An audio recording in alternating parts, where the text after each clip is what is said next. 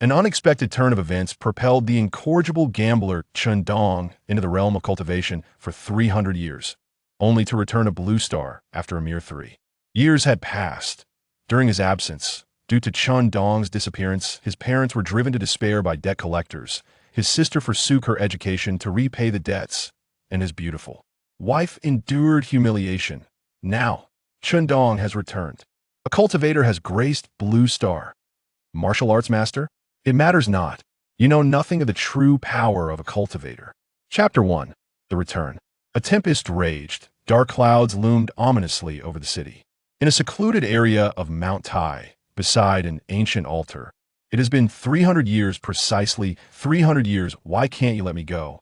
Chen Dong's expression was fervent. The icy rain lashed against his somewhat pallid face. His roar mingled with the sound of thunder. The spiritual energy remains as thin as ever. Before Chen Dong stood a resplendently garbed elder, who casually raised a hand, and the torrential rain dared not approach him. In the realm of cultivation, you were revered by thousands. I do not covet such admiration. Chen Dong interrupted the elder with a thunderous shout. I have no desire to venture into that wretched cultivation realm. It was you who forcibly abducted me. For 300 years, I have slain and plundered on your behalf, schemed for wealth, and caused havoc. Is that not enough? Do you have any idea how much I loathe you?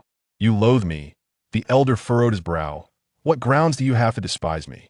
Were it not for me providing you with techniques and aiding your cultivation, how would you have achieved such unparalleled strength, towering over the realm of cultivation? Without me, what would you be? Merely a detestable gambler scorned by all. Detestable gambler. Those icy words struck like a blade, instantly unearthing long-buried wounds within Chen Dong's heart. Indeed, he was a detestable gambler. That year, shortly after his wedding, Chen Dong succumbed to gambling. In one night, he lost all his possessions. Gambling is a treacherous game. The victor yearns for more, while the loser seeks to recover, and thus Chen Dong spiraled deeper into despair.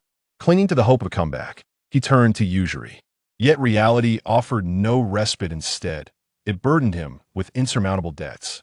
In a desperate bid to repay his obligations, he drained his family's savings, even selling their newlywed home. Despite these sacrifices, the usurious debts remained an unquenchable abyss. That fateful night, when the collectors came knocking, Chen Dong, peering through the peephole at the intimidating figures outside, was seized by panic. Seeing her husband's pallid countenance, his despondent wife, Su Shiqing, simply uttered, "You should escape through the window." Without a second thought, Chen Dong fled like a dog in disgrace, climbing out the window. Yet, unbeknownst to anyone, shortly after he escaped, the biting cold wind jolted him back to reality. Shiqing. Only then did he realize he had abandoned Su Shiqing to the merciless thugs. Were these actions even human? Worse than beasts? Chen Dong struck himself fiercely, but as he turned, the elder appeared like a specter. The elder claimed he was an unparalleled seed of cultivation and whisked Chen Dong away to the realm of cultivation. In 300 years, Chen Dong traversed the vast skies and seas, from a timid youth to a formidable overlord within the realm. Yet he could never forget that home, which bore the scars of neglect. What had become of that home? Was it now a place of estrangement? Or had it been shattered beyond recognition? Clenching his teeth, tears welled in Chen Dong's crimson eyes. He dared not contemplate, still unable to let go. With a resigned smile, the elder shook his head. 300 years in the cultivation realm. Yet only 3 years have passed here for beings like us. 300 years is but a fleeting moment. What is 3 years? In the grand scheme of eternity, familial bonds and deep connections ultimately fade into mere remnants in the grave. Is that home truly that significant? In your eyes, all that exists are treasures and elixirs. How could those who pursue longevity ever comprehend? Chen Dong's gaze shimmered with profound regret, beneath which lay a hint of desolation. Do I not understand? The elder gazed southward, his squinted eyes reflecting nostalgia and sorrow, yet a fierce hatred simmered beneath. After a moment, the elder's eyes softened, a final flicker of warmth directed at Chen Dong. The elder sat down beside a stone, sighing. Transdimensional travel is indeed fraught with peril. Dongzi, we have relied on each other for 300 years. Could you not call me master? Chen Dong slowly turned, a perpetual cold smile gracing his lips. The elder seemed to perceive Chen Dong's expression, only to sigh in resignation and lower his head. Whoa, patter. The wind howled. Rain fell like pillars. After a long while, Chen Dong sensed something amiss and turned. He discovered the elder sitting on the stone, head bowed, drenched by the relentless rain. The elder's frail form became evident to Chen Dong for the first time. Chen Dong stepped forward, coldly stating, "Stop the charade. Is it merely to have me address you as master? Must you resort to such absurdity?" Yet the elder remained unresponsive. Old man, do not frighten me. Enough. Cease this jest." "Only the desolate mountain winds," answered Chen Dong. After a prolonged silence, a choked sob, "Master." In the heart of Blue Island City, Chen Dong, clutching the elder's ashes, ambled through the bustling streets, burdened with heavy thoughts. His mind was consumed by the elder's memories. Having just laid the elder to rest, he realized the elder had borne the brunt of the cross-dimensional repercussions, ultimately leading to his demise. Chen Dong could not fathom why the elder had done this. As he walked, lost in contemplation, the towering skyscrapers gradually transformed into dilapidated shanties. Everything still remains as it was. Chen Dong's deep-set eyes began to glisten with moisture. "After 3 years of absence, my parents must think I have perished, and my sister, by now she should be in university. I wonder if she got accepted. Su Shiqing, you must have remarried by now." Chen Dong exhaled a long, heavy sigh. Never had he felt so mentally disarrayed after a century in the cultivation realm. Compared to the cold and unfeeling Chen Emperor of the cultivation realm, Chen Dong preferred the humanity of his present self. Arriving at the edge of the city in a modest shanty district, though it was merely an ordinary little house, it was the home Chen Dong could never forget. At that moment, a sudden quarrel erupted from within the shanty. "Foolish daughter, why do you wait for Chen Dong? It has been 3 years. Have you forgotten how he abandoned you to those villains and fled? If it weren't for the neighbors alerting the police, your innocence would have been compromised. And there he is, hiding for 3 years, neglecting his own parents. What worth is there in remembering such a beast?" "Mom, I haven't forgotten. I don't cherish Chen Dong. It's just that under the current circumstances, I cannot divorce him. The gambling debts are illegal and do not count as marital debts. And if we divorce, the debts will fall upon Chen Dong's parents. Given their situation, how could they ever repay? This would be tantamount to driving them to their deaths. They have treated me as their own daughter. I cannot abandon them." Chen Dong's expression shifted abruptly. That was Su Shiqing's voice. Chapter 2. Mom, I am Chen Dong. That was indeed Su Shiqing's voice, a voice that had haunted his dreams. 3 years later, she had remained devoted to caring for her parents, never fleeing because of his mistakes. Such kindness. Standing at the threshold, Chen Dong was tormented by conflicting emotions. He did not know how he could face Su Shiqing. Scoundrel. He is nothing but a scoundrel. Such a kind-hearted wife, a wife who dedicates herself selflessly to her family, and he actually abandoned her to the clutches of merciless creditors. He nearly tarnished her innocence. Truly damned. At that moment, the sound from within the modest dwelling echoed once more. Chen Dong's father, Chen Wenshan, thundered with fury. Then, Chen Dong's mother, Han Mei, spoke up. "Shiqing, leave him. You have done more than enough for us over the years. It is our Chen family that has wronged you. It is Dong who has wronged you. Let us part ways. You are still young. You can start anew. Here is the proof of Dong's disappearance. Take it and proceed with the divorce." Han Mei's tone was laced with bitterness and exhaustion, revealing deep sorrow and guilt towards Su Shiqing. Trembling, Han Mei handed the documentation of Chen Dong's status to Su Shiqing. Su Shiqing did not accept it, frowning. "No, you and Dad currently have no source of income, and Jia still needs to attend university.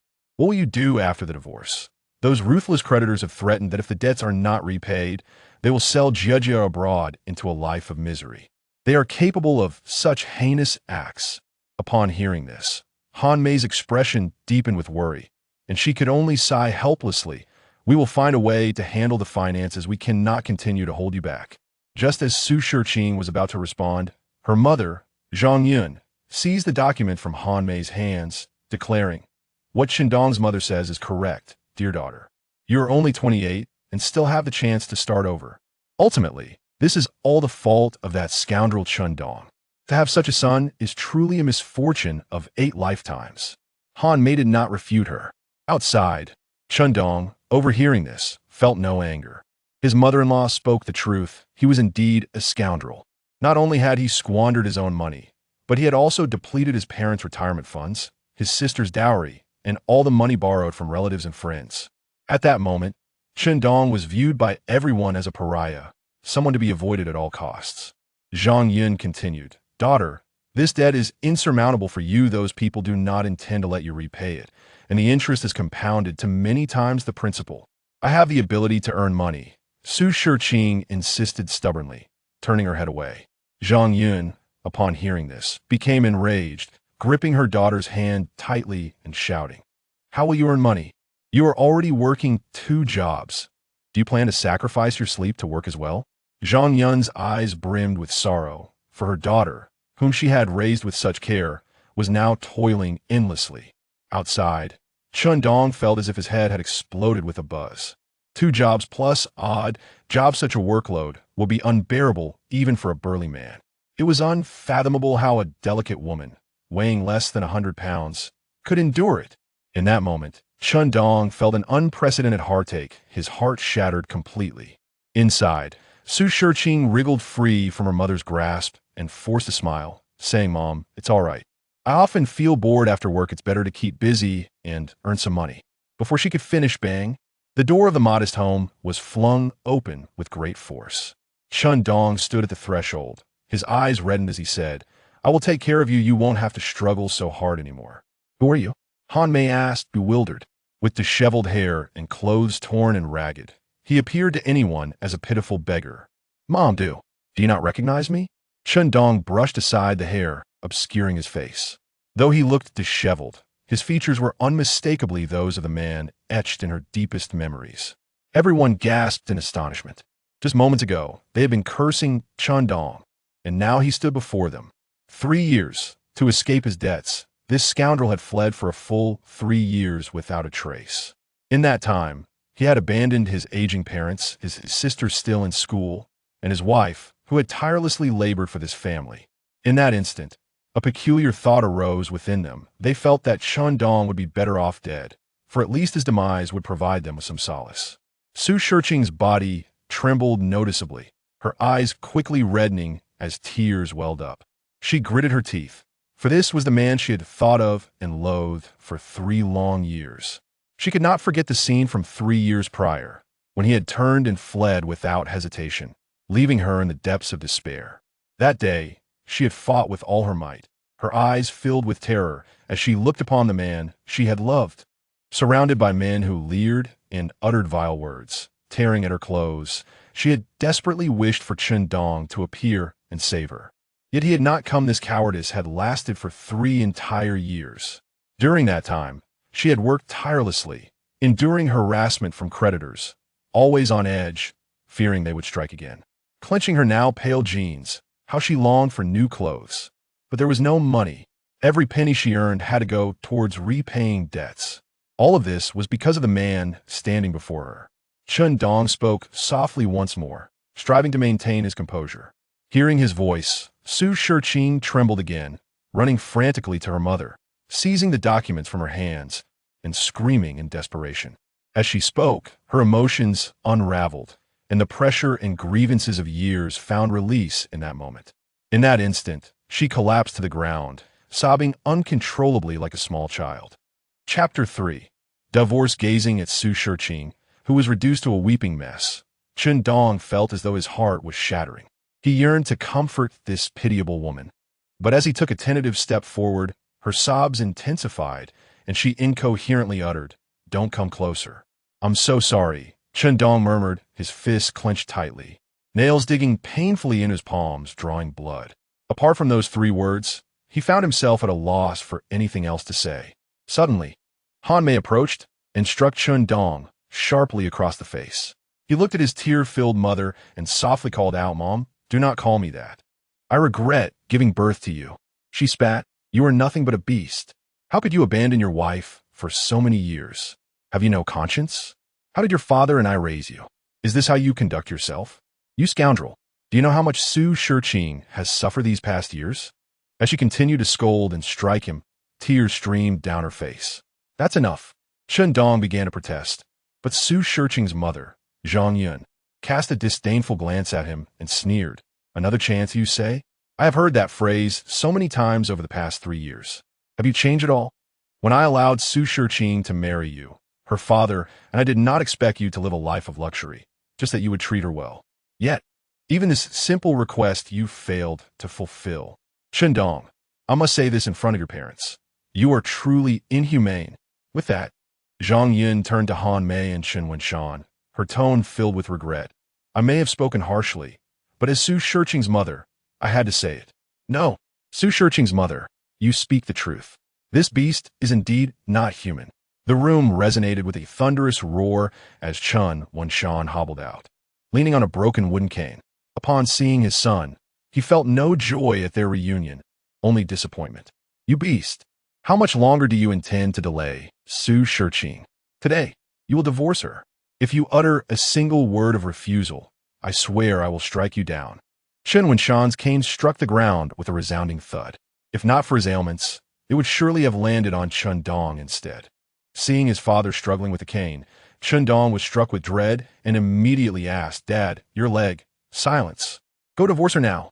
Grant Su Shiqing her freedom and do not prolong her suffering any further. Chen Dong surveyed the room. Everyone expected him to divorce immediately, leaving him no opportunity to argue. He understood that he had deeply wounded everyone in the past. Stepping forward, he looked into Su Shiqing's tear-filled eyes and pleaded, Su Shiqing, I beg you. I have truly changed this time. I will ensure you live a good life. Chen Dong, do not push me. Are you determined to drive me to my death? Su Shiqing's eyes were red, her body trembling uncontrollably.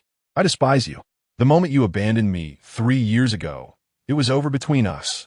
Over these years, I have cared for your parents and sister out of gratitude for their kindness towards me, not yours. Chen Dong was struck dumb by her words, frozen in place. Could he truly transform? Indeed, during their school years, many wealthy and influential young men pursued her. If Su Shiqing valued status, she would never have chosen Chen Dong. With a heart full of anguish, he looked at the pale Su Shiqing, feeling a sharp pain in his chest. Fine, I agree to the divorce. After uttering those words, Chen Dong felt as though all vitality had been drained from him. A collective sigh of relief filled the room, as everyone feared he might stubbornly refuse to proceed with the divorce.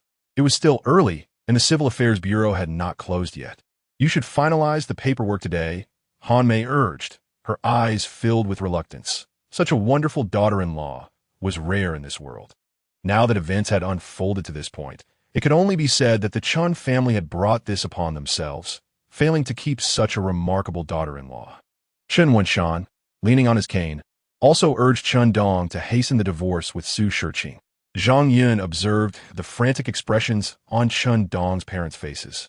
And if one did not know better, they would think that Su Shiqing was their biological daughter. Zhang Yun saw everything. Indeed, Chen Dong's parents were good people, and they treated her daughter better than their own. Thus, over the past 3 years, they had contributed in various ways. But what good are good parents if their son is utterly disappointing? She could not allow her daughter to continue living with such a person. So Siki Nadith. Looking at Chen Dong, this day was one she had long awaited, perhaps since the moment 3 years ago when he abandoned her. For 3 years, Su Shiqing had lived as if in hell. No matter how hard she tried, the debts felt like an endless abyss consuming her. She had contemplated ending her own life more than once. But if she were to die, those scoundrels would not spare Chen Dong's parents. What would become of them? Thus, prior to finding Chen Dong, Su Shiqing had borne enormous pressure. Upon seeing him today, the weight she had carried for 3 years began to lift, and the thought of finally escaping such a life made her feel as though she were walking on air. For more than 3 years, Su Shiqing had never felt as light as she did today, as if she were treading on cotton. Hearing the words from Chen Dong's parents and her own mother, she slowly approached the door. The dilapidated wooden door seemed to shine, as if it were the gateway to a new life. As she swayed unsteadily towards the door, murmuring to herself, she suddenly felt darkness envelop her and collapsed backward. Chapter 4. Are you even human? Shiqing, Chen Dong's eyes widened in horror as he rushed to catch her. Everyone was startled by Su Shiqing's fainting. No one noticed Chen Dong's lightning speed. He placed his hand on her wrist, channeling energy to assess her condition. Her vitality was severely depleted, and she exhibited acute malnutrition. More alarmingly, her organs were suffused with a dense aura of death, a sign typically seen in those nearing the end of their lives. Su Shiqing is only 28.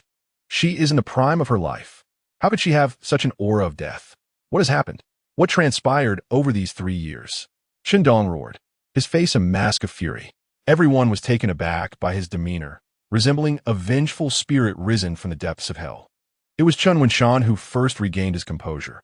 He seized his cane and swung it at Chen Dong. What are you shouting about? This is all you're doing. You beast abandoned us, and now your mother and I are left in this state. Su Shiqing has been burdened with the weight of the family. How could she not fall ill? The more he spoke, the more agitated he became. Scanning the room, he picked up a rusty machete and shouted at Chen Dong. You wretched child. If anything happens to Su Shiqing, I will personally see to your end. Hurry, take her to the hospital. Yes, to the hospital. Quickly, Zhang Yun exclaimed, frantically pulling out her phone to call for an ambulance. It's too late for that. We need to catch a cab. I'll go to the village entrance and flag one down. Han Mei shouted in a panic. Rascal, what are you dawdling for? Hurry and get Su Shiqing into a car. Do you expect your mother and your mother-in-law to carry her? Chen Wenshan's voice boomed, snapped back to reality by his father's shout. Chen Dong swiftly scooped up Su Shiqing and dashed outside.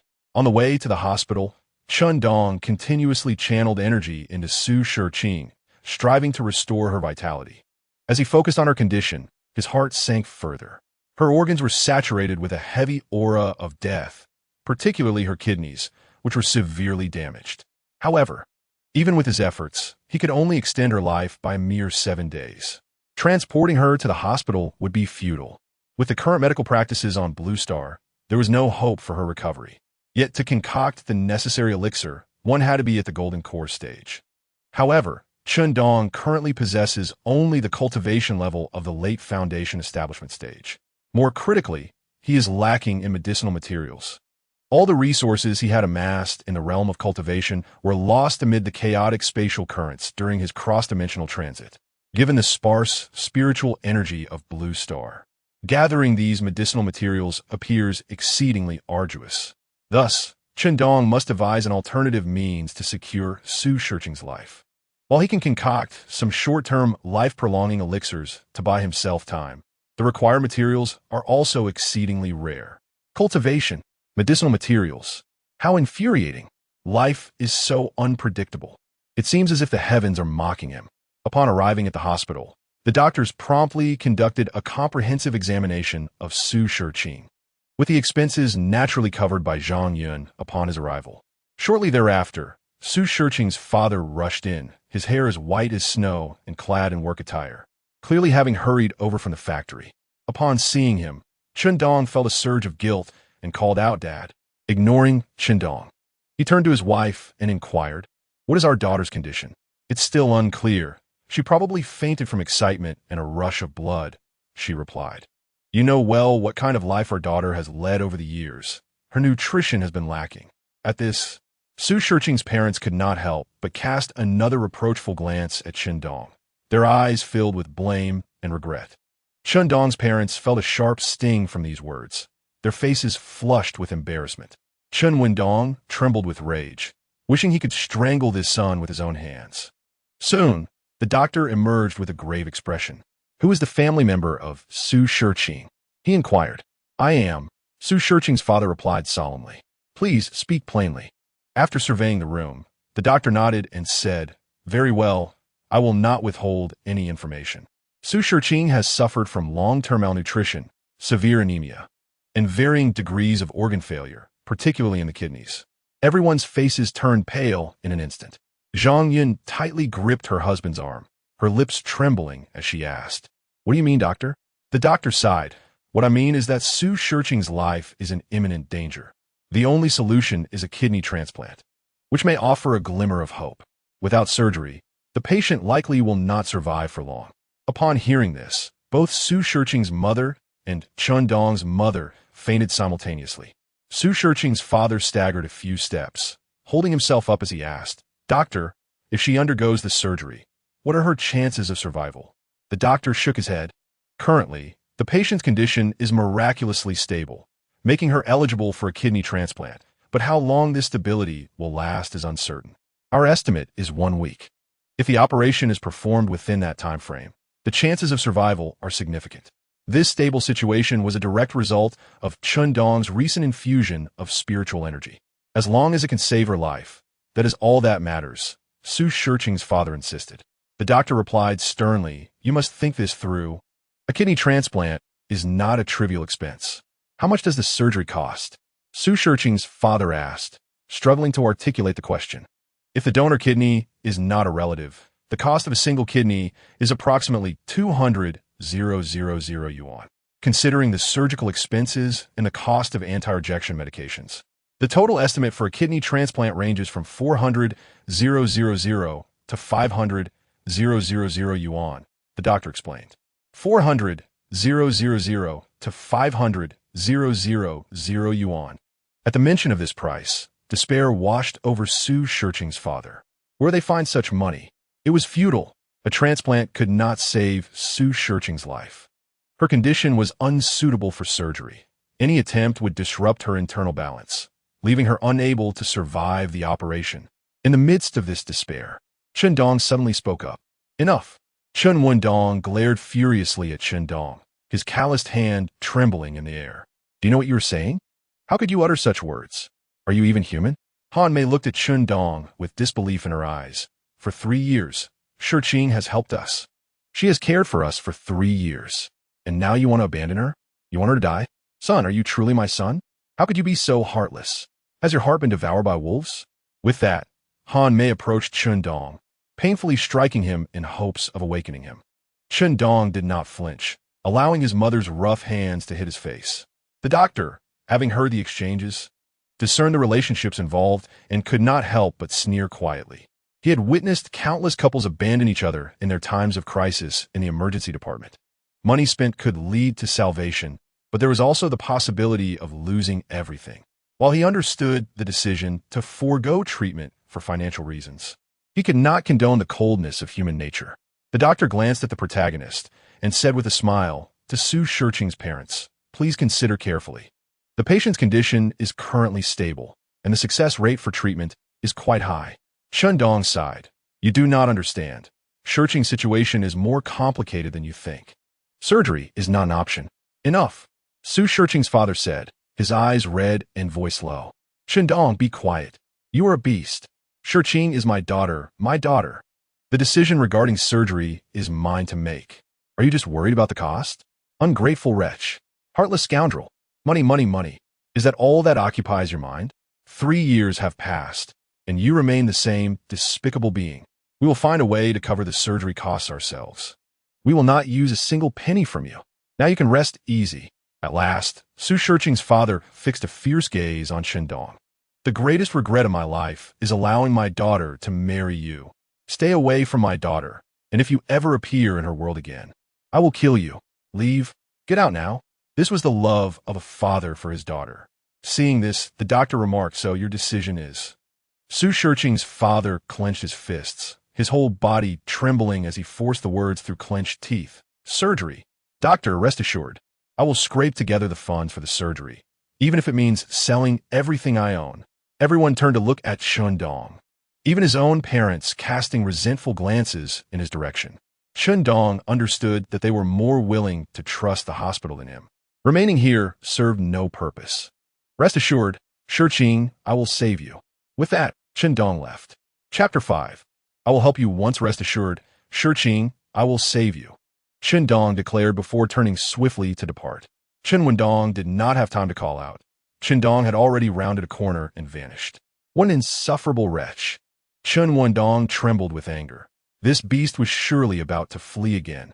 With this thought, Chen Dong leaned on a broken piece of wood, determined to pursue him. Meanwhile, Han Mei leaned against the wall, still dazed, but she had absorbed the events of the earlier confrontation. Chen Dong's reaction had once again shattered their hearts. No one would believe Chen Dong's words. They were more inclined to think he was reluctant to spend money on saving a life or was afraid of being pressured to earn money. His desire to escape was merely a pretext. How did we end up with such a son? Su Shirqing's father said coldly. What would you use to borrow? If it weren't for my daughter, your family would have been dead long ago. Leave. I do not wish to see any member of your family again. It is better that Chen Dong is gone. If he remains, I hope you can keep an eye on your son.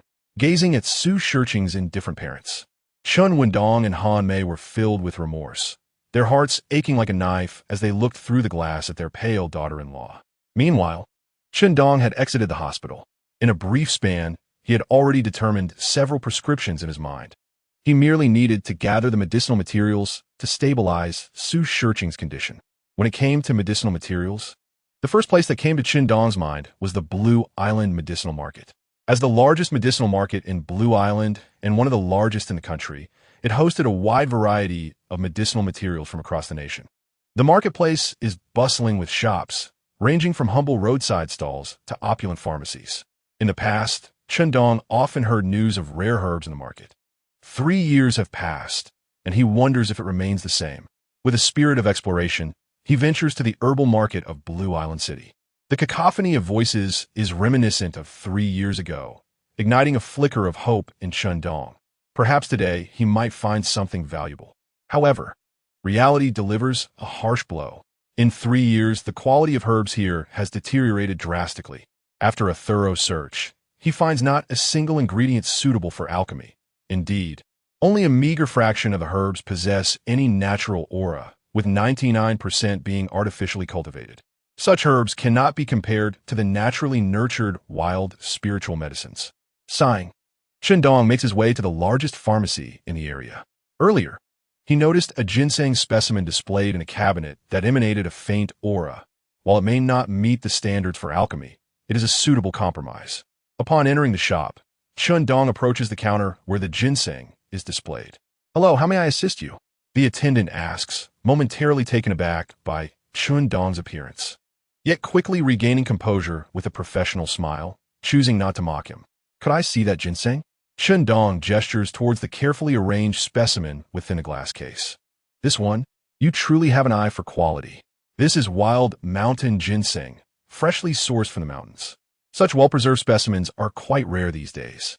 Although it's a younger plant, that is why it is priced reasonably at just 2,000 yuan. As the attendant retrieves the ginseng, he enthusiastically continues his pitch, assuring Chen Dong, rest assured, this is indeed pure wild ginseng. Our pharmacy stands by its reputation. If it's fake, we will compensate tenfold. Chen Dong silently examines the ginseng before nodding. It is indeed wild. I'll take it, but the attendant's heart leaps at the prospect of a sale, only to be halted in shock by Chen Dong's next words. However, I currently lack the funds. How about this? You give me this herb, and I can assist you with a task, or I'll repay you double in a few days. Chen Dong speaks earnestly, word by word. The attendant, feeling awkward, swiftly pulls the ginseng back towards himself, fearful that Chen Dong might abscond with it. Chen Dong shakes his head slightly, realizing that the opportunity presented is not meant for him. Just as he contemplates whether to steal the herb, a figure suddenly pushes a bank card towards the attendant, saying, I will cover his payment. The attendant, stunned, turns to the speaker, exclaiming, Young Master Lin? Chen Dong remains expressionless, gazing at the newcomer. This young Master Lin appears to be around 25, with a friendly demeanor and a sunny disposition, though lacking a certain sharpness in his eyes. Young Master ZMO, the funds on this card are meant for procuring that precious item. Madam has specifically instructed that there must be no errors, as it concerns your future standing within the Lin family. The speaker, a middle-aged man accompanying Lin ZMO, likely serves as a chauffeur, as indicated by the gloves he wears. Lin ZMO smiles lightly, seemingly unconcerned. Don't worry, 2,000 yuan is no issue for me. And I can sense he is not a fraud. He must be in dire need of medicine. With that, Lin ZMO instructs the attendant, process the payment. Quickly, the transaction is completed. Chen Dong receives the ginseng, but remains silent, scrutinizing Lin ZMO. He senses an undercurrent of negative energy surrounding Lin ZMO.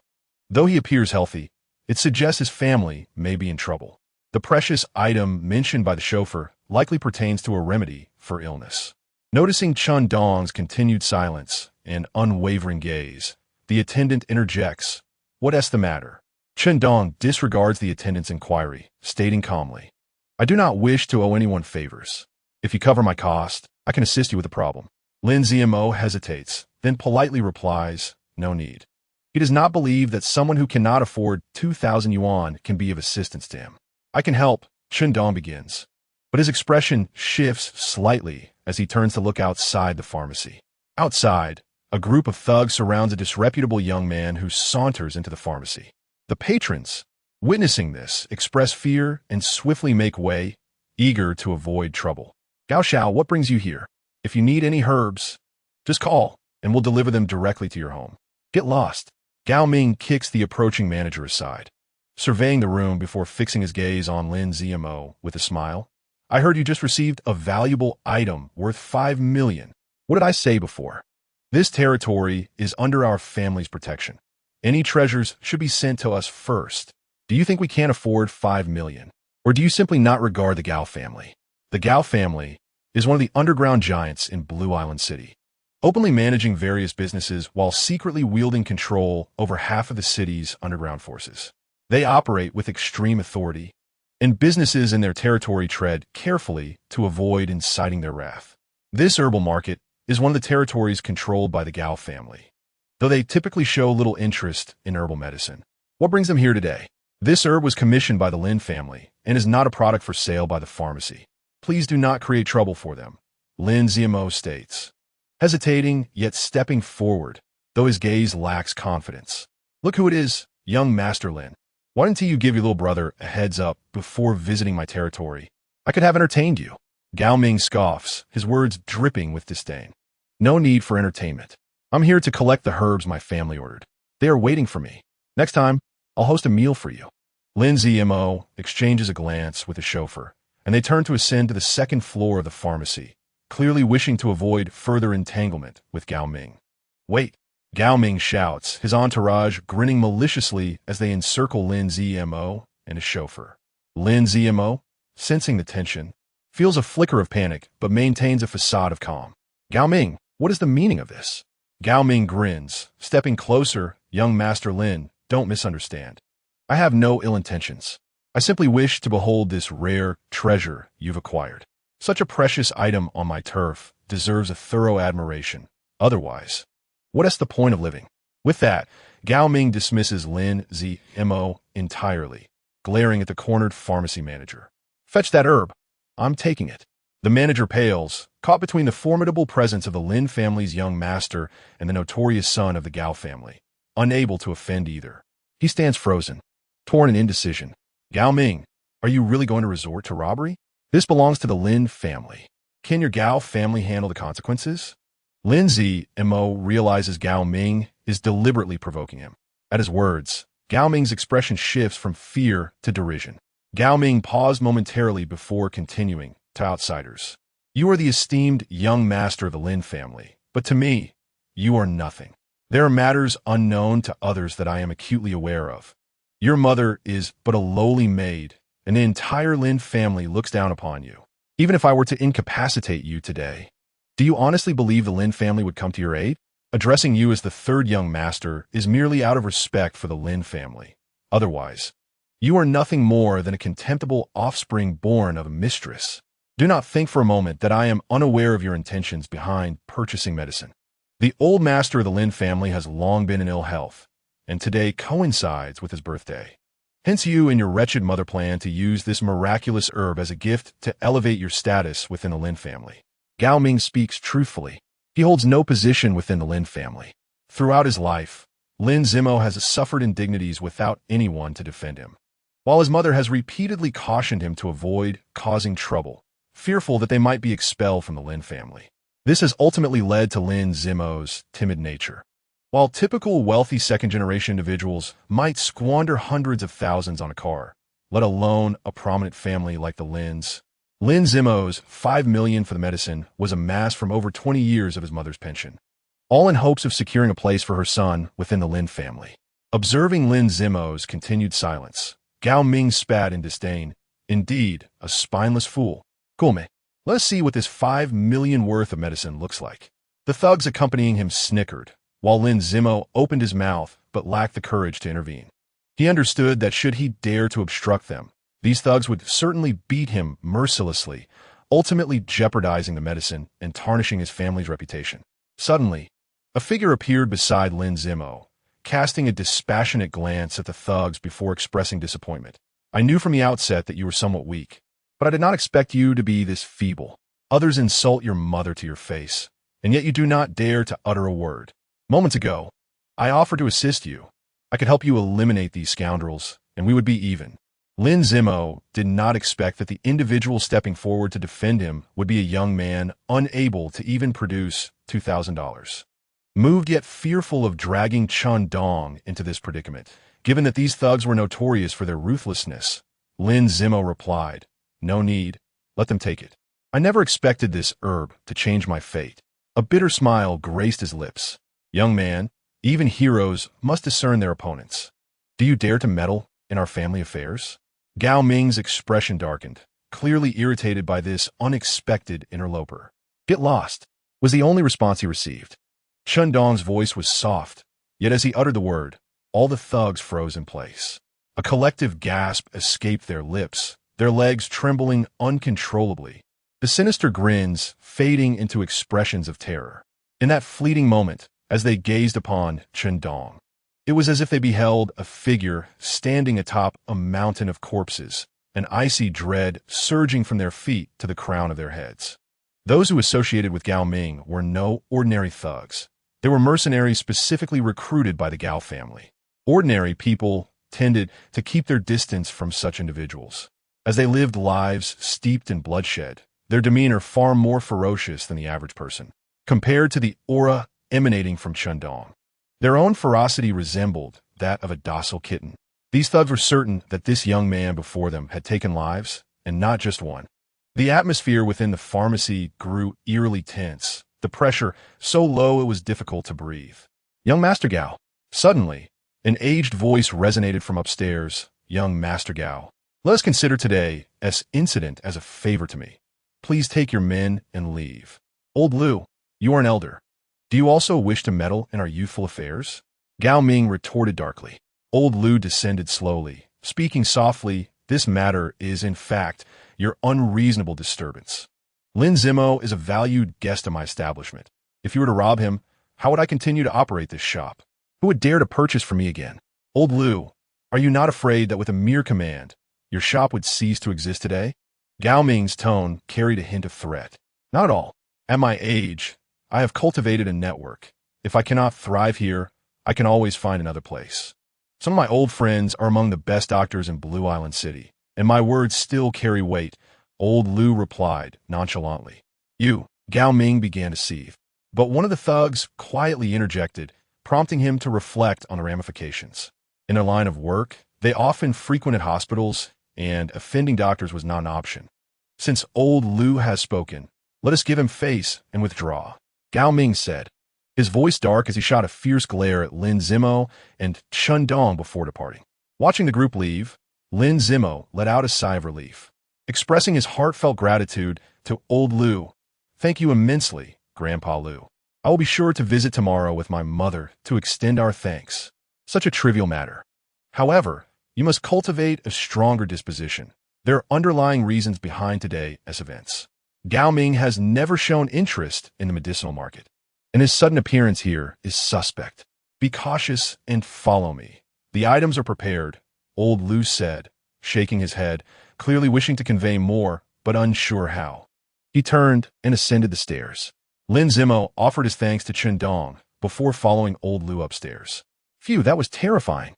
I never anticipated encountering that beast. Gao Ming today. Shill, are you trying to get yourself killed? If Gao Ming hears you, you'll be a missing person by tomorrow. Do not forget how many girls he has ruined over the years and what became of them. Yet, even a monster like him grants our boss some respect. After all, our boss has extensive connections. As Gao Ming and Lin Zimo departed, a few employees began to whisper among themselves. The employee who had previously assisted Chen Dong approached. Concern etched on his face. Brother, you were too reckless just now. Do you know who Gao Ming is? You dared to stand up to him? You should leave Blue Island quickly to avoid his wrath. Chen Dong's expression remained indifferent as he replied slowly. Flee? What is he but a mere mortal? There is no need for such cowardice. I have stated before, I dislike owing favors. I still owe Lin Zimo a debt. Chen Dong's gaze was laden with meaning as he looked outside, where a few suspicious figures lingered, fixated on the shop. Upon hearing this, the employee's eyes glinted with disdain.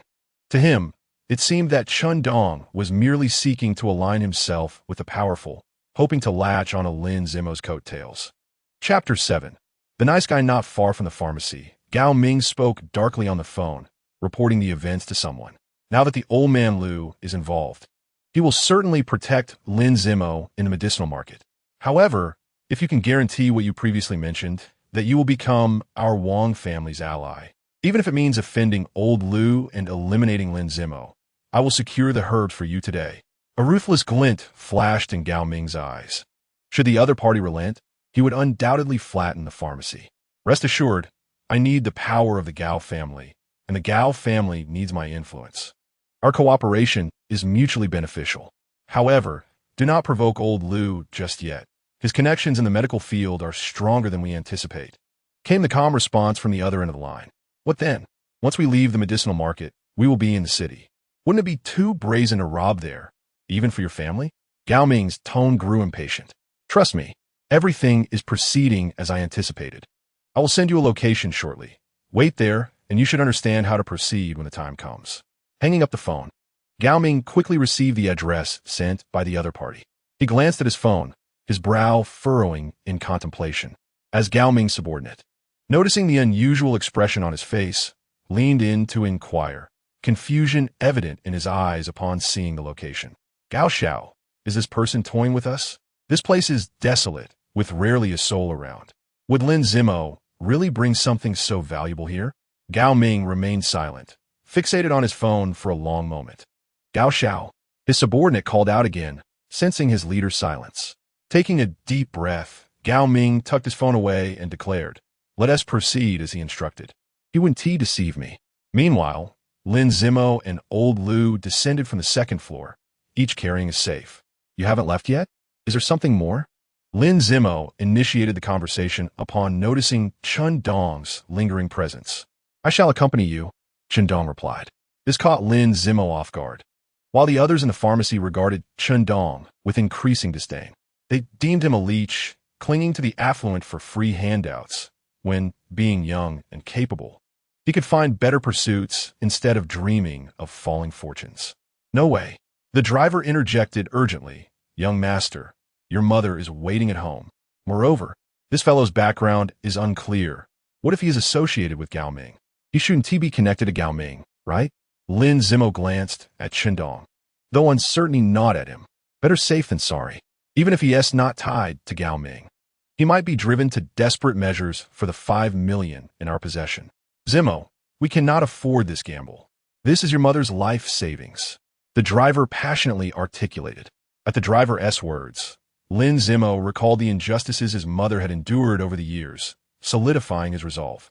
Meanwhile, Chen Dong, momentarily lost in thought while holding 2 crisp 100-yuan notes, reflected on Lin Zimo's altruism. He remembered a similar encounter from his early days in the cultivation realm, lamenting that such kind-hearted individuals often face dire fates. As he pondered, Lin Zimo and the driver had already exited the premises.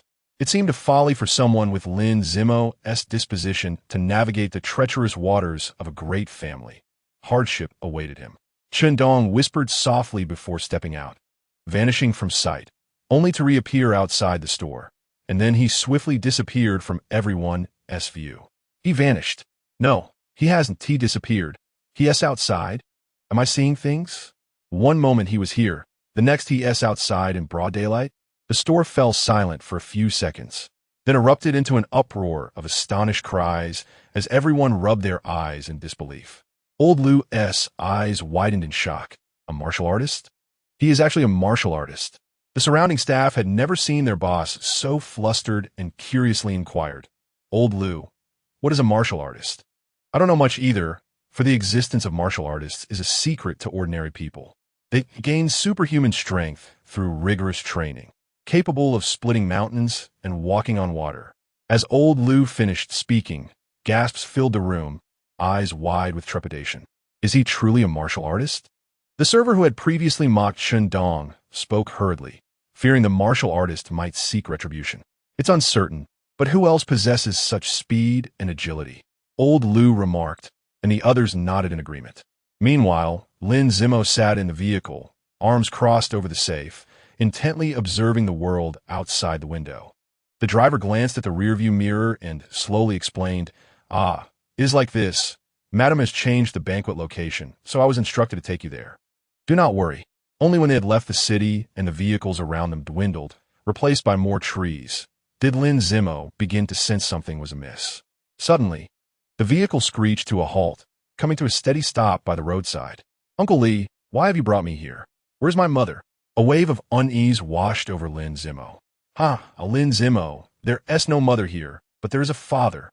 With that, a group of thugs emerged from the shadows of the woods, led by none other than Gao Ming. With a smug look, Gao Ming addressed Lin Zimo. Call me father." "Gao Ming, what are you doing here?" Lin Zimo's voice quivered as he tightened his grip on the safe. "I've been waiting for you," Gao Ming replied, then turned to the driver, grinning. "I didn't expect you to be one of us." "Uncle Lee."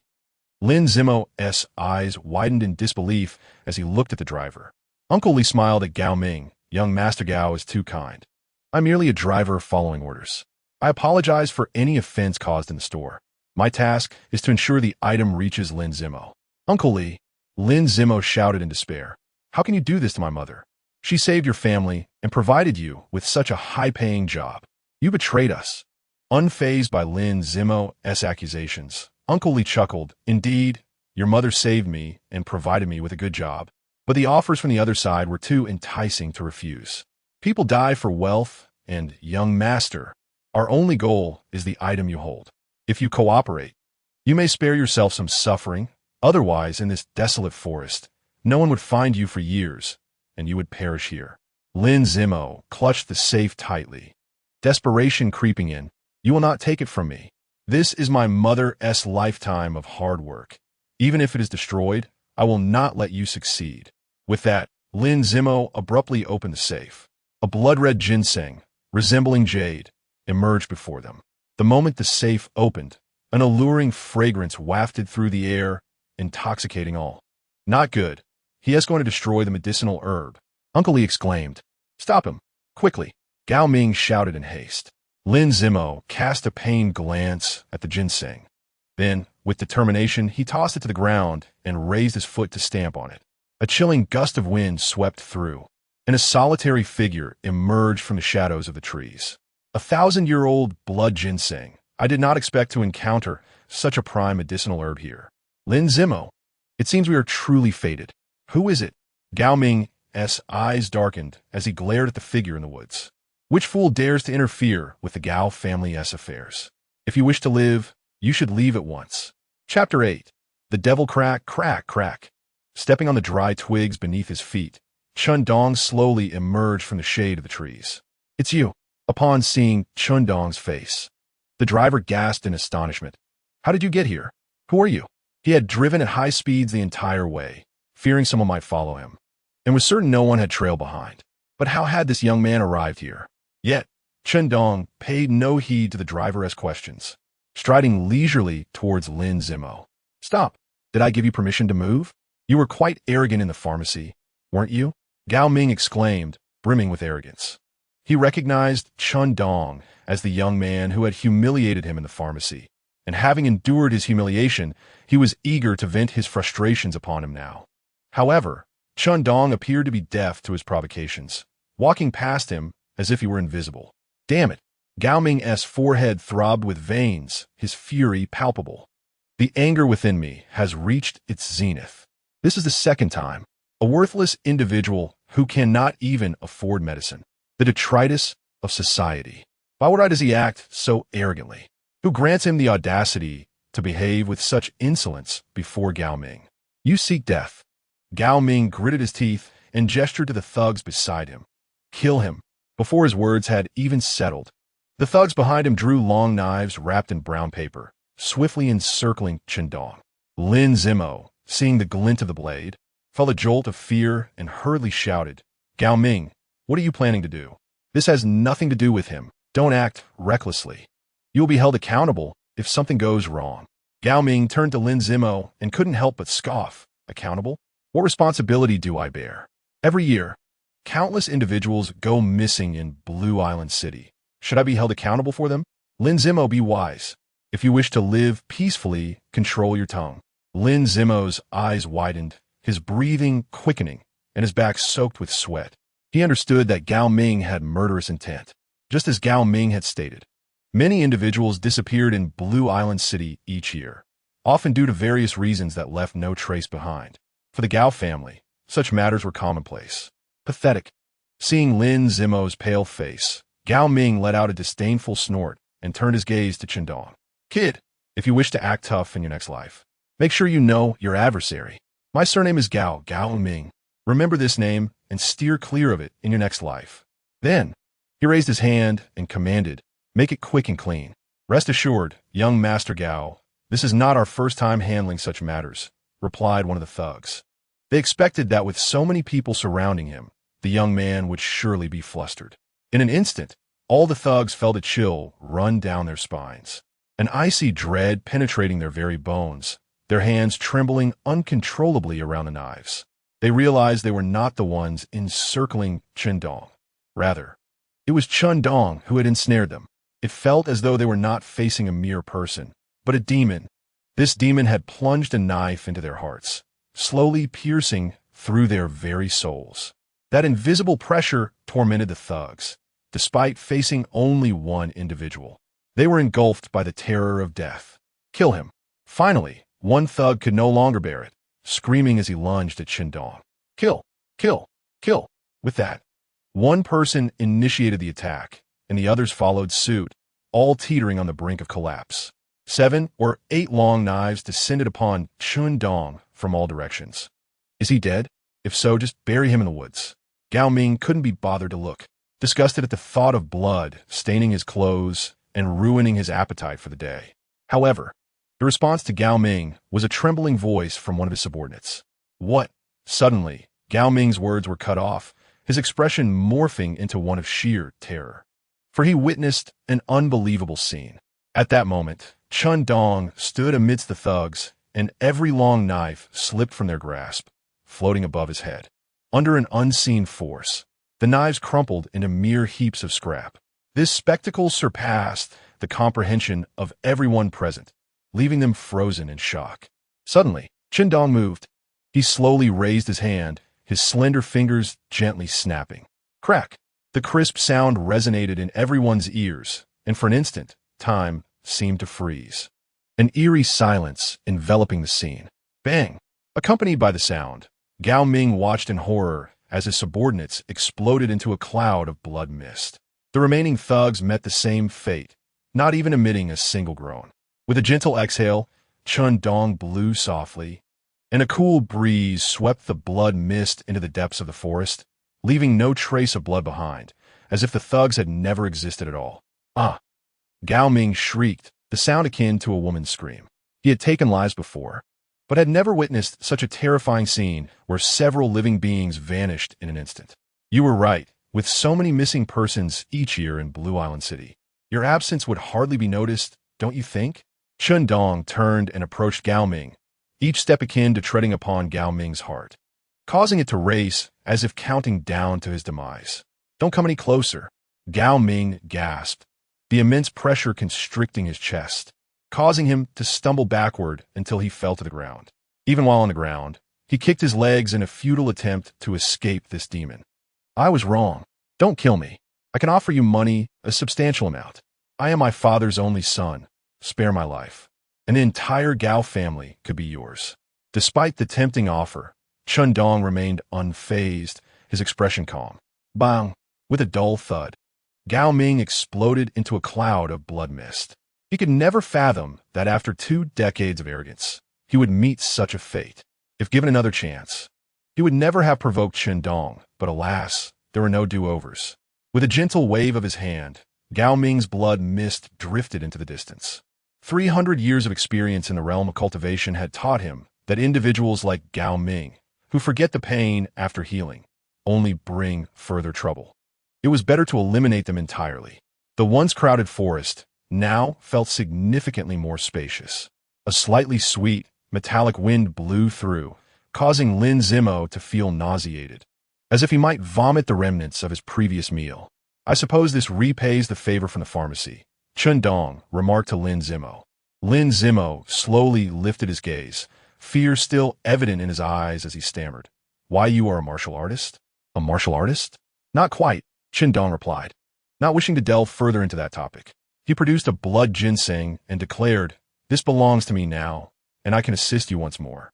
Upon hearing Chen Dong's intent to take the blood ginseng, Lin Zimo instinctively exclaimed, no, but immediately regretted his outburst. The man before him had just killed Gao Ming. Big brother, if you desire money, I will find a way to provide it. But this herb is irreplaceable. It is my mother's life's work.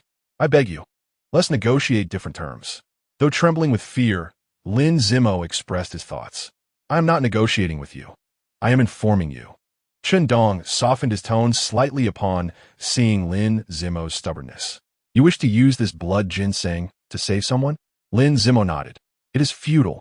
The person you wish to save is not ill, and the herb will be of no use. Chen Dong rummaged through his pockets and pulled out the $200 bills Lin Zimo had given him earlier. Concentrating his energy, he inscribed 2 simple talismans onto the bills. Being mere mundane objects, they could not endure great power, but this would suffice. Chen Dong handed Lin Zimo the 2 bills, explaining, your family member is afflicted by malevolent energy. Simply place one of these on their forehead to alleviate the symptoms for a year. Apply the second one the following year. Lin Zimo received the bills, inspecting them closely but finding nothing extraordinary. He hesitantly inquired, and after those 2 years? Chen Dong shot him a glance. 1 blood ginseng guarantees 2 years of relief. You have already profited. Do not be greedy. Seeing the icy glint in Chen Dong's eyes, Lin Zimo shivered, refraining from further discussion. Silence enveloped them for a moment. Chen Dong gazed silently at Lin Zimo.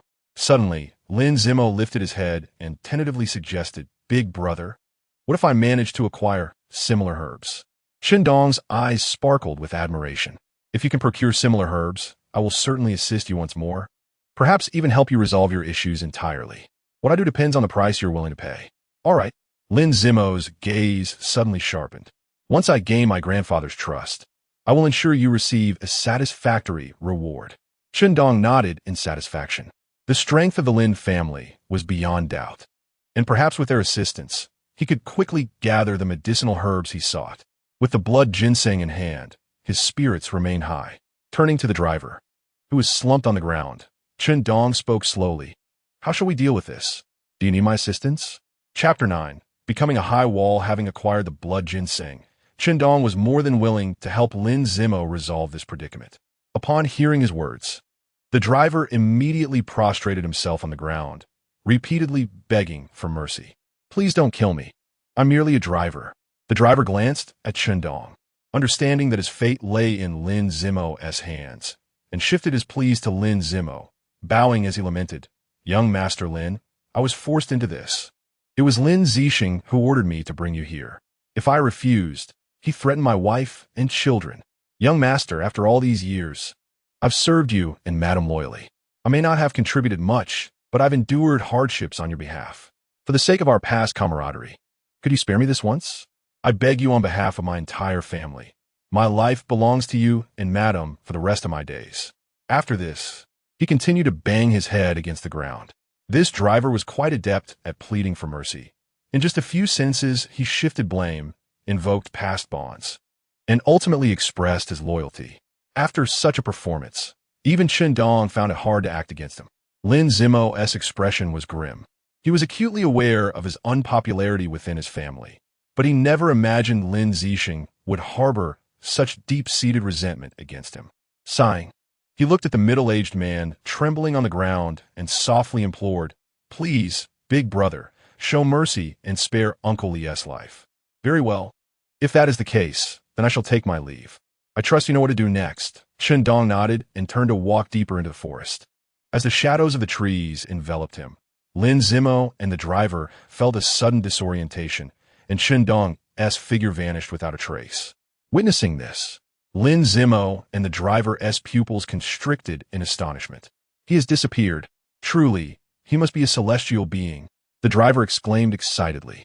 Lin Zimo was equally shocked, and suddenly recalled something, shouting, "Celestial brother, I still don't know how to contact you. I will seek you out when the time comes."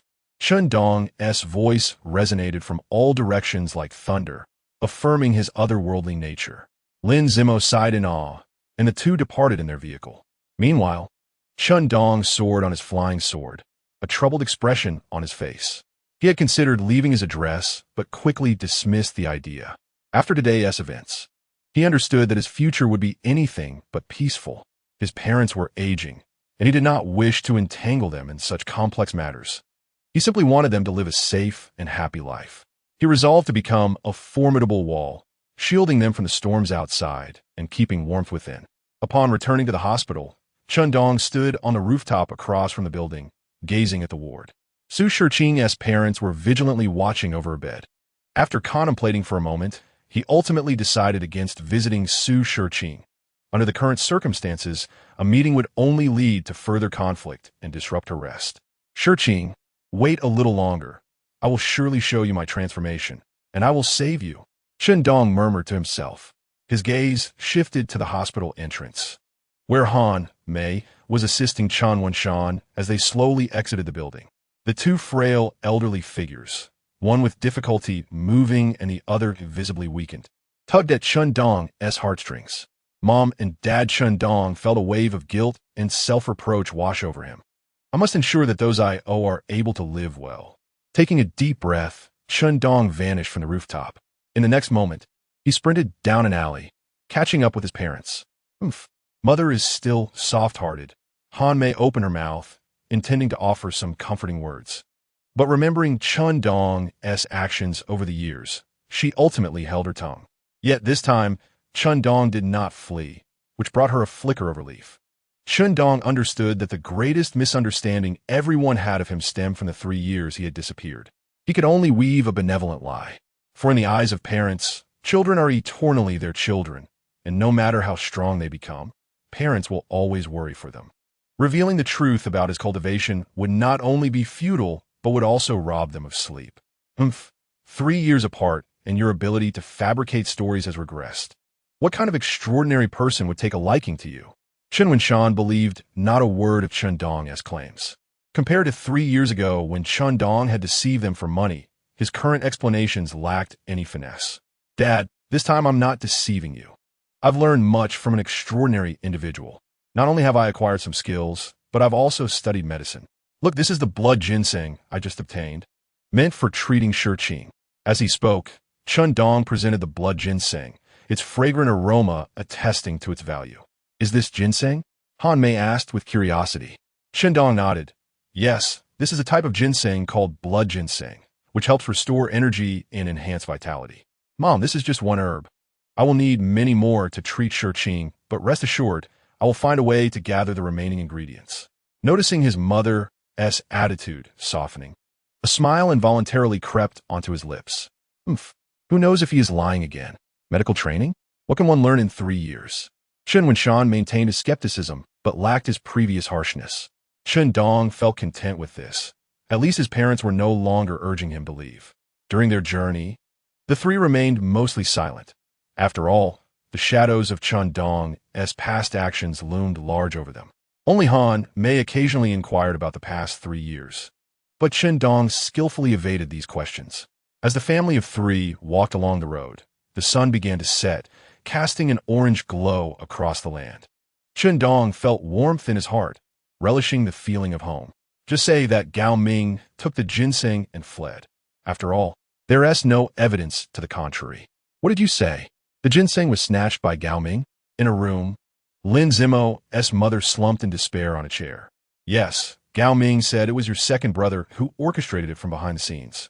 I didn't dare to offend him, so. Lin Zimo watched his mother's stunned expression, feeling a pang of sympathy in his heart. But he had no choice. They couldn't let the news of Gao Ming's death leak out. 5 million. I've saved for over 20 years. Why must heaven treat me this way? Without this blood ginseng, how will you stand in the Lin family in the future? Lin Zimo's mother looked at her son, whose pants were still dusty from the day's events, and thinking he had been wronged, she embraced him, sobbing, "If it's gone, it's gone. As long as you're not hurt, it's okay. It's my fault for not being capable enough to support you. But what about your grandfather's birthday gift?" Just as Lin Zimo was about to mention the two talismans, the door suddenly burst open. "Third young master, the old master's birthday celebration is about to commence. The head of the family requests that you and your mother hurry to the hall to gather. Oh, and do not forget to bring the birthday gifts." Chapter 10. The Lin family's birthday banquet. Third young master, the old master's birthday celebration is about to commence. The head of the family requests that you and your mother hurry to the hall to gather. Oh, and do not forget to bring the birthday gifts. The speaker was the steward of the Lin family. Despite their lowly status in the Lin family, Lin Zimo and his mother still held the title of family members. However, the steward showed them no respect, even barging in with his foot. "Understood, Steward Wang. We'll be there shortly, and thank you for your trouble." Lin Zimo's mother forced a smile, feeling the indignity of having to flatter a steward. Yet, her humble demeanor did not earn her any goodwill. Instead, it only emboldened Steward Wang further. "Knowing you need my assistance, and still dawdling here, like the first and second wives, they had long been waiting in the hall. Unlike you, who required a special invitation," the butler mocked coldly. Lin Zimo's demeanor grew increasingly somber as he clenched his fists. "It is my fault. We shall go at once." Lin Zimo's mother smiled apologetically. "Oof." The butler snorted, his gaze wandering until it landed on the display of fine wines in the room. His eyes gleaming with interest, he strode over and tucked a bottle under his arm, declaring, "This wine is quite good. Consider a token of apology. Hurry up." With that, the butler hummed a tune as he leisurely departed. As the sound of his footsteps faded away, Lin Zimo could no longer contain his anger. Letting out a low roar, "One day, I will surely rid myself of this snobbish wretch. Enough." The butler is a long-standing member of the Lin family and holds significant authority. We cannot afford to offend him, Lin Zimo's mother reflected. After a moment's thought, she produced a remarkably translucent piece of green jade from a hidden compartment beneath her pillow. She caressed the jade with reluctance, her thoughts swirling, and said, "This was a gift from your father many years ago. It is quite valuable. Use it as a birthday gift for your grandfather." "Mother, this is unacceptable. This is a relic from Dad. It holds special significance," Lin Zimo protested. However, his mother interrupted, waving her hand dismissively. "Your father and I have only you as our son. Your grandfather is gravely ill, and we do not know how many days he has left. Your task now is to behave well while he is still alive, so that you may inherit a greater share of his estate. Once he passes, it is certain that your mother and I will be cast out of the Lin family. You must prepare for your future. Let's go quickly. We must not give them any more ammunition." Without allowing Lin Zimo a chance to respond, his mother pulled him toward the Lin family hall. Upon arrival, they discovered that others had only just arrived. The butler had deceived them. Lin Zimo and his mother could only swallow their bitterness in silence. As everyone gathered, an eerie atmosphere enveloped the Lin family hall. "Sister-in-law, I have heard that you have saved quite a bit of money over the years, several million, no less. Are you planning to present a gift today that will astonish everyone for grandfather's 80th birthday?" Lin Zimo's second aunt, the mother of Lin Zixing, was the first to launch an attack. It was evident that Lin Zixing had informed his mother about the birthday gift, and looking around at the gleeful expressions of those present, it was apparent that everyone was aware of the gift, eagerly awaiting the opportunity to embarrass Lin Zimo and his mother. Lin Zimo's mother smiled weakly. "Sister-in-law, you know my situation. Zimo's father passed away early, and I have no income. How could I afford an extravagant gift? I only have this piece of jade, and I hope it can bring some joy to grandfather. Sister-in-law, it is not that I am criticizing you, but our family has seen all manner of jade and precious stones. You bring forth such a trinket. Do you wish to delight grandfather or disgust him? Hurry, go and exchange it for something better. After all these years in the Lin family, while we may not have great wealth, surely 500,000 should be attainable. Use that to purchase a more fitting gift." A middle-aged lady stepped forward, her words laced with subtle malice. Lin Zimo's expression darkened further. They even knew about the 500,000. This group of scoundrels had clearly colluded. Lin Zimo's mother was momentarily at a loss for words upon hearing her sister's-in-law's comments. The jade was her most treasured possession, yet it had become a worthless trinket in the eyes of others. It seemed that today, the birthday celebration would not bode well for them. Seeing his mother's complexion shift between red and pale, Lin Zimo took a deep breath and stepped forward, exclaiming loudly, "Who says we have no worthy gift? What I have brought can cure grandfather's ailment." A stunned silence fell over the hall. Each gaze directed at Lin Zimo was imbued with layers of meaning, leaving one to wonder what they truly thought. Cough, cough. Lin Shishan, Lin Zimo's second uncle, cleared his throat, probing, "Zimo, such matters should not be taken lightly. Have you found some miraculous remedy?"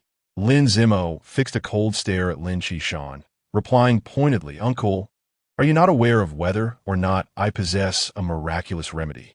If you are unaware, then surely my elder brother is not. I do not have a remedy," he continued, and a collective sigh of relief echoed through the room. It seemed the precious ginseng had indeed been taken away by a more capable hand. Yet, without a remedy, what did Lin Zimo mean by his assertion of healing? Suddenly, he produced 200 yuan bills from his pocket, declaring, "While I may not have a remedy, I possess talismans gifted to me by my celestial elder brother." The hall fell into an even deeper silence, but the next moment erupted into raucous laughter, filled with ridicule. Everyone guffawed uncontrollably, tears streaming from their eyes. "Zimo, you have truly gone too far. To claim money as talismans is one thing, but to believe in the words of charlatan? How can you speak so confidently? If this were to reach the outside world, would it not make our Lin family the laughingstock?" Lin Shishan wiped away the tears from the corners of his eyes, finally feeling at ease. "Brother, have you gone mad from the shock? Grandfather has always favored you, and this is how you repay him? 200 yuan for our Lin family. Is that all you can muster? You are embarrassing grandfather," Lin Zixing lamented. "Umph." Lin Zimo's second aunt scoffed. "I have said it before. The third brother died young, leaving only a farmer's wife to raise him. The result is an uncultured, short-sighted commoner. Look at this nonsense he has concocted." With a mention of talismans, Lin Zimo and his mother swiftly became the targets of derision, emboldening others to speak freely against them. Enough. Suddenly, Lin Qitian, the eldest of the Lin family, finally spoke up to halt the commotion, turning his attention to Lin Zimo. "Zimo, your uncle has always known you to be a sensible and well-mannered child. How could you engage in such absurdity today? Your grandfather is gravely ill, and numerous families are eyeing our Lin family, eager to carve up our inheritance. Even this birthday celebration is being held discreetly, without inviting any guests. Your foolish actions today could have devastating repercussions for our family, and I hope this does not happen again." At that moment, the door to the old man's room swung open. The family's private doctor stepped out, instantly capturing everyone's attention. "Doctor, where's my father?" Lin Qitian hurried forward, followed closely by the others. The sudden, grim news left Lin Zimo's face pale. His grandfather had always been the one to dote on him. Since his grandfather's illness, he had not felt the warmth of the Lin family. Yet upon hearing the news, the others displayed no sorrow. Instead, their lips curled into a faint smirk.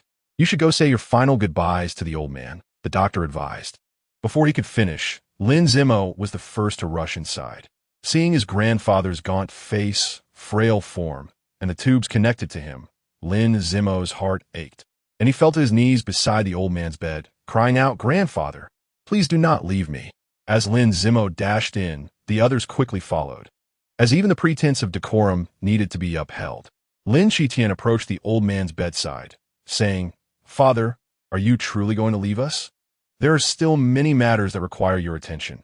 If you depart, the Lin family will descend into chaos. Without a leader, we will be nothing more than meat on the butcher's block. Father, please leave a will. The Lin family cannot be without a guiding figure." After a lengthy discourse, only the last sentence seemed to convey Lin Qitian's true intentions. The old man was still alive, yet everyone was eager to compete for the position of family head. Anticipating the division of the old man's estate, Lin Zimo's fury ignited, pushing aside the crowd and shouting, "Grandfather will not die. With the talismans given by my celestial elder brother, Grandfather will not perish. Chapter 11. The Lin family in shock. Lin Zimo. What do you intend to do? This is a grave disrespect to grandfather. Lin Zixing reprimanded. Zixing. Lin Qishan subtly shook his head at his son at such a moment. His folly only works to our advantage. Do not concern yourself with him. Everyone is acutely aware that upon the passing of the esteemed elder, his enterprises will likely be divided into 3 portions, entrusted to the 3 brothers of the Lin family. However, with the demise of the youngest, Lin Zimo, as the son, is destined to inherit his father's share.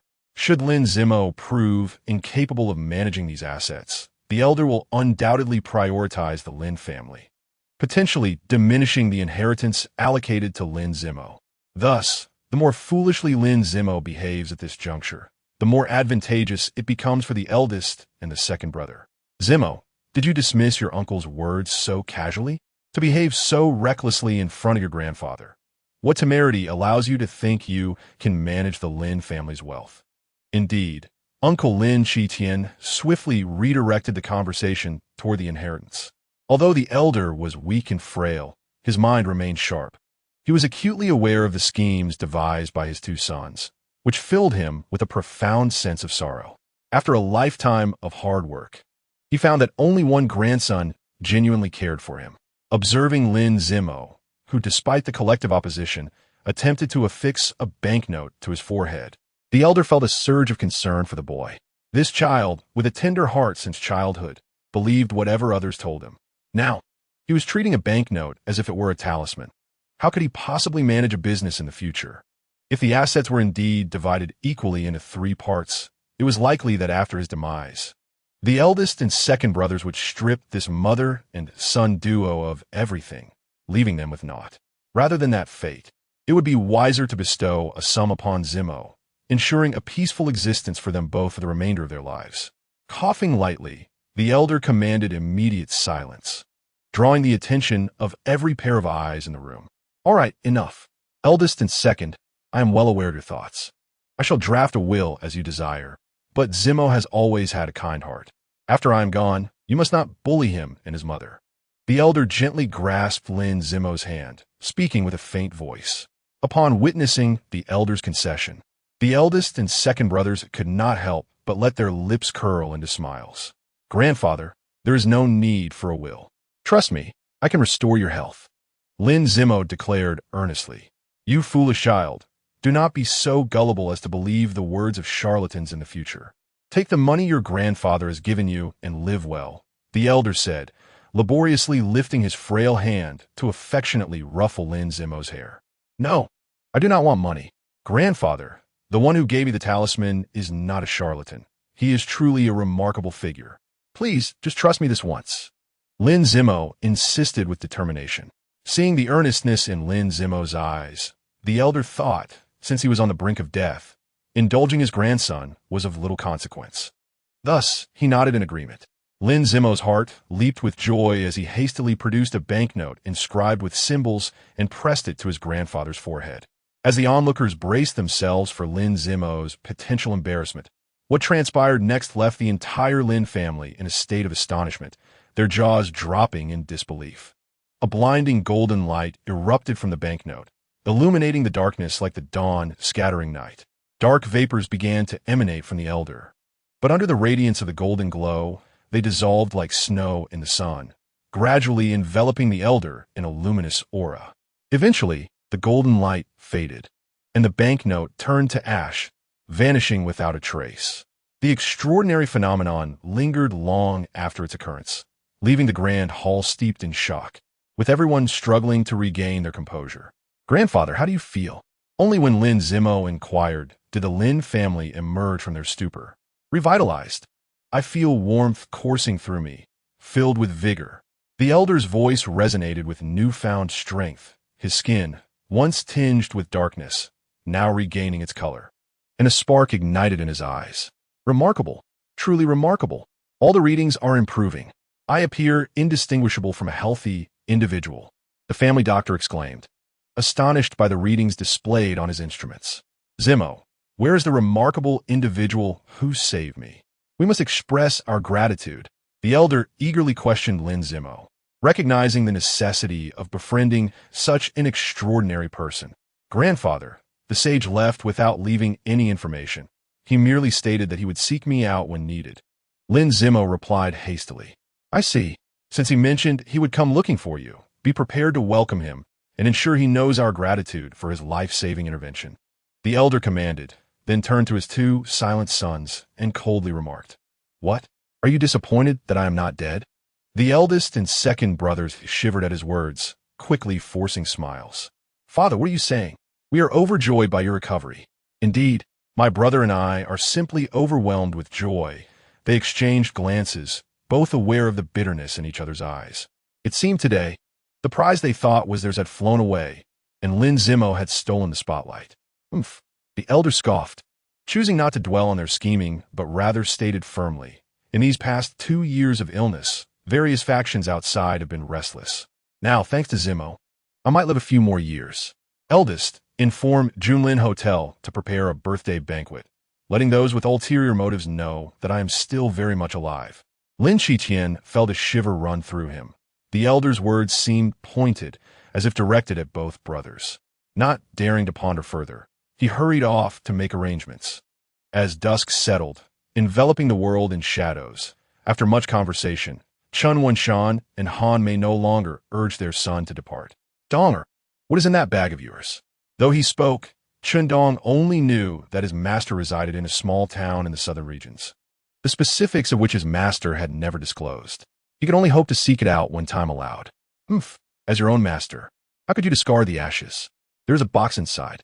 Come in with me. Lin Wenshan maintained a stern demeanor, limping into the house.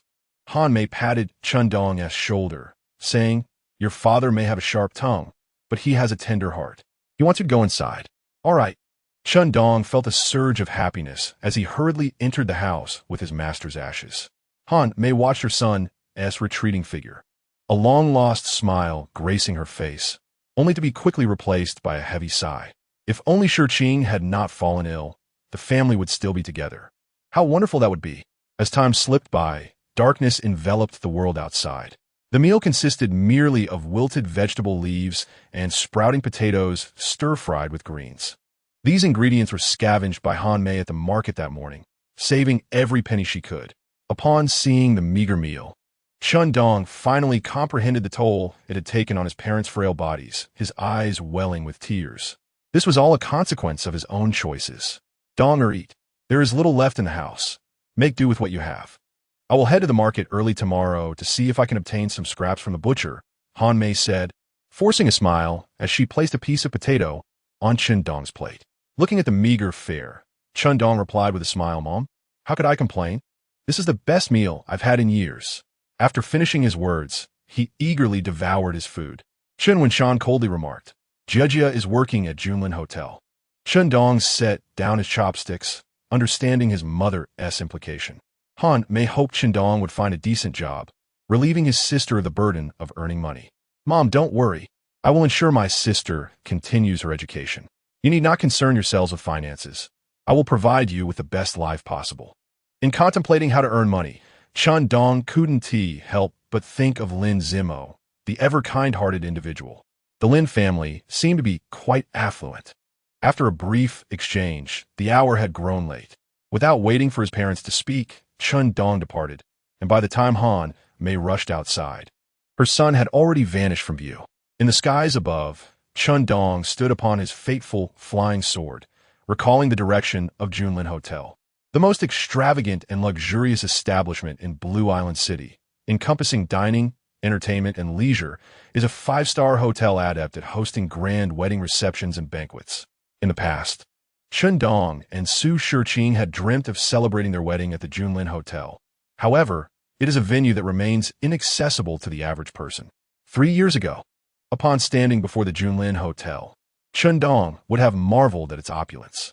Yet, after witnessing countless celestial realms in the world of cultivation, such mundane spectacles no longer stirred even a ripple within his heart. Excuse me, is there a girl named Chun Jieja working here? Chen Dong inquired at the hotel front desk. Yes, she is currently on duty. May I ask what you need her for? The young lady at the front desk maintained a professional smile, yet a flicker of wariness was evident in her eyes. Despite only having joined 2 months prior, Chen Dong's diligent nature quickly earned her the admiration of many colleagues. Moreover, her striking appearance made her stand out even in a server's uniform. Several unsavory patrons had previously sought information about her at the front desk, leading the staff to regard Chen Dong with suspicion. At the sound of his voice, the front desk attendant paused. "Brother?" Her wariness intensified as she continued. "Jia mentioned that she is an only child. I've never heard her speak of a brother." "Perhaps you have the wrong person, sir. An only child?" The words pierced Chen Dong's heart like a dagger. It dawned upon him that his sister had been so deeply wounded that she no longer recognized him as her brother. He realized that the current state of affairs was solely his doing. Back when their family was of modest means, Jia's allowance was merely 300 yuan for 2 weeks. Yet, in his desperation to gamble, he had deceived her into giving him her money under the pretense of needing treatment for an illness, hoping to spare their parents' worry. Unworldly and innocent, Jia had relinquished all her savings without hesitation, unaware of the hardships she would face at school without funds. This unfortunate cycle continued for 2 months, visibly draining Jia's vitality until she resembled a mere shadow of herself, unsteady on her feet. Yet, each time they met, she would ask, "Brother, how is your health?" In his madness, Chen Dong had been blind to her suffering. Reflecting on these memories filled Chen Dong with remorse for his sister. He was nothing short of a scoundrel.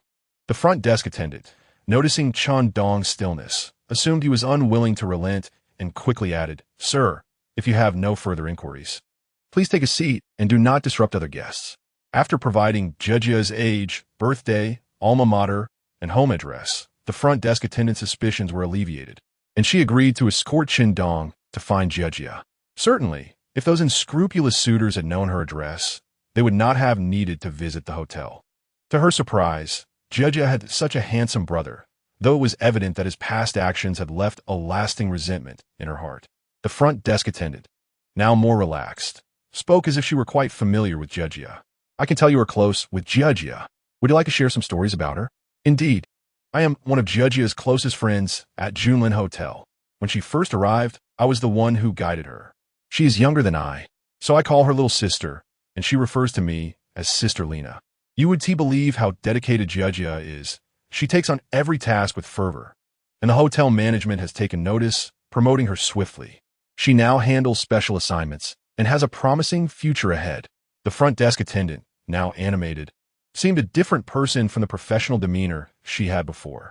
Hearing such praise for his sister brought a smile to Chen Dong's face, though he understood the motivation behind Jia's relentless work ethic. Alas, although she has advanced, it is not without its troubles. Suddenly, Lena's tone shifted, and her demeanor darkened. Chen Dong sensed a tightening in his chest and inquired, "What is it?" After much hesitation, Lena finally spoke. "It's the unspoken rules of the workplace.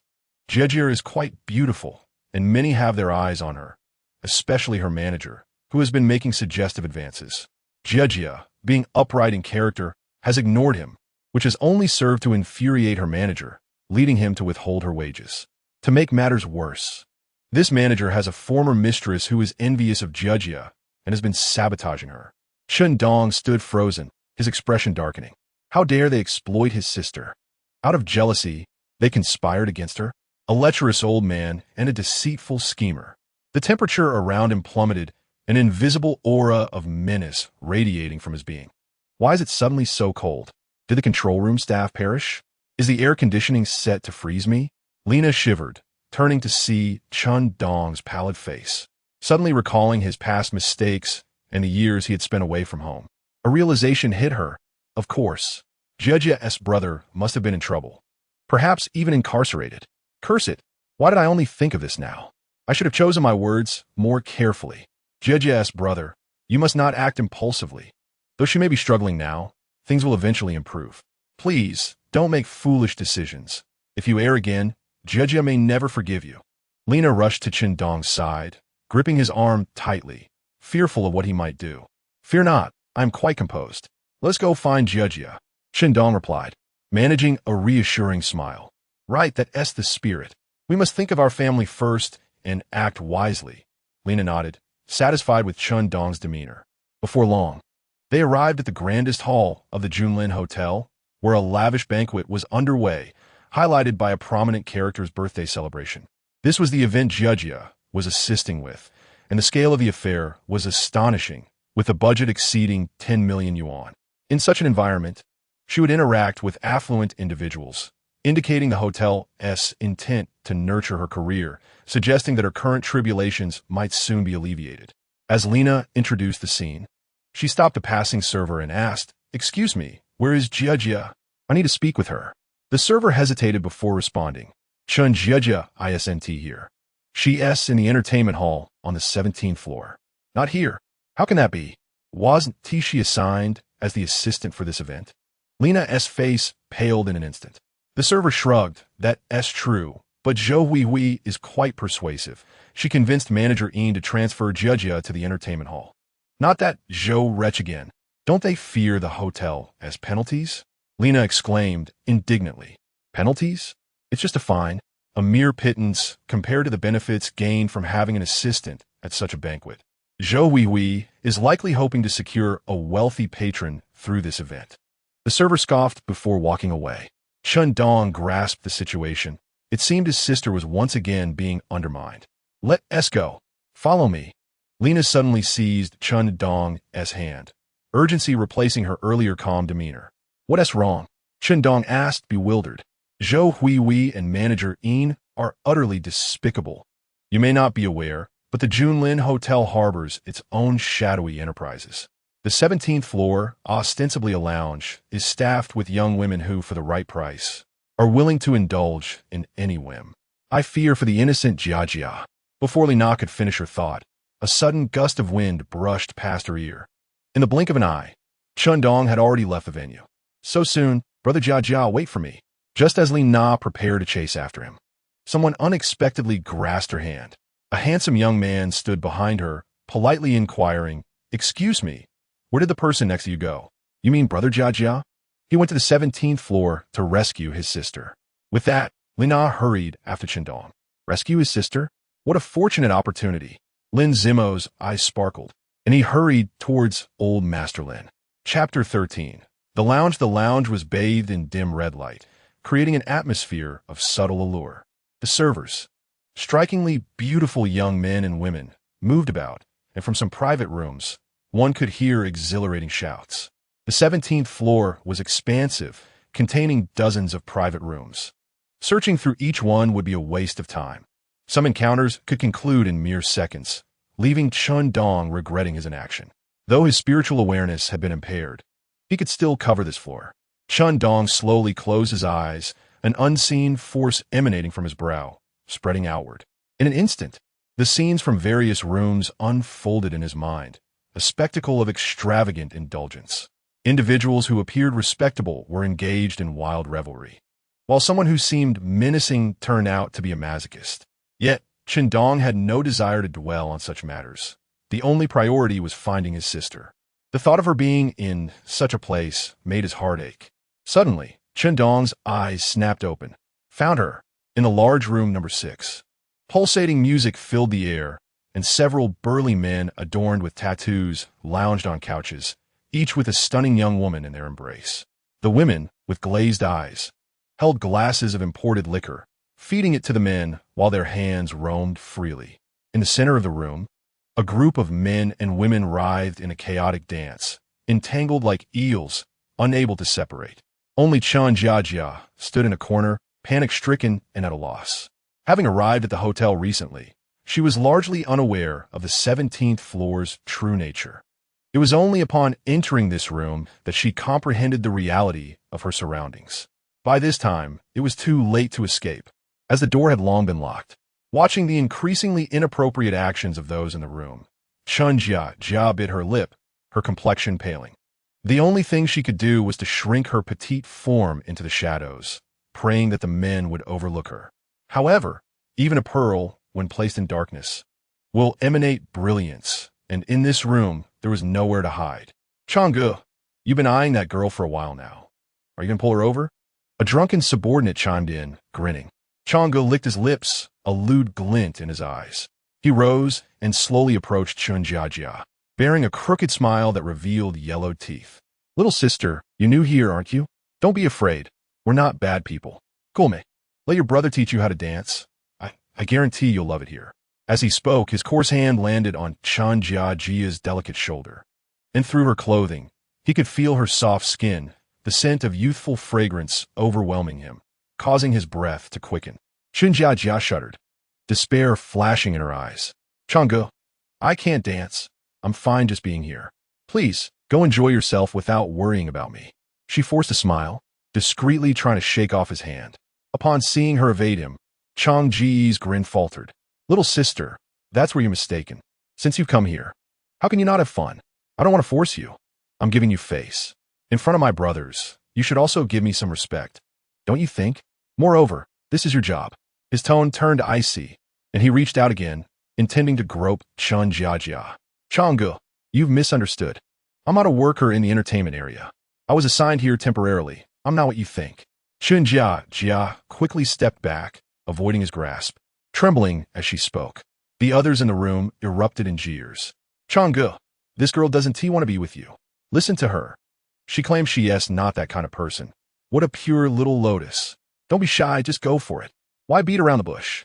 The raucous encouragement from his subordinates made Changge lose his facade, his expression turning menacing. You little brat pretending to be innocent. Is there any good person working here? I know what you want. It's money, right? I have plenty. Just make me feel good, and I'll give you whatever you want. Say another word, and I'll take you by force. You'll get nothing. Without further ado, Changge lunged to seize Chen Jiajia, intending to throw her onto the sofa. Please, I beg you, Changge. Chen Jiajia struggled desperately, tears streaming down her cheeks like a broken string of pearls, her pleas heart-wrenching. Yet, her sorrowful appearance only ignited Chang Ji's primal instincts, and the other subordinates could hardly contain their salivation. What a gem! It was only under the lights that they truly appreciated Chen Jiajia's beauty. She was nothing short of exquisite. Changge, once you're satisfied, can we stop? The room erupted with enthusiastic shouts, and the other women glanced at Chen Jiajia with pity. But what could they do, faced with a pack of wolves? Chen Jiajia felt dazed, questioning how it had come to this. Originally, she should have been savoring her rare summer vacation, eagerly anticipating the start of her university life. But why had it turned into this? Hatred. She loathed Zhou Huihui and Manager Yin. She harbored even deeper resentment for Chen Dong, who had caused all of this, yet abandoned them. If it weren't for Chen Dong, she would never have taken this job. Chen Dong, I hate you. Chen Jiajia closed her eyes, tears cascading down her cheeks. Suddenly, a loud crash echoed through the room. The door to the private room was kicked open by Chen Dong. Huh? The unexpected turn of events left everyone momentarily stunned, turning their gazes toward the entrance. Chapter 14. A fate worse than death at this moment. Chen Dong's expression was exceedingly grim, his fingertips pulsating with spiritual energy, ready to take the lives of these scoundrels at any moment. Yet, he refrained. Granting them an easy death would be too lenient. Sometimes, a fate worse than death is the cruelest punishment. Furthermore, Chen Dong did not wish to frighten his sister. For someone like Chen Jiajia, who is still an ordinary person, the shock of witnessing murder would be immense. When Chen Dong appeared, Chen Jiajia initially thought he was her savior. But upon recognizing his face, she was utterly frozen, never imagining she would see him here. Who are you? Changge released Chen Jiajia, his fierce gaze fixated on Chen Dong. I am her brother, Chen Dong stated, pointing at Chen Jiajia, his tone unnaturally calm. No, I don't know him. Get out. I never want to see you again. Chen Jiajia cried out in despair, wishing for a fierce confrontation between Chen Dong and Changge.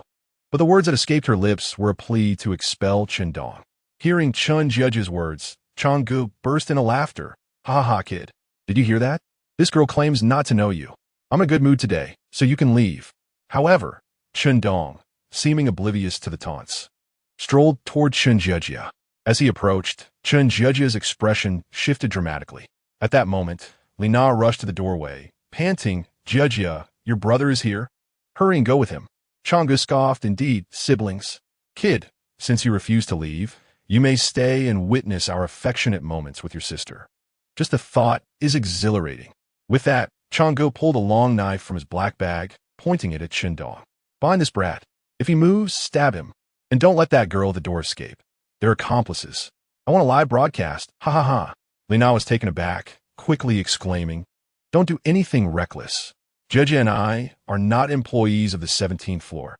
I'll notify our supervisor right away." "Supervisor?" Changgu sneered. "You don't know who our boss is? Even if your superior from Junlin comes, they have to be polite. Our boss is downstairs at Old Master Lin's banquet. So don't make things difficult for yourself." Li Na, terrified, leaned against the doorframe, trembling. "Li Na, take Judge and leave."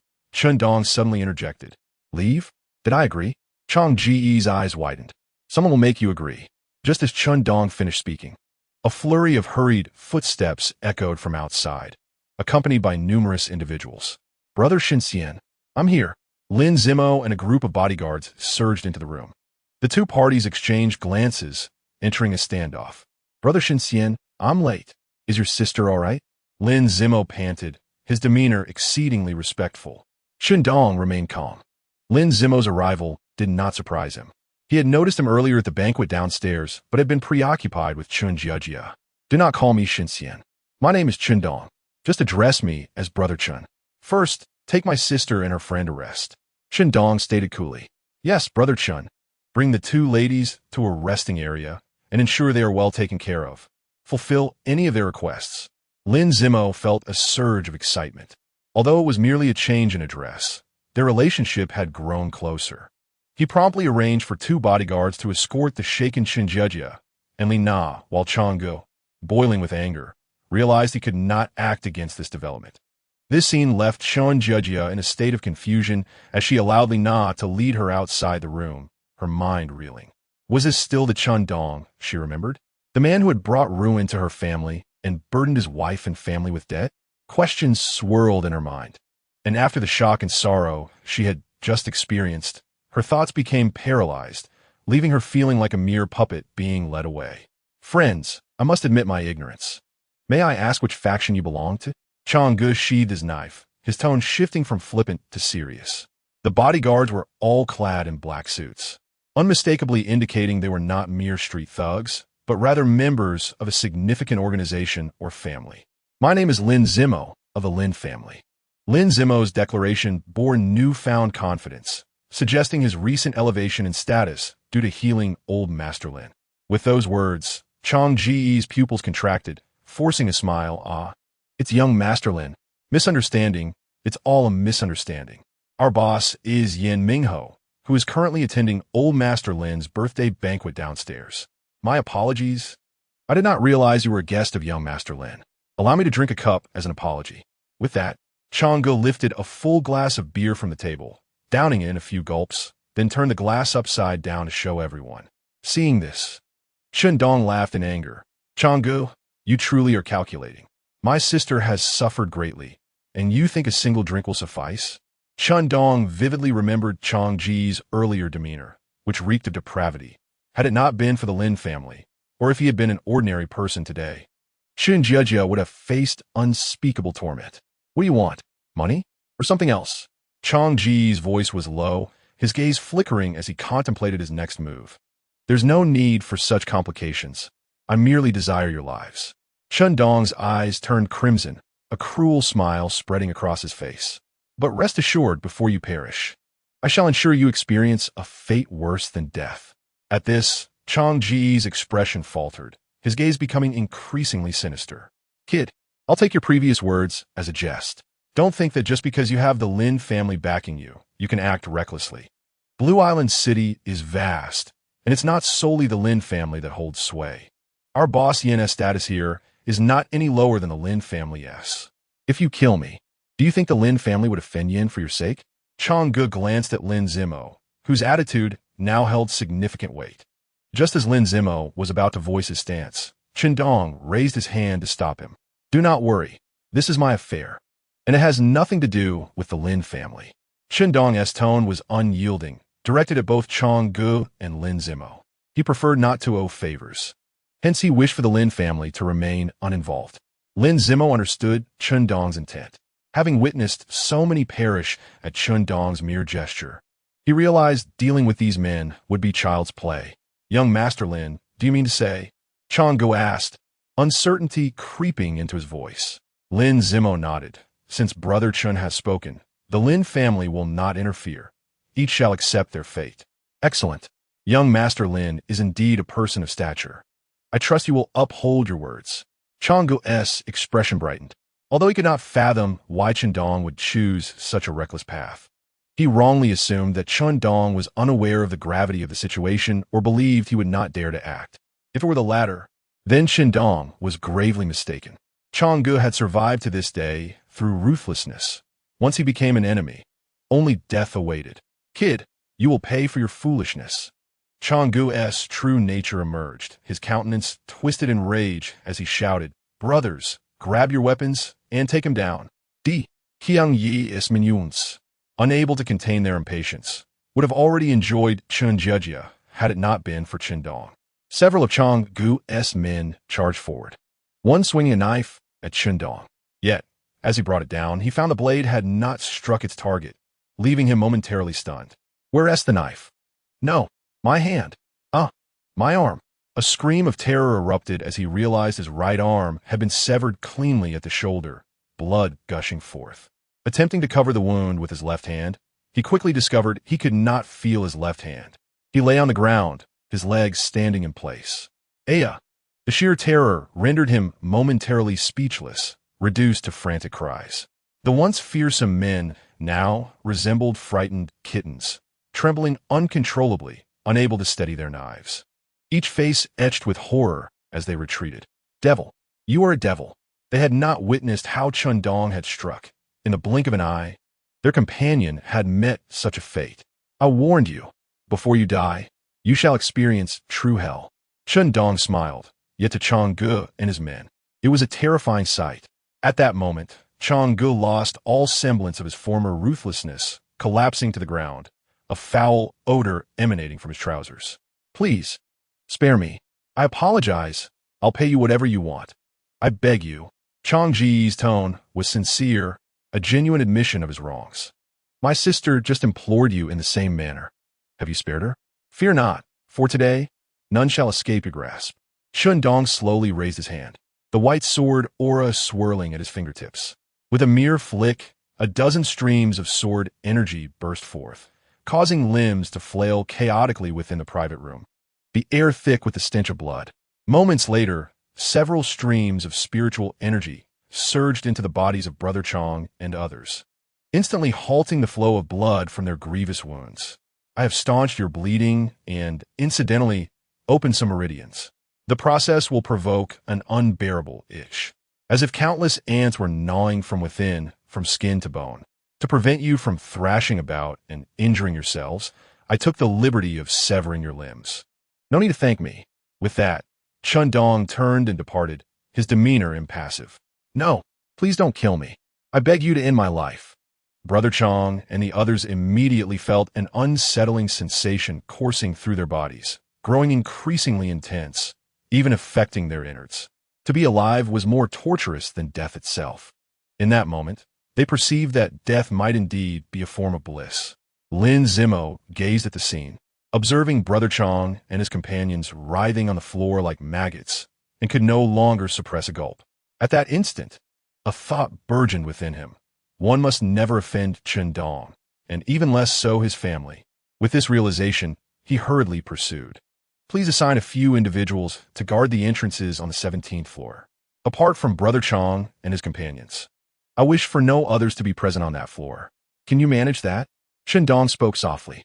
Lin Zimo nodded repeatedly, promptly issuing the orders. Before long, the 17th floor was deserted, save for the heart-wrenching screams and pleas for death from Brother Chang and his group. Even the bodyguards stationed on the 17th floor felt their skin crawl at the sounds. Brother Chen, if you have something to say, please do so directly. This hesitation is unbecoming of a man. Chen Dong remarked. Oh, it's nothing of great consequence. My grandfather wishes to express his gratitude to you in person. If it's convenient for you, of course, if you have other matters, you needn't concern yourself with us. Lin Zimo replied, his gaze fixed nervously on Chen Dong. No problem. Your presence here is a favor owed to your Lin family. I shall visit your grandfather. Additionally, there are two ungrateful souls at your grandfather's birthday celebration that I must attend to. Chen Dong smiled. Chapter 15. Chen Dong is a fraud since leaving the private room. Chen Jia and Li Na had silently followed the bodyguards. These two bodyguards were as stoic as machines, not uttering a word along the way. In this silence unsettled Chen Jia, who had just escaped peril. May I inquire where we are headed? Chen Jia asked weakly. Suddenly looking up, Li Na's eyes widened in excitement. The Lin family? Are you affiliated with the Lin Construction Group? Is that seemingly bookish young man the young master of the Lin family? To be precise, young Master Lin Zimo is the third heir of the Lin family. Therefore, you may rest assured, as long as the Lin family is present in Blue Island City, your safety is assured. The bodyguard discerned that Chen Jia was still somewhat traumatized, her complexion pale. Li Na, on the other hand, was practically electrified, gripping Chen Jiajia's arm tightly and exclaiming in exhilaration, Jia, your brother is incredible. He's befriended young Master Lin. Doesn't that mean you can walk with confidence in Blue Island? However, Chen Jia felt no thrill, only a creeping dread. She understood all too well who Chen Dong was, a gambler who had ruined his family. What merit did he possess to befriend young Master Lin? What would he possibly offer? Why would young Master Lin associate with someone like him? Was it merely to squander the Lin family's wealth? Chen Jia speculated that perhaps Chen Dong had deceived Lin Zimo. In the past, Chen Dong had swindled many for money, and his acting skills were such that even the best actors would feel inferior. To confirm her suspicions, Chen Jia raised her head and asked the bodyguards, "Excuse me, may I ask when did Chen Dong become friends with young Master Lin, and what was the reason for their friendship?" Upon hearing this, one bodyguard pondered for a moment before responding, "Miss Chen, we are merely bodyguards. Matters of friendship between the young masters are beyond our purview. Please forgive us." "Oh, I apologize for putting you in a difficult position." Chen Jia felt a pang of disappointment, yet the more she pondered, the more uneasy she became.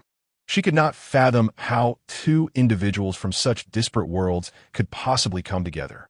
Just as Chen Jia was lost in thought, another bodyguard interjected. "While I am unaware of the details between Mr. Chen and young Master Lin, I overheard young Master Lin speaking with the family head. It seems he requested Mr. Chen to treat the family head." "Treat?" Chen Jiajia's heart raced, pressing for clarification. The bodyguard nodded. Indeed, it was over. Chen Jiajia's complexion turned ashen. How could Chen Dong possibly treat anyone? His major in university was computer science, with no relation to medicine whatsoever. Now, Chen Jiajia was certain.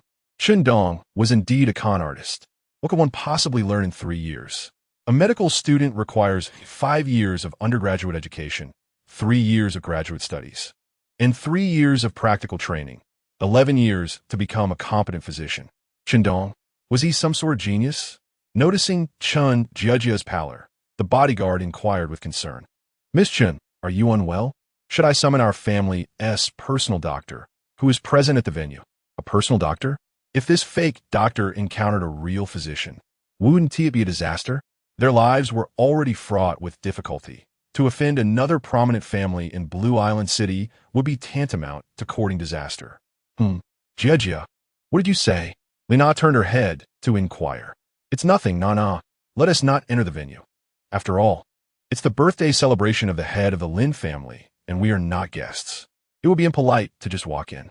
Let us wait here at the entrance." Chen Jia believed she had unraveled Chen Dong's scheme, and to prevent this crumbling family from further turmoil, she resolved to take him away before he entered the venue. Thus, she opted for a wait-and-see approach at the entrance. The two bodyguards wished to persuade her otherwise, but recalling Lin Zimo's previous instructions to heed Chen Jiajia's words, they acquiesced. Lina longed to attend the upscale birthday banquet, envisioning the bragging rights it would afford her in the future, but she understood her position and, while somewhat disappointed, respected Chen Jiajia's wishes. Consequently, the four stood sentinel at the entrance of the venue. Before long, a shrill female voice pierced the air from within the venue. Recognizing the tone, both Chen Jia and Li Na knew it belonged to the insufferable Zhou Huihui. The bodyguards exchanged glances, a glimmer of determination igniting in their eyes as they swiftly positioned themselves in front of Chen Jia, rebuking, "How dare you disrespect Miss Chen?" Fetch your manager immediately. The arrogant Zhou Hui was momentarily taken aback by the sudden appearance of the two men, her stride faltering. Yet, in an instant, she regained her haughty composure. Though she spat cold barbs, her heart was filled with envy and resentment toward Chen Dong's beauty. If only she possessed such a visage, she would have long since become a wealthy woman. Still daring to speak nonsense, the bodyguards bellowed, raising their hands to teach the insolent woman a lesson. Wait, I can handle this myself, Chen Dong interjected, stopping the bodyguards. It wasn't compassion that moved her. Rather, she felt they could not afford to owe further favors to the Lin family. Every debt of gratitude could potentially become a dagger aimed at their small family once Chen Dong's deception was revealed. They must swiftly sever ties with the Lin family. The bodyguards could hardly believe that Chen Dong would halt them. Though they were uncertain of her reasoning, they still adhered to her command. Observing the obedience of the two bodyguards, Zhou Hui felt a pang of bitterness welling up inside her. Folding her arms, she sarcastically remarked, being good-looking certainly has its advantages. Even the sycophants are more compliant than usual. Chen Dong, I have long recognized your hypocrisy. You pretentiously present yourself as a pure and innocent maiden, disdainful of any man. How haughty you are! But now it seems you can no longer maintain that facade. I can only imagine how much effort you've expended to control these two sycophants. Just look at you. Your face has gone pale. You've played quite recklessly. With a swift motion, Chen Dong slapped her hand, her pent-up anger and grievance erupting at that moment. Zhou Hui, do not presume to project your filthy thoughts onto me. Do you truly believe that all women in the world share your shamelessness? Everyone knows how you usurped the position of assistant to the banquet organizer. Aren't you disgusted by Manager Yin's porcine physique? Do you not have nightmares at night? You insist on being treated like a human when you're more akin to a pig. A bus would be more fitting, as anyone with money can board it. Truly, your beauty is merely a pillow for the masses, and the phrase one's rosy lips are tasted by thousands feels like a compliment to you. As Chen Dong unleashed her tirade, everyone stood in stunned silence, astonished by the usually demure girl's eloquence. Not a single curse word was uttered. Yet each statement was laced with scorn directed at Zhou Hui. The final remark showcased the artistry in her insults. Taking several deep breaths, Zhou Hui gradually regained her composure and coldly retorted, sharp-tongued indeed. Chen Dong, I underestimated you. I admit I cannot match your wit, but what of it? In the end, the responsibilities of the banquet assistant still belong to me. You, on the other hand, will remain pitifully outside, lacking even the qualifications to enter the venue. You and I shall forever inhabit different worlds. With that, Zhou Hui laughed heartily and departed. Once Zhou Hui had left, one bodyguard could no longer contain himself. This woman is utterly shameless. Merely an assistant to the banquet organizer, yet one might think she was the head of the entire event. Miss Chen, let us proceed inside. Once you enter the venue, you will undoubtedly be the guest of honor, and we shall see how that woman continues to act so arrogantly. Indeed, Jia, let us enter. Witnessing that shameless woman revel in her perceived triumph is truly infuriating. Lina chimed in. Chen Dong was well aware that confronting Zhou Hui in the banquet hall would be satisfying. However, doing so would not shield Chen Dong from exposure as a fraud, potentially bringing ruin to her family. She valued her family's safety more than a fleeting moment of gratification. No, we shall not stoop to her level. Chen Dong resolutely shook her head. Let her go just like that? Lina's voice trailed off, suddenly recalling something. Oh, I just remembered. Your brother is friends with Lin Sanshao now. He can deal with her whenever he wishes. No need to rush. Upon hearing this, Chen Dong could only manage an awkward smile, her heart heavy with bitterness. Soon after, Chen Dong approached with Lin Zimo and others. Notably, all the bodyguards, including Lin Zimo, regarded Chen Dong with a sense of reverence, their demeanor markedly deferential. What are you doing here? Did I not instruct you to take good care of the two young ladies? You cannot even manage this simple task. If you do not wish to work, then leave. Lin Zimo exclaimed, spotting Chen Dong at the entrance to the venue, visibly alarmed. Lin Sanshao, I insisted on waiting here. Do not blame them. After speaking, Chen Dong coldly regarded Chen Dong, her voice icy. You, come with me. Sensing the distance in his sister's tone, Chen Dong felt discomfort. Yet he was encouraged that she sought to speak with him. Jia, Chen Dong, will you please spare us? Upon reaching a corner, Chen Jia did not give Chen Dong a chance to speak, launching into a frigid interrogation. Good days? Chen Jia scoffed, her eyes filled with disdain. What do you rely on to provide us with good days? Not gambling anymore? No longer dreaming of overnight riches? Have you begun to engage in fraud? Fraud? Chen Dong was momentarily taken aback, unsure of what his sister was implying. Still pretending. Chen Dong, you are truly beyond redemption. I beg you, truly beg you, sever all ties with us. You can pursue your self-destructive path as you please, but I implore you not to involve our family. Tears welled in her eyes, and the more she spoke, the more her heart ached, the words of severing ties cutting deeply. Before Chen Dong became a scoundrel, he was the epitome of a perfect brother in Chen Jiajia's eyes. Growing up, she had trailed behind him like a shadow, and he had never shown annoyance, showering her with affection. As the saying goes, the deeper the love, the greater the hatred. The love Chen Jiajia once held for her brother now morphed into intense resentment. Jiajia, do you even realize what you are saying? Do you not grant me a single opportunity for redemption? Chen Dong's eyes were wide with disbelief. Well, how do you intend to redeem yourself? Through fraud? Chen Jiajia wiped her tears and pointed toward Lin Zimo, continuing, explain to me. Lin Sanshao, one of the most elite second-generation wealthy heirs in Blue Island City. What gives you the right to befriend him? I've heard you intend to treat Lin Sanshao's grandfather. Does the Lin family truly lack competent doctors? How many esteemed physicians have failed to diagnose him? And you believe you can? Chen Dong, do you possess medical knowledge? Have you ever studied medicine? In 3 years, how do you expect to transform from a layman into a miracle worker? Chen Dong, I plead with you as your sister. I implore you, spare our family. Our parents have already been worn down by your actions, and your sister-in-law has been living in turmoil. Because of you, I cannot attend university. Because of you, life is hard now, yet we are managing to survive. If you deceive the Lin family today, their wrath is something our humble family cannot withstand. You are driving us to the brink. Silence enveloped them, as Chen Jiajia's tears fell to the ground, creating small splashes.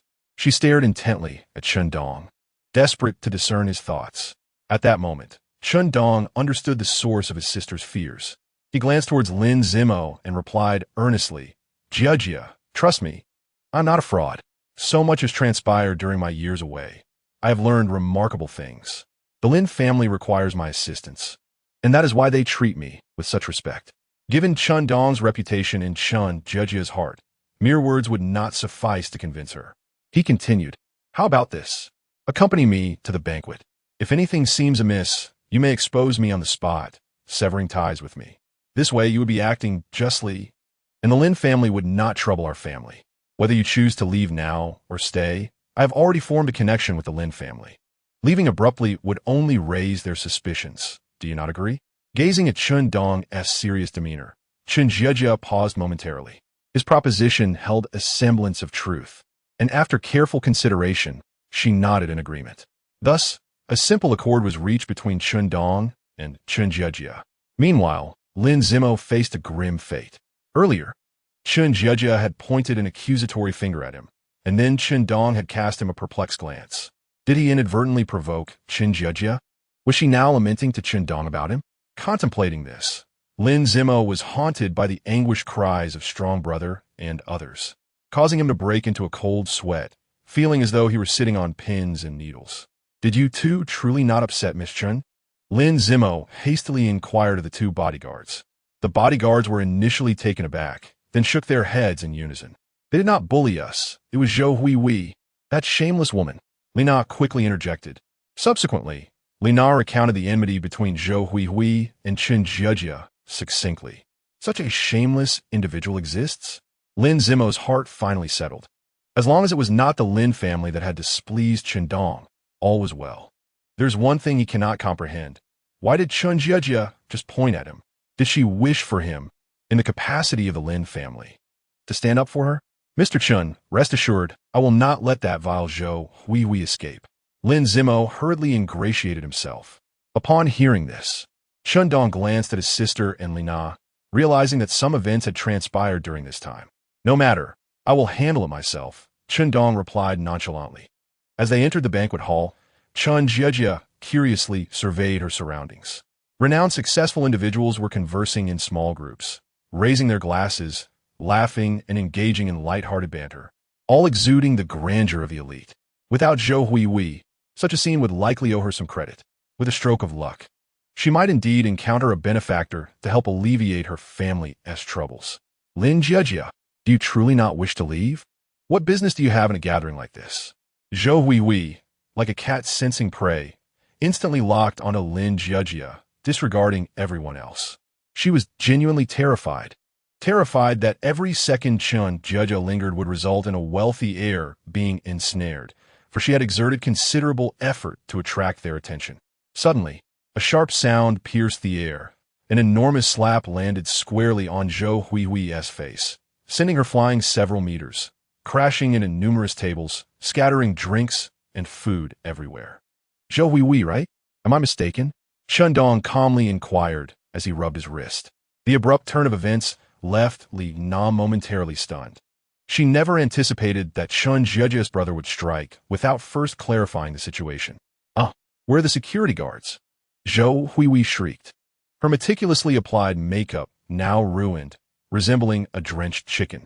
The previously sympathetic gazes of several wealthy heirs now turned to disdain. Zhou Huihui was frantic. No matter who you are, this is the end for you. This is Lin family's banquet. How dare you cause a disturbance here? You will face dire consequences. The commotion quickly attracted security and the Lin family bodyguards. As individuals converged from all directions, Zhou Huihui shouted at the top of her lungs, "Someone is causing trouble. This person intends harm against old Mr. Lin. I tried to stop him, and he struck me. He even threatened to annihilate the Lin family." Lin Zimo, following closely behind Chen Dong, felt his anger surging. What a wretched person. Chapter 17. The merciless manager, even upon hearing Zhou Huihui's cries. The bodyguards and security eyed Chen Dong warily, gradually encircling him. Lin Zimo was both furious and frightened. This shameless woman was attempting to drag the Lin family down with her. He furtively glanced at Chen Dong, fearful that the latter might harbor any displeasure towards the Lin family. As fate would have it, Lin Zimo's gaze met Chen Dong's. "What? Why are you looking at me?" Chen Dong teased. "I am invited to your Lin family's banquet. Is this how I am treated? Not at all. The Lin family holds Mr. Chen in the highest regard." Lin Zimo stammered. Though Chen Dong's tone was playful, it only heightened Lin Zimo's trepidation. He was acutely aware that Chen Dong was merciless towards his adversaries. The Lin family's overall attitude toward him was of utmost importance. Lin Zimo swiftly stepped forward, angrily chastising the encroaching bodyguards and security. "Step back. What are you doing surrounding Mr. Chen? He is our esteemed guest. Are you so foolish as to let a shameless woman's outrageous claims provoke you into action? Can't you assess the situation properly? To all the Lin family bodyguards who encircled Mr. Chen just now, your bonuses for this month are hereby revoked. Mr. Chen, does this resolution meet your satisfaction? Remove this wretched woman from here and inform Junlin Hotel to arrange our banquet. We need to reconsider our personnel choices." Lin Zimo's expression darkened as he directed his ire towards Zhou Huihui. Observing the furious Lin Zimo, Zhou Huihui, despite her foolishness, recognized the gravity of her predicament. The individual speaking so boldly was undoubtedly a member of the Lin family. She stared blankly at Chen Jiejia, who stood beside Lin Zimo, mistakenly believing them to be in a romantic relationship. As for Chen Dong, sharing the same surname, she recalled manager E mentioning that Chen Jiejia had an older brother. She assumed that Lin Zimo's deference towards Chen Dong was to curry favor with Chen Jiejia. At that moment, jealousy consumed her. She fixated on Chen Jiejia's exquisite features. How beautiful! She wished she could tear off Chen Jiejia's face and wear it herself. If she possessed such beauty, it would be her standing beside Lin Zimo, not that woman, Chen Jiejia. However, these thoughts remained locked within her mind, and she outwardly feigned a submissive attitude.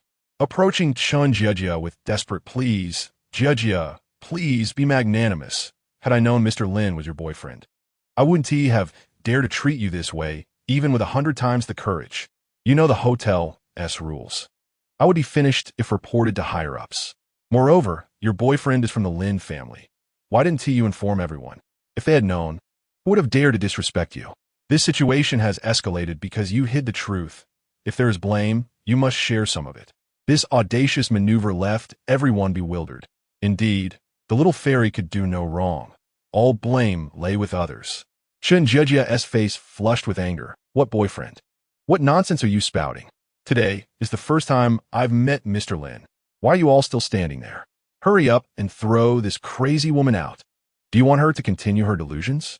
Lin Zimo shouted in a panic, his face devoid of color, wishing he could strangle Zhou Huihui. He quickly turned to Chen Dong. Mr. Chen, I harbor no such intentions. I wouldn't dare entertain any improper thoughts. Chen Dong patted Lin Zimo's shoulder.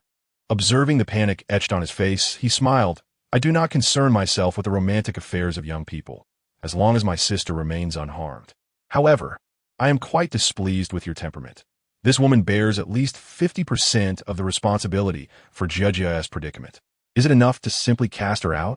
You do not concern yourself with romantic affairs? What does that imply? Does it mean I have a chance?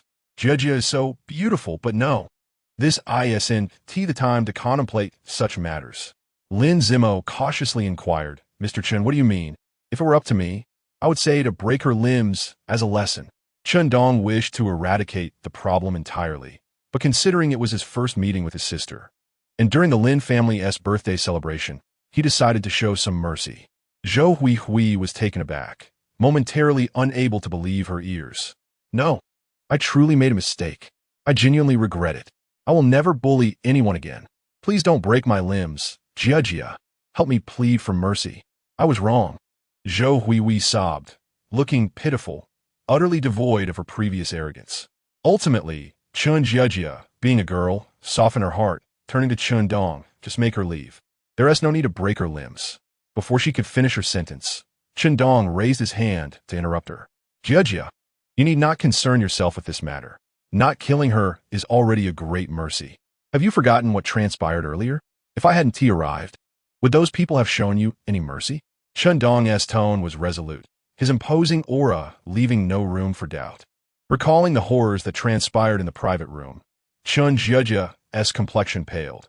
It was a nightmare she would never forget. However, her curiosity about what Chen Dong had accomplished in the past 3 years grew. How could he exude such a powerful presence?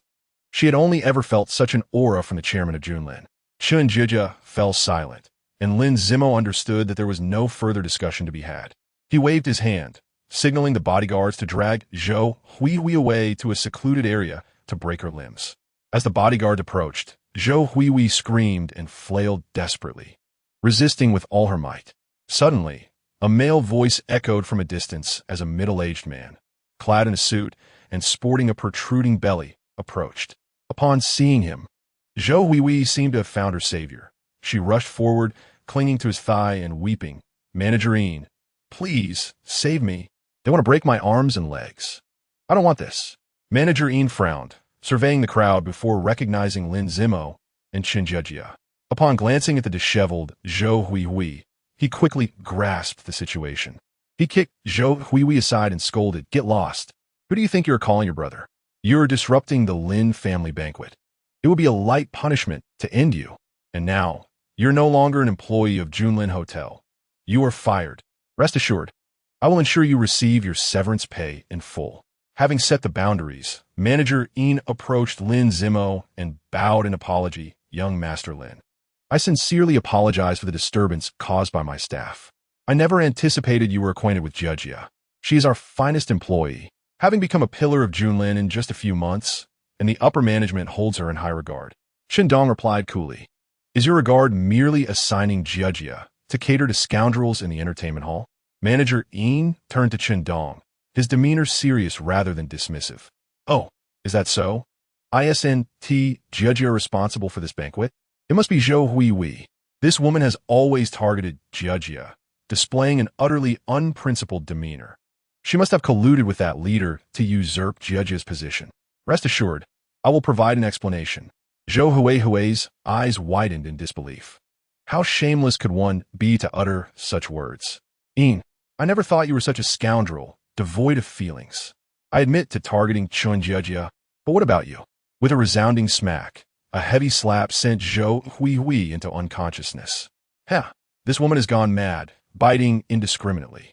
Everyone, do not heed her rumors.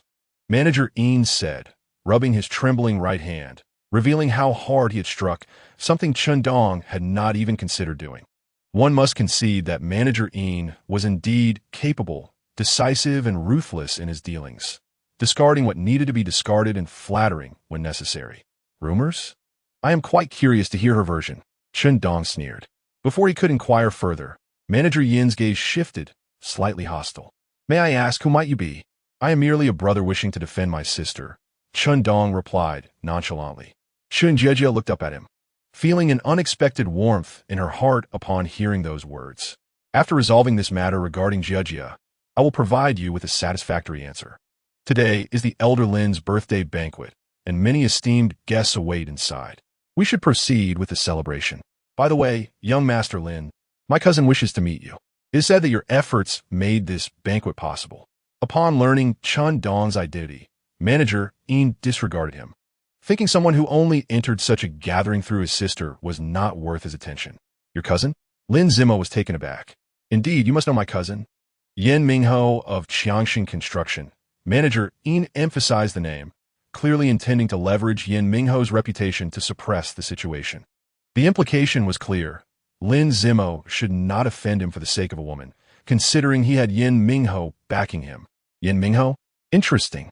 Let us proceed to the banquet. Chen Dong smiled faintly, his gaze toward Manager Yin now laced with a hint of malice.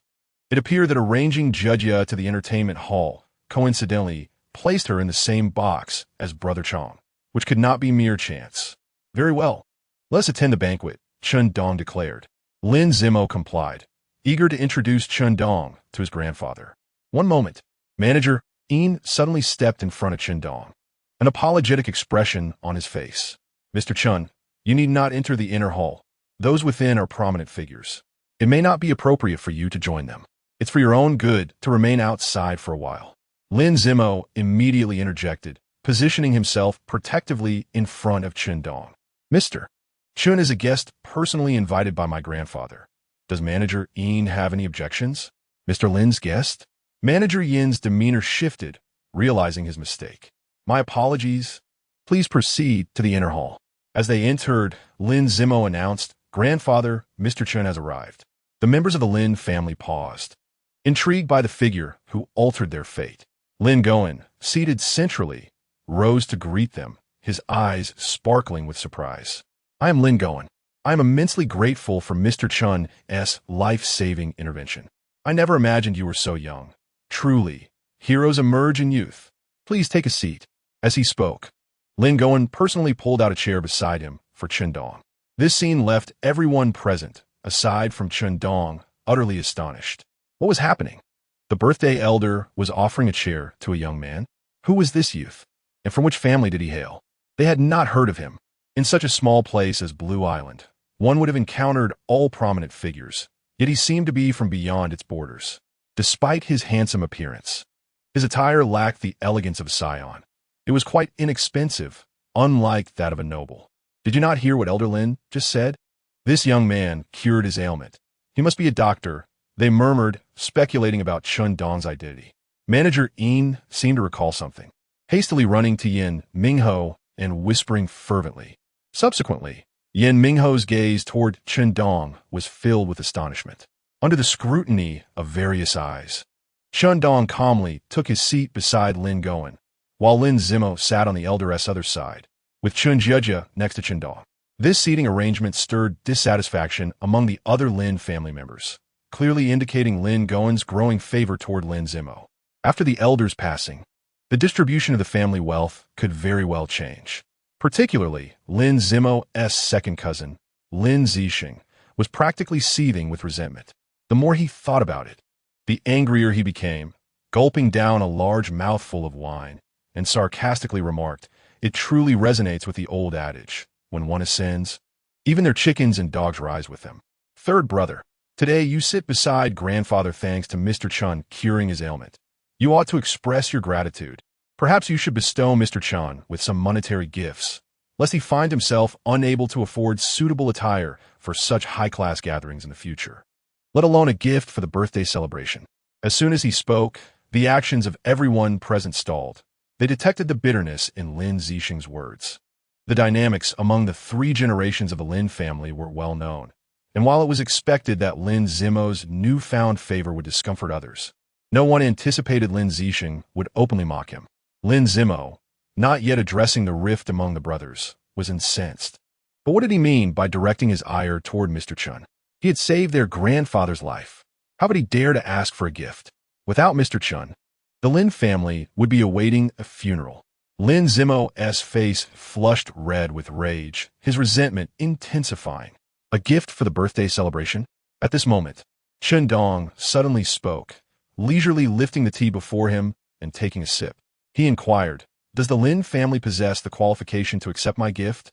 A collective gasp echoed through the guests. How audacious! Had this young man lost his mind? Did he truly believe that saving the old master Lin's life granted him the liberty to act as he pleased? Even Lin Gowen's brows furrowed at Chen Dong's words, his fondness for the young man plummeting. However, out of gratitude for the life-saving deed, Lin Gowen attempted to smooth things over. His face clouded, saying, "Hey, mister. Chen is indeed a spirited youth. With your talents, perhaps in a few years, the Lin family may indeed seek your favor." Chen Dong cast a sidelong glance at Lin Gowen, interpreting his words as a veiled implication that he was inferior to the Lin family. Suddenly, he felt a chill beside him and turned to see Chen Jiejia glaring at him with fury. "Mr. Lin, my brother often speaks without thinking. Please do not take it to heart." As she spoke, Chen Jiejia forcefully nudged Chen Dong and said angrily, "Apologize. Regardless, Mr. Lin is an elder. It is disrespectful to behave this way in the presence of one's elders." Chen Dong frowned. Apologize? Elder? In truth, Chen Dong's real age would easily surpass that of Lin Gowen's great-grandfather. Nevertheless, for his sister's sake, he softened his tone, saying, "Please do not take my earlier words to heart. Today, I wish Mr. Lin longevity as boundless as the East Sea and a life as enduring as the South Mountain." This exchange hardly resembled a conversation between a junior and a senior, sounding more like a discourse between peers. The crowd shook their heads. Regardless of Chen Dong's capabilities, his emotional intelligence seemed woefully inadequate for longevity. Lin Gowen replied nonchalantly, "Thank you for your well wishes, Mr. Chen." With that, the atmosphere of the banquet instantly turned frigid. "Speaking of longevity gifts, Mr. Lin, I have a present for you that I hope you will find pleasing." Yin Mingho suddenly stood up with a smile, retrieving a small porcelain bottle from his pocket. "This miraculous medicine invigorates the spirit, alleviates fatigue, and enhances physical health. I would like to offer the sales agency for this medicine to Lin's Construction, and we can split the profits 50-50. The crowd was bewildered. Two major construction firms were planning to pivot to pharmaceuticals. Was this medicine truly more profitable than construction? Amidst the confusion, Lin Gowen's face darkened, and he spoke in a stern voice. "Yin Mingho, do you think I am unaware of this medicine?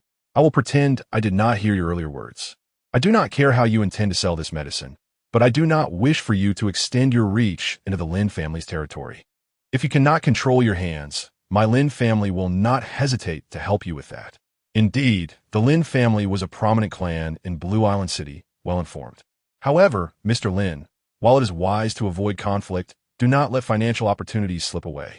With this product, our workers could double their efficiency, leading to increased earnings. And we could enjoy a bonus from expedited project progress. It is a win-win situation. Why not embrace it?" Yin Mingho smiled, yet his grin bore an unsettling quality, akin to being watched by a venomous snake. "Yin Mingho, you have amassed considerable wealth. Why pursue such morally questionable money? If you wish to continue attending this banquet, I implore you to refrain from discussing the medicine. Otherwise, I must ask you to leave." Lin Gowen's stance was resolute, offering no room for negotiation. Sighing, Yin Mingho tucked the medicine away and shook his head. "Indeed, you are quite the antiquated figure. Wealth does not equate to wisdom. Nevertheless, I have come with a mission and must break into the Lin construction market. Gifts precede threats. I have already presented my offering. If you refuse it, do not blame me for resorting to force." With that, Yin Mingho clapped his hands. An elderly man slowly approached from the banquet. 20 years ago, a renowned figure in Blue Island City was known as Master Ma. Surely, this name still resonates with many. Upon hearing Yin Mingho's words, several elders' expressions shifted, their eyes betraying a hint of fear. Some younger individuals, noticing the elders' unease, inquired about Master Ma's identity. "Have you heard of martial artists? They are capable of facing 100 foes, shattering stones with their fists, and cleaving mountains with their feet. Master Ma is such a formidable martial artist." Though the younger generation had not witnessed the massacre, the mere mention of it sent chills down their spines. Master Ma, appearing unfazed, squinted slightly and remarked, "I did not expect that after over 20 years, many familiar faces would still be present. Quite remarkable. Were it not for the fact that today's main focus is Lin Goen, I would relish reminiscing with you all." The elders, hearing this, felt as though they had swallowed bitter melon, yet they maintained forced smiles in agreement. Master Ma waved his hand, silencing their flattery, and calmly declared, "Enough. You have no business here. Today's longevity banquet is cancelled. Everyone leave." Chapter 19.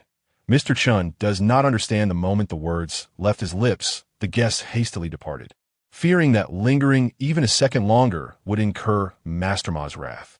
Lin Goen stood in shock, watching the guests flee as if their lives depended on it, his expression darkening to the utmost degree. He had not been in the public eye for nearly a year, and now his reappearance resulted in the cancellation of the banquet, making the entire Lin family the subject of ridicule in Blue Island City. Chen Dong, however, felt a sense of relief.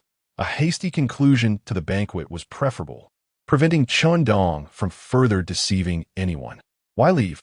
Brother Chong is Yin Mingho's subordinate. Will you simply let them off the hook for their actions?" Chen Dong replied calmly. I do not need you to defend me."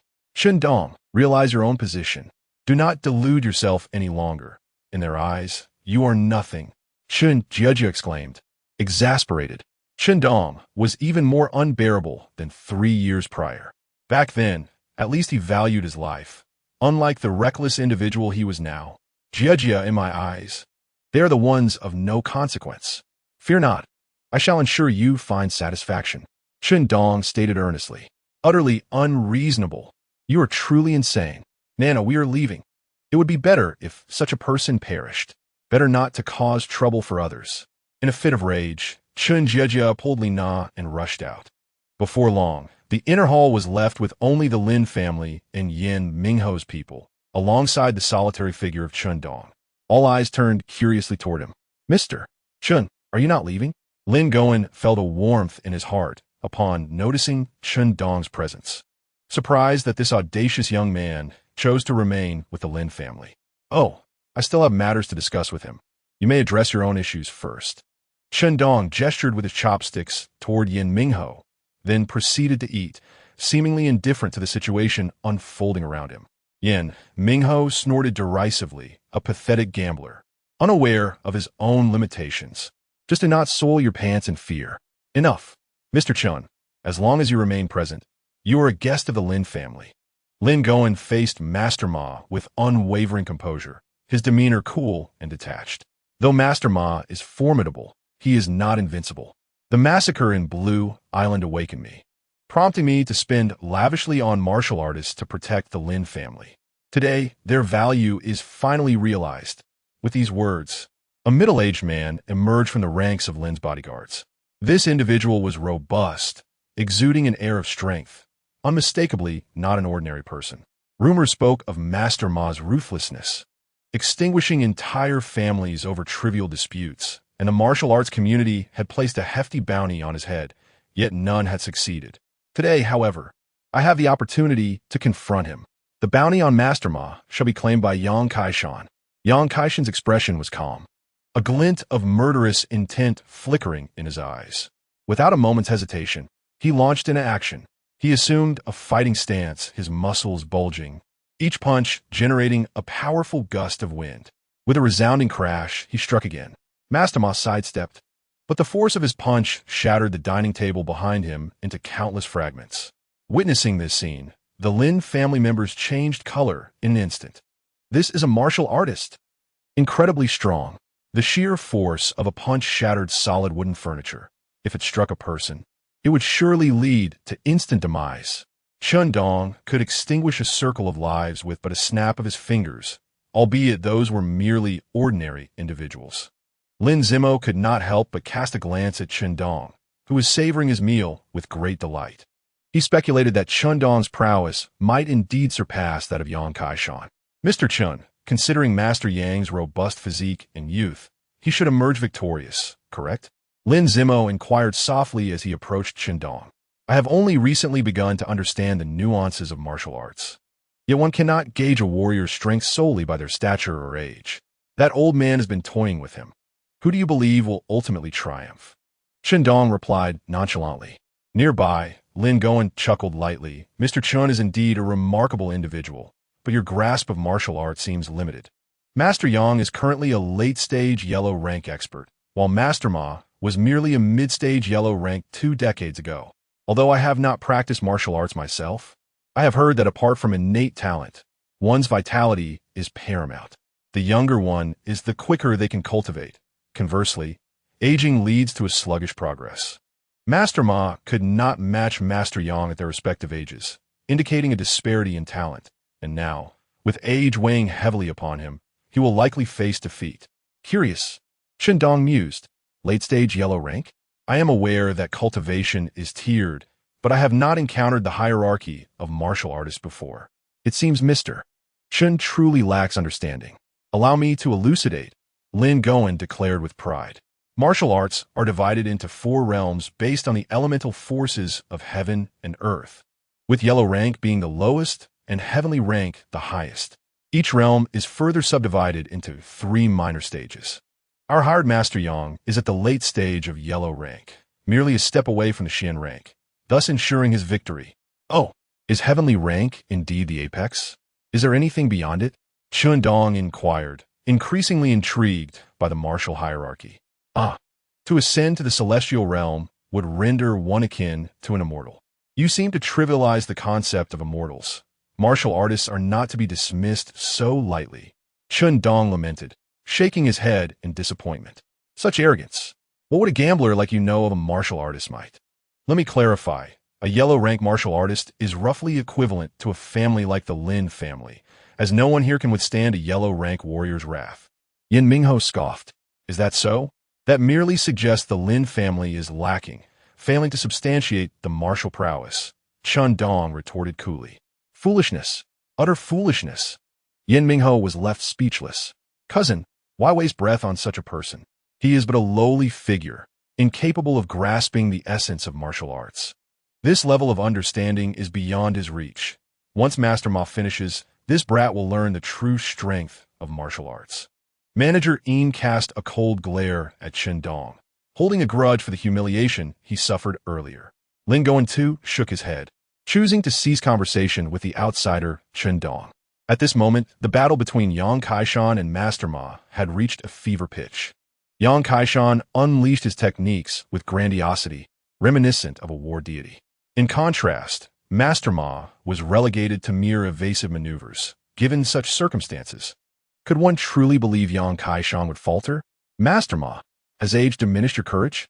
Are you now reduced to scurrying like a mouse? Yang Kai-shan taunted, brimming with confidence. Alas, age softens the heart, wishing to spend more time with the younger generation, but since you have had your fun, it is time to end this. Suddenly, Master Ma halted, lifting his palm slowly toward Yang Kai-shan. A wave of foreboding washed over Yang Kai-shan, prompting him to cease his advance. A cold sweat breaking out on his back. Chapter 20. Xian rank, your reaction is commendable, but alas, it is futile. Master Ma grinned wickedly, his form lunging forth. His withered hand aimed directly at Yang Kai-shan's heart. Damn it! Yang Kai-shan cursed under his breath, leaping back, seizing 2 of the Lin family's bodyguards and hurling them toward Master Ma. 2 burly men, each over 170 centimeters, would surely inflict significant damage upon any ordinary opponent. However, Master Ma merely smirked disdainfully pushing gently with his hand, sending the two men flying several meters. The bodyguards stumbled to their feet, bewildered, and examined themselves, finding no wounds. Nothing? E.M. unscathed. I too am fine, thanks to Master Ma. Before the bodyguard could finish his words, they suddenly found themselves gasping as their chests exploded, revealing gaping holes the size of bowls. They fell to the ground, eyes wide in confusion, unable to comprehend what had just transpired. Dark energy infiltrating the body. You're a Xian rank expert. Impossible. With your innate talent, how could you reach Xian rank? Yang Kaishan's mind was in turmoil. The so-called dark energy is the ability to infuse internal force into an opponent's body upon contact, causing harm, a hallmark of entering the Xian rank. Previously, Yang Kaishan's destruction of the furniture relied solely on the winds generated by his punches, a mere compression of air causing impact. Such attacks, while appearing ferocious, would falter against even slightly robust martial artists. In contrast, dark energy penetrates the body regardless of physical strength, unless one can channel their internal force to counteract it. Thus, martial artists practicing external techniques thrive only within the yellow rank, while few can excel in the Xian rank, where the contest hinges upon the quality of internal force. With this realization, Yang Kaishan's expression fluctuated between despair and disbelief. Before he could gather his thoughts, Master Ma lunged forward, delivering a ferocious palm strike toward Yang Kaishan. Yang Kaishan snapped back to reality, witnessing the rapidly approaching hand, his face turning pale as he hastily attempted to evade. Yet, Master Ma's hand still grazed his arm. With a sickening sound, Yang Kaishan cried out in agony as his arm was shattered, blood spraying forth like a fountain. The Lin family members stood in stunned silence. How could this be? Just moments ago, the seemingly dominant Yang Kaishan had lost an arm in a single exchange. How could this happen? Because he was simply outmatched. I said from the start that the old man was merely toying with him, Chen Dong remarked calmly. What should our Lin family do now? Lin Zimo asked anxiously. Fear not, we share a bond, Chen Dong replied with a smile. As they conversed, Yang Kaishan was sent flying by a kick to the chest from Master Ma, blood gushing from his mouth like a fountain. Though he did not explode like the previous two bodyguards, his pitiful state indicated severe internal injuries. Yang Kaishan lay on the ground like a defeated dog, entirely devoid of his previous vigor. I concede. I withdraw from your conflict. You may deal with the Lin family as you see fit. He trembled, raising his hand, his words slurred. Leave the Green Mountains. There is no need to fear a lack of firewood. He was merely a hired bodyguard for the Lin family, a transaction that did not warrant risking his life. Concede? Young one, it was you who compelled me to unleash my full power. Now you wish to withdraw? How presumptuous. This is not a game where you dictate the terms. Master Ma chuckled maliciously, striding toward Yang Kaishan as if he were an elderly man, strolling leisurely. With each step, it felt as though Master Ma was trampling upon Yang Kaishan's heart. I apologize. It was the folly of youth. As an apology, I shall offer all my earnings for my years as a bodyguard for the Lin family, totaling 100 million. Yang Kaishan pleaded desperately, dropping to his knees. Disregarding his injuries, Yang Kaishan felt a wave of relief wash over him. Money could be earned again, but life was irreplaceable. At that moment, all the Lin family members turned pale. It's over. This is truly the end. Even a formidable warrior like Yang Kaishan was reduced to begging for mercy. What hope did they, mere ordinary people, possess? Master Ma, your efforts are commendable. Yin Mingho approached with a beaming smile, addressing Lin Goen, Lin family head. Your strongest ally has fallen. Shall we discuss matters of cooperation? Dream on. I would rather die than agree to your terms. To everyone's astonishment, Lin Goen remained resolutely unyielding during this critical moment. The smile on Yin Haoming's face suddenly vanished, replaced by a sinister expression. Lin Goen, do you wish to see the entire Lin family perish? 20 years ago, Ma Lao could annihilate a clan, and he remains capable of doing so even now. The mention of extermination sent a wave of panic through the Lin family. Grandfather, please agree to his demands. I don't want to die yet. It's just a matter of purchasing medicine. If it truly has the effects Yin claims, it wouldn't be detrimental to us. Lin Zixing implored, gripping his grandfather's arm tightly. Zixing, you do not comprehend.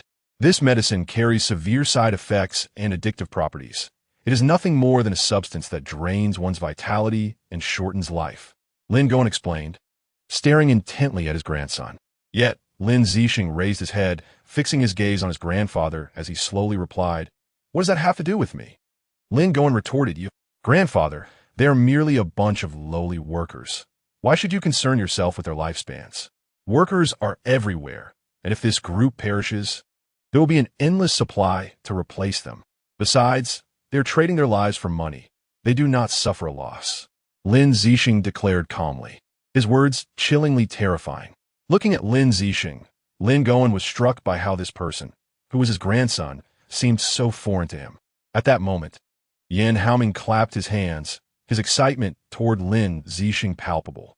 "Lin Gong, you have lived so long, yet remain less perceptive than your grandson. The fate of these lowly commoners is to exchange their lives for money, and we are merely enhancing their efficiency." Yan Haoming turned to Lin Zixing, whispering like a devil, "Lin Zixing, if I appoint you as the head of the Lin family, the deal for purchasing medicine will certainly be a 70-30 split.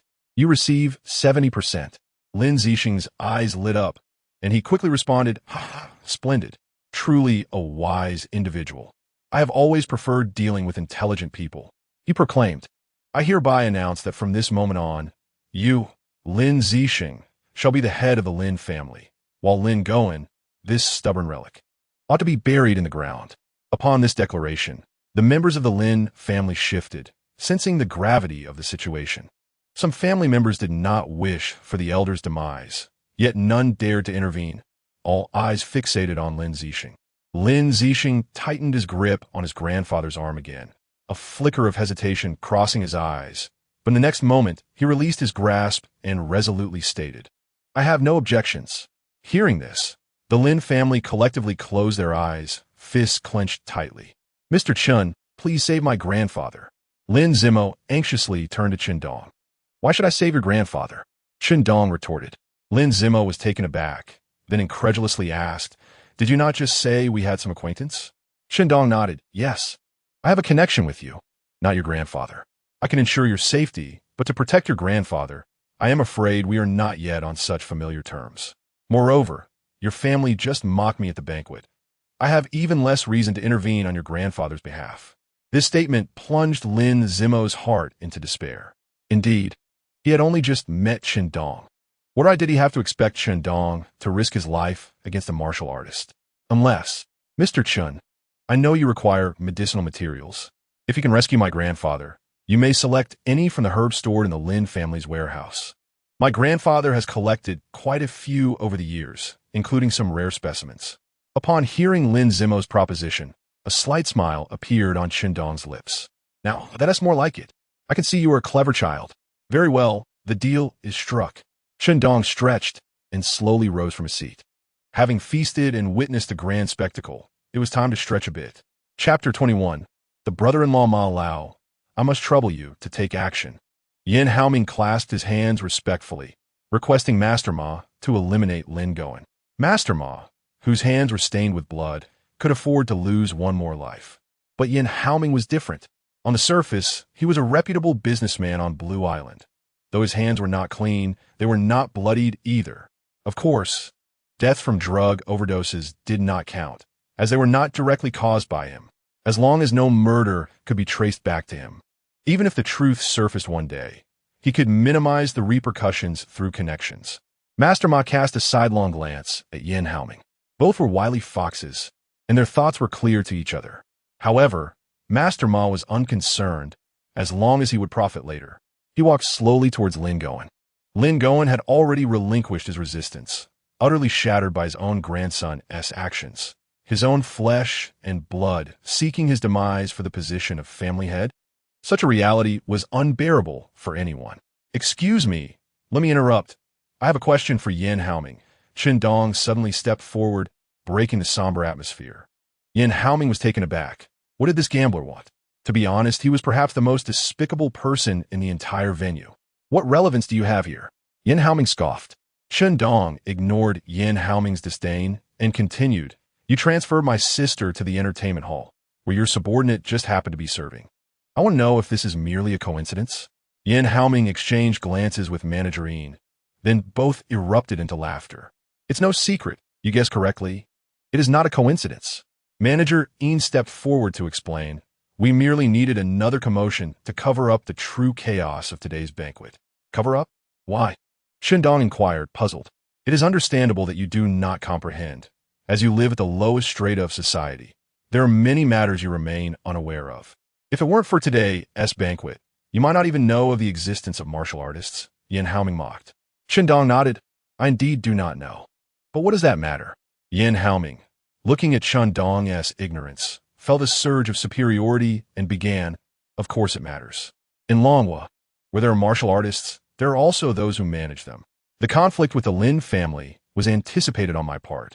Battles among martial artists will certainly provoke investigation from those in authority.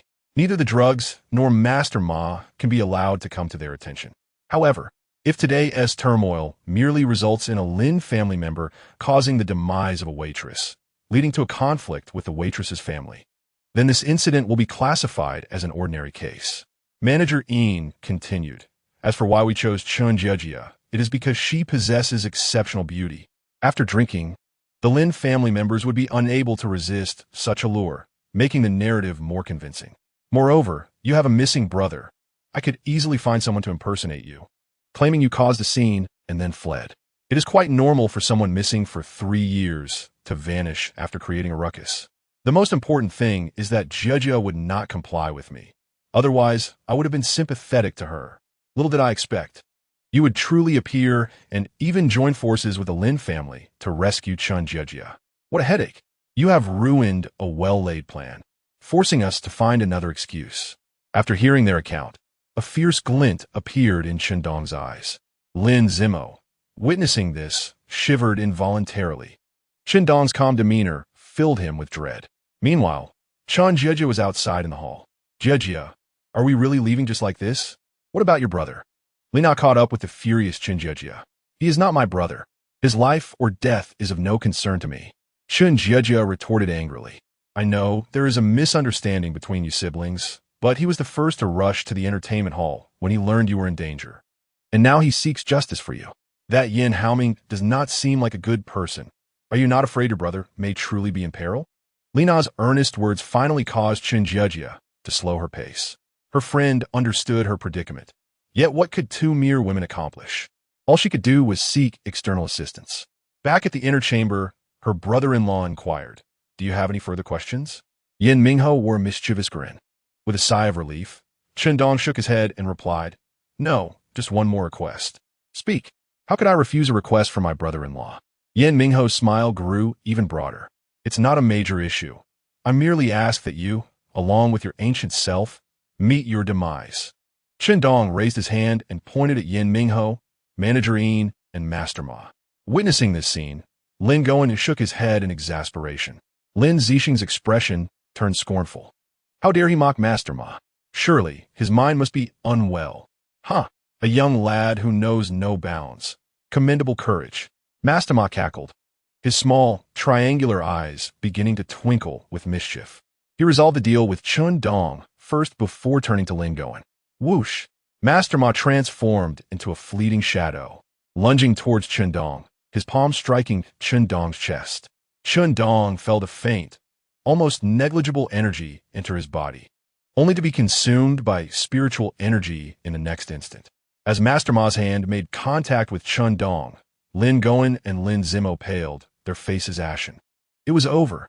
All was lost. Just moments ago, 2 bodyguards had suffered grievous injuries. However, the next moment brought forth a spectacle that left everyone agape. Had enough? Chen Dong swiftly grabbed Master Ma by the throat, lifting him effortlessly. No, this cannot be. How are you unharmed? Are you also a warrior? Who on earth are you? Master Ma's face turned ashen, his eyes wide with terror as he struggled violently. But it was in vain. No matter how he fought, exhausting all his strength, he was but a mayfly attempting to shake a mighty tree. Fear began to spread.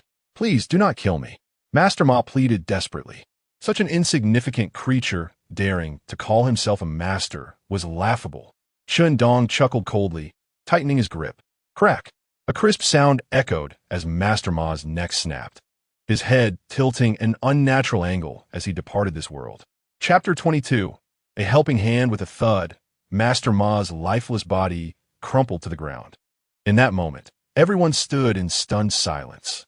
The inner chamber was so quiet that one could only hear the sound of their own breathing. This cannot be real. Master Ma was a ruthless individual known for slaughtering entire families. How could he appear so feeble before Chen Dong? Like a mere chick unable to resist. Yin Mingho and manager Yin rubbed their eyes vigorously, struggling to grasp the scene unfolding before them. Yang Kaishan gaped, glancing again at the remarkably youthful Chen Dong. As his entire worldview crumbled, an advanced practitioner was unable to land even a single blow against this young man. How powerful must he be? At the late stage of Shen level? Could he be at the Earth level? If that were the case, it would be terrifying. Achieving Earth level before 30 would mark him as a prodigy in the entire Dragon Kingdom, destined to become a heavenly master, with possibilities of reaching the legendary realm of immortality. The realization that he had witnessed a future heavenly master sent a thrill through Yang Kaishan, filling him with pride for the tales he could share in the future. Chen Dong glanced at the onlookers before turning his attention to Lin Zimo. I have dealt with the immediate threat. The remaining two are inconsequential. You all must find a way to dispose of them in the entertainment area. Remember, once you have done so, no outsiders are to remain except for Yin Mingho's people. Otherwise, you will face the consequences. Oh, and have the owner of this hotel wait at the entrance. I wish to discuss something with him. Certainly. Thank you, Mr. Chun, for your life-saving grace. I shall attend to it immediately. Lin Zimo's tone grew increasingly respectful. He had anticipated Chen Dong's strength, but never to this extent. Lin Goen quickly composed himself, his aged face blooming with a smile as he approached Chen Dong, seeking to ingratiate himself. Such power, combined with unique abilities, was someone worth befriending. Even if they could not become allies, they must not become adversaries. Thank you, Mr. Chun. You have saved my life once more. I apologize for my previous disrespect towards you. Please forgive me. From today onward, you shall be the most esteemed guest of the Lin family. Lin Goen declared, bowing deeply. No. Chen Dong raised his hand, interrupting Lin Goen. I have no interest in being your family's guest. Do not attempt to bind me to the Lin family. This is merely a transaction between Lin Zimo and myself. He has promised that afterward, I may take any medicinal herb from your family's warehouse. Lin Zimo's word should hold weight, correct? Lin Goen, sensing Chen Dong's probing gaze, quickly replied, of course. Zimo is my grandson. His words naturally represent the Lin family. You have saved me twice. Not only can you take whatever you wish from the warehouse, but you could also empty it entirely. This old man was indeed quite sensible. As Chen Dong spoke, he cast a meaningful glance at Lin Goen. Lin Goen immediately understood, clasping his hands together.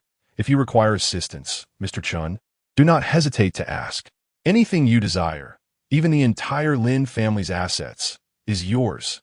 The Lin family's assets paled in comparison to Chen Dong's future. Lin Goen was betting on Chen Dong's potential. Lin Zixing interjected, Grandfather, you must be mad. Those are our family's possessions. Smack!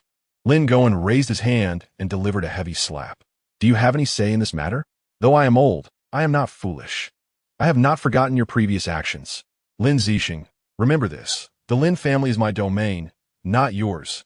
If you wish to inherit the Lin family, you are not worthy. Mr. Chun is my savior. How can you, as a junior, show disrespect? Kneel down and apologize. Lin Goen glared furiously, though anger at his grandson's behavior conflicted with familial affection.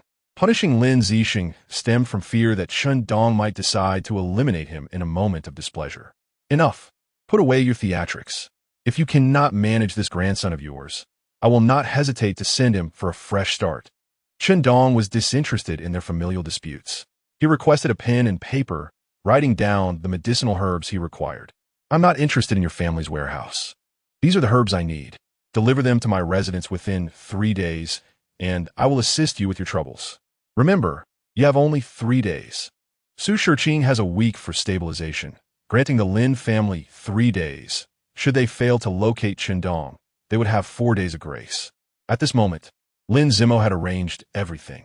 Mr. Chun, Yin Mingho, and manager Ian have been sent to the entertainment area, but upon encountering Brother Chong, they fainted from fear. Brother Chong and the others have already lost their composure, only muttering about wanting to die. Lin Zimo trembled slightly as he spoke. Brother Chong and his group had suffered terribly, enduring unbearable itching without the ability to scratch or relieve themselves, ultimately leading to blood flowing from their orifices and their eyes turning crimson. Well, this is no longer my concern. You all handle the aftermath. One thing, I dislike complications and do not wish for this situation to bring trouble to my family. Otherwise, I will not hesitate to erase everyone present. Chen Dong's gaze swept across the room, and all who met his eyes shuddered. Yang Kaishan gasped, immediately dismissing any thoughts of boasting alongside Chen Dong. After delivering his warning, Chen Dong made his exit. Lin Goen hastily followed Lin Zimo. Zimo and I will see Mr. Chen off. You all wait here. Lin Goen recognized Chen Dong's aversion to strangers and chose to only bring Lin Zimo. Upon exiting the main entrance of Junlin Hotel, the hotel owner anxiously paced back and forth outside. He was aware that something significant had transpired that night, and before he could inquire further, he was hastily ushered outside by the third young master of the Lin family. He was informed that a person who even the Lin family dared not provoke was waiting to see him. Even the Lin family cannot afford to offend him. The hotel proprietor was thoroughly alarmed. Even if he felt a pressing need to relieve himself, he dared not leave. Upon seeing Lin Zimo emerge, he hurriedly approached. Mr. Lin, young Master Lin, may I inquire what brings you here? He asked with a forced smile. It is Mr. Chun who wishes to speak with you. Lin Goen indicated Chen Dong. Mr. Chun? The hotel owner looked at Chen Dong in surprise. He had hosted numerous distinguished guests, yet this young man was unfamiliar to him. There's no need to speculate about my identity. I am merely Chen Jiejia's elder brother. Chen Dong replied with an air of indifference. Chen Jiejia's brother? Oh, now I recall. We do have a girl named Chen Jiejia at our hotel, diligent and ambitious. I even assigned her to oversee the Lin family's birthday banquet. The hotel owner recalled the vibrant young woman, but instead of feeling pleased, he cautiously asked, is something the matter with Chen Jiejia? Did she cause any issues at the Lin family celebration? Lin Goen quickly waved his hands. No, absolutely not. I have summoned you for two matters. First, Jiejia has resigned and will not be coming to work starting tomorrow. Second, I believe there is no need for the entertainment area in your hotel. I am here to assist you. The hotel owner was taken aback. He could comprehend the first condition, but the second? Lin Goen and Lin Zimo shared his bewilderment. However, while the three remained in a state of confusion, Chen Dong merely raised his right hand and formed a decisive gesture. Boom!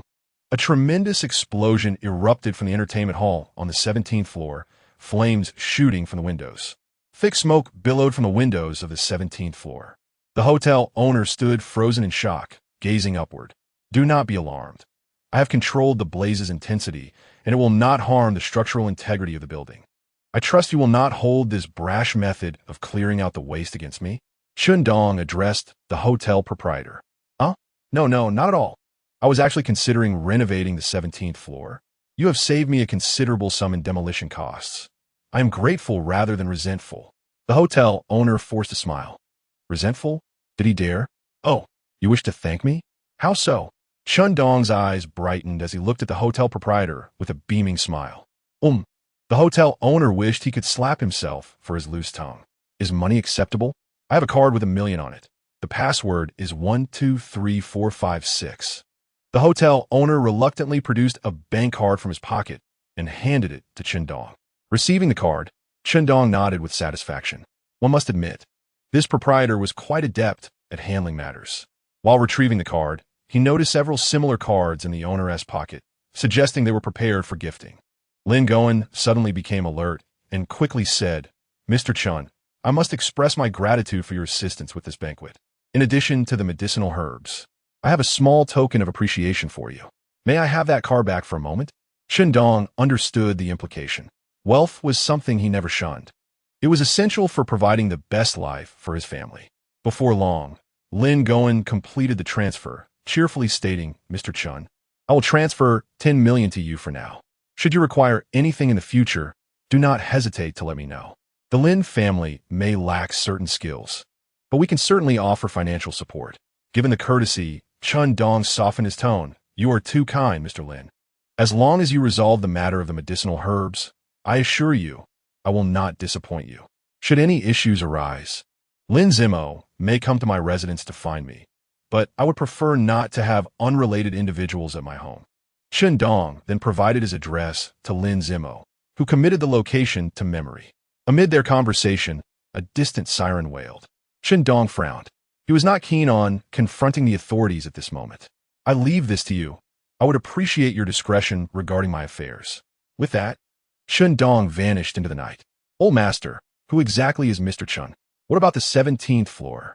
The hotel owner's deference to Chen Dong stemmed largely from the Lin family's reputation. Yet the explosion on the 17th floor took him by surprise. A person bold enough to detonate a building in broad daylight was, in many respects, more perilous than the Lin family, prompting him to offer Chen Dong $1 million in hopes of averting disaster. Lin Gowen's expression turned grave as he stated, "You need not concern yourself with Mr. Chen's affairs. As a reminder, considering our many years of friendship, do not offend him. If Mr. Chen dislikes the transactions on the 17th floor, then let them cease. Life is far more valuable than wealth. Would you not agree?" Upon hearing this, the hotel owner's mind buzzed. More formidable than the Lin family? Zimo, were you present during Mr. Chen's visit to the 17th floor? Lin Gowen asked seriously.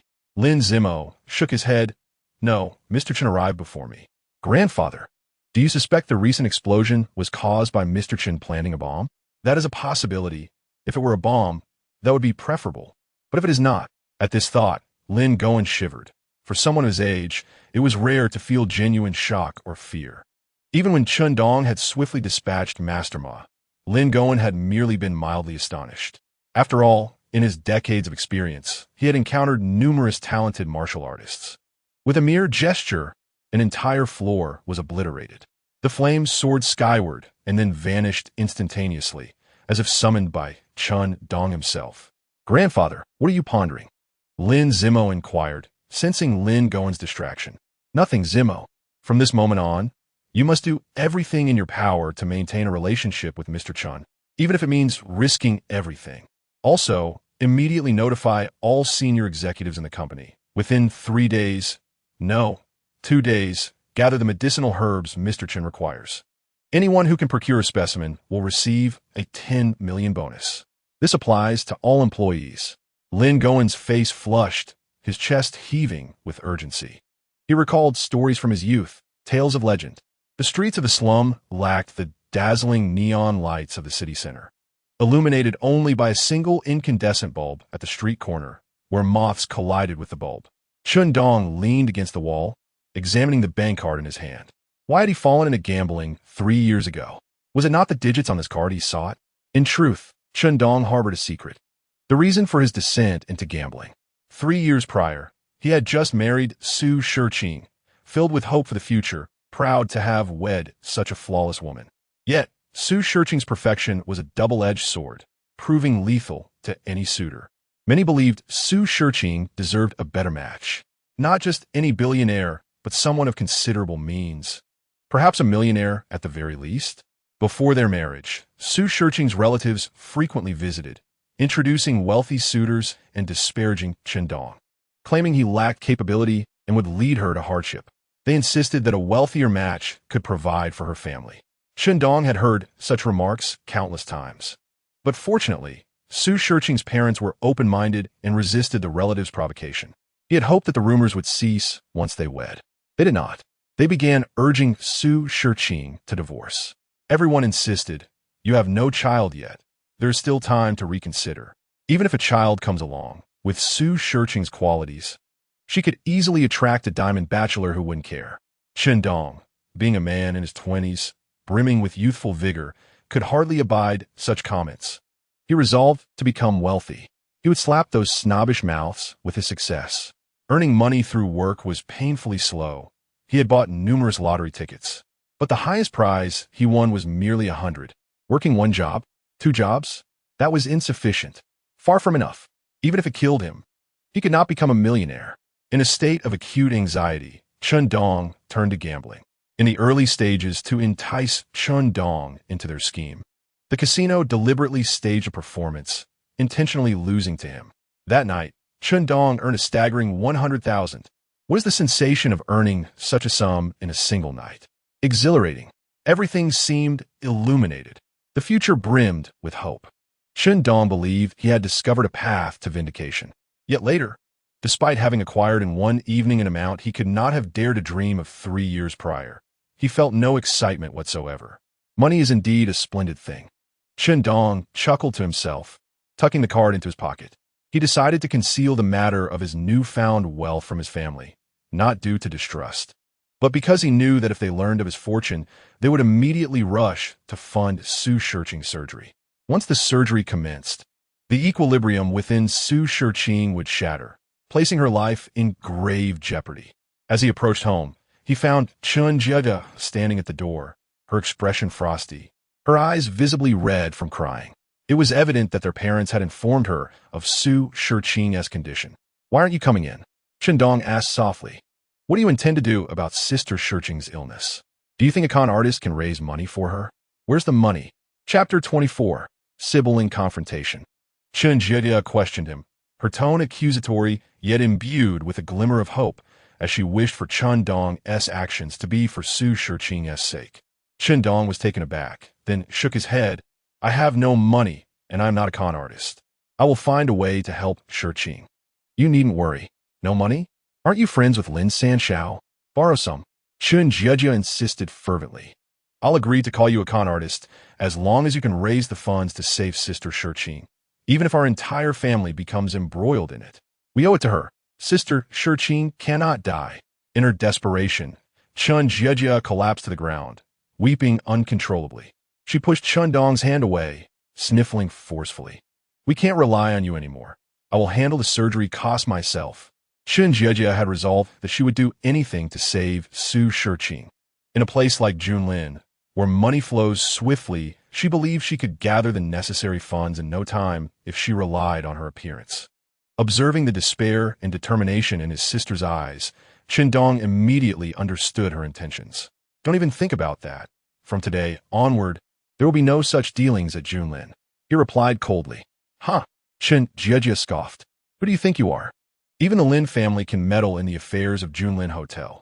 What can a con artist like you do?" Just as Chen Dong was about to respond, a voice from inside the house called out in panic. Jie, come quickly. Something has happened at Junlin." Chen Jie was taken aback and rushed inside. The old television in their home, dating back to the 1980s, was broadcasting local news. "We interrupt this program for an urgent news report.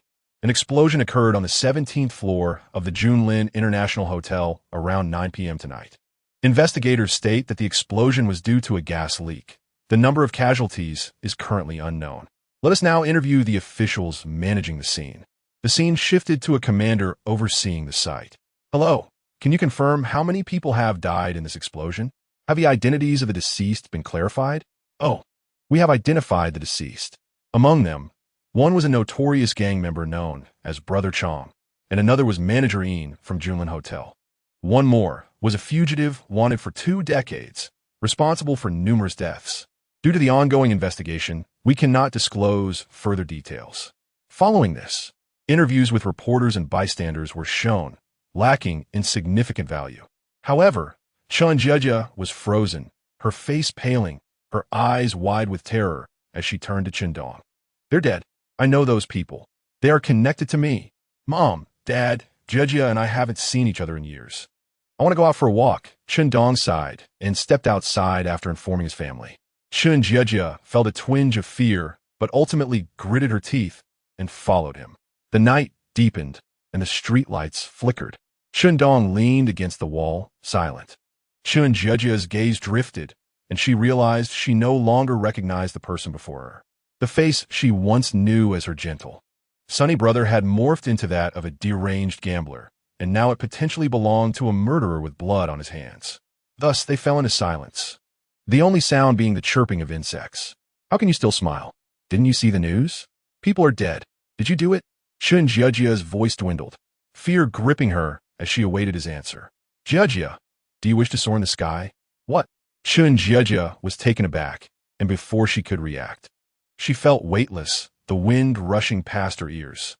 "Ah, don't be afraid. I won't let you fall. Chen Dong reassured her, gripping her shoulders gently. Hearing the tremor in her voice, he added, I have always been Chen Dong. I simply learned a few skills during my absence of 3 years. Skills? You call this a skill? Chen Jiejie exclaimed, gazing at the flying sword beneath them, with countless lights sparkling below. Overwhelmed, she felt dizzy and weak. Let's go down and talk. Chen Dong chuckled. He too had felt this way the first time he flew. It's unavoidable. Fear of heights runs in our family. Once back on solid ground, Chen Jiejie leaned against the wall, her legs still trembling. What on earth have you been doing these past 3 years? Thus, Chen Dong briefly recounted his experiences in the realm of cultivation over the past 300 years. After listening, Chen Jiejie's expression became complicated. A celestial being? So, you really did kill those people? In response, Chen Dong's demeanor turned grave as he fixed his gaze on her. Yes, they tormented my sister. Jiejie, do you remember what I told you when we were young? Only I can bully my sister. No one else can. Looking into Chen Dong's profound eyes, Chen Jiejie bit her lip, her eyes glistening. She did not comprehend the intricacies of cultivation or the cost of traversing 2 worlds. Yet she understood that her brother had not intentionally abandoned their home. While they struggled to survive, her brother in another world was fighting just as hard. 300 years. He had toiled in that other realm for 3 full centuries.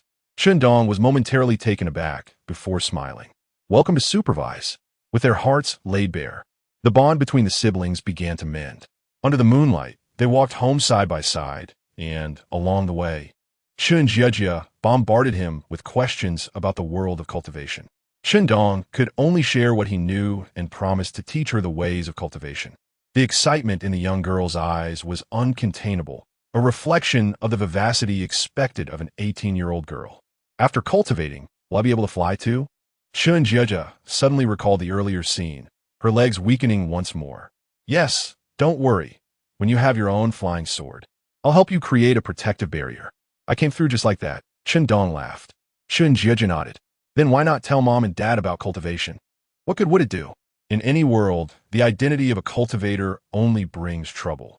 They can't help, and it would only keep them up at night. It's better if they remain oblivious. And you mustn't speak of this carelessly. It could stir up significant trouble. Chen Dong cautioned. I wouldn't dare. Speaking of such things would only have them think I'm insane. Chen Jiejie replied, her big playful eyes glinting as she retorted. So you're not worried I might lose sleep over it? You? You think you'd be worried about me? Chen Dong teased, ruffling her hair. Don't touch me. I haven't forgiven you yet. If you wanted to worry about you, first heal Sister Shiqing and earn her forgiveness. Chen Jiejie protested, pouting. However, the mention of Su Shiqing significantly dampened the atmosphere. Fear not, for while I am here, Shiqing shall come to no harm. Chen Dong gazed skyward, resolving to visit the hospital tomorrow to check on Su Shiqing's condition. Chapter 25. I miss you the following day. He spent money early in the morning. A modest breakfast would suffice, yet he still insisted on making a purchase. Every penny counted, as Shiqing awaited financial assistance at the hospital. Chen Dong smiled, having noticed his father's eyes fixated on the steamed buns and fried dough sticks, his throat bobbing with anticipation. This was an exceedingly ordinary breakfast, yet for the Lin family, accustomed to plain broth and noodles, it was the most sumptuous meal they had enjoyed in nearly a year. The more they savored this moment, the heavier Chen Dong's guilt weighed upon him. Father, rest assured, I promise you, Shiqing will be fine. She will always be a daughter-in-law of the Lin family. Chen Dong declared resolutely. Chen Wenshan observed his son, eventually realizing that Chen Dong had indeed changed since he became a cultivator. Upon learning of Chen Dong's abilities, Chen Jiejie's anxiety about the future dissipated. With Chen Dong's talents, earning a living in this society seemed as effortless as child's play.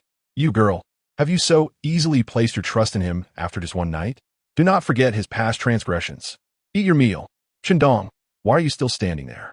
Fetch the bowls and chopsticks, and call your mother to the table.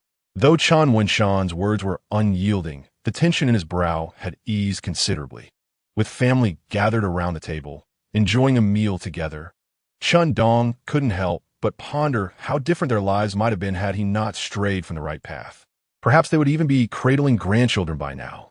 After breakfast, Chen Dong prepared to visit Su Shiqing at the hospital. Chen Jieji insisted on accompanying him, and since he needed her assistance with a few matters, he consented. They refrained from informing their parents about the visit, as an unpleasant incident had transpired at the hospital the previous day, and they had promised Shiqing's parents that Chen Dong would not see her again. Once they left home, Chen Jieji, both excited and apprehensive, inquired, "How shall we go? Will we fly?" Chen Dong was taken aback and promptly delivered a playful smack to her forehead. "What are you thinking? If it's not an urgent matter, we should use transportation." "Oh." Chen Jieji rubbed her slightly sore forehead, feeling somewhat disheartened. Her behavior aptly reflected the blend of naivety and playfulness she possessed. The siblings took a taxi to the shopping mall. Chen Dong had noticed yesterday that Shiqing's jeans were faded, and he seized the opportunity to have Chen Jieji assist in selecting some women's clothing to send to her. Naturally, as his sister, Chen Jieji also treated herself to a completely new outfit. Initially, she hesitated, opting for discounted items.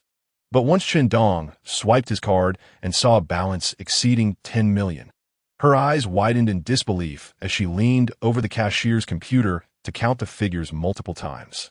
Finally, unable to contain herself, she exclaimed, "Earning money is far too easy." Despite their newfound wealth, the hardships of the past had left an indelible mark on Chen Jieji, leading her to focus on practicality in her purchases. Before they departed, she even helped Chen Dong select a new phone, recognizing that in today's society, communication would be nearly impossible without one. Upon arriving at the hospital, they discovered that Su Shiqing was not in her ward. After inquiring with a nurse, they learned she had gone to the hospital garden. The siblings hurried to the garden, and from a distance, they spotted a frail figure sitting beside a pond, staring blankly at the lotus flowers. Smack! Chen Jieji's eyes welled with tears as she nudged Chen Dong, thrusting a large bag of items into his hands. Sister Shiqing was once so beautiful, and look at her now. She's become so thin, and this is all you're doing. If she never forgives you in this lifetime, whether you are an ordinary person or a cultivator, I shall no longer recognize you as my brother. Go quickly and remember, Sister Shiqing is inherently strong-willed. You must be patient and comfort her." Chen Dong asked, "Aren't you going over?" Chen Jieji shook her head. "It's better to observe from a distance. The rest is your responsibility." His sister remained the same understanding girl she had always been, unchanged through the years. Chen Dong approached the woman by the pond, burdened with bags of gifts. Perhaps sensing his presence, Su Shiqing lifted her head, only to be met by the last person she wished to see. "What do you want?" Her voice was icy, invoking a fear in Chen Dong that rivaled the coldness of a millennium of frost from the cultivation realm. Taking a deep breath, he smiled gently at Su Shiqing. "I missed you, so I came to see you." "Chen Dong, there is no need for this. I am but a breath away from death, devoid of any resources for you to exploit. Please, I beg you, let me have these final days in peace." Her tone was devoid of the fury and hysteria he had anticipated. Instead, it was cold and calm. The greatest sorrow lies in a heart that has ceased to hope. This was Su Shiqing's current state. This moment could only be mended with sincerity. Chen Dong looked at the frail Su Shiqing, his heart aching, and gently said, "I will no longer ask you for money. I have wealth now, and these are some clothes I selected for you. I saw your old clothes 3 years ago, and you have endured much hardship during this time." Yet, as she looked at the items Chen Dong offered, her expression remained devoid of joy, growing even colder. "Where did you get this money? Do your parents know you bought all this? Did you deceive them again?" Though these items were not expensive, it was implausible for the Chen Dong, who had been a beggar yesterday, to suddenly possess the means to purchase so much. The only explanation Su Shiqing could conceive was that he had resorted to trickery once more. "Chen Dong, it has been 3 years. You have made no progress. I have very few days left to live. Who will bear this debt? Your parents? They are aging and in poor health. Do you intend to drive them to their graves too? And what about your relatives and friends? You have deceived them, and your parents have had to plead with them not to report you. Do you know how much they have lost along the way? How many times they have been stabbed in the back? They were once proud people. Look at them now. Do they still have any dignity in the village?" Su Shiqing bit her lip, her eyes reddening. "Chen Dong, if you have any conscience left, Earn money honestly, do not gamble anymore. And do not come looking for me again. I have already repaid the debts of our past life to this extent. Watching the trembling woman before him, Chen Dong's heart ached profoundly. He could only remain silent, allowing Su Shiqing to vent her feelings. As for 3 years, no one had been there to bear her burdens until this moment. As Su Shiqing's emotions gradually calmed, Chen Dong spoke gently. Shiqing, I admit I have wronged you in the past, but I have changed. I have undergone a tremendous transformation. Please give me a chance. Before Chen Dong could continue, Su Shiqing's father, Su Jianjun, stormed over in a fury. Grabbing Chen Dong by the collar, he glared menacingly. I warned you. If you dare to appear before my daughter again, I will kill you. Do you think I wouldn't? With that, Su Jianjun attempted to choke Chen Dong. Father, please, don't do this. Su Shiqing interjected, positioning herself between the two men. She turned to Chen Dong, urging, you need to leave now. Go. At that moment, Su Shiqing's mother, Zhang Yun, approached, accompanied by a strikingly handsome man of extraordinary demeanor. The man regarded Chen Dong with keen interest, his gaze indifferent, as if observing an inferior being, akin to a higher power looking down upon a mere ant. This aura reminded Chen Dong of many he had encountered in the cultivation world, none other than the offspring of prominent families. Undoubtedly, this man hailed from a lineage that surpassed even the Lin family. Yet, how had Su Shiqing's parents, ordinary folk, come to associate with someone of such stature? Uncle Su, please do not be upset. It appears that this gentleman is indeed the legendary Mr. Chen Dong. Greetings, I am Jiang Yulong, the employer of Shiqing. Chapter 26, Jiang Yulong. Shiqing is our company's most outstanding employee. She is unwell, and as her employer, it is only fitting that I come to visit. Jiang Yulong smiled gently, his voice resonating with magnetism, and his smile was as refreshing as a spring breeze, instantly endearing him to others. Mr. Jiang, you are exceedingly courteous. I am merely a humble employee, unworthy of your personal visit, Chen Dong observed. In contrast, Jiang Yulong's gaze toward Su Shiqing was imbued with an unmistakable possessiveness, a demeanor that hardly reflected the typical concern of a superior for a subordinate.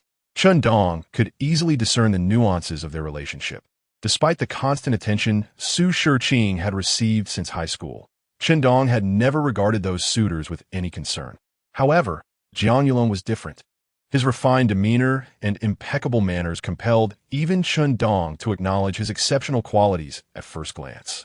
The presence of such a man pursuing Su Shiqing instilled a sense of urgency in Chen Dong. I have heard that, Mr.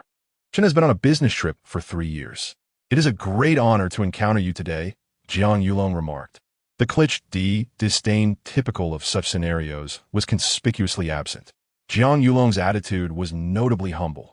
Rather than exposing Chen Dong's absence, he reframed it as a business trip, affording Chen Dong a measure of dignity.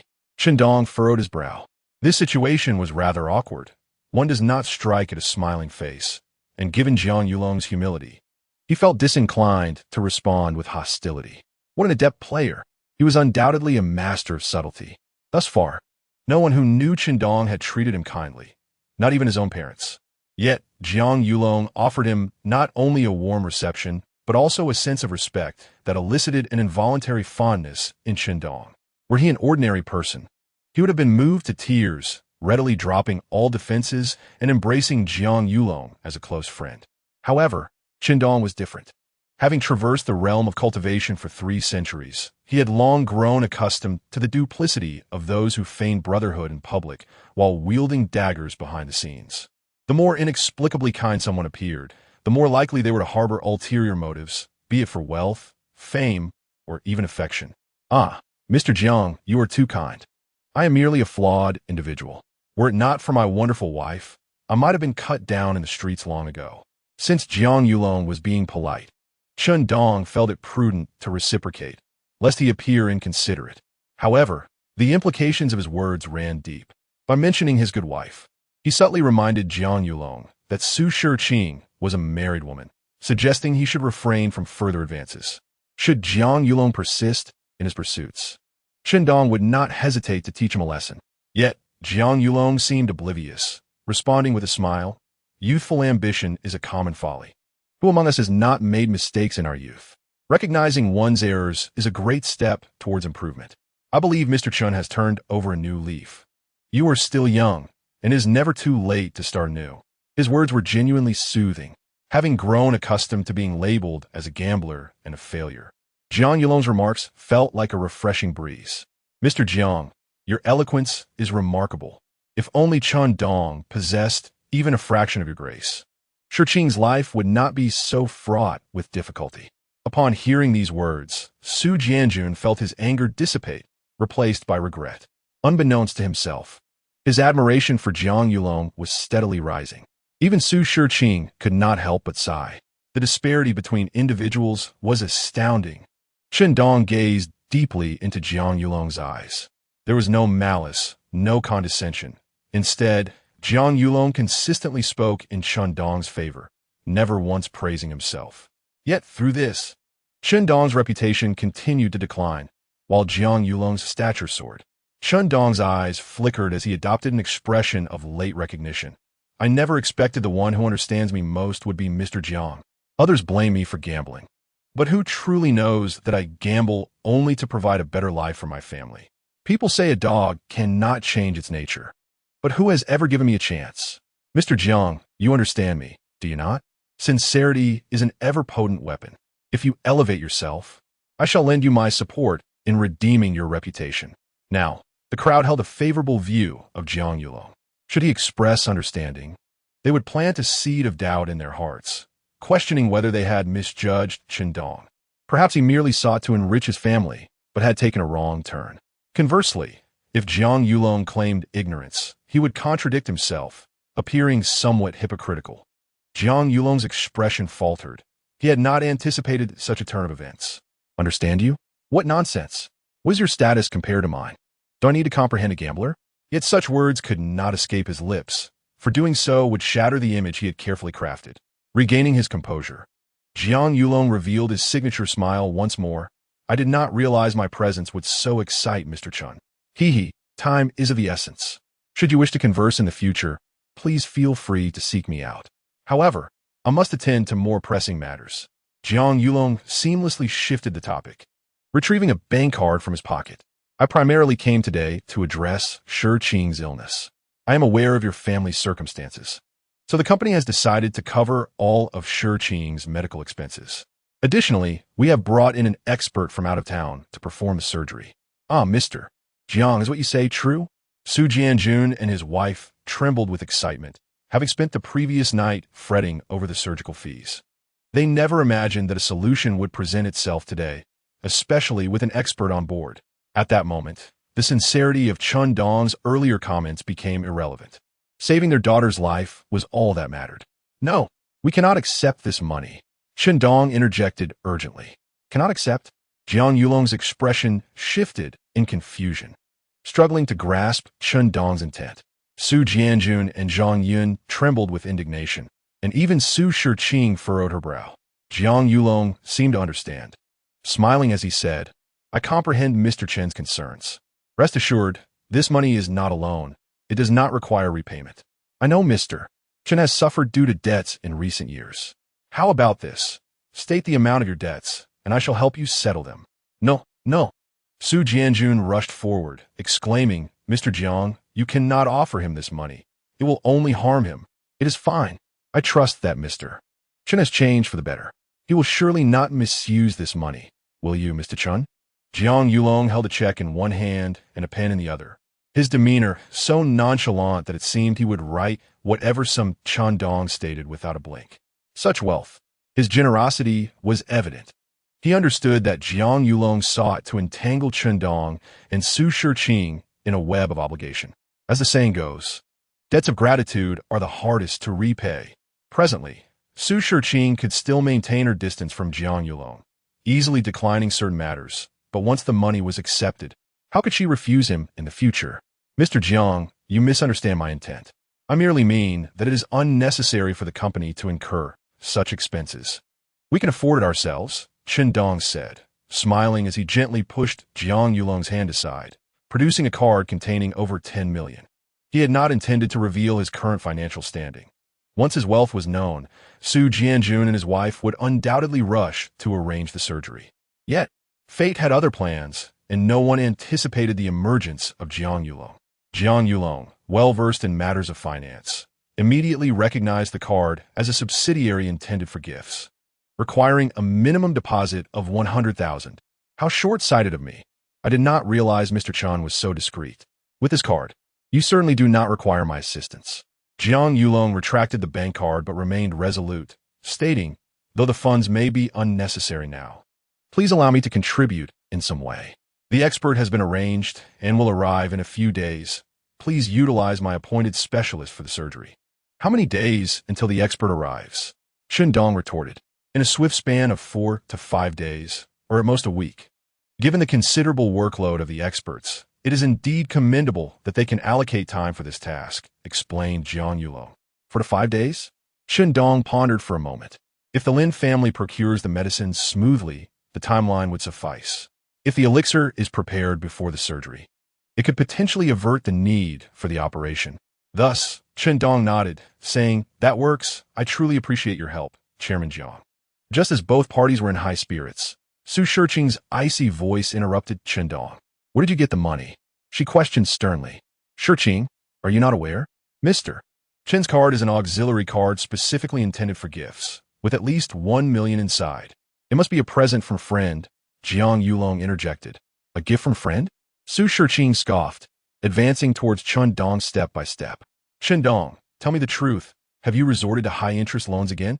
Chapter 27. Sincerity. Chen Dong looked at Su Shiqing, his expression complex.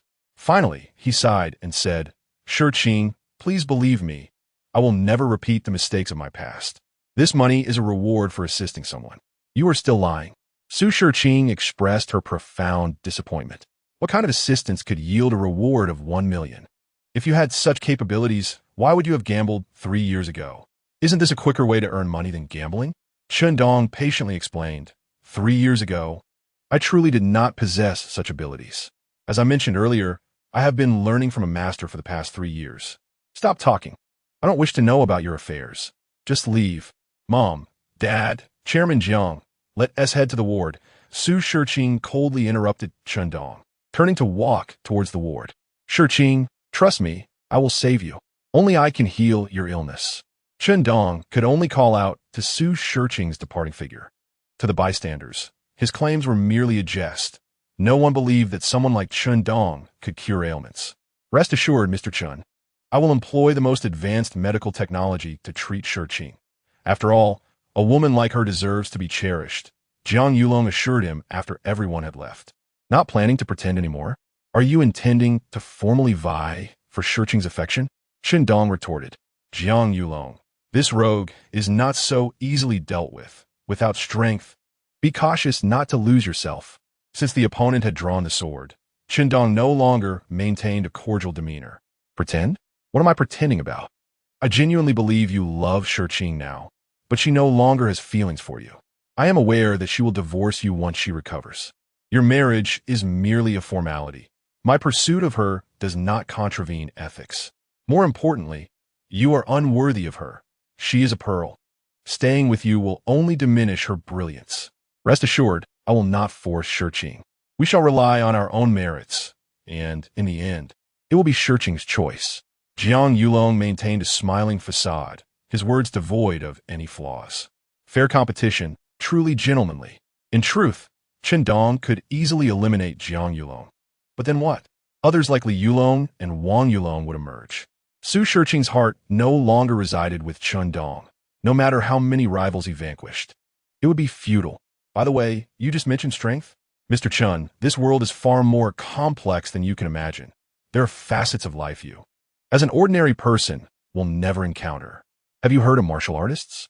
In terms you can comprehend, they are akin to the masters of martial arts in novels. Look at this leaf.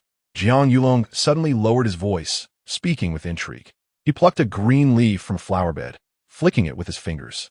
The leaf shot forth with a whoosh, embedding itself deep into a distant concrete wall. Chen Dong remained silent, his heart unperturbed. Yet, Jiang Yulong assumed Chen Dong was intimidated. Chuckling, do not be frightened. I meant no harm. I only shared this with you because I consider you a friend. These items are gift for Shurqing, right? She is still upset with you and will surely reject them. Let me deliver them to her." As he spoke, Jiang Yulong effortlessly took the assortment of bags from Chen Dong's hands. "Jiang Yulong, you need not feign this facade before me. I have no interest in unmasking your hypocrisy. Ultimately, Shurqing will belong to me. You would do well to compete fairly, for your little tricks are insufficient to contend with me." Chen Dong coldly replied, "Ha, hypocrisy? Little tricks?" Jiang Yulong's radiant smile suddenly darkened, his demeanor shifting momentarily, though the ominous aura vanished as quickly as it appeared. "Chen Dong, people often dismiss what exceeds their understanding as mere tricks. Perhaps it is better this way. At least living in ignorance can be a form of happiness. Farewell, and I wish you good fortune." Jiang Yulong was not angered. He merely found Chen Dong both pitiable and laughable. The threats sounded akin to a frog at the bottom of a well, utterly oblivious to the vast sky above. With a light chuckle, Jiang Yulong turned and departed. Chen Dong stood quietly, gazing in the direction of Su Shurqing's ward. Ultimately, he felt he had wronged her. Alas! Chen Dong sighed softly, turning to leave. Upon exiting the garden, Chen Jie rushed over, drenched in sweat. "Where have you been? Why are you so exhausted?" Chen Dong asked, smoothing her disheveled hair with concern. "I want to vent your frustrations." Chen Jie impatiently pushed Chen Dong's hand away, continuing, "I let the air out of that rich brat's tires." "Let air out? You?"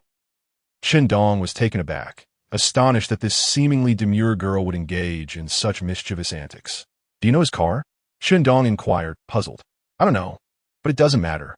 Just target the most expensive car in the parking lot." Chen Jie exclaimed proudly. Chen Dong rolled his eyes, utterly speechless. However, it was of no consequence. Who said girls must always be demure? A lively spirit is not without its merits. This rich brat wants to snatch Shurqing away from you. Won't you just eliminate him? If you did, you and Shurqing would face far fewer obstacles. On their way, Chen Jie voiced her greatest concern. Yet, Chen Dong shook his head. "The issues between your sister-in-law and me do not revolve around him. You cannot comprehend the 4 years we spent in university, working 2 shifts on weekends, traversing from the eastern part of the city to the western just to see each other, to spend time together. Or how, after graduating, we faced the uncertainty of the future, embracing and encouraging one another." As Chen Dong spoke, his deep gaze turned skyward, as if envisioning 2 carefree youths nestled together on a rooftop, lost in their own world. Chen Jie was momentarily taken aback, a torrent of emotions swelling within her. In that instant, her resentment towards Chen Dong dissipated, and she began to refer to him as brother once more, while also calling Su Shurqing's sister-in-law again. Hearing this, Chen Dong couldn't help but smile, ruffling Chen Jie's hair. "Rest assured, Shurqing will always be your sister-in-law." Meanwhile, Jiang Yulong, carrying shopping bags, regarded them with disdain. "Cheap, tasteless, utterly devoid of sophistication. Chen Dong, how can you even compare with me?"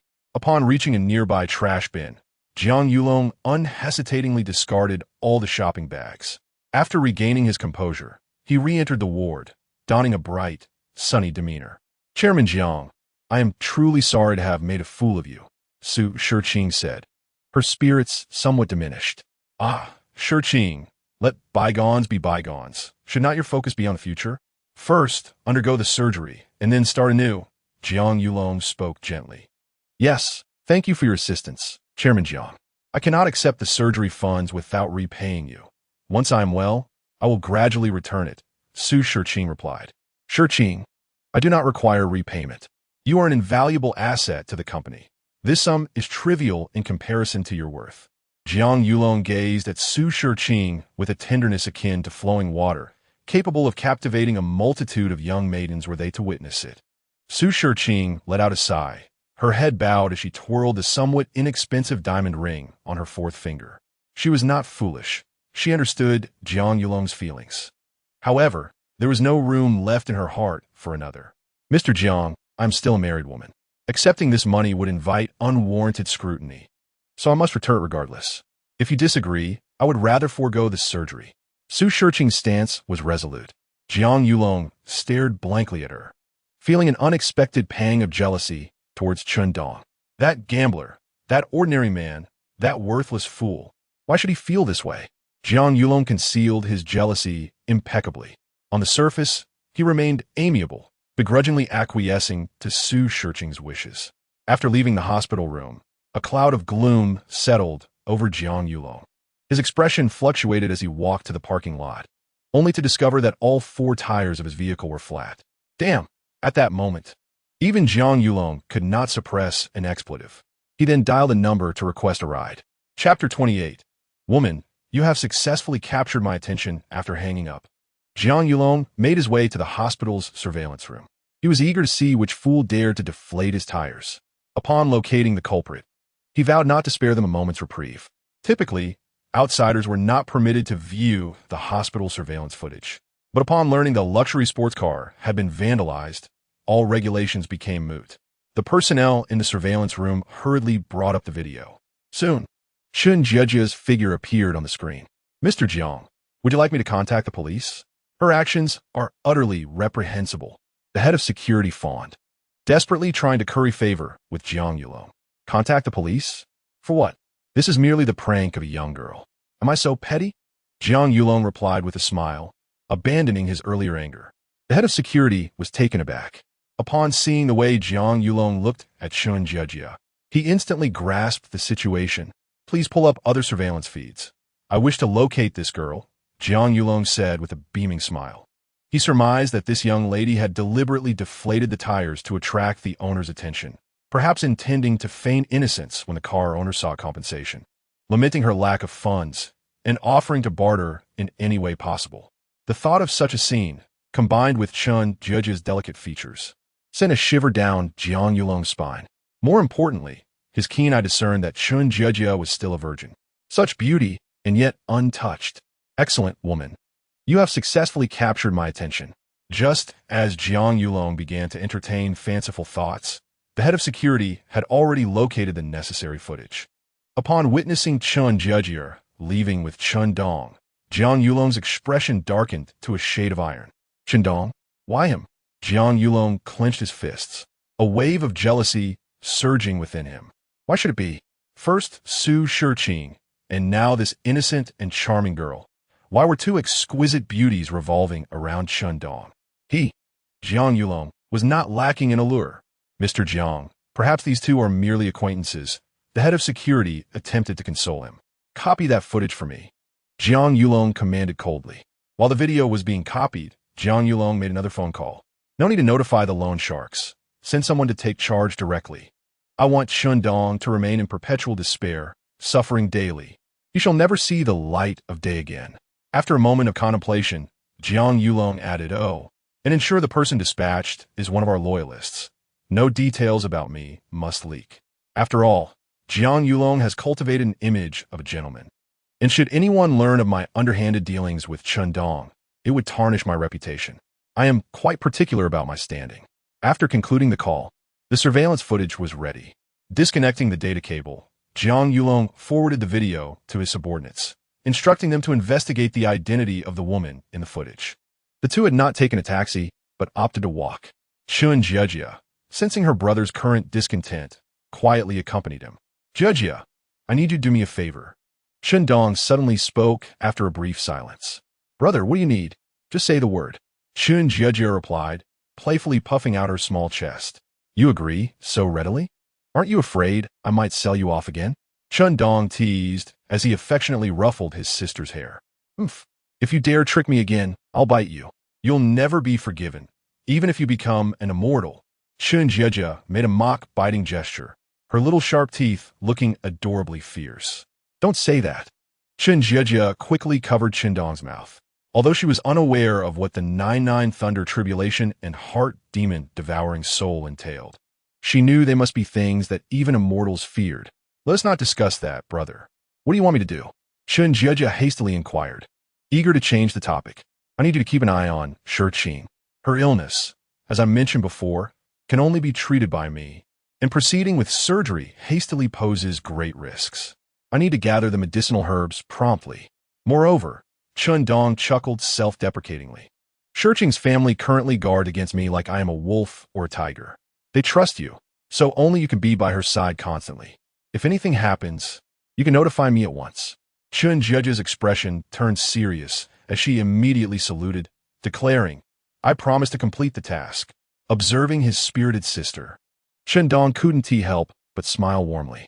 The two continued walking and conversing, with Chen Jie sharing the changes in the Blue Star over the past 3 years, while Chen Dong recounted tales from the realm of cultivation. After a while, they arrived at the dilapidated housing area. However, just a few steps in, they heard a series of rumbling sounds coming from their home. Huh? Is it the sound of an excavator? Is someone planning to demolish a house? Chen Jie asked curiously. As a cultivator, Chen Dong's senses were heightened, allowing him to hear not just the engine's roar, but also the sounds of shouting and weeping. Hurry, something's wrong, he exclaimed, disappearing in an instant, leaving Chen Jie bewildered. Brother, wait for me. Take me with you. Chen Jie stomped her foot and hurried after him. Turning the corner, they found a crowd gathered before their home, where a yellow excavator stood ominously. The front gate and surrounding wall had partially collapsed, and their parents sat in a disheveled heap, appearing as frightened children seeking comfort in each other's embrace. The neighbors could only watch in silent frustration, unable to voice their anger. I'll give you 10 more minutes. If Chen Dong doesn't come out, we'll take down the other half of your house. One of the thugs shouted. Even if he doesn't come out, it's no problem. Your daughter has grown up this year, hasn't she? She's of age now, and girls like her are quite valuable. How about we use her to settle the debt? Let me calculate. About 1,000. 1,000? What are you thinking? Another thug interjected. I've seen their daughter. She's pure and lovely, fair-skinned and beautiful, much prettier than a web celebrity. At least 2,000 to start. A group of ruffians surrounded the excavator, their mouths spewing vile words. The elderly couple's faces flushed with rage. How could they endure such humiliation towards their daughter? You bastards! Didn't we just settle the bill this month? Do you have no conscience? Chen Wenshan shouted, holding his wife tightly, his eyes red with fury. The thugs merely laughed at his words. Conscience? What's that? Can you eat it? In this day and age, conscience is worthless. Money is king. Your son owes money, so he must pay. That's only fair. And when we come to collect, that's our business, and we do as we please. Where's Chen Dong? Haven't come out immediately. I have little patience left. Chen Wenshan spread his arms protectively in front of his wife, gritting his teeth as he declared, I have no son named Chen Dong. He is dead. I do not know where you heard such nonsense, but it is merely slander. The thugs wore fierce expressions, exuding the aura of hardened delinquents. Chen Wenshan remained resolute. Old man, you are quite tough, but I wonder if your bones are as unyielding as your temper. With a sneer, one thug gripped a metal rod tightly, preparing to strike Chen Wenshan's other leg. Chen Wenshan shut his eyes, clenching his jaw, resolved not to plead for mercy, even if it meant enduring excruciating pain.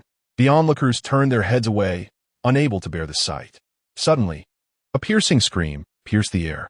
The crowd assumed it was Chen Wenshan's cry of agony, only to discover that the one wailing was, in fact, the thug. A branch had impaled his arm, blood gushing forth. Everyone gasped in horror, wondering who possessed the skill and strength to achieve such a precise throw. You scoundrels! How do you wish to die? A chilling voice echoed, and the temperature plummeted to freezing, despite the blazing sun overhead, causing shivers to run down the spines of all present. As they turned to see the source of the voice, they found it belonged to a somewhat refined young man. Leave quickly. Do not linger here. Are you not afraid this lad might ask you for money? Murmured an elder. What sins did old Chen commit in his previous life to end up with a son like this? Let us depart. As Chen Dong emerged, the crowd was first taken aback, then hastily retreated. The infamous reputation of Chen Dong had instilled fear in them all. Chen Dong. Chen Wenshan's gaze became distant. 3 years ago, his son had quivered in terror before these thugs, and he expected that, even with Chen Dong present, he would flee. Yet now, to his astonishment, his son had stepped forward to defend him. The heart of this father swelled with pride. The thugs were momentarily stunned, then glared angrily at Chen Dong. You worthless brat dare to show your face. Have you forgotten who scared you away 3 years ago? If it weren't for someone calling the police back then, your wife would have been our plaything. Before he could finish, the thug was sent flying, crashing violently against an excavator, unconscious. The crowd was left in shock, witnessing Chen Dong's effortless display of strength. With such power, how could you have fled 3 years ago? The ones who should have been running are us. Chen Dong helped his parents to their feet, his icy, bloodthirsty gaze sweeping over the thugs, reminiscent of a butcher's gleaming knife, instilling dread within them. They sensed an overwhelming danger emanating from Chen Dong, akin to the primal fear humans feel in the presence of a ferocious beast. My son, what have you endured to become like this? Han Mei grasped her son's arm tightly, worry etched on her face. Even she could see that Chen Dong was no longer the coward he once was. His strength was now unparalleled. Yet, as a mother, she remained anxious. What mother desires her child to live in a world of violence? Do not worry, mother. Over these 3 years, I have indeed become stronger, but my strength is devoted to protecting our family. Chen Dong reassured her, patting her hand gently. At that moment, Chen Jieja rushed over, panting heavily. Upon seeing their home reduced to ruins, her eyes brimmed with tears. Mom, Dad, are you all right? The elderly couple shook their heads. Chen Jieja, noticing the dust on her parents' faces, trembled with anger. Brother, we cannot let them get away with this. With a sigh, Chen Jieja lowered her head.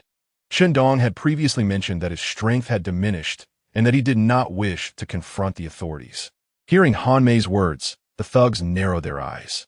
After all, they were merely an ordinary family, constrained by societal rules, unlike themselves, who had long since disregarded such constraints. The leading thug stepped forward. Donger, do not fight. We can repay the debt slowly. If you get caught, then this family will truly be finished. Before Chen Dong could respond, Han Mei interjected. Chen Dong regarded his anxious mother, inhaling deeply before addressing the thugs. You speak truly. Repaying debts is a matter of principle. I wish to know how much I still owe you after these 3 years. What? How much? The thug was taken aback, unable to recall the exact amount, merely knowing to demand money each month. I will call my boss. He handles all the accounts. With a trembling hand, the thug dialed the boss's number. Moments later, he cleared his throat and said, I've just confirmed. Today's incident was indeed our fault, and you have injured our brother. Thus, we'll consider it even. As for your debt, let us just say it amounts to 2 million. Hearing this figure, Han Mei and Chen Wenshan felt darkness descend upon them. Initially, they had hoped for some measure of compassion, only to discover it was all added to the total. 2 million. Is that not an astronomical sum? How can an ordinary family like us ever earn that much? 2 million? Chen Dong remained remarkably calm, scoffing lightly. I distinctly recall borrowing only 500,000 from you. Over these 3 years, my family has made regular repayments. How has the amount grown so exorbitantly? The thugs were accustomed to such inquiries. The more you repay, the more it increases. It's your fault. If you had settled the debt promptly, the interest would not have accrued so greatly.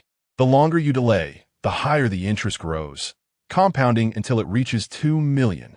The thug shrugged, feigning nonchalance, indicating that it was simply the rules set by his boss. Chen Dong was genuinely intrigued. Although he had borrowed money at high interest, he had never met this elusive boss. The more the thug spoke, the more confident he became.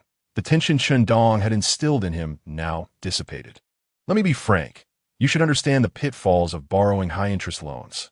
You can report us if you wish, but we have been surviving on Blue Island for years. Do you think we lack protection? Let me tell you, your accounts are personally overseen by our boss, and he sent us here himself. We have set our sights on you, and unless you repay the full amount in one go, you will face dire consequences. Repay 2 million in one go? You must be joking. Given this kid's abilities, his life is essentially over. Chen Wenshan and Han Mei wore expressions of despair. Suddenly, Chen Dong announced, Mom, Dad, let's go. Leave this to me. It'll be fine. Chen Jieja assisted her parents toward the inner room, though they wished to voice their concerns. The sight of their daughter's confident demeanor silenced their words. Finally, Han Mei simply cautioned against fighting before departing. What? Is it your intention to bow and concede after sending your parents and sister away? The thug mocked. Not at all. You wanted money, so I am here to settle the debt. You have your device, I presume? Chen Dong smiled. Huh? Repaying money? 2 million? Are you out of your mind? Do you have such funds? Chen Dong's statement left the thug momentarily bewildered. Whether I do or not, you can check for yourself. Chen Dong handed the thug the bank card gifted by the hotel owner. The thug received it with a puzzled expression, inspecting it closely before having one of his lackeys check the balance. As the thugs beheld the displayed balance, they collectively gasped. Their eyes darted between the screen and Chen Dong, disbelief etched on their faces. You have over 10 million? In these past 3 years, have you also resorted to loan sharking? When one is financially destitute, they are but a desolate figure. Yet when wealth graces them, even those who owe them money greet them with smiles. A throng of individuals crowded onto an excavator, rumbling away, while Chen Dong coldly observed their departure.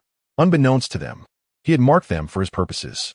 He intended to leverage these ruffians to locate the so-called boss, regardless of the reasons for their fixation on him.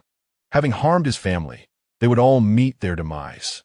Initially, he had planned to address Su Shirchinius' ailment before dealing with these loan sharks, but it appeared they sought their own end. It would take long anyway. Meanwhile, at a villa on the outskirts of Blue Island, a middle-aged man stood trembling in the living room, while a younger man lounged on the sofa. Sir, Chen Dong is merely a coward. Why exert such effort to deal with him? The middle-aged man said with a forced smile. He swallowed hard and continued. Can you truly help me locate my son? Since noon yesterday, my son and his associates have vanished without a trace. No attempts to contact them have yielded results. Surely, my enemies have abducted him. The middle-aged man bore a resemblance to Gao Ming. Speaking of Gao Ming, the man on the sofa waved his hand dismissively. Gao Chong, you are a local tyrant. Is it so difficult to maintain your composure? You must handle this matter for us. Regardless of who your enemies may be, it is of no concern. If I fail to rescue your son, he pointed to his head, I'll offer my head for you to kick around. Shall I? Not at all. I have faith in Brother Sheng's capabilities, Gao Chong hastily replied, secretly cursing under his breath. Of course, if it were not your son, you might remain calm. If I could best you in a fight with such thoughts, Gao Chong sighed inwardly. At that moment, the villa's door was violently kicked open, and a group of thugs rushed in excitedly. Brother Chong, great news. Wonderful news. But Gao Chong's expression hardened as he admonished. Our boss is Brother Sheng. Any matters must be reported to him immediately. Understood? The thugs froze momentarily before glancing at the languid Brother Sheng on the sofa, recalling how he had single-handedly defeated dozens earlier that afternoon. Yes, my apologies, Brother Sheng. The task you assigned has yielded results, they quickly said, recounting the events that transpired at Chen Dong's residence. Over 10 million? Are you certain you didn't misjudge? Absolutely. We were all astounded. We struck it rich. Goodness. Chen Dong, this coward, has turned from a debt-ridden pauper into a millionaire in just 3 years. I am tempted to discuss wealth-building strategies with him, rather than continue loan sharking. Gao Chong said, his curiosity piqued. He had some knowledge of Chen Dong's situation. Truth be told, such gambling debtors rarely owed less than 500,000. Most were driven to sell their homes and part ways with their families, ultimately choosing to depart from this world altogether. Yet, a transformation like Chen Dong's was unprecedented in over a decade. Who would have thought he possessed such fortune? 2 million is hardly a small sum. Indeed, Brother Sheng mused, stroking his chin. 2 million is but a fraction. Chen Dong initially borrowed 500,000 and has since repaid nearly 1 million. Adding this 2 million brings the total to 3 million, 6 times the principal. Is that not substantial? Gao Chong interjected. Even as a loan shark, that seems rather harsh. What do you know?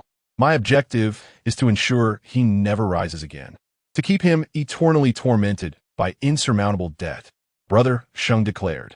At his words, a shiver ran through everyone present. Such a fate seemed more terrifying than death itself. What kind of adversary had Chen Dong incurred? Suddenly, the villa's entrance was forcefully breached. Chen Dong entered, his demeanor composed. Have I offended you in any way to warrant a lifetime of torment? He asked calmly. The thugs were taken aback. They had seen individuals desperate for money, but never one eager to repay it. So you are Chen Dong? Since you overheard my previous remarks, allow me to be forthright. Brother Sheng said, leisurely lighting a cigarette and inhaling deeply. Surrender all your money, and from now on, remit 10,000 monthly to me, and I shall ensure your family's safety. Upon hearing this, Chen Dong laughed. You could have simply seized it, Yet you offer to guarantee my family's safety instead. Shouldn't I be thanking you? No need for gratitude. Simply strive to earn more. Now, fetch your bank card. Brother Sheng waved dismissively. Yes, Brother Sheng. The thug who had previously visited Chen Dong's home approached him. However, as he neared, Chen Dong seized him by the throat. I warned you. Anyone who lays a hand on my family must die. The thug, gazing into Chen Dong's icy eyes, panicked and struggled, attempting to plead for mercy. With a sharp crack, his neck twisted at an unnatural angle. He was dead before he hit the ground, his body discarded like refuse. This shocking turn of events left everyone stunned. Those familiar with Chen Dong gaped in disbelief.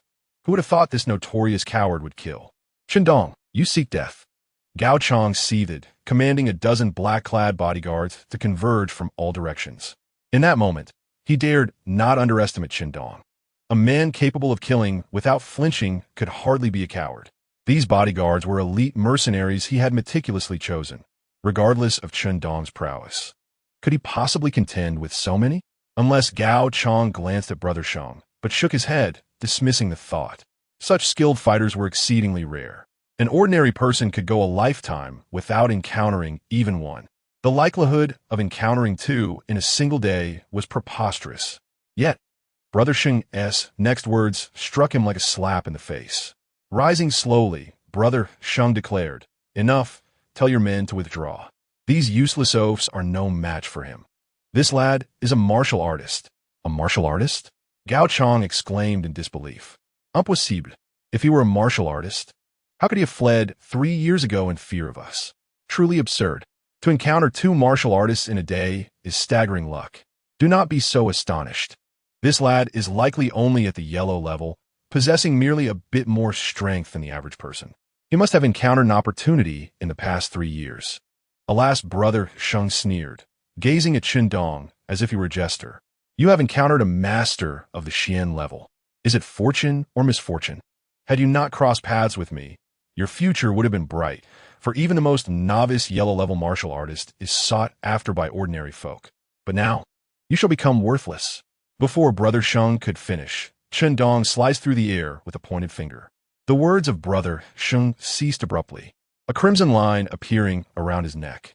In sheer terror and disbelief, Brother Sheng's head slowly slipped from his body, his eyes wide open, fixated on Chen Dong, unable to comprehend how it had transpired. Enough of the bravado and pretense. Chen Dong scoffed lightly. Gao Chong trembled as he gazed at the bleeding body of Brother Sheng. The opulent villa was now drenched in crimson. The once mighty Brother Sheng had perished without even a final flourish. Brother Dong, this has nothing to do with me. Today's events were all his doing. He suddenly appeared in the afternoon, threatening to kill us all if we disobeyed him. Gao Chong fell to his knees with a thud, crawling towards Chen Dong, repeatedly bowing in submission. Oh, he's not your leader? Chen Dong was taken aback. If the man was not a high-ranking official, why was he targeting him?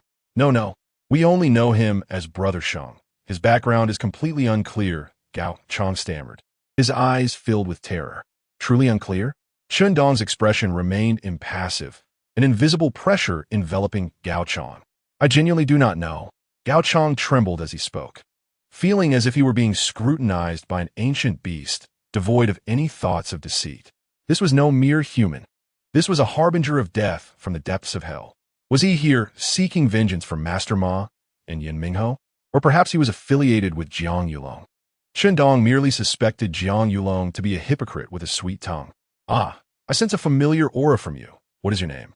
Chen Dong suddenly inquired of Gao Chong. A flicker of hope ignited within Gao Chong, and he hurriedly replied, I am Gao Chong. Gao? Then what of Gao Ming? He's my son. I cannot believe you know my son. This is indeed a fortune bestowed upon our family. Gao Chong wished he could embrace his son and shower him with affection, for his son had finally accomplished something worthy of their ancestors. In that moment, he completely forgot about the incident 3 years prior, when he had forced Chen Dong to jump out of a window. Since you're friends with my son, please spare my life for his sake. I am wealthy and can offer you a substantial sum. Oh, Chen Dong lifted the pressure surrounding him, a glimmer of amusement dancing in his eyes. Feeling the change in Chen Dong's demeanor, Gao Chong's heart soared with joy. and he quickly opened a hidden compartment in the living room, retrieving a platinum card. Esteemed one, this is my life savings containing 100 million. The password is 123654. Consider it a gift from me to you. Gao Chong smiled as he handed the card to Chen Dong. Upon receiving the card, without hesitation, Gao Chong felt a wave of relief wash over him. Surely, one would not harm someone who had accepted such a generous gift. Esteemed one, I have another request. My son has been missing since yesterday. Before Gao Chong could finish, he felt a chill in his chest. His expression turned to shock as he slowly looked down to see a gaping hole where his heart once resided. Why? He gasped, clutching his hollow chest, bewilderment and resentment flooding his eyes. I said, anyone who harms my family must die. However, considering this generous payment, I shall grant you a swift death. You ought to be grateful. For facing me, you will find that death is the only solace. Gao Chong stared wide-eyed, blood frothing from his mouth, unable to utter a word, and moments later, he breathed his last. As for the thugs and bodyguards present, they were paralyzed with fear, pale-faced, their legs weak, completely forgetting to escape. You all deserve to die. Chen Dong scoffed, unleashing a flurry of sword chi that sliced through the air in all directions. None among them were innocent. All had blood on their hands to varying degrees. Chen Dong was not a righteous hero seeking to punish evil. Rather, he preferred a clean resolution, for only the dead could pose no further trouble. Having completed his task, Chen Dong transformed into a streak of light, vanishing into the horizon. And soon, a fireball quietly ignited within the villa, consuming it entirely in an instant. The flames did not spread, but burned solely within Gao Chong's residence. Upon seeing Chen Dong, Lin Zimo was filled with excitement. Brother Chen, I was just about to share some good news. The medicinal ingredients you need have become available and will be delivered in a few days. Oh, is that so? Thank you. Chen Dong felt genuine joy at this news, as it meant he could stabilize Su Shirqing's condition before the surgery, allowing her to function normally for at least a month. Brother Chen, are you here to arrange something else? Lin Zimo inquired. Chen Dong nodded and recounted the events concerning Gao Chong. I have already set the place ablaze, as it involves a martial artist, and I suspect this matter will not be treated like an ordinary case, so I will need your assistance. As he spoke, he produced the platinum card. This contains 100 million, which can serve as your reward for tying up loose ends. Faced with such a colossal sum, Lin Zimo's expression turned serious, and he replied earnestly, Brother Chen, my success is entirely due to your support. The Lin family still stands thanks to your intervention. Assisting you in this matter is merely a small favor. I cannot accept this money. Seeing Lin Zimo's resolute demeanor, Chen Dong did not press the issue. Very well. Please take down my phone number. You may contact me if needed. Chen Dong put away the card and shared his number. Lin Zimo was elated. Through their brief interaction, he had discerned that Chen Dong did not easily forge friendships with outsiders and that his previous assistance was based on mutual benefit. Now that he had obtained Chen Dong's private number, it signified a relationship beyond mere transactions, a promising beginning. After exchanging numbers, Chen Dong departed without delay. Lin Zimo promptly informed his grandfather of the events. Ha, Zimo, well done. Compared to befriending Chen Dong, 100 million is nothing. From now on, all resources of the Lin family shall be at your disposal. We must do everything to assist Mr. Chen, even if we are merely tools for his cleanup. Lin Gowen's face beamed with excitement. He had a premonition that Chen Dong would achieve greatness in the future. Even being at the bottom of his favor would be 100-fold improvement for the Lin family. Thus, the Lin family sprang into action. That day, the city of Blue Island was destined for upheaval. Not long after the death of Yan Mingho, the chairman of a major conglomerate, the Gao family, half of the underground empire of Blue Island, was reduced to ashes. Both were individuals whose mere presence could shake the city. The repercussions of their sudden demise were profound, particularly for their adversaries, who would undoubtedly seize this opportunity to expand their influence. With so many casualties, even the Lin family could not maintain complete secrecy. Soon, news of the incident surged to the forefront of public attention, though officially it was attributed to a gas explosion. Only a select few were privy to the underlying truth, such as Jiang Yulong. Jiang Yulong gazed at the news displayed on his tablet, his brow furrowed in discontent. In just one afternoon, Xiao Sheng is dead? Young master, According to our internal investigation, Xiao Xie was killed in a single strike. Although the body was severely burned, the incision was clean, indicating the assailant was a martial artist far superior to Xiao Sheng, likely a swordmaster. A servant knelt before Jiang Yulong, reporting. Xiao Sheng was a mid-tier Xian stage expert. The one capable of killing him must be at least a high-tier Xian stage, or even an Earth stage. Blue Island harbors such formidable experts? Jiang Yulong pondered. I suspect that Lin Zimo is at least a late Xian stage expert. Upon hearing the servant's analysis, Jiang Yulong rhythmically tapped his fingers on the table. Lin Zimo, the third young master of the Lin family. Rumored to have been neglected? The Lin family possesses remarkable cunning, concealing such a martial arts prodigy under the guise of neglect. For him to ascend to late Xian stage within such a minor family is truly impressive. It seems the Lin family is on the rise. Young master, I've heard that the suspended martial division has taken an interest in this matter. We should set aside our plans to deal with Chen Dong for now. I have confirmed that the girl is his sister, and a mere ant like Chen Dong is not worth my energy.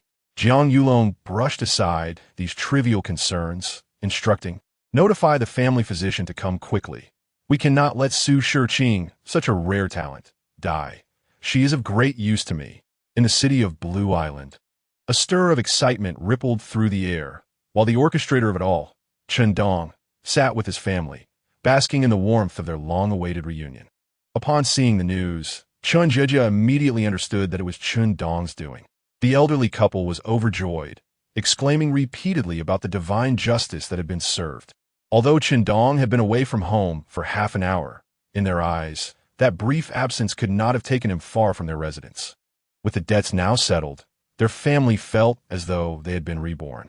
As long as their son did not tread the same path again, a bright future awaited them. That evening, Chen Dong and Chen Jieji sat in the courtyard, enjoying the gentle night breeze. As they gazed at the half-collapsed garden wall, Chen Dong made a decision. It was time to purchase a new home. Chapter 32, The Nouveau Riche. Prior to this, Chen Dong had not considered such an endeavor. Now, with the Lin family having gathered the required medicinal herbs and only a few days left to wait, Chen Dong felt a temporary alleviation of his worries. Furthermore, having acquired a substantial sum from Gao Chong and with his own house having been demolished, he resolved that it was time to provide his family with a better living environment. This way, when he reconciled with Su Shiqing, they would have a more suitable place to reside. 100 million, although not enough to compete with the wealthiest elite, was more than sufficient to procure a modest villa in Blue Island. After sharing his thoughts with Chen Jieji, her face lit up with excitement. She believed that her brother, having been away from society for 3 years, was unaware of the real estate market's intricacies and insisted on accompanying him to safeguard against any potential sales tactics. Chen Dong chuckled helplessly. After 300 years in the cultivation realm, he had encountered all manner of individuals. Surely he would not be outsmarted by real estate agents on Blue Star? This girl simply wished to tag along for the adventure. The next day, the two took a taxi to Qingyan Residence, the most renowned villa district in Blue Island, where nearly 90% of the city's elite resided. The dignitaries, business magnates, and even some fortunate newly wealthy individuals all took pride in owning a home in Qingyan Residence. However, Chen Dong's choice was not driven by such superficial reasons. He was drawn to the harmonious environment that the area offered.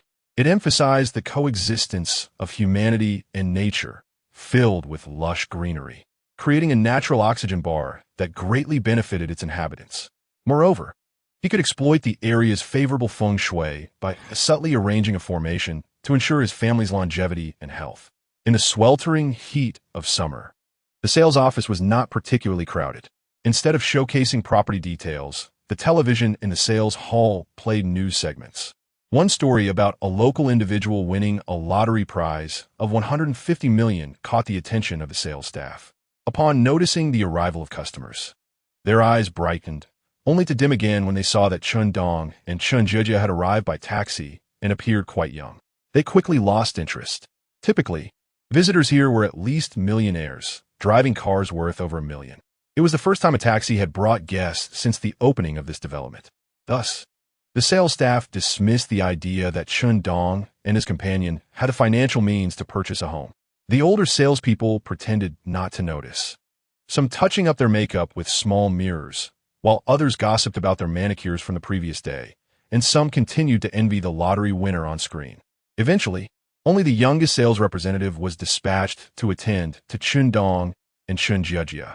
The challenging task naturally fell upon the least experienced employee. In every workplace, there exists the phenomenon of seasoned employees taking advantage of newcomers. Yet, the sales representative bore no resentment, demonstrating her professional demeanor as she diligently introduced the properties to Chen Dong and Chen Jiejia. The older staff observed with smirks, believing that Chen Dong lacked the financial capacity to buy a villa. Any further conversation would merely be a waste of breath. Mr. Chen, Miss Chen, welcome to the second phase of our Qingyun residence, which was just completed this year.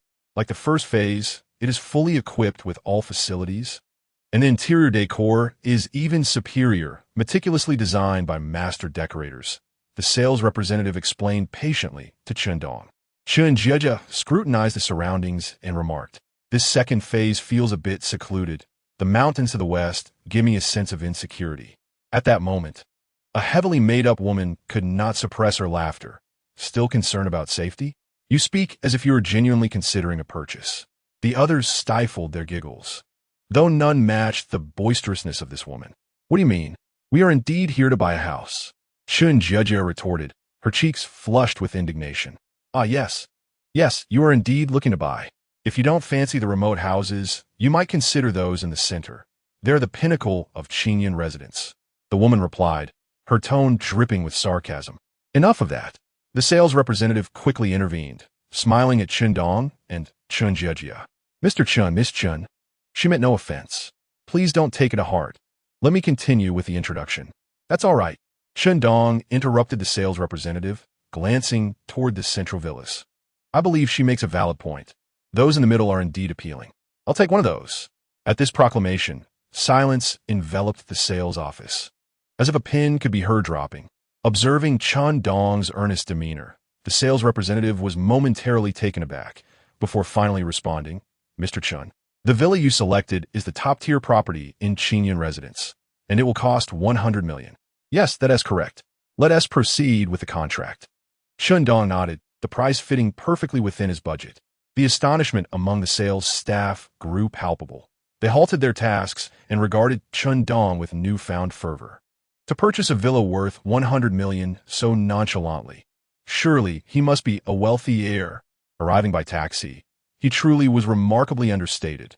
Suddenly, memories of the lottery news on the television resurfaced. 150 million? The lottery? Could this young man be the winner? Mr. Chen, what did you just say? The sales representative stammered, hardly believing her ears. 100 million. If this deal went through, her commission alone would suffice for several years of her salary. Did you not hear me? I said I want to sign the contract for this villa. Chen Dong produced a platinum card and presented it to the sales representative. If there had been any lingering doubts about Chen Dong's financial capacity, the sight of the platinum card dispelled them entirely. This card, second only to diamond cards, required a minimum asset of 100 million to obtain. All right, I'll fetch the contract right away. The sales representative, momentarily dazed, felt her limbs grow uncooperative. Wait. Suddenly, the previously mocking woman approached, her demeanor transformed into one of exaggerated warmth. We cannot proceed with the purchase process like this. You must first visit the properties in person. Models are merely representations and do not reflect reality. As she spoke, the sales representative pulled out her car keys. Are you truly planning to take such esteemed clients in your humble Geely? This is a 100 million villa.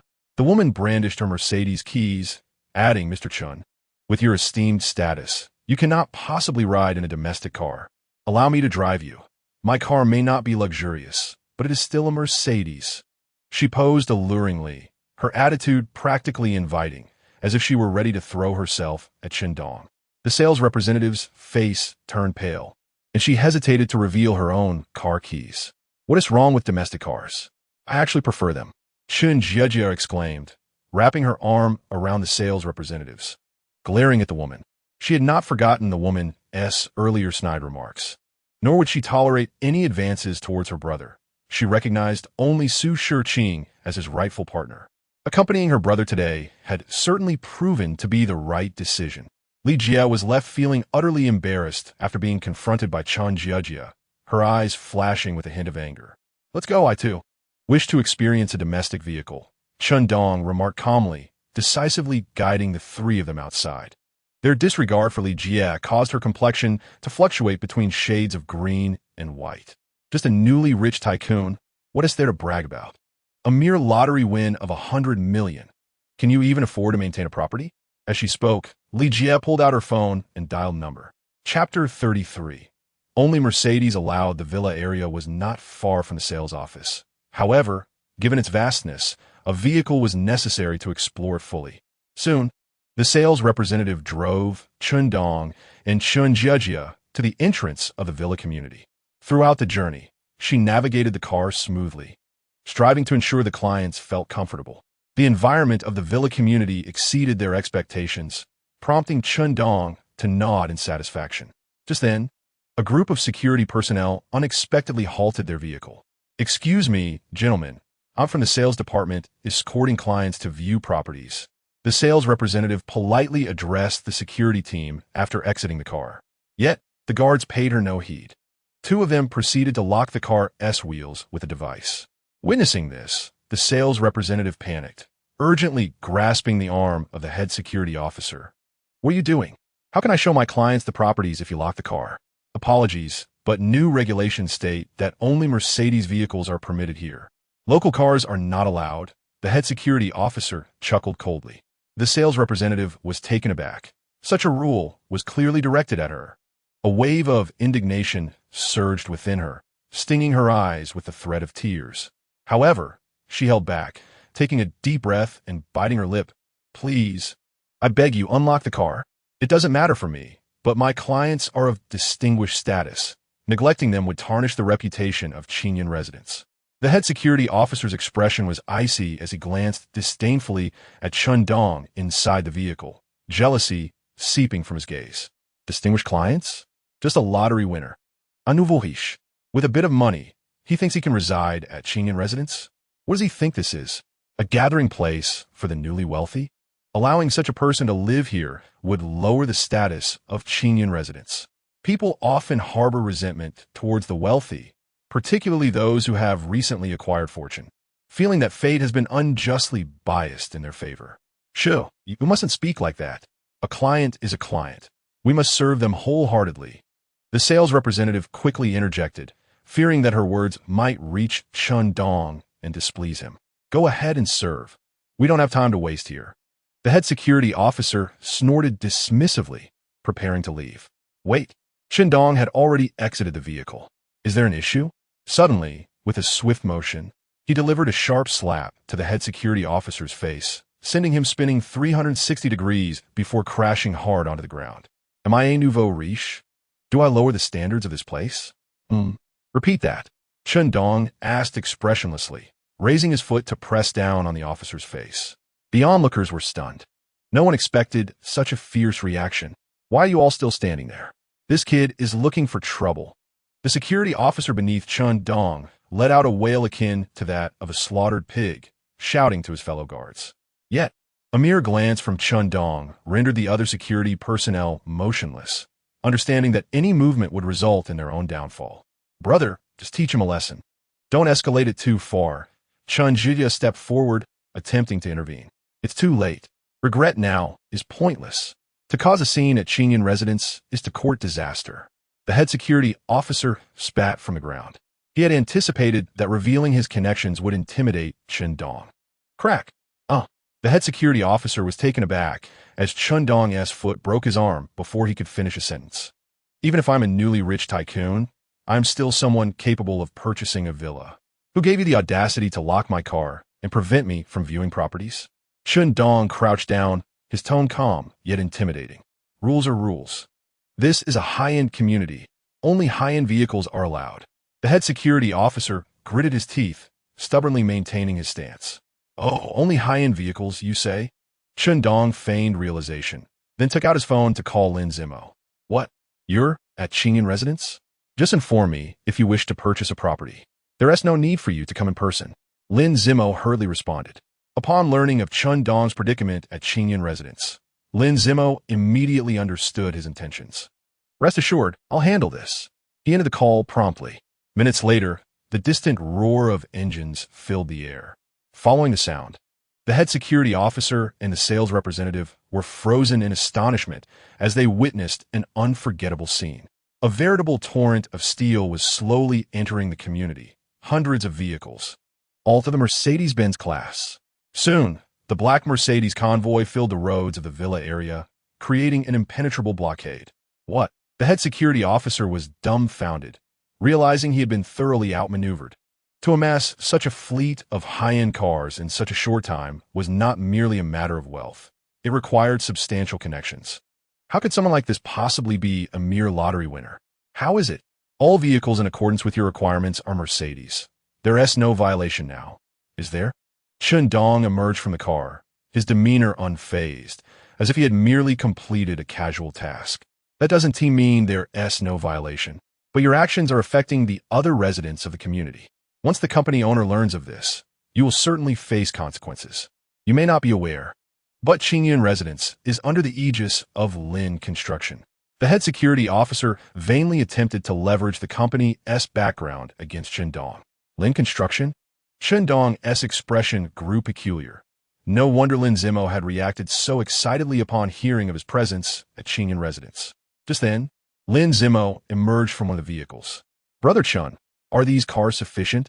Lin Zimo asked with a smile.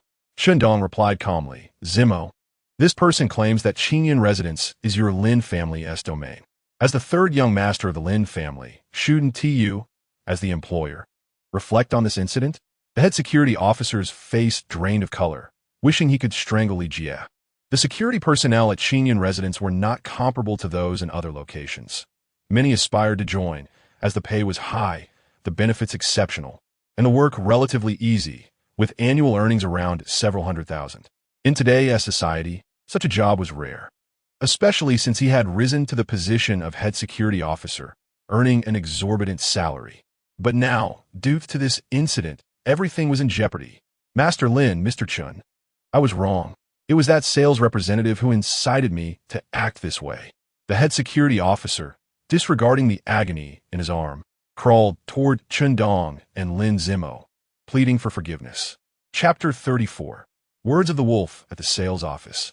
The sales representatives were fervently discussing Chen Dong and the 100 million villa. They were even more envious of the commission that would follow the sale. Each of them lamented, realizing that had they known the outcome would be like this, they would have eagerly welcomed Chen Dong, rather than leaving it to a newcomer. Stop being envious. This transaction won't materialize. Li Jie, casually grooming her nails, interrupted the conversation. Li Jie, what do you mean by that? Someone inquired. Li Jie let out a soft huff, stating, I just called the head of the security team to lock that girl's car. Without transportation, I wonder how they will view the property. It's a good 7 or 8 kilometers back and forth, and with the scorching summer heat. Will that wealthy nouveau riche even have the inclination to purchase a house? The ambiguous relationship between Li Jie and the head of the security team was practically common knowledge at the sales office. Making such a call raised no suspicions. But Li Jie, aren't you worried the company will blame you when they find out? $1 billion deal just like that gone? Someone voiced their concern. The company had always turned a blind eye to the competition among sales staff. As long as the property sold, the name behind the sale mattered little. However, Li Jie's actions jeopardized the company's interests, and if blame were to be assigned, even resignation would be a minor consequence. The others suddenly realized why. After Chen Dong and the others left, Li Jie had been leisurely applying makeup and even doing her nails. It was all part of her scheme. Yet, upon reflection, if Li Jie could play such tricks, why couldn't anyone else? Thus, the atmosphere in the sales office grew tense. Female sales staff ceased their gossip and retreated to corners, meticulously refining their appearances. Before long, the main entrance of the sales office opened slowly. Chen Dong and his companions walked in. Li Jie's heart leapt with joy, and she eagerly swayed her hips towards them. There's indeed something I need your assistance with, Chen Dong said slowly. Upon hearing this, Li Jie hurried to Chen Dong's side, her smile brightening. Please, I assure you as a seasoned salesperson, I will meet all your requirements. I will ensure you gain a thorough understanding of our properties, from the surface to the depths. as there is indeed a distinction between salespersons. I will demonstrate the depth of my sales expertise. Chen Dong couldn't help but glance at Li Jie again. Was that a suggestion? It was practically a blatant hint. Ah, are you hoping to discuss the villa structure and the various layouts of the entrance with my brother? Chen Jie interjected suddenly, her expression cold. Chen Dong felt as if he had choked on his own blood. Astonished, Jie, where did you learn such sharp words at your young age? Others were equally shocked, as Chen Jie appeared to be merely 17 or 18, her youthful innocence still apparent. With a haughty snort, Chen Jie turned her head, saying proudly, "Don't think I'm naive.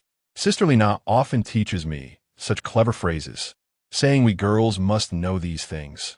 Otherwise, we might be taken advantage of by unscrupulous men." Chen Dong felt a mix of exasperation and reluctant agreement.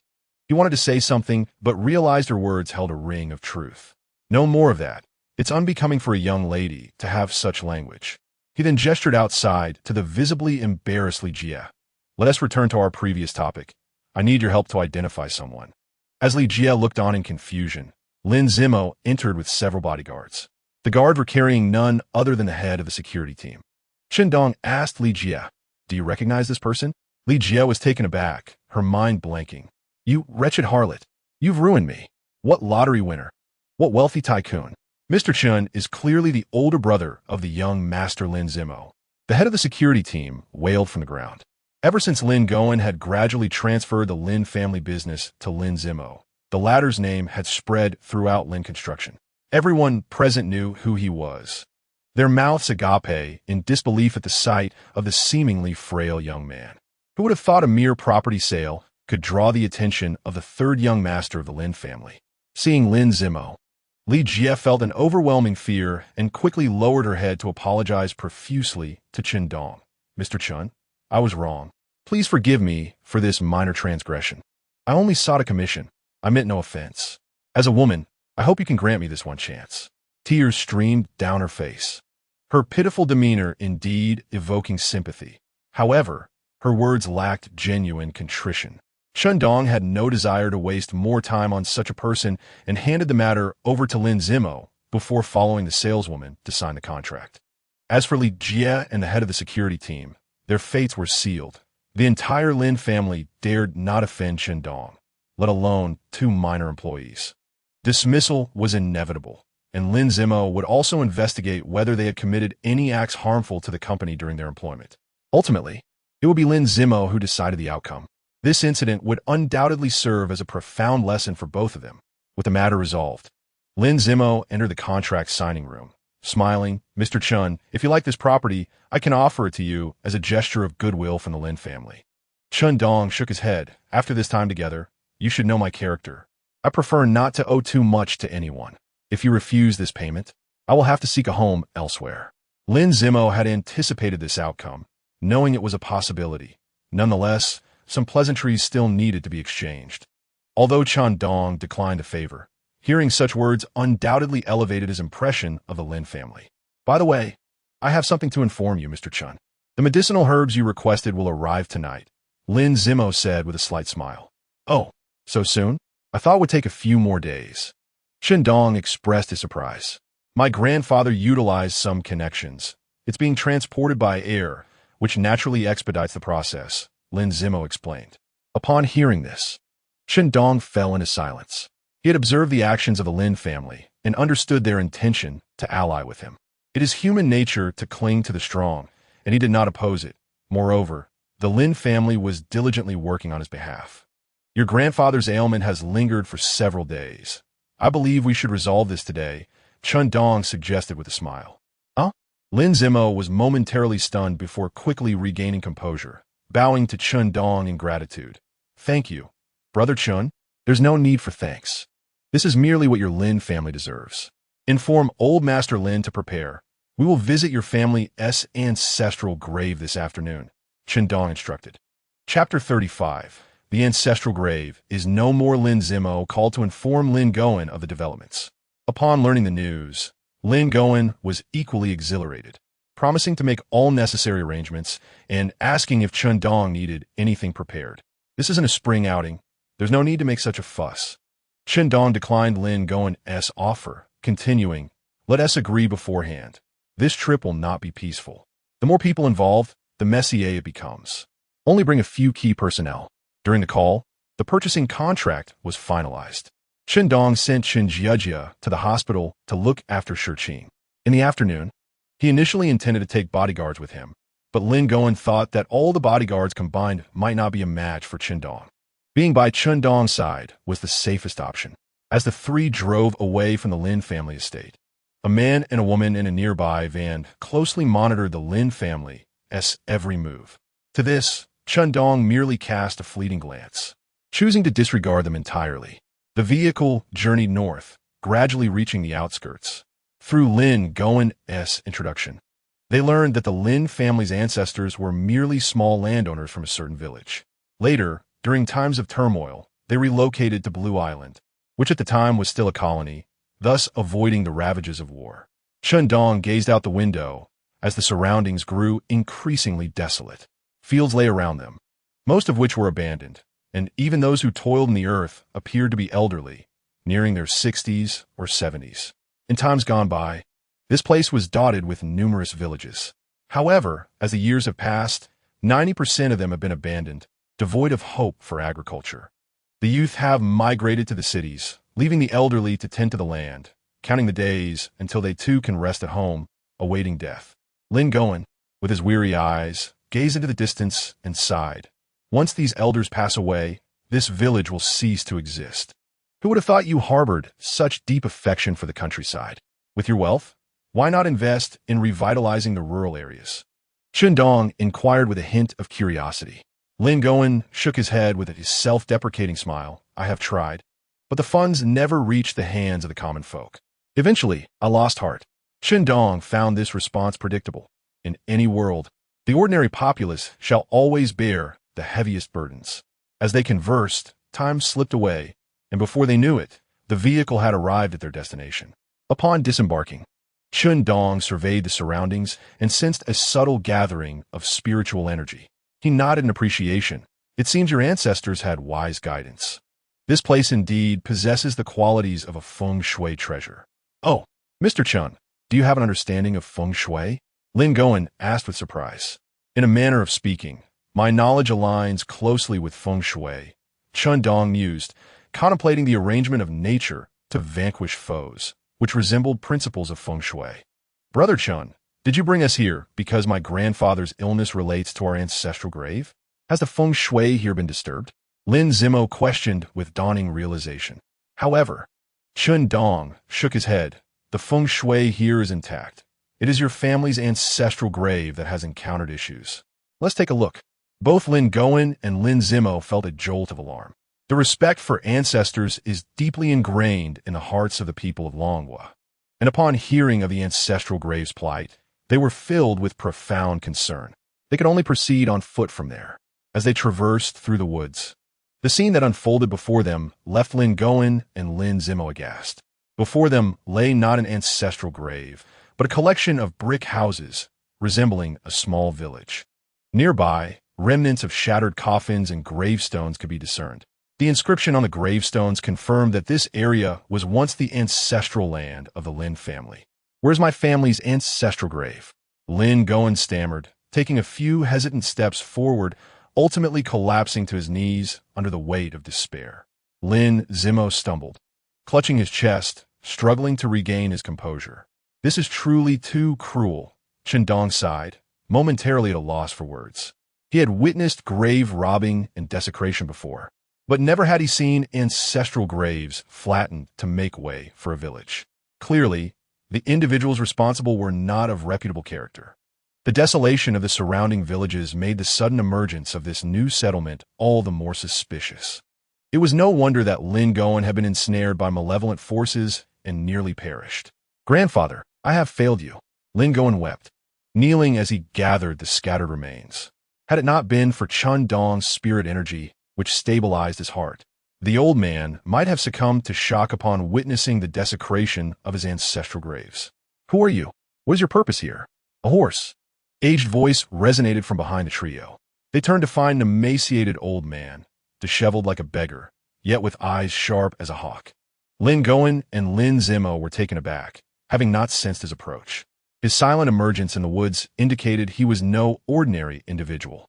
Positioned behind them, he had effectively sealed off their escape route, a clear indication of ill intent. Lin Goen, filled with indignation, pointed at the old man, shouting, "And you dare ask who we are? I wish to know what you are doing here. Why have you disturbed our ancestral grave?" "Ah, so it is your ancestral grave. My apologies," the old man replied, though the malice in his gaze remained unwavering. "Apologies? You have desecrated our ancestral grave, and 2 mere apologies suffice?" Lin Zimo, supporting his grandfather, spoke with grave intensity. "You misunderstand, young man," the old man said, extending a finger like a gnarled root. "The first apology is for disturbing your ancestral grave. The second is for you. You ought not to be here, and the secrets of this place must remain hidden from the outside world. Thus, I regret that you must pay with your lives. Rest assured, I shall ensure your passing is painless." Lin Goen and Lin Zimo were struck speechless. They had never encountered such blatant cruelty before. The desecration of their ancestral graves was one thing, but now they faced a threat to their lives. You, Lin Goen could only gasp, unable to articulate a complete thought. "Do you have more to say?" The old man produced 3 long needles from his sleeve, stating calmly, "I shall grant each of you one final word. Upon your descent, do not claim I lack compassion. Understand that the moment you stepped into this forest, you were already dead.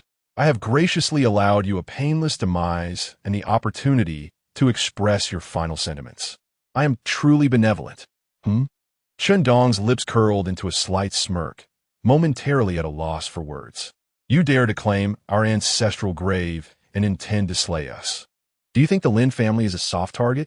Though Lin Goen felt a twinge of apprehension at the old man's intentions, he quickly dismissed it upon seeing Chen Dong's composed demeanor.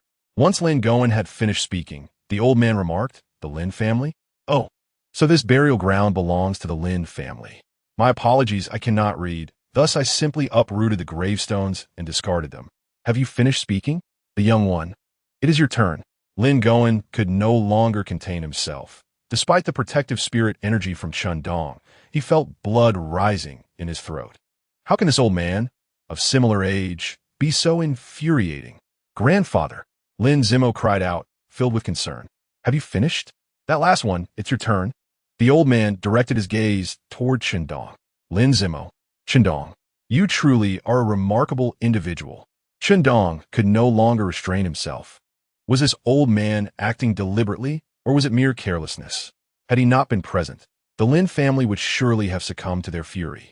Though the words were harsh, I shall take them as a compliment. Now that your final sentiments have been shared, it is time to depart.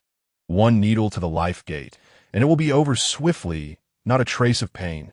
With a flick of his wrist, the old man sent the 3 needles flying. To him, a single needle was sufficient to eliminate an ordinary person. A needle to the life gate? How would you know it is painless if you have never experienced death?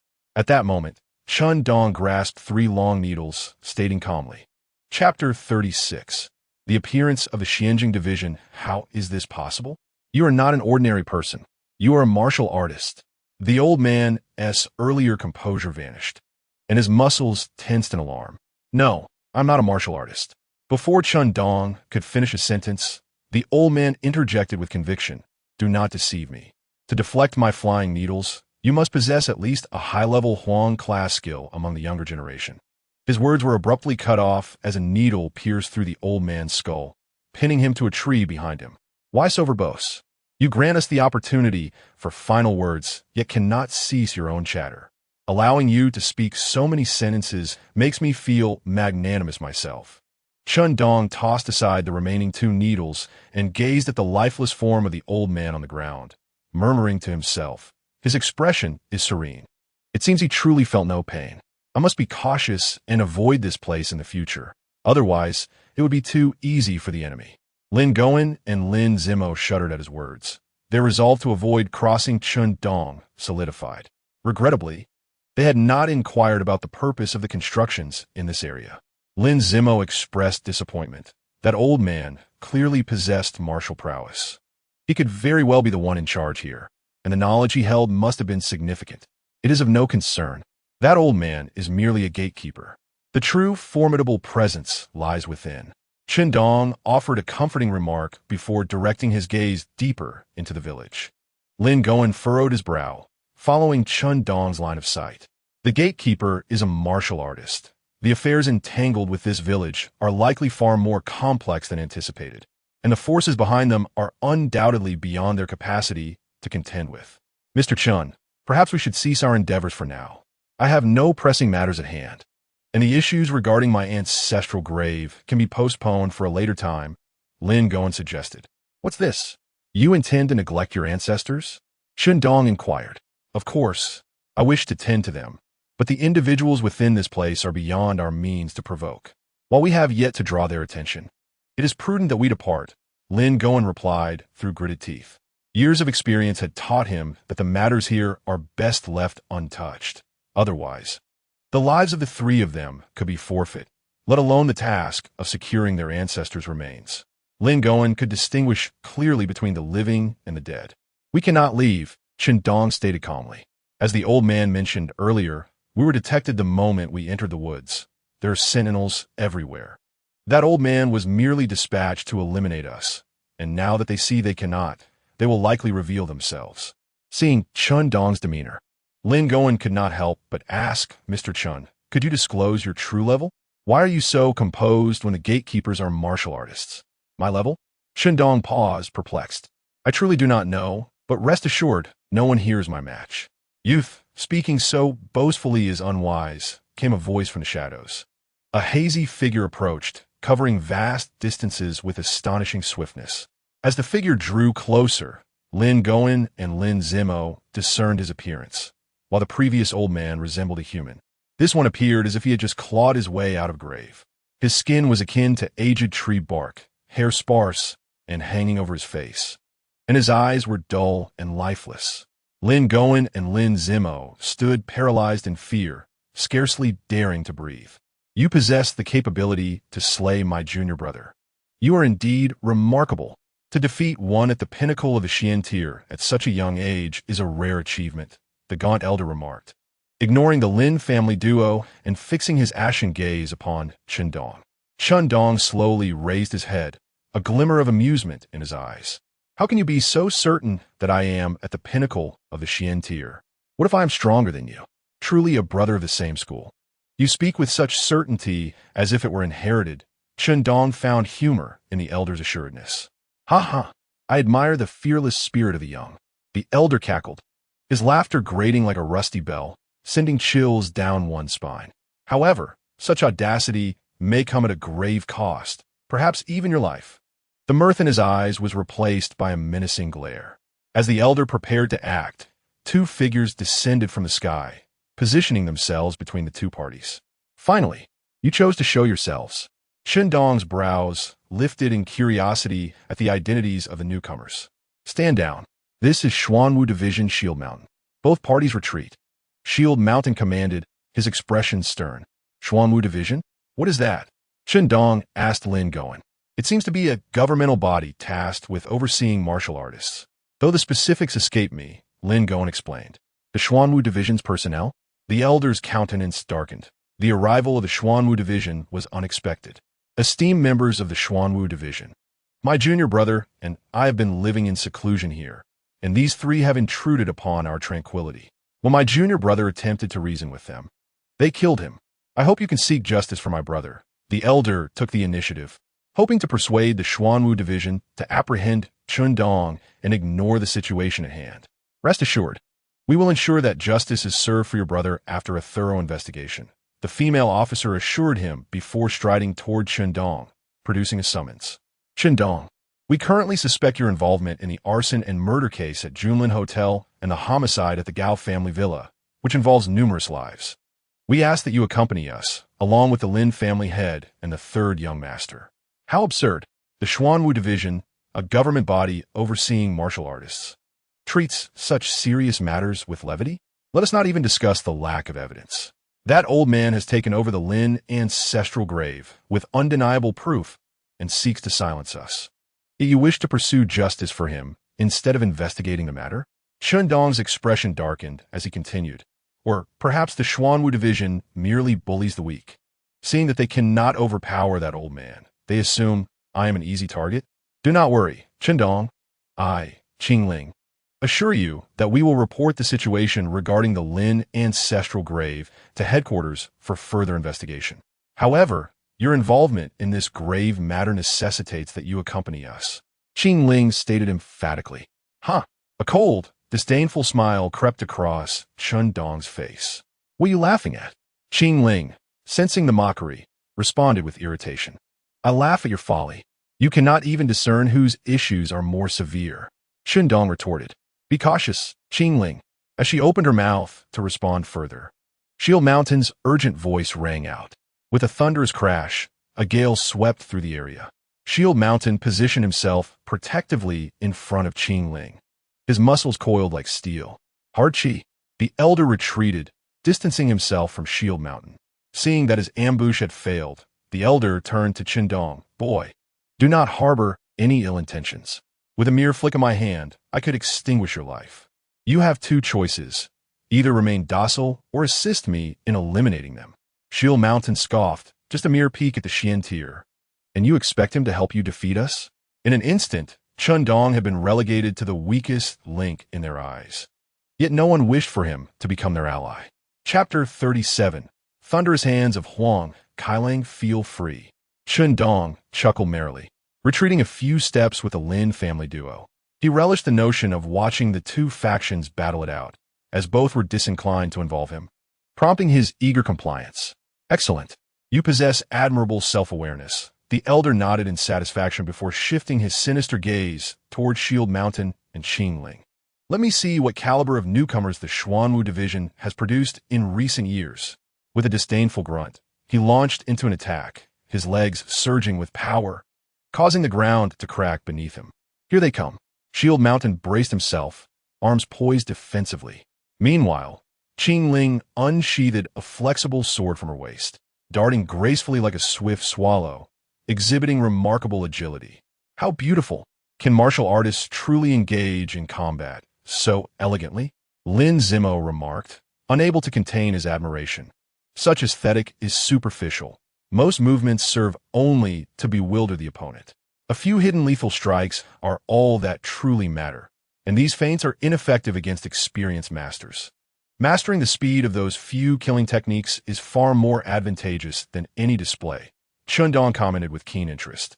Having witnessed the ethereal dance of the Nine Heavens celestial maiden, he understood the balance of beauty and lethality, where the dance harnessed the forces of nature to strike at foes, capable of moving mountains and filling seas with a mere flourish of her delicate fingers.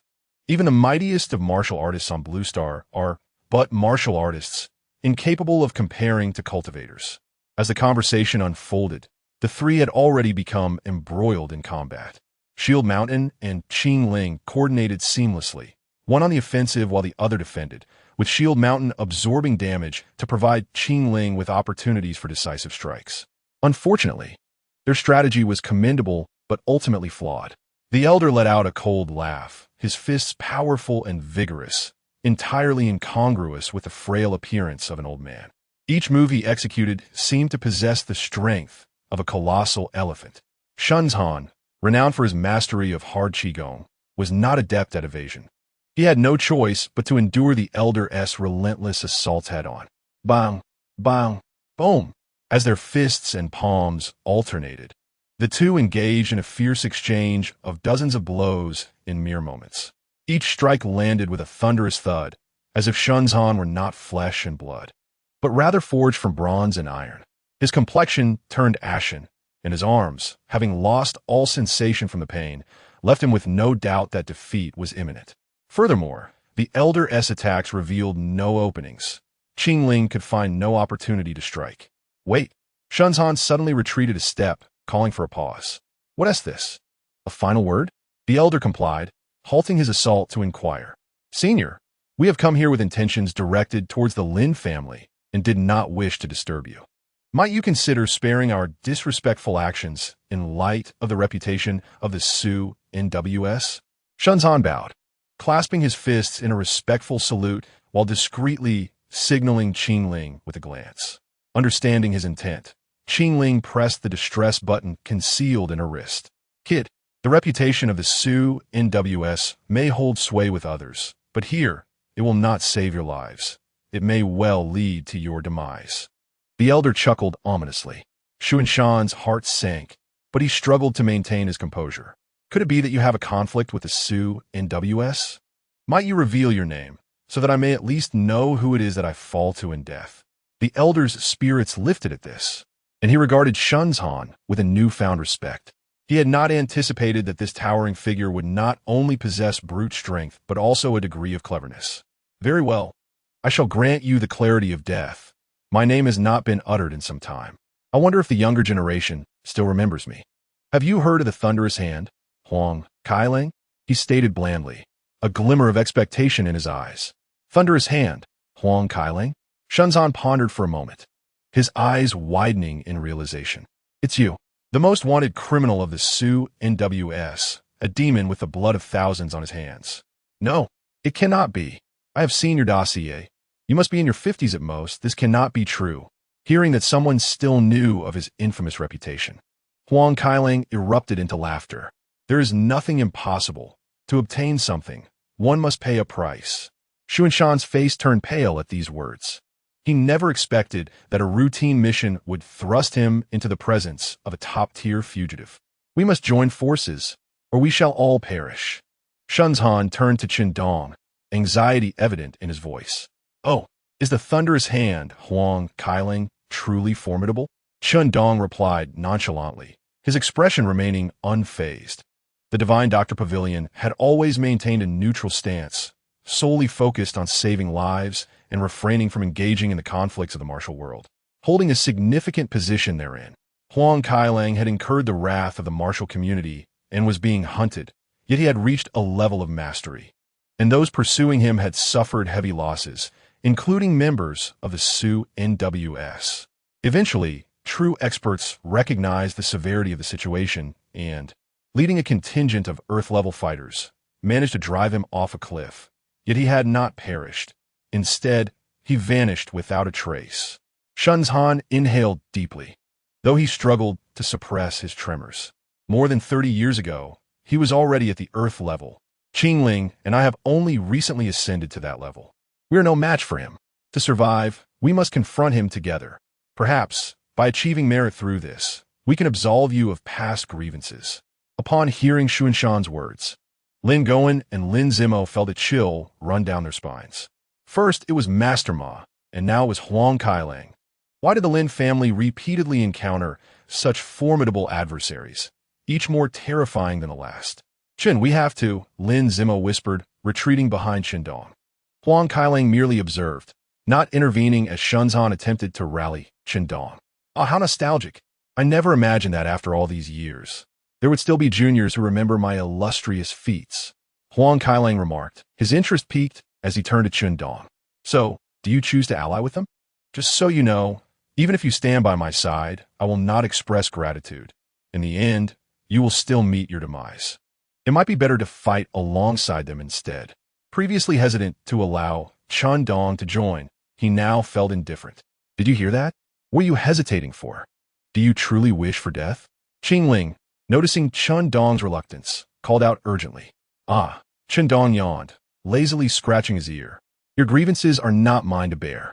Shunzhan and Qingling were momentarily taken aback. Have you lost your mind? What do you hope to gain from this? Do you expect this demon to show mercy? Shunzhan exclaimed, both furious and anxious, unable to comprehend Chen Dong's refusal. He cannot kill me.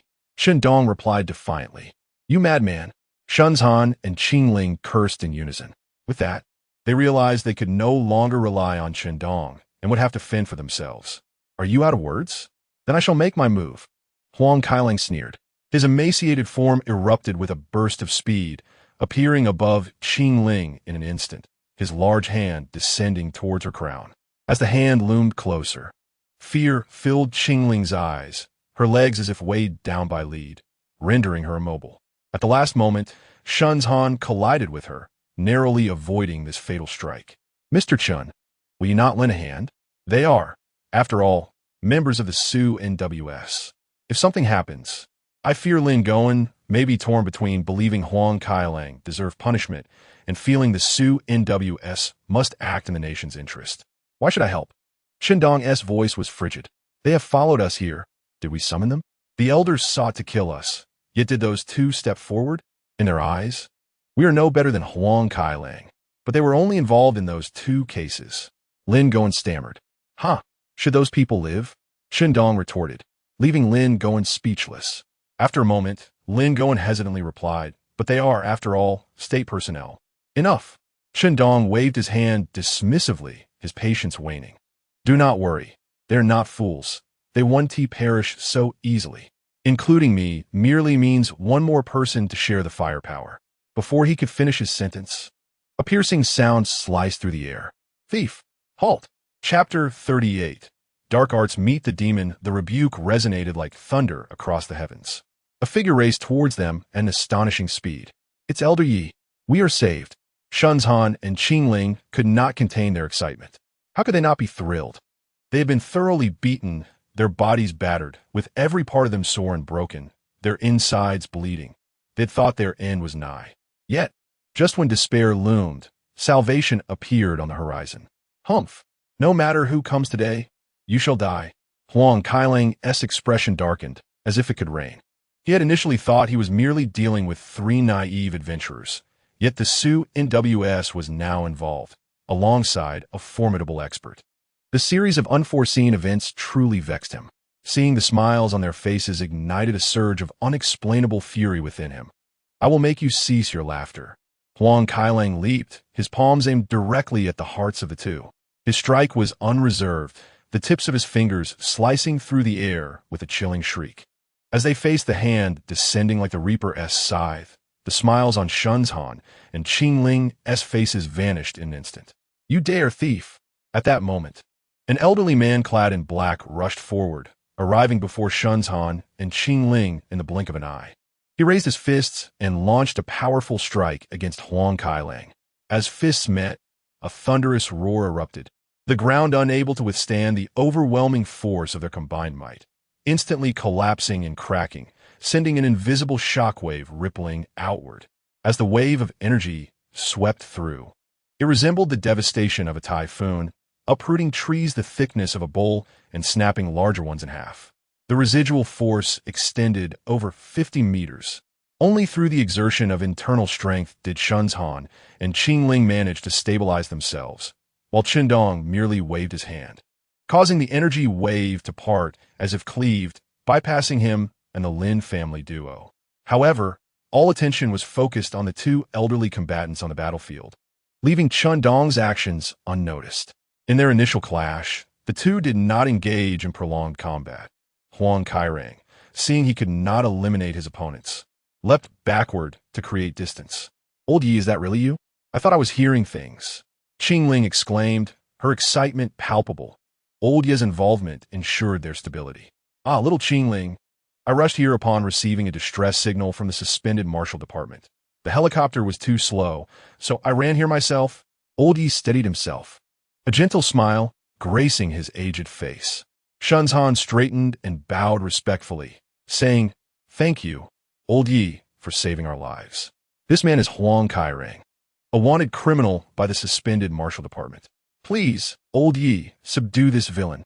Upon hearing this, Old Yi's expression turned cold, his gaze filled with murderous intent directed at Huang Kailang. So it is you, the weasel who fled in disgrace when I bested you years ago. I let you escape then, but today you dare to harm my descendants. Have you forgotten the pain of 30 years ago? Who do you think you are, Yi? Did you really believe you could confront me alone back then? Huang Kailang replied, his demeanor calm but seething with hatred. Very well. Today, fate has opened its eyes. Let our enmity from 30 years ago begin anew. Is that so? I shall see just how much you have progressed after hiding for 30 years. Old Yi scoffed before launching an attack without hesitation. The 2 formidable beings clashed, their strikes echoing like thunder, reducing everything in their path to ruin.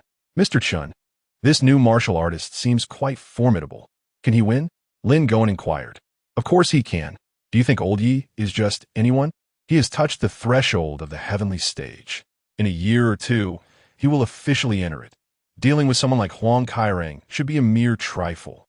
Unbeknownst to them, Qingling and Shenzhan had retreated to their side, explaining old Ye's strength while fixating on the battle. Upon hearing this, Lin Goen and Lin Zimo could not help but gape in astonishment. The heavenly stage, such figures were once beyond their wildest imaginations. Yet here they were today. Only Chen Dong smirked disdainfully. Qingling, do not be so smug. Huang Kairang was already at the Earth stage 30 years ago. Who knows how much stronger he has become in all this time? Shenzhan interjected seriously. Rest assured, Huang Kairang's ascent to the Earth stage was due to the numerous restorative elixirs from the Divine Physician Pavilion. It is not a reflection of his own strength. Besides, after 30 years of hiding, he likely lacked the time and resources to cultivate martial arts. Old Yi has had the full backing of the suspended martial department for 30 years. How could he possibly lose to him? With that, Qingling turned her gaze to Chen Dong, her arrogance unabated. Do you regret not helping us earlier? If you had joined forces, perhaps your crimes could have been mitigated. Do not think you are exempt from consequences just because you kill those deemed evil. As a martial artist, killing common folk without the suspended martial department's consent is a crime, even if they deserve it. What do you think my strength is? Chen Dong's response was unexpected. Rather than retaliate angrily, he simply posed a question. Qingling paused, instinctively replying, late-stage mystical realm, why? Chen Dong's cold gaze met hers. You two Earth-stage warriors are suffering greatly, yet you still think sending a late-stage mystical realm fighter into the fray is a good idea? Or did you intend to use my life to buy you time from the very beginning? Qingling was taken aback, glancing at Shenzhan, who was intensely scrutinizing Chen Dong. His expression complicated. Indeed, Shenzhan had invited Chen Dong with the same notion. After all, in his eyes, Chen Dong could ruthlessly slay so many, clearly not a virtuous person. It was only natural to expect him to buy them time. Chen Dong, facing a villain like Huang Kairang, I only wish for everyone's survival. The more people we have, the stronger we are. We would never let you charge into the fray alone. Shenzhan proclaimed grandly. Yes, yes, we would never throw you to your death. Thus far, you are merely a suspect. As officials of the suspended martial department, we are obliged to protect you. No matter what happens, we will certainly shield you. Qingling added. Oomph. Chen Dong sneered, choosing silence. Boom. At that moment, a figure was sent flying, crashing through several massive trees. Had the victor been determined? Did Old Yi triumph? All eyes were riveted on the figure amidst the dust. Alas, you have lost. All of you shall die. Become my sustenance. Huang Kairang's voice, now laced with a sinister undertone, sent chills down spines. Boom! A surge of energy erupted, dispersing the dust to reveal the scene. Old Yi leaned against a tree, gasping for breath, while Huang Kairang's already emaciated form had become skeletal, surrounded by tendrils of dark energy. Dark arts. Huang Kairang, you have actually practiced dark arts. Old Yi seethed, the composure he once had evaporating entirely. Dark arts? Haven't you always called me a demon? A demon, of course, must practice dark arts. Otherwise, how could I live up to that title? Huang Kairang grinned wickedly, reveling in Old Ye's panic. Old Ye fell silent, the logic of Huang Kairang's words striking a chord. You have no idea of the suffering I endured for this dark power. I lived among the graves, surrounded by corpses day in and day out. Look at me. This is the price I paid. And what has this price earned me? Unparalleled power. Behold this magnificent strength. Earth stage? Heavenly stage? I am a celestial being, a transcendent immortal. Huang Kairang's madness escalated, his aura swelling as the sinister energy radiated outward. Witnessing this terrifying spectacle, both Shenzhan and Qingling turned pale. This day had been a roller coaster of emotions, swinging from despair to elation and back to despair again. Just then, the distant sound of roaring engines pierced the sky. Huang Kairang's expression hardened as he turned toward the noise. A helicopter was rapidly approaching from the distance. Huh, a helicopter? Today, I shall demonstrate how to tear one apart. Huang Kairang's hands began to gather dark energy, his expression unyielding. Fire! Fire! Old Yi bellowed. Whoosh! A missile shot toward Huang Kairang. Huh, a mere parlor trick. Huang Kairang clapped his right hand, unleashing a black palm print that shot forth. Boom! The missile collided with the dark palm, erupting in a thunderous explosion. Go! Take advantage of the chaos. Oldie shouted, dragging Shenzhan with one hand and Qingling with the other, fleeing desperately. Oldie, what about them? Qingling exclaimed, suddenly realizing and pointing at Chen Dong and the others. Qingling, there's no time to worry about them. We must prioritize our own safety. Shenzhan interrupted. Oldie glanced back at the three still standing, a flicker of regret in his eyes before he turned away, quickening his pace. The helicopter also veered off, retreating. Witnessing this scene, Lin Goen and Lin Zimo felt their spirits plummet. Chen Dong observed the direction the suspended marshal department had fled, a smirk of derision playing on his lips. Chapter 39. I am an immortal soon. The helicopter and old Ye's group vanished into the mountainous terrain. What just happened? Did they escape? Lin Goen and Lin Zimo were bewildered. Even Huang Kairang was taken aback. Ha! The suspended marshal department actually fled. The illustrious suspended marshal department has been driven to flee in disgrace. Huang Kairang burst into laughter, feeling an immense sense of relief after holding back for 30 long years. How did the Sioux NWS escape? Is this truly the Sioux NWS? Lin Goen quietly inquired of Chen Dong, who at this moment was their pillar of strength. Naturally, if they could not win, they would flee. Otherwise, they would be left to await their demise. Chen Dong felt little surprise at Sioux NWS's actions. In fact, he considered it the essence of human nature. If one cannot prevail, it is wise to retreat. However, he felt a tinge of disdain for Sioux NWS's grandiloquent remarks about sacrificing oneself for those who had fallen before them. Had those individuals genuinely risked their lives to save others, Chen Dong would have respected them and perhaps even intervened. What shall we do now? This fiend appears terrifyingly powerful, seemingly unafraid of missiles. Lin Goen anxiously gazed at Chen Dong, uncertain if he could defeat such an abomination as Huang Kairang. Nevertheless, Chen Dong's expression remained unperturbed. At times, Lin Goen even questioned if this young man was older than himself. Observing Lin Goen's unease, Chen Dong asked with curiosity, "Is he truly that formidable? I fail to see it." Suddenly, Huang Kairang leapt forward, landing directly in front of Chen Dong. "Since your eyes cannot perceive my strength, let your body feel it." Huang Kairang raised his palm slowly, dark energy swirling around him as he commanded, "Kneel." With that, he struck fiercely upon Chen Dong's shoulder. To his astonishment, Huang Kairang found Chen Dong still standing. The anticipated scene of him kneeling did not materialize. Instead, it resembled an old friend greeting another after many years apart. In disbelief, Huang Kairang lifted his hand and muttered uncertainly, "Did I miscalculate? No matter. Once more. Kneel." He struck again with great force, yet Chen Dong remained steadfast. "Is that all you've got?" Chen Dong scoffed, then lifted his foot and delivered a kick. The seemingly gentle motion unleashed a tremendous force, creating visible shockwaves. Huang Kairang was sent flying, crashing through buildings, trees, and rocks, only coming to a halt nearly 100 meters away. Lin Goen and Lin Zimo stood wide-eyed, unable to comprehend the scene before them. Such a formidable demon was vanquished by a single kick? It felt surreal. When they turned to look for Chen Dong, they found he had vanished from sight. Is it possible that I was kicked away by him? Isn't he at the peak of the Xian stage? Why? Huang Kairang questioned his existence while retching. "Ah, not bad, still intact," came Chen Dong's languid voice. Huang Kairang turned to see Chen Dong approaching with an air of nonchalance. "I didn't expect the one hiding the deepest to be you. Such youth, yet possessing heavenly stage prowess. Which hidden family do you hail from?" Huang Kairang clutched his painfully throbbing stomach, engaging in dialogue to buy time while he utilized his inner strength to heal. "Rest assured, I shall grant you time. It would be a waste to let you perish so easily." With that, Chen Dong actually found a stone, wiped it clean, and sat down.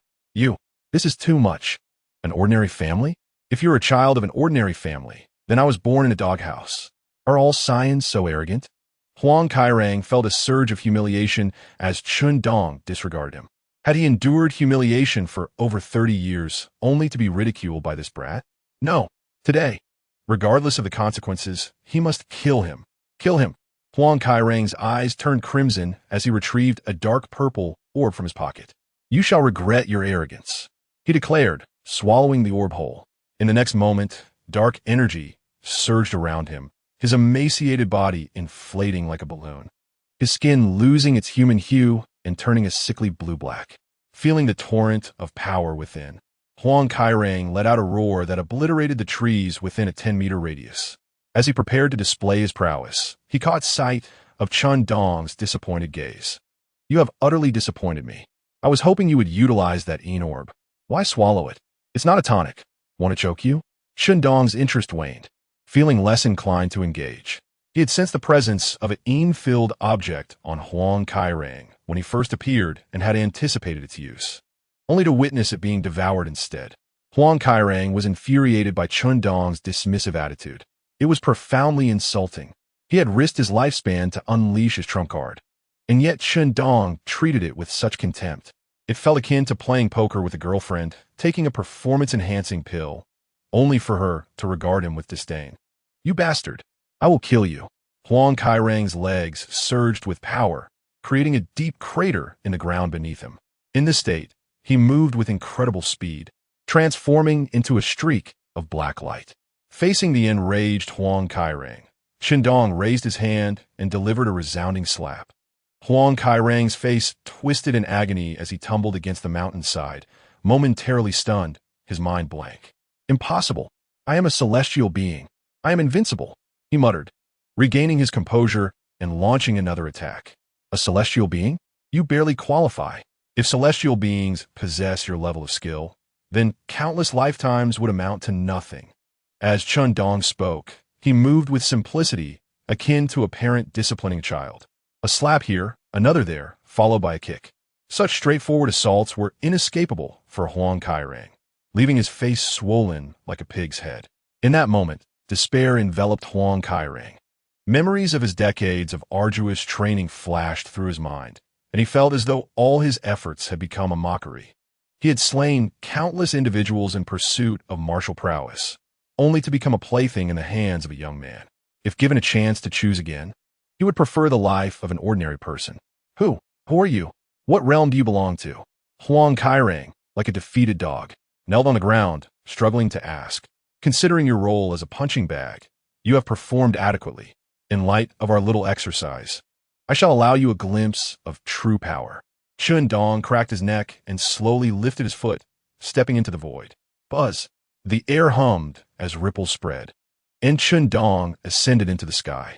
He performed a hand gesture, and the previously clear sky darkened with ominous clouds, bolts of lightning flashing within. How can this be?" Huang Kairang gazed at the roiling storm clouds, his lips trembling, his face pale as he was struck dumb by the scene before him. Under the weight of divine might, he lost all dignity as a warrior, collapsing to the ground, trembling in fear. His understanding of the world shattered the moment Chen Dong stepped into the void. Huang Kairang stammered, his mind racing with an utterly impossible legend. Could it be that the legends are true? I, Huang Kairang, have not lived in vain. Boom! A thunderclap resonated through heaven and earth, and within that lightning, Huang Kairang was reduced to ashes. After the storm passed, Chen Dong collected the Yin orb into his possession. This journey was not in vain. He had helped Lin Goen with his ancestral grave, completing today's task. Meanwhile, a helicopter in the distance witnessed the magnificent thunderstorm. The thunderstorm was terrifying. Just moments ago, there hadn't been such an abundance of storm clouds. Shenzhan gazed towards the direction of the lightning, his heart racing. Cough, cough, cough. Elder Yi leaned against the helicopter seat, unable to suppress the blood that escaped his lips. Elder Yi, are you all right? Shenzhan and Qingling hurriedly inquired. Shenzhan sighed in melancholy. I never anticipated that a simple investigation task would lead us to a fiend like Huang Kairang. Qingling looked out the window, her mood heavy. We abandoned Chen Dong and the Lin grandfather and grandson. I had previously vowed to protect him. I would rather perish than allow harm to come to him. Observing Qingling's expression of guilt, Shenzhan attempted to console her. Qingling, we cannot blame ourselves for this. Huang Kairang is too formidable. Elder Yi saving us was already a tremendous feat, and he lacked the strength to rescue them as well. Furthermore, Chen Dong is no saint. During our battle with Huang Kairang, he was too cowardly to even step forward. Such a person is not worth sacrificing our lives for. Qingling furrowed her brow. We cannot speak in such terms. He is at the late stage of the Xian rank. It is normal for him to hesitate in the face of someone like Huang Kailang. Besides, we are members of the suspended martial division. He is not. It is our duty to fight in the front lines. Before Shenzhan could respond, Elder Yi interjected. Enough of your bickering. We owe that young man a debt of gratitude. How about this? Tomorrow, you two take some offerings to visit his family. The remains will be collected by other team members. Elder Yi instructed. Yes. Shenzhan and Qingling nodded in agreement. Meanwhile, Chen Dong was helping the Lin family restore their ancestral grave. During the restoration, they discovered that although only Huang Kailang and another elder resided in this small village, signs of life indicated that many had lived there before. Additionally, there were numerous instruments, suggesting that some form of alchemical process had taken place there. However, Chen Dong deemed it not his concern and paid it no mind. On the return journey, Lin Zimo excitedly recounted the lightning strike. Chen Dong remarked that just as he was about to defeat Huang Kailang, a bolt from the heavens struck and reduced him to ashes. Lin Zimo continuously praised the divine intervention. Lin Goen, however, appeared contemplative, occasionally glancing at Chen Dong. Lin Lao, tomorrow I would like to ask for your assistance, if that is agreeable? Chen Dong said slowly. Huh? Mr. Chen, what do you mean? Lin Goen responded, startled. Chen Dong fixed his gaze on Lin Goen for a moment before smiling. Are you still pondering the earlier thunder? Zimo is right. As long as one does not stray from the righteous path, the lightning will not strike oneself. Wouldn't you agree? Yes, yes. Lin Goen felt a cold sweat break out on his back. What did this mean? Was he being admonished? The implication being that as long as he remained loyal to Chen Dong, he would not face divine retribution. Lin Goen's heart raced at the thought. Chen Dong was capable of controlling the weather. Who exactly was he? Rest assured, Mr. Chen, my Lin family shall never stray from the righteous path. Lin Goen quickly pledged his loyalty, having assumed the matter was of great significance. In fact, he needed to procure medicinal herbs that had arrived that night to concoct a pill for Su Shiqing. Additionally, he had just acquired the Yin Pearl and instructed his sister to bring the blood ginseng from home, cautioning her to keep the villa's cleansing a secret. Next came the alchemy. The pill was not difficult to create. As long as the materials were sufficient, it could be completed in under half an hour. After storing the still-warm pill, Chen Dong took out the Yin Pearl for careful examination. This Yin Pearl was a natural treasure, typically found in mass graves, and formed from the condensation of spiritual and malevolent energies, a favorite among ghost cultivators and demonic practitioners. Upon closer inspection, Chen Dong discovered that the energy within the Yin Pearl was still in a state of abundance. It seemed that Huang Kailang had obtained this treasure without understanding its proper use. But if he did not know how to use it, how had he amassed such a potent inner force imbued with malevolent energy? After much contemplation, Chen Dong suddenly realized something, connecting Huang Kailang's relentless search for burial sites to the nature of the Yin Pearl. The Yin Pearl has a characteristic. Once born, it no longer expands its capacity for containing Yin energy. If the Yin energy within is full, any subsequently absorbed energy will overflow from the pearl. Thus, Huang Kailang had been absorbing only the overflowing Yin energy for years. It felt akin to a miser guarding a vault overflowing with gold, only utilizing the excess coins that spilled forth. For a moment, Chen Dong felt a twinge of pity for Huang Kailang. Nevertheless, it was fortunate for Chen Dong that the Yin Pearl remained in a full state when it came into his possession. With a decisive motion, Chen Dong crushed the Yin Pearl in his hand, triggering a tempest of chilling winds and wails of despair as a torrent of Yin energy erupted. Refined, Chen Dong sat cross-legged, a vortex forming above him as he drew in vast amounts of Yin energy. If any cultivator from the cultivation world bore witness to this scene, they would undoubtedly deem Chen Dong insane. Aside from ghost cultivators and demonic practitioners, the absorption of such malevolent energy could adversely affect one's character, and at worst, lead to madness and death. Thus, in the cultivation realm, ghost and demonic practitioners often exhibited a degree of insanity in their conduct. Chen Dong, however, was different. The technique he cultivated was an accidental acquisition of an elder, capable of refining all energies and transforming them into spiritual energy. To him, whether it was yin energy, evil energy, or demonic energy, it was merely a potent elixir for enhancing his cultivation. As time passed, the yin energy in the room diminished.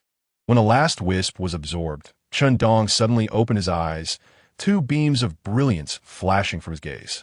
Stretching lazily, he noticed that dawn had broken. Chen Dong felt a pang of sorrow for his parents. Such humble souls, regardless of their circumstances, maintained their home in pristine order. In his mother's words, that was the essence of living.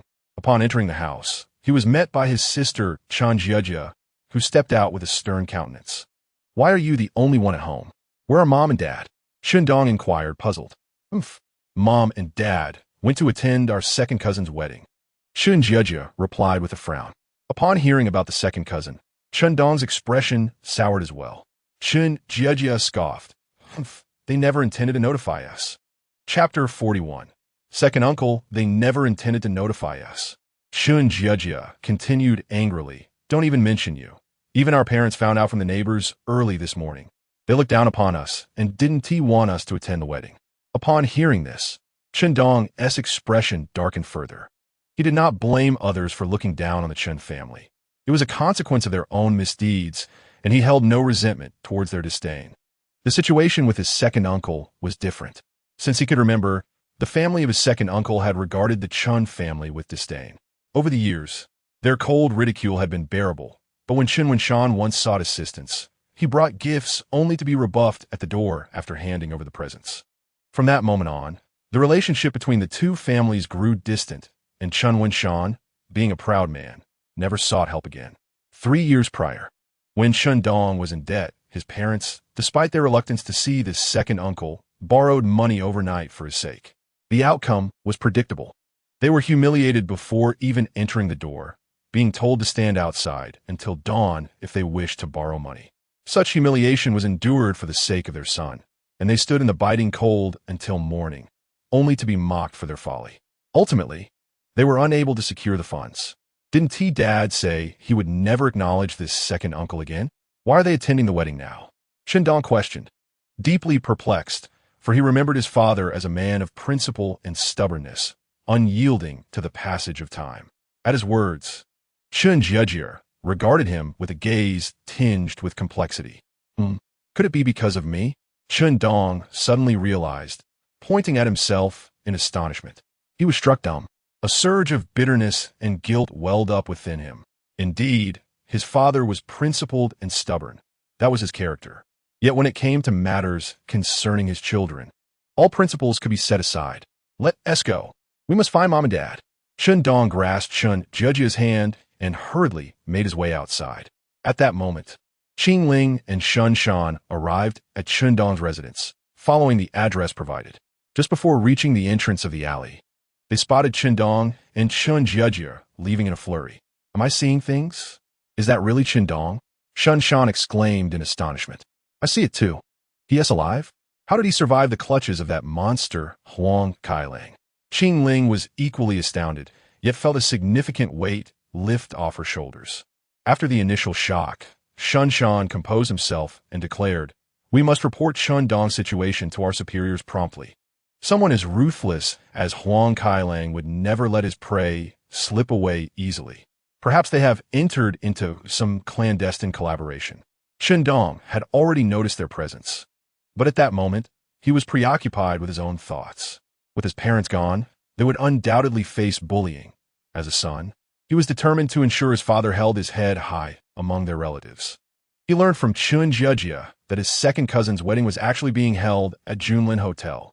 To host a wedding at such an establishment indicated that his cousin had been doing exceptionally well over the past 3 years, which explained why his father was willing to swallow his pride to curry favor with them. On the way, Chen Dong made a stop at the bank to withdraw some cash, specifically using a snakeskin bag to carry it. He also notified Lin Goen. Having set everything in order, the two of them proceeded towards Junlin Hotel. At the entrance, they were greeted by a spectacle of red carpets, flowers, and a rainbow arch, all festooned in festive decorations. Thankfully, Junlin Hotel was well known, with direct bus routes available. Had it not been for the fear of missing the auspicious timing of the wedding, Chen Winshan and Han Mei might have even considered walking to the venue. Upon seeing the names of the bride and groom displayed on the rainbow arch, the elderly couple confirmed they were indeed at the right place and cautiously entered. For a luxurious hotel like Junlin, they had never even dared to dream of stepping inside. Once inside, they felt quite out of place, anxious about inadvertently offending anyone. "You two must be here for the wedding. May I kindly ask for your invitation?" A staff member stationed at the entrance smiled politely while stopping the couple. "We are here for the wedding, but we don't have an invitation," Han Mei replied timidly. "I'm afraid without an invitation, I cannot allow you to enter. Perhaps you could contact the host of the wedding and have them escort you in." The staff member explained patiently. "Old Chun, do you still have the contact information for my second cousin?" Han Mei whispered. "I deleted it in a fit of anger 3 years ago, alas." Chen Winshan replied with a hint of regret. After a moment's thought, he approached the staff member and said, "Young man, I'm the groom's uncle. Please inform Chen Wenhai that Chen Winshan has come to congratulate his nephew on his wedding." Chen Wenhai was indeed Chen Dong's second uncle. Despite being a relative, the absence of an invitation raised the staff member's eyebrows. Yet he still proceeded inside to seek out the host of the wedding. Shortly thereafter, he returned. "So, can we go in now?" Chen Winshan inquired. "I'm afraid you may need to wait a little longer. Mr. Chen Wenhai has stated he will come and meet you personally," the staff member responded. "Personally come?" Chen Winshan was taken aback. When had his second cousin become so courteous? With no other choice, they decided to wait. However, Chen Winshan did not anticipate that this wait would stretch into an hour. It was the height of summer, the sun climbing higher, and the temperature outside steadily rising. Chen Winshan's expression grew increasingly grim. Truly, one's nature is hard to change. This was clearly an attempt to humiliate the couple. "I can't wait any longer. Let us go." Chen Winshan's temper flared, and he turned to leave. "Winshan, your temper remains as explosive as ever. 3 years have passed, and you have made no progress." At that moment, a sarcastic voice echoed from within the hotel as Chen Wenhai sauntered out. "Winshan's sister-in-law, I sincerely apologize. I had intended to come out to greet you immediately, but there are too many guests. You must have heard that your nephew Chen Zhen has been doing quite well these past 2 years, garnering much recognition from his superiors." Upon meeting them, Chen Wenhai eagerly began to boast, his demeanor igniting Chen Winshan's ire. Han Mei tugged at her husband's sleeve, signaling him to endure for their son's sake. Chen Winshan patted his wife's hand, inhaling deeply before saying, "Second brother, I heard that Xiao Zhen is getting married today. As an uncle, I should come to offer my congratulations. I hope this modest sum will not be looked down upon." As he spoke, he produced 6 red banknotes from his pocket. Just these 600 yuan, which they had exchanged at the bank for change. 600? Chen Wenhai sneered, his contempt glaringly evident. "Yes, I know that when Donger got married, each family only contributed 200. This is Xiao Zhen's wedding, after all, so we thought to give a little more. Please accept it, second brother." Han Mei interjected with a smile. "Haha, sister-in-law, you've misunderstood my meaning. I'm not saying you contributed too much, but rather, quite the opposite.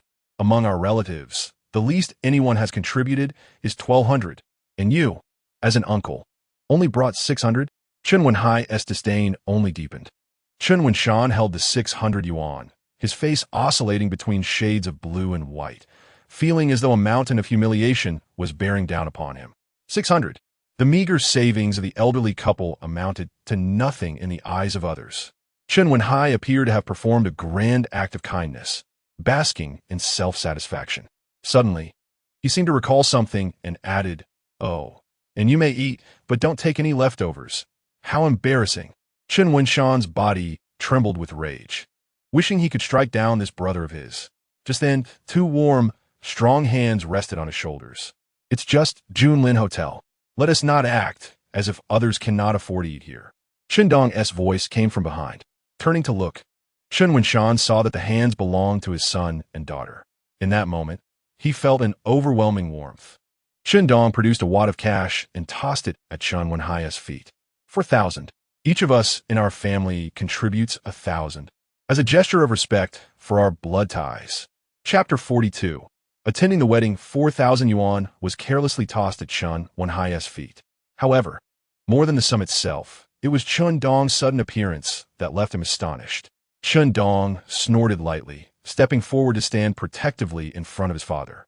Chen Wenhai was momentarily taken aback, then forced a phony smile, saying, "No need for concern. The disappearance over the years has worried your second uncle greatly.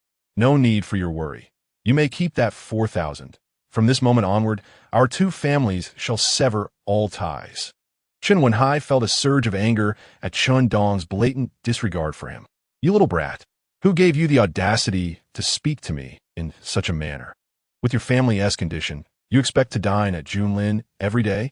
Even they wouldn't dare to make such claims. Yet here you are. You're putting on airs, huh? I'll teach you a lesson today, so you can see just how vast the disparity between our families truly is." Chen Wenhai managed a strained smile and said, "Wenshan, look at what Xiao Dong is saying, severing ties after years apart. It seems his temper has inflated quite a bit. All right, I'll accept the money. Since you've come such a long way, don't leave. Stay for dinner. It's merely a matter of adding a few more pairs of chopsticks." Xiao Dong, young people should not be too hot-headed. After you've tasted the dishes at Junlin, you won't be making such bold claims. As Chen Dong was turning to leave, he paused at the remark, turning back with a sardonic smile to say, "You truly want me to attend the wedding? Let me make it clear beforehand. If I attend, your wedding banquet will be rendered unfeasible." With that, Chen Wenhai entered the banquet hall, leaving the money on the floor for the staff to collect. He could never bring himself to bend down to pick up money, especially not money belonging to Chen Dong's family. Dongya, Han may finally found the opportunity to inquire about the money. The elderly couple remained somewhat skeptical of Chen Dong, yet they felt an unwavering sense of reassurance regarding their daughter. Since their daughter had spoken in such a manner, they chose not to pursue the matter further. "Dongya, your words were rather harsh. Regardless of the circumstances, as a younger generation, you should not address your second uncle in such a manner. If anyone is to be angry, it should be me as your father," Chen Wenshan admonished, though his eyes reflected no true reproach. While Chen Dong's actions might be deemed ethically questionable, they undeniably brought a sense of satisfaction. Unbeknownst to them, their son had grown into a protective figure for his father, able to shield him from the storms of life. "Father, I will show respect proportionate to the respect I receive. The Chen Wenhai family does not warrant my esteem," Chen Dong declared. "Rest assured, my attendance at their wedding is a glory bestowed upon me by 8 generations of our ancestors," he proclaimed proudly. "Such audacity! He is your second uncle, and his forebears are indeed your forebears," Chen Wenshan chastised, though it was more a slip of the tongue than a serious reprimand. Chen Dong chuckled lightly. Despite the playful smack from his father, his heart brimmed with warmth, a sensation he had never experienced within the realm of cultivation. Soon, the Chen family arrived at the wedding venue, where a vibrant atmosphere surrounded them. The moment they entered, they drew numerous curious glances, each laden with various sentiments: astonishment, disdain, contempt, and sympathy. In an instant, they became the subject of gossip among the attendees. Those unfamiliar with Chen Dong wore expressions of confusion, which quickly turned to mockery upon inquiry. "Mr. Chen Wenshan, is it? Your family's seating is over here. Please follow me." A waiter approached, leading the Chen family to a secluded corner. "This is outrageous. We are all of the same lineage. How dare he treat us like this?" Chen Jiajia exclaimed, her frustration palpable. Having worked as a waitress at the Junlin Hotel, she understood the implications of their assigned table. In such grand weddings, the arrangement of tables and the roles of the wedding company staff were extensive. This particular table was reserved for the wedding staff, a clear indication of their intention to humiliate the Chen family. "Jiajia, sit down. Don't be hasty. They'll invite us to the front soon," Chen Dong reassured, pulling out chairs for his parents. "Wow, he actually sat down. How shameless can they be? Just to snag a free meal." A voice whispered, "Shoo, keep your voice down. We wouldn't want him to hear and come asking for a loan." Another chimed in. It appeared that Chen Dong's 3-year absence had not favored him much. Attending a wedding with a bag meant for collecting scraps was certainly a low point. Relatives who recognized him wasted no time in spreading unflattering remarks, each cutting deeper than the last. The snakeskin bag he carried became the target of their ridicule. Though Chen Wenhai's family was busy entertaining guests, their attention remained fixated on Chen Dong's family, reveling in the mockery. "Xiao Dong, perhaps we should leave," Hame suggested, fearing her son's resilience might falter under the taunts. "No worries. I have endured worse than this. It is nothing, Chen Dong replied with a reassuring smile. At that moment, an elderly gentleman with silver hair approached slowly. Chen Wenshan stood up promptly. Third uncle, what brings you here? Xiao Dong, Jia Jia, greet third grandpa. Third grandpa. Both Chen Dong and Chen Jia stood to pay their respects. I'll come sit down. Chen Dong felt immense gratitude towards this elder, who, despite his modest means, had generously lent 2,000 yuan to Chen Wenshan 3 years prior without hesitation. Even after the turmoil surrounding Chen Dong's debts, the elder had never come to collect. Good. Chen Dong nodded earnestly. Third grandpa, please wait a moment. He then placed his snakeskin bag on the table, drawing everyone's attention. What is he up to? The dishes haven't even been served yet, and there's nothing to pack, murmured the crowd. Years ago, you lent me 2,000. I now return it to you as 4,000, Chen Dong announced, flipping the bag over. The once bustling wedding venue fell into an astonished silence as stacks of vibrant red bills cascaded onto the table, covering half of it. Most attendees stood frozen, their eyes wide with disbelief, breathing heavily. For the ordinary folk present, such a sum was unimaginable, akin to a small mountain before them. Xiao Dong, where did you get this money? Chen Wenshan leaped to his feet, as if the table had turned scalding hot. Father, do not worry. This money is mine. I did not steal, borrow, or take it unlawfully. Consider it a windfall. Chen Dong reassured his father, understanding his concern. He pressed 4 bundles of cash into third grandpa's hands. Please accept this. Without your earlier assistance, I might not be here today. What? Third grandpa looked bewildered, glancing between the money and the Chen family, unsure how to react. Sighing heavily, Chen Dong realized his reputation among relatives had soured to the core, having gained wealth. He was hesitant to claim it for fear of legal troubles. In a moment of desperation, he produced a bank receipt for validation. Wait, don't burn it. I'll take it, third grandpa exclaimed, tears brimming in his eyes, feeling prouder of Chen Dong's achievements than the money itself. 3 years, and you've doubled it. That's more profitable than any loan shark. I am your cousin. Remember when I lent your family 1,000? Here's 2,000 for you. A middle-aged man ventured forward cautiously. I remember. I apologize for the delayed repayment. Here you go. Chen Dong grinned, handing over 2 bundles of cash. No need to count. I know your character, Xiao Dong. I never misjudged you. The man's smile widened. This prompted all those who had once lent Chen Dong money to rise from their seats, eager to approach him with exuberance, as if attending a wedding celebration of their own. Mom, Dad, you know best about the loans for back then. Ensure every relative who lent us money gets double back. Chen Dong delegated this task to his parents. In a whirlwind of flattery and praise, Chen Wenshan and Han Mei found themselves enveloped in admiration. Initially bewildered, the couple gradually lost themselves in the accolades. Chen Wenshan, who had always valued reputation, found his pride restored by the praises of relatives, leaving him unable to close his mouth. Meanwhile, the atmosphere around Chen Wenhai's family turned starkly desolate. Chen Wenhai and his son gritted their teeth in frustration.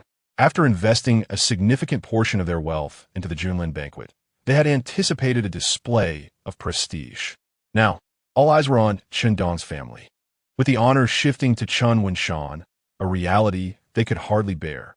In hindsight, Chen Wenhai deeply regretted not lending money to Chen Dong back then. Had he known such an outcome awaited, he would have sold his possessions to contribute. Watching relatives joyfully clutching their money, he felt as though he had missed out on a fortune, his insides churning with regret. But alas, there is no remedy for missed opportunities. Before long, the contents of the snakeskin bag had halved, with all debts settled. Nevertheless, relatives continued to surround Chen Dong's family, fervently engaging with Chen Wenshan. With such generous kin, who would concern themselves with Chen Wenhai's wedding? The festivities were effectively stifled by Chen Dong's unexpected turn of events, leaving Chen Wenhai's face as dark as coal. Is this what you meant when you said the wedding would not proceed, Chen Dong? You are far too naive and youthful. Chen Wenhai strode onto the wedding stage. Seizing the microphone, we, the Chen family, are well aware of Chen Dong's circumstances. 3 years ago, he fell into the depths of gambling, accumulating insurmountable debt, forsaking his family and wife, and has been gone for 3 years. I never imagined my nephew could one day strike it rich. As his uncle, I am genuinely pleased. One must never strike a man where it hurts. Revealing past mistakes is unnecessary. With that, Chen Wenhai laid bare Chen Dong's past misdeeds for all to hear, leaving even strangers at the wedding privy to his 3 years of turmoil. Not content with merely stating the facts, Chen Wenhai shifted his tone, adopting a reprimanding voice typical of an elder. However, I must say a few words today. Young people must not let wealth lead to arrogance. They should remain humble. Just look at the esteemed guests seated here, each of whom is worth millions. Are they not wealthier than you? Their success stems from their humility. Today, it is a blessing for me, Chen Wenhai, that these individuals have graced my son's wedding with their presence. Allow me to introduce them. Clearing his throat, Chen Wenhai pointed to a portly, oily man in the audience. This gentleman is Mr. Wang, the owner of our Blue Island Yonggang Company. This one is Mr. Zhang, the owner of Fully Building Materials. Everyone knows that no matter how wealthy Chen Dong may appear, it is not his own fortune. Such luck occurs but once. However, these magnates are different. To thrive in society, one must possess a profession. In our country, relationships often facilitate future job opportunities. Even if one does not seek employment, it is wise to consider the next generation. The Chen family, endowed with formidable connections, has thus become a sought-after entity. Zen, you have truly excelled in inviting such prominent figures. Indeed, for our Chen family to produce someone like you, it is a testament to our lineage. Little Jean, do you remember how you used to play with my son? That rascal graduated and could not even secure a decent job. You, as his elder brother, should lend a helping hand. Chen Zhen cast a provocative glance at Chen Dong. The meaning clear. You, Chen Dong, merely stumbled upon luck by winning the lottery. But such fortune is seldom repeated. Unlike me, I have connections, and eventually, those connections will yield abundant rewards. What will you do then?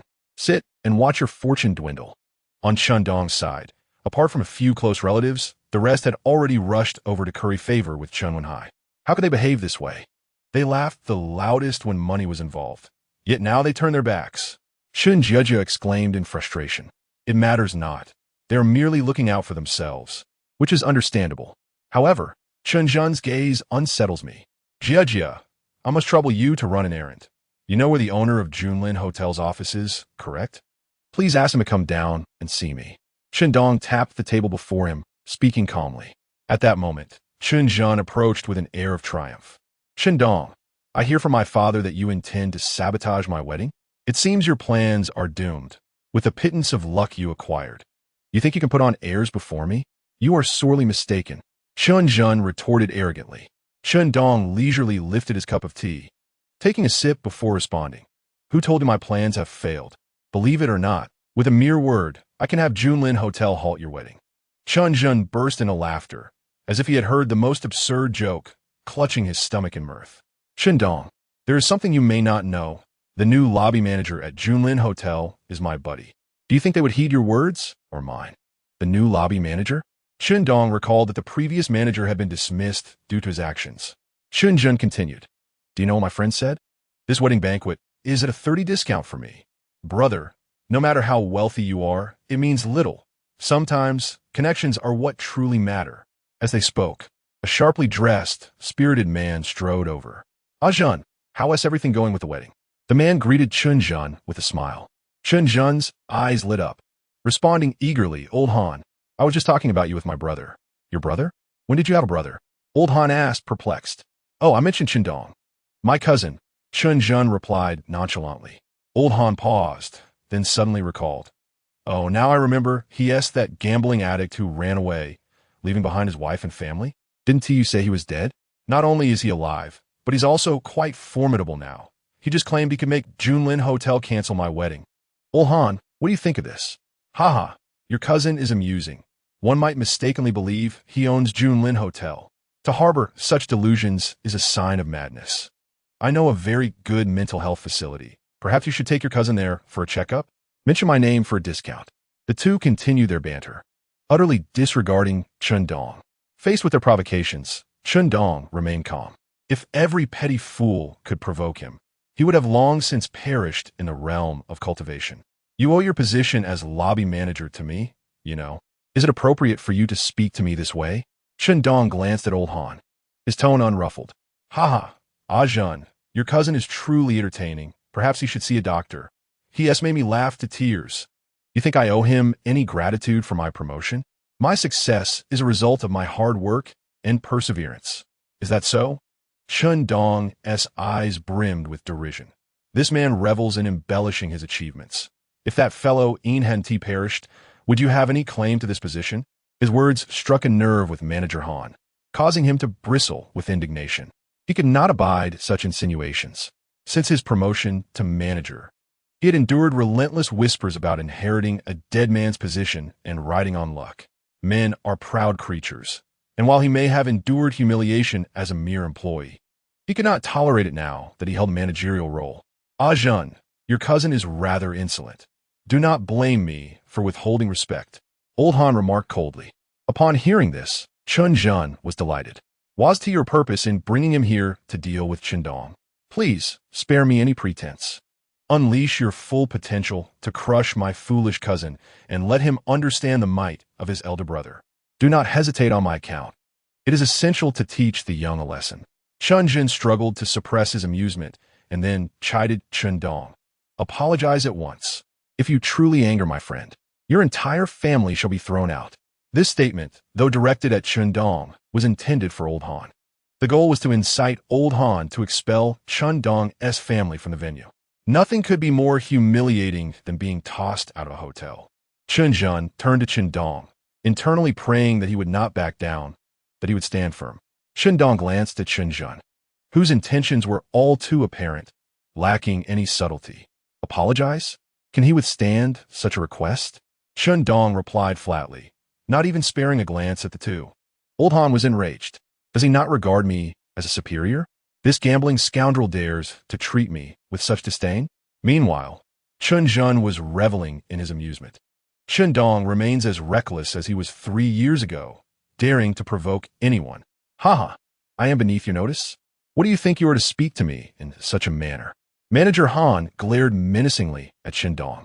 Meanwhile, Chen Wenshan and Han Mei, who were chatting with relatives, sensed the tension and hurried over to smooth things over, offering apologies on behalf of Chen Dong. Unexpectedly, Manager Han not only showed no gratitude, but disdainfully glared at Chen Dong's parents.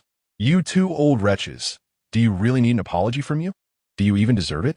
Before he could finish his words, he was sent flying across the room, scattering shards of teeth in his wake. The right side of his face began to swell visibly. Everyone turned in astonishment towards Chen Dong. Such a brutal slap. The attack was without warning, leaving no time for preparation.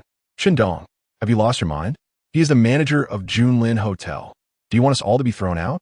Chen Jun was the first to recover from his momentary shock. He could hardly believe that Chen Dong had become so violent. He was an entirely different person from the boy he once knew. You dare to hit me? You're finished. Security. Security. Manager Han clutched his numbed right cheek, wishing he could flay Chen Dong alive. Soon, a team of security personnel rushed in. Beat him to a pulp. Manager Han shouted furiously. Seeing so many people surrounding Chen Dong, Han Mei panicked. Ajun, quickly save your brother. He was just impulsive. We are willing to compensate. Han Mei shook Chen Jun's arm, disregarding any semblance of familial decorum, pleading with a younger relative. Chen Jun shrugged off Han Mei's hand coldly. Save him? On what grounds? Old Han is my buddy. Chen Dong hitting my friend is more than enough reason for me not to hold him accountable, let alone save him. If you want to blame someone, blame Chen Dong for being reckless. With a bit of money, he thinks he can act tough and hit anyone. Han Mei, undeterred. Implored again, Jun, I know Chen Dong is in the wrong, but he is still your cousin. We are family. Just speak to your friend and tell him we are willing to compensate, no matter the cost. Family? I feel embarrassed just saying we are family. Chen Jin stepped back in disgust, sneering, don't plead with me. It's useless. Yes, going to get a beating, and you'll have to pay for it. Hearing this, Han Mei and Chen Wenshan were filled with anxiety. They did not care about the money, but with so many bodyguards involved, even the toughest man could be harmed. What are you waiting for? Get to it. Mendia and shouted. I dare you. Just then, a resonant voice rang out. Everyone turned to see Chan Jujia approaching with a middle-aged man. Everyone was taken aback. What was happening? Had Chen Dong's family found a powerful ally? Mr. Chen, why didn't you inform me of your arrival? I would have personally attended to you. The owner of Junlin Hotel approached eagerly, cold sweat forming on his back. Who are you? If you know what is good for you, get out of here. This is none of your business. Chen Jun arrogantly stepped forward to drive them away. He believed that, given Chen Dong's social standing, he was only acquainted with the head of the security team at a casino. Unfortunately, Chen Jun overlooked the fact that Manager Han had turned pale, his soul seemingly escaping him. Old boss, Manager Han's voice was barely a whisper. It had pierced the air like a knife. Chen Jun felt as if he had been struck by lightning, doubting whether his ears were malfunctioning. You called him what? Boss. He is the owner of Junlin Hotel? Chen Jun exclaimed, sounding utterly bewildered. The owner of Junlin Hotel cast a cold glance at Chen Jun, ignoring him entirely as he approached Manager Han. Little Han, I thought you were a clever boy who wouldn't offend the wrong people like Manager Ian. Yet, after your promotion, you have become even more reckless than him. You're fired. Boss, spare us the words. It's in everyone's best interest if you resign voluntarily. Otherwise, don't blame me for being unkind. After saying this, the owner turned with a smile to Chen Dong. Mr. Chen, are you satisfied with this resolution? If not, I can have him disposed of and then terminated. Manager Han sank hopelessly to the ground, having barely settled into his managerial position, only to lose it. Watching his boss fawn over Chen Dong, he understood the gravity of his mistake. At this moment, he was filled with profound regret. The wedding venue fell silent. No one understood why the owner of Junlin Hotel was so subservient before Chen Dong. It was utterly unbelievable. Just as Chen Jun's mind short-circuited, Chen Dong's calm voice echoed in his ear. I said your wedding must be halted. Do you now believe I have the power to do so? Suddenly turning, Chen Jun's expression changed drastically. He had never anticipated that Chen Dong would know the owner of Junlin Hotel. For someone of such stature, halting his wedding would surely be a mere matter of speaking a word. Brother, we are family. Family? Just moments ago, I distinctly heard someone say they felt ashamed to be related to us. Chen Dong sneered. Observing Chen Dong's playful smile, Chen Jun panicked. If this wedding were indeed interrupted, his family would become the laughingstock of Blue Island City. Brother, I was just joking. We are blood relatives. Chen Jun forced a smile. Is that so? Chen Dong pointed at his parents and commanded, kneel. What? Chen Jun was taken aback. I said kneel. Chen Dong reiterated. Chen Jun glanced at his rural-dressed parents, his flesh trembling involuntarily. Logically, as a nephew, it wouldn't be inappropriate to kneel before his uncle and aunt. However, influenced by Chen Wenhai since childhood, he held a deep-seated disdain for Chen Dong's family, viewing Chen Wenshan and Han Mei as no elders at all. Now, being asked to kneel, he struggled with the psychological disparity. Yet, if he refused, his family would become the joke of Blue Island City starting today. Weighing his options, Chen Jun's knees slowly began to bend. Breaking news. Mr. Lin Goen, head of the Lin family, and young Master Lin Zimo have arrived to congratulate the wedding. At that moment, a staff member responsible for the entrance rushed in, breathing heavily. Upon hearing this, Chen Jun's knees, which had just begun to bend, straightened immediately. The owner of Junlin Hotel was indeed formidable, but compared to the Lin family, he was miles away. This revelation sent ripples through the previously silent wedding venue. Erupting into commotion, everyone turned to stare at Chen Jun in astonishment. The Lin family? The Lin family, the wealthiest in Blue Island City? Is there any other Lin family in Blue Island? It was truly incredible. Not only had they met the owner of Junlin Hotel today, but even the head of the Lin family had come. Ultimately, Chen Jun felt triumphant. Such prestige, even old Master Lin had personally attended the wedding. Not just the onlookers, but even Chen Wenhai appeared bewildered. Son, when did you establish a connection with the Lin family? Chen Wenhai hurried to his son's side, a mix of shock and joy on his face. Upon hearing his son speak, Chen Wenhai rejoiced, son, it must be that collaboration that showcased your talents to the Lin family. They seek to curry favor with you. Is it? Chen Jun pondered. Indeed. The last collaboration had garnered praise from Lin Construction. Had the Lin family discovered his hidden capabilities? Surely, gold would shine wherever it was found. The presence of the Lin family restored Chen Jun's confidence. Chen Dong, your performance today has truly surprised me, But in the end, I still hold the upper hand. Have you heard of the Lin family? Do you know what it means for the Lin family to attend my wedding? Chen Dong raised his chin, resembling a victorious rooster, deliberately proclaiming, "It signifies that I, Chen Dong, have become a member of the upper class in Blue Island City, with the Lin family backing me. Who would dare to interrupt the wedding?"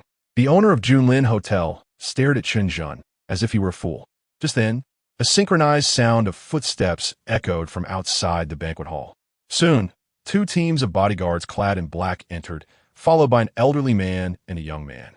The elder, though gray-haired, exuded vitality and wore impeccably tailored attire, radiating an aura of authority that compelled the ordinary attendees to instinctively bow their heads. The young man, handsome and poised, displayed the grace of a noble family in every gesture. This was the true essence of high society. Their entrance was nothing short of extraordinary. Chen Wenhai and his son, Chen Dong, hurriedly approached. "Mr. Lin, your presence at my son's wedding truly elevates the occasion." Chen Wenhai beamed, his smile stretching almost ear to ear. However, just as he was about to draw closer to Lin Goen, a bodyguard stepped in and hauled him. Lin Goen, taken aback, inquired, "And you are?" Chen Wenhai paused, quickly realizing that the Lin family was primarily interested in his son, and it was understandable that they did not recognize him. He promptly called over Chen Dong and introduced him, saying, "Mr. Lin, I am Chen Dong's father. Son, greet the head of the Lin family." Chen Dong, brimming with excitement, called out, "Hello, head of the Lin family." This was indeed a significant figure in Blue Island City, someone he had only seen on television, and now he stood before him. Just this encounter alone was enough to boast about. Who is Chen Dong? Before the father and son could revel in their moment, Lin Goen's words left them stunned. Onlookers were equally perplexed. Wasn't the Lin family here for the wedding? How could they not recognize the groom? "Emeridine, Yuyist. Are you not here to attend my son's wedding?" "This is my son, Chen Dong, the groom of the day." Chen Wenhai stammered, his voice trembling. If there had been a misunderstanding, it would be quite the spectacle. Yet, it was only their family celebrating today. Such a mistake seemed unlikely. "Oh, you speak the truth. I am indeed here for the wedding," Lin Goen said, smacking his forehead as if recalling something. Upon hearing this, both Chen Wenhai and Chen Dong exhaled a sigh of relief, their anxieties finally dissipating. But the very next moment, they were left dumbfounded.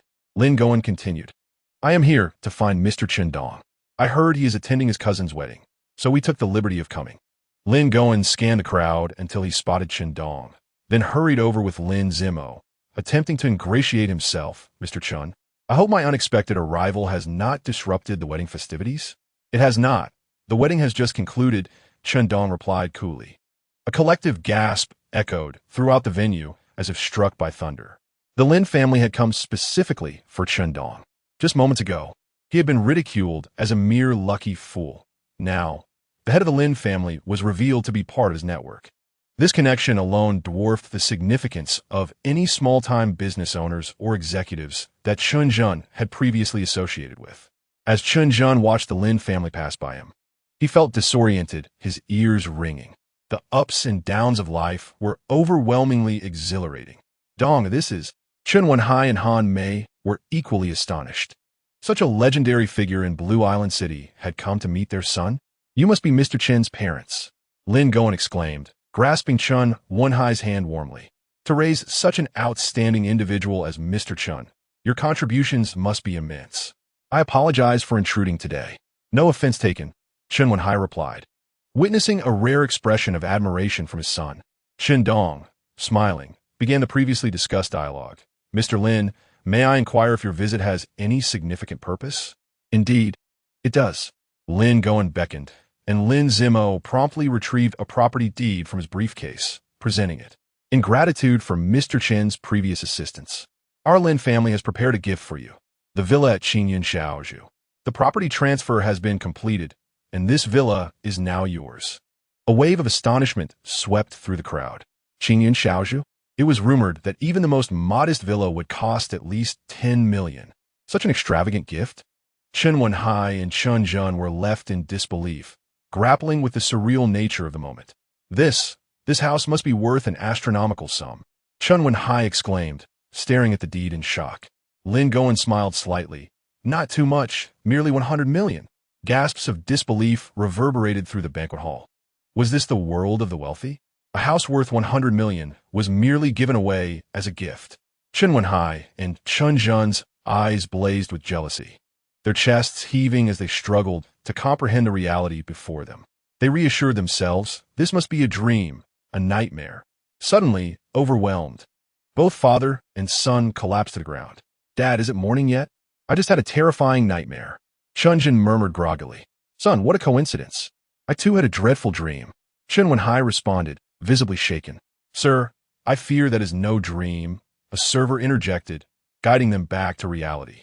The father and son followed the server's direction, and they saw Lin Gowen handing the property deed to Chen Wenhai. Everything is real. Just as they were about to succumb to the overwhelming shock once more, the server stepped in to prevent them from fainting again. "Rest assured, gentlemen, we are professionally trained and will not allow you to faint again," the server said with a professional smile. Chen Zhen and Chen Wenhai silently thanked the server's ancestors. At that moment, they preferred to faint rather than face the harsh truth. Meanwhile, the server offered them no such option. As the property deed exchanged hands between Chen Wenhai and Han Mei, the couple gradually began to accept the reality of the gift. This was precisely Chen Dong's plan, to use Lin Gowen to help his parents accept the property while dealing with Chen Zhen's family was merely a secondary objective. The Lin family's sudden appearance shifted the focus of the wedding back to Chen Dong's family. Not only were relatives of the Chen family present, but even the small business owners and executives invited by Chen Zhen sought to ingratiate themselves with the Lin family, shedding their previous arrogance and bowing low like sycophantic courtiers. No one cared about the feelings of Chen Zhen's family at this moment. The bride's family had already left in a huff without so much as a goodbye. Chen Zhen and Chen Wenhai sat dazed on the ground, the only presence around them being the server who prevented their fainting. This wedding had become a mere formality, especially with the bride having fled. Just then, the banquet hall doors were kicked open with a tremendous crash, drawing everyone's attention. Were more guests arriving? Could they possibly be here for Chen Dong again? What had he been up to these past 3 years? Shun Shan and Qing Ling entered slowly under the gaze of the crowd. "It's them?" Lin Gowen's expression darkened at the sight of Shun Shan, recalling the previous day's abandonment by the Xuangu Wuxi. "I'm in a good mood today and do not wish to see you. Leave?" Chen Dong gazed coldly at the pair. Since yesterday, he had lost all fondness for the so-called Xuangu Wuxi. "Chen Dong, I represent the Xuangu Wuxi to speak with you. Your arrogance is unwarranted. Do you truly believe we would not dare to take action?" Shun Shan strode toward Chen Dong, revealing a pair of handcuff-like restraints that clearly possessed immense power over martial artists. Upon seeing the device in Shun Shan's hands, the crowd fled from Chen Dong as if escaping from plague. The aura surrounding them suggested these were indeed the rumored undercover officers. Plainclothes officers sought out Chen Dong. Could it be that he had committed some misdeed? Chen Zhen and Chen Wenhai suddenly perked up, stretching their necks to follow the unfolding situation. "Shunzhan, what are you doing?" Qingling hurriedly intervened, her expression apologetic as she addressed Chen Dong. "Mr. Chen, I sincerely apologize for yesterday's incident. We mean no harm. Our leader wishes to discuss certain matters with you. If you would be so kind, please accompany us." "Accompany you?" The familiarity of the phrase deepened Chen Dong's implication of guilt. Chen Wenshan and Han Mei wore anxious expressions, tightly gripping their son's arm, eager to inquire. Chen Dong patted his parents' hands to reassure them, then turned to Shunzhan and his companion with indifference. "I offer you both a chance. Matters can be discussed later. Disappear from my sight at once, or do not blame me for showing no mercy to the Sioux NWS." Boom! As his words fell, an invisible pressure surged forth, causing the temperature of the wedding venue to plummet. "Chen Dong, you are exceedingly arrogant. Do you think the Sioux NWS is your family, that you can come and go as you please? You must come with me today." Shunzhan could not tolerate Chen Dong's haughty demeanor, since he had become a member of the Sioux NWS. No martial artist had ever dared to speak to him in such a manner. "Shunzhan, you cannot do this. The leader has not declared him guilty. You cannot apprehend him like a criminal." Qingling was incensed, her frustration rooted in her guilt from the previous day. Today, she had intended to invite Chen Dong to the Sioux NWS in a conciliatory manner, only for Shunzhan to act as if he had taken offense. Ignoring Qingling's admonition, Chen Dong advanced step by step toward Chen Dong. You are truly ignorant. Chen Dong's countenance darkened as he stepped forward, raising his foot to kick. Golden Bell Shield. Chen Dong never anticipated that Chen Dong would dare to strike him directly. Instinctively, he activated his technique, rendering himself as solid as steel. Secretly reveling in Chen Dong's folly, his Golden Bell Shield had reached the 7th layer, meaning that martial artists of lesser cultivation would not only fail to harm him, but would also suffer from the recoil. Bang! Just as Chen Dong reveled in his superiority, he was sent flying, a footprint emblazoned on his chest. With a gasp, he spat out a mouthful of blood. How could this be possible?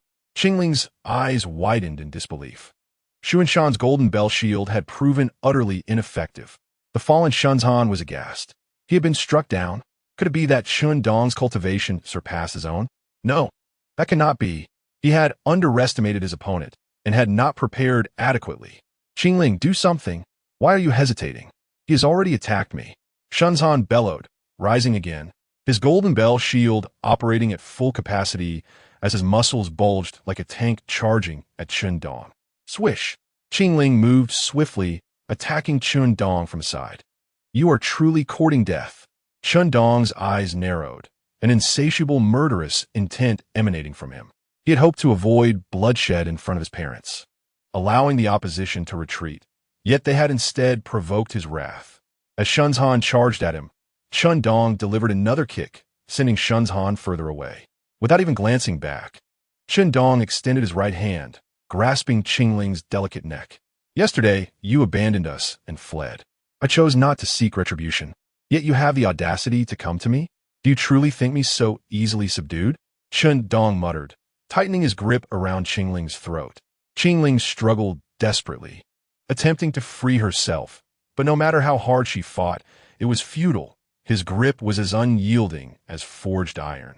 Soon, her complexion turned a sickly shade, her eyes glazing over as she neared death at Chen Dong's hands. Please, I was wrong. I was arrogant. Qingling has always spoken well of you. If you must kill, spare me.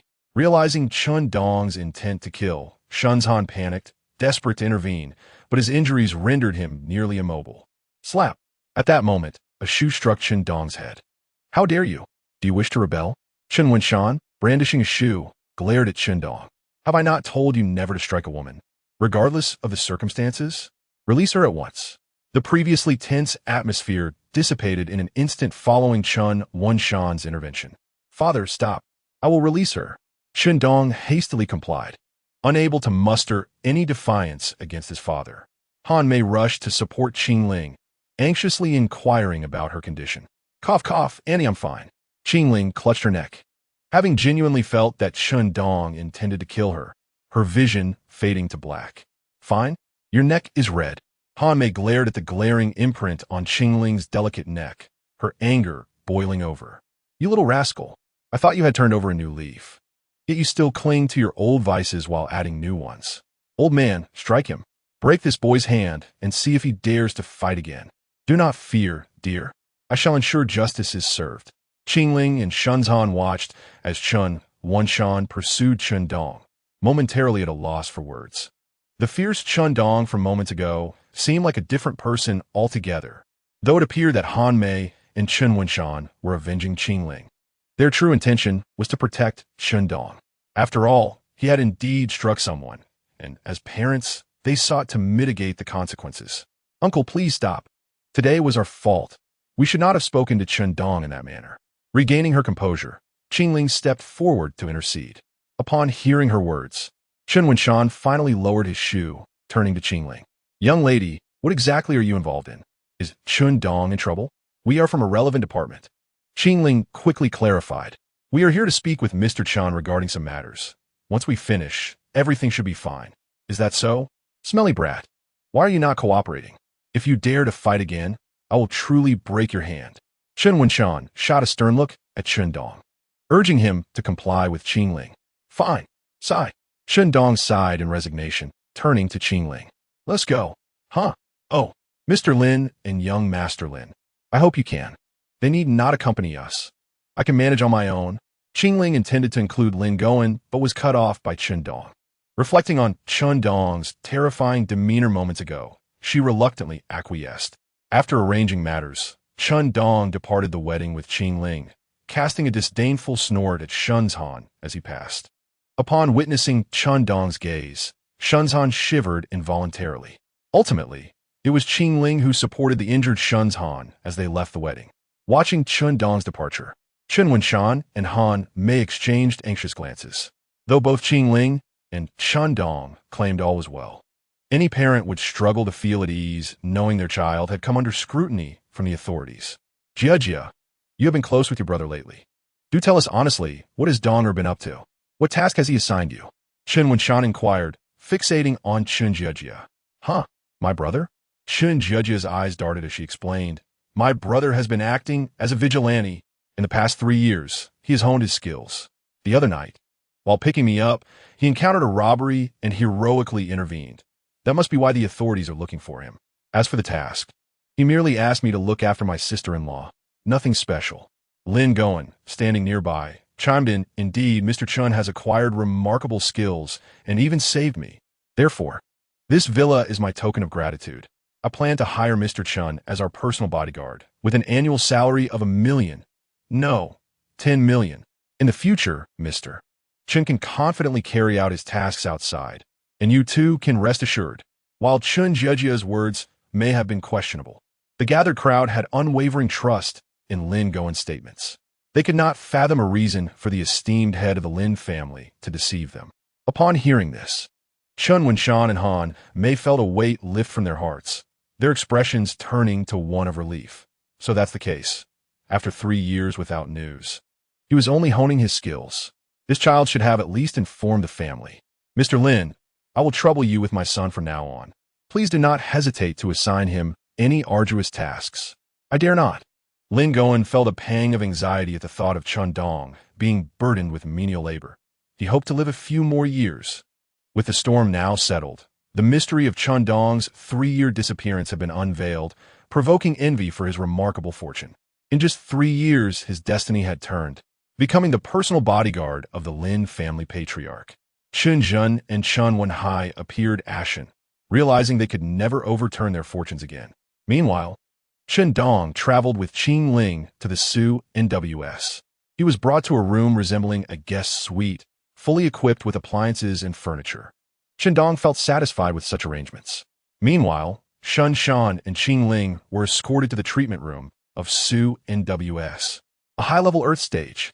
He must be at the later stages of the Earth stage. To think that aside from the notorious Huang Laoma, there was another high-level Earth stage practitioner hidden in Blue Island City. Shun Shan lay trembling on the hospital bed, still recovering from his previous terror.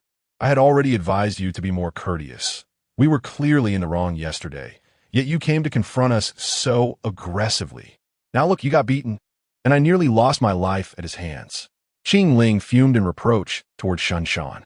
I never anticipated this. The intel suggested he might be at the later stages of the profound stage. No one could have foreseen his incredible strength. At such a young age, he has already reached the later stages of the Earth stage. Such talent in cultivation could only be matched by the disciples of ancient martial families. Shun Shan stammered. I hope the leaders tread carefully with him.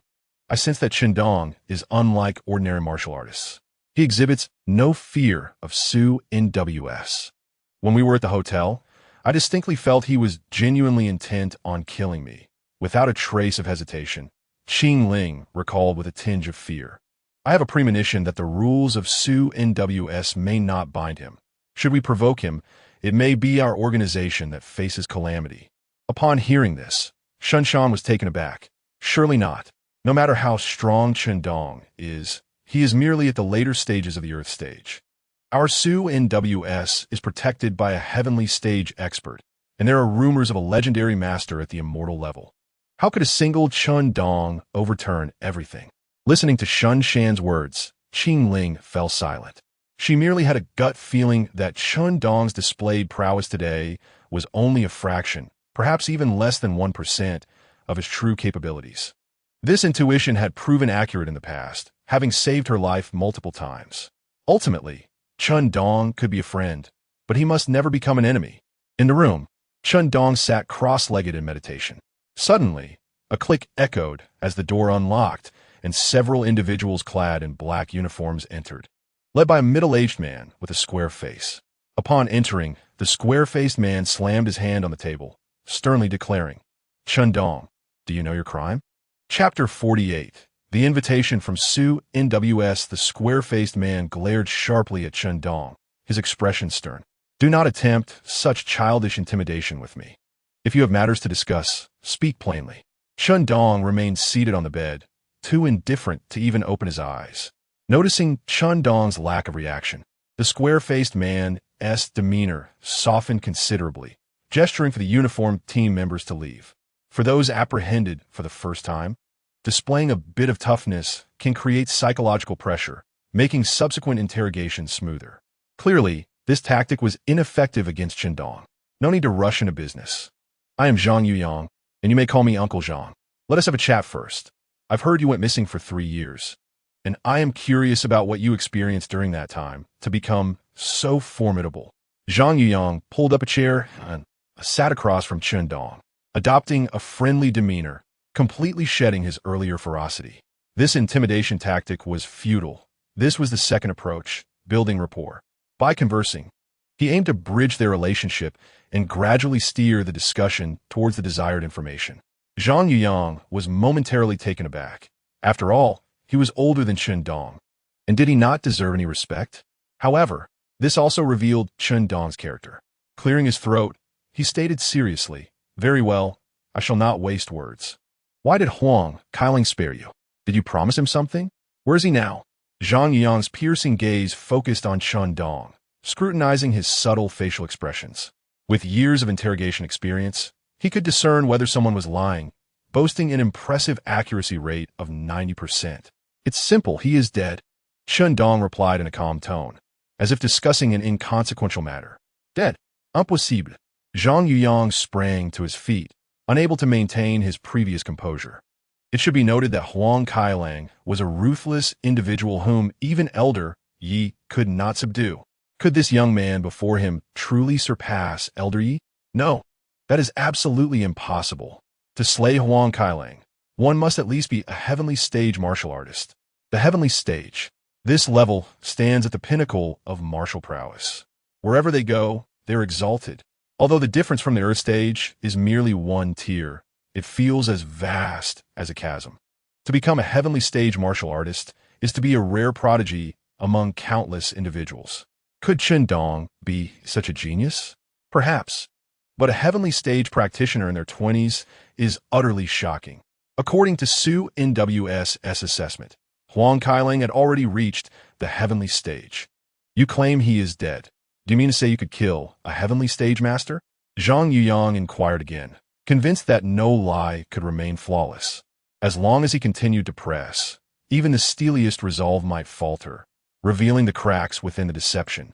Facing Zhang Yuyang's hawk-like gaze, Chen Dong smirked disdainfully. What of the heavenly stage? Even in the face of a thunderous heavenly stage, one could be reduced to ash. At those words, Zhang Yuyang faltered, then quickly recovered. "Are you suggesting that Huang Kailang was struck down by lightning?" "Naturally. If you doubt this, you may inquire with the 3 individuals who fled in panic yesterday. Although they escaped quickly, they should still have witnessed the bolt of lightning," Chen Dong mocked. Zhang Yuyang understood the contempt Chen Dong harbored for Su NWS, but he could not afford to dwell on that now. He moved to a corner and made a phone call. "So troublesome?" Chen Dong furrowed his brow. Though somewhat displeased, he restrained himself, thinking of his parents.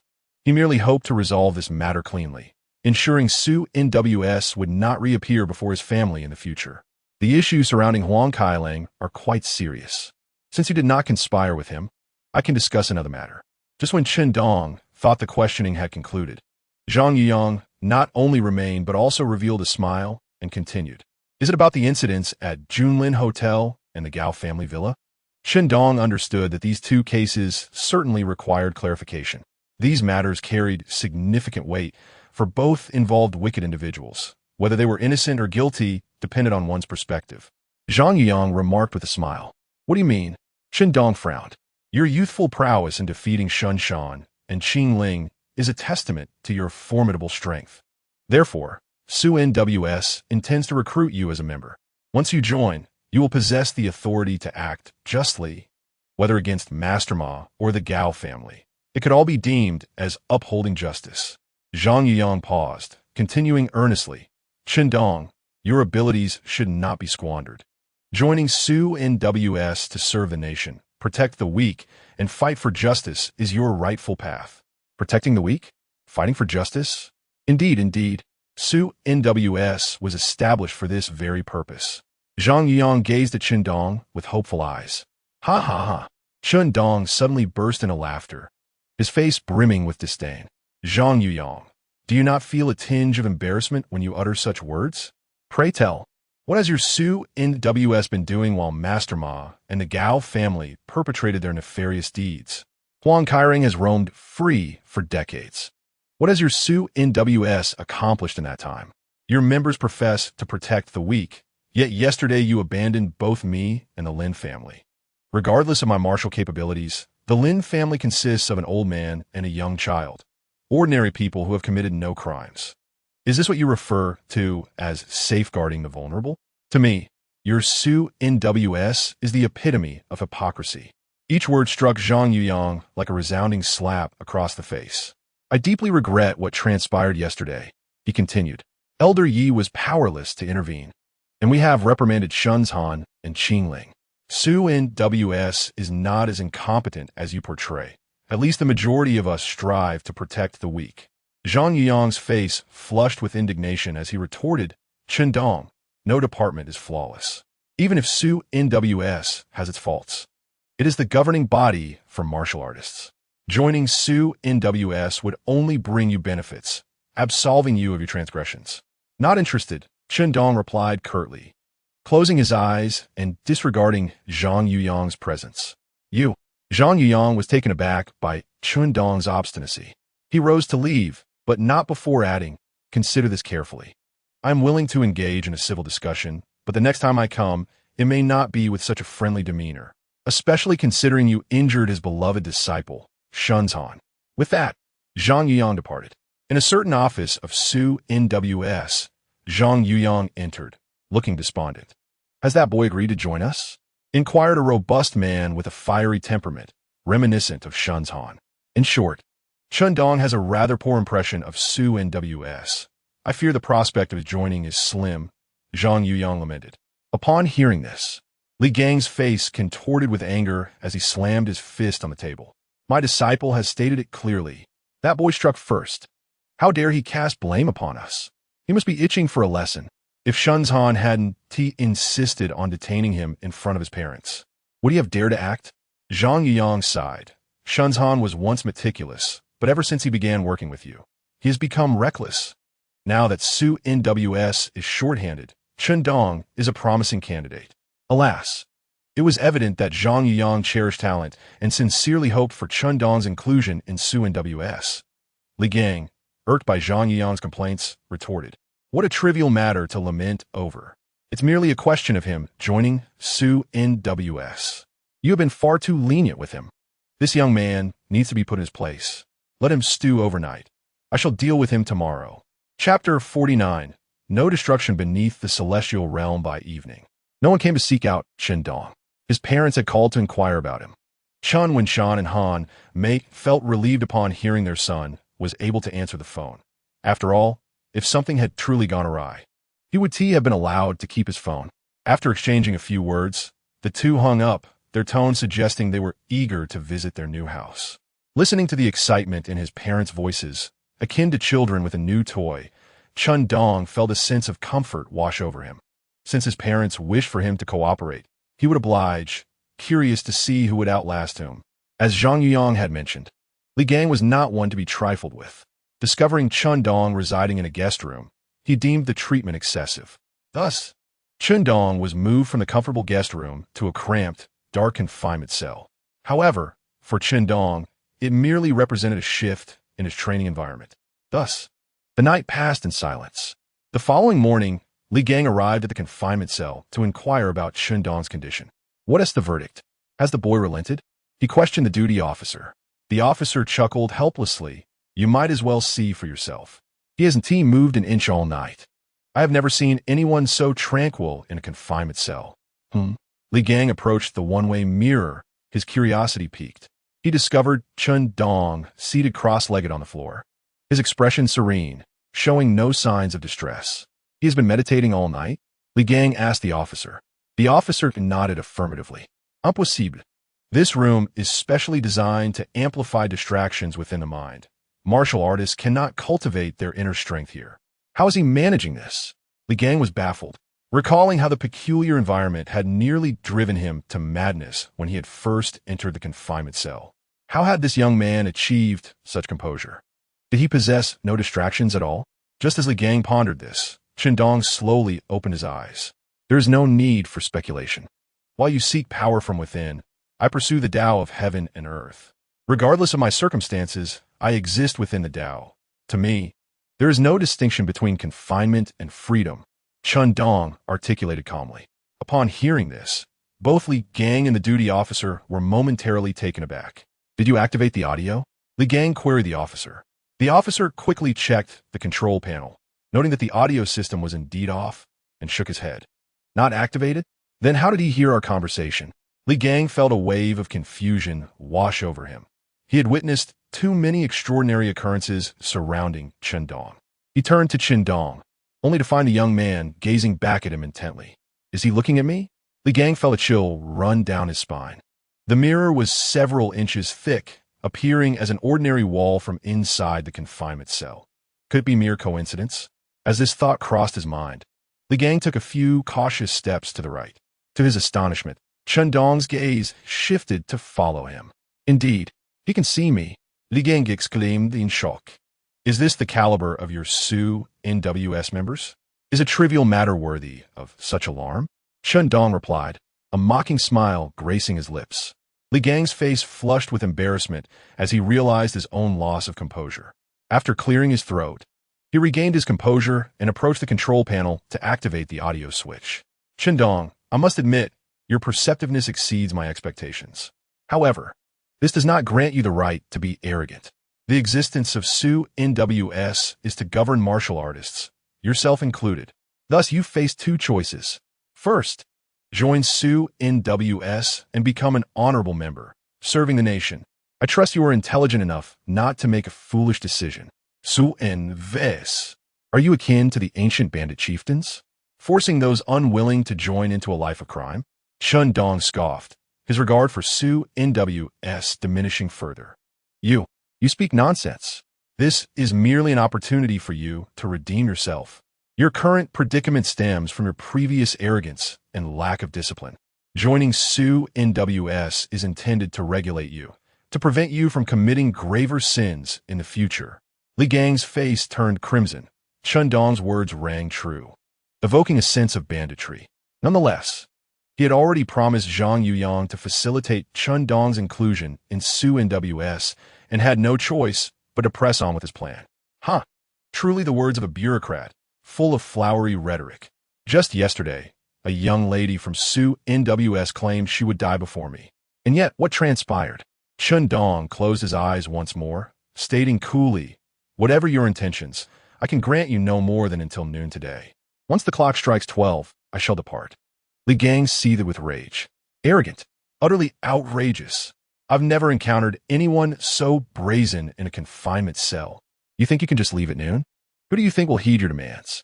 Determined, Li Gang resolved to teach this insolent boy a lesson, planning to confine him for another day and night. At that moment, the sound of a mobile phone ringing echoed through the confinement cell. The duty officer paused, equally perplexed. As a cultivator, it was trivial for Chen Dong to smuggle items into a confinement cell. Seeing that the incoming call was from his sister, Chen Dong initially thought it was his parents. Oh no, it's not mom and dad.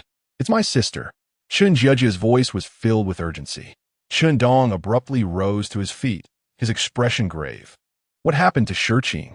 Brother, an old man claiming to be an expert has arrived at the hospital. He is about to perform surgery on sister-in-law. And I couldn't stop him. You need to come quickly. An expert? So soon?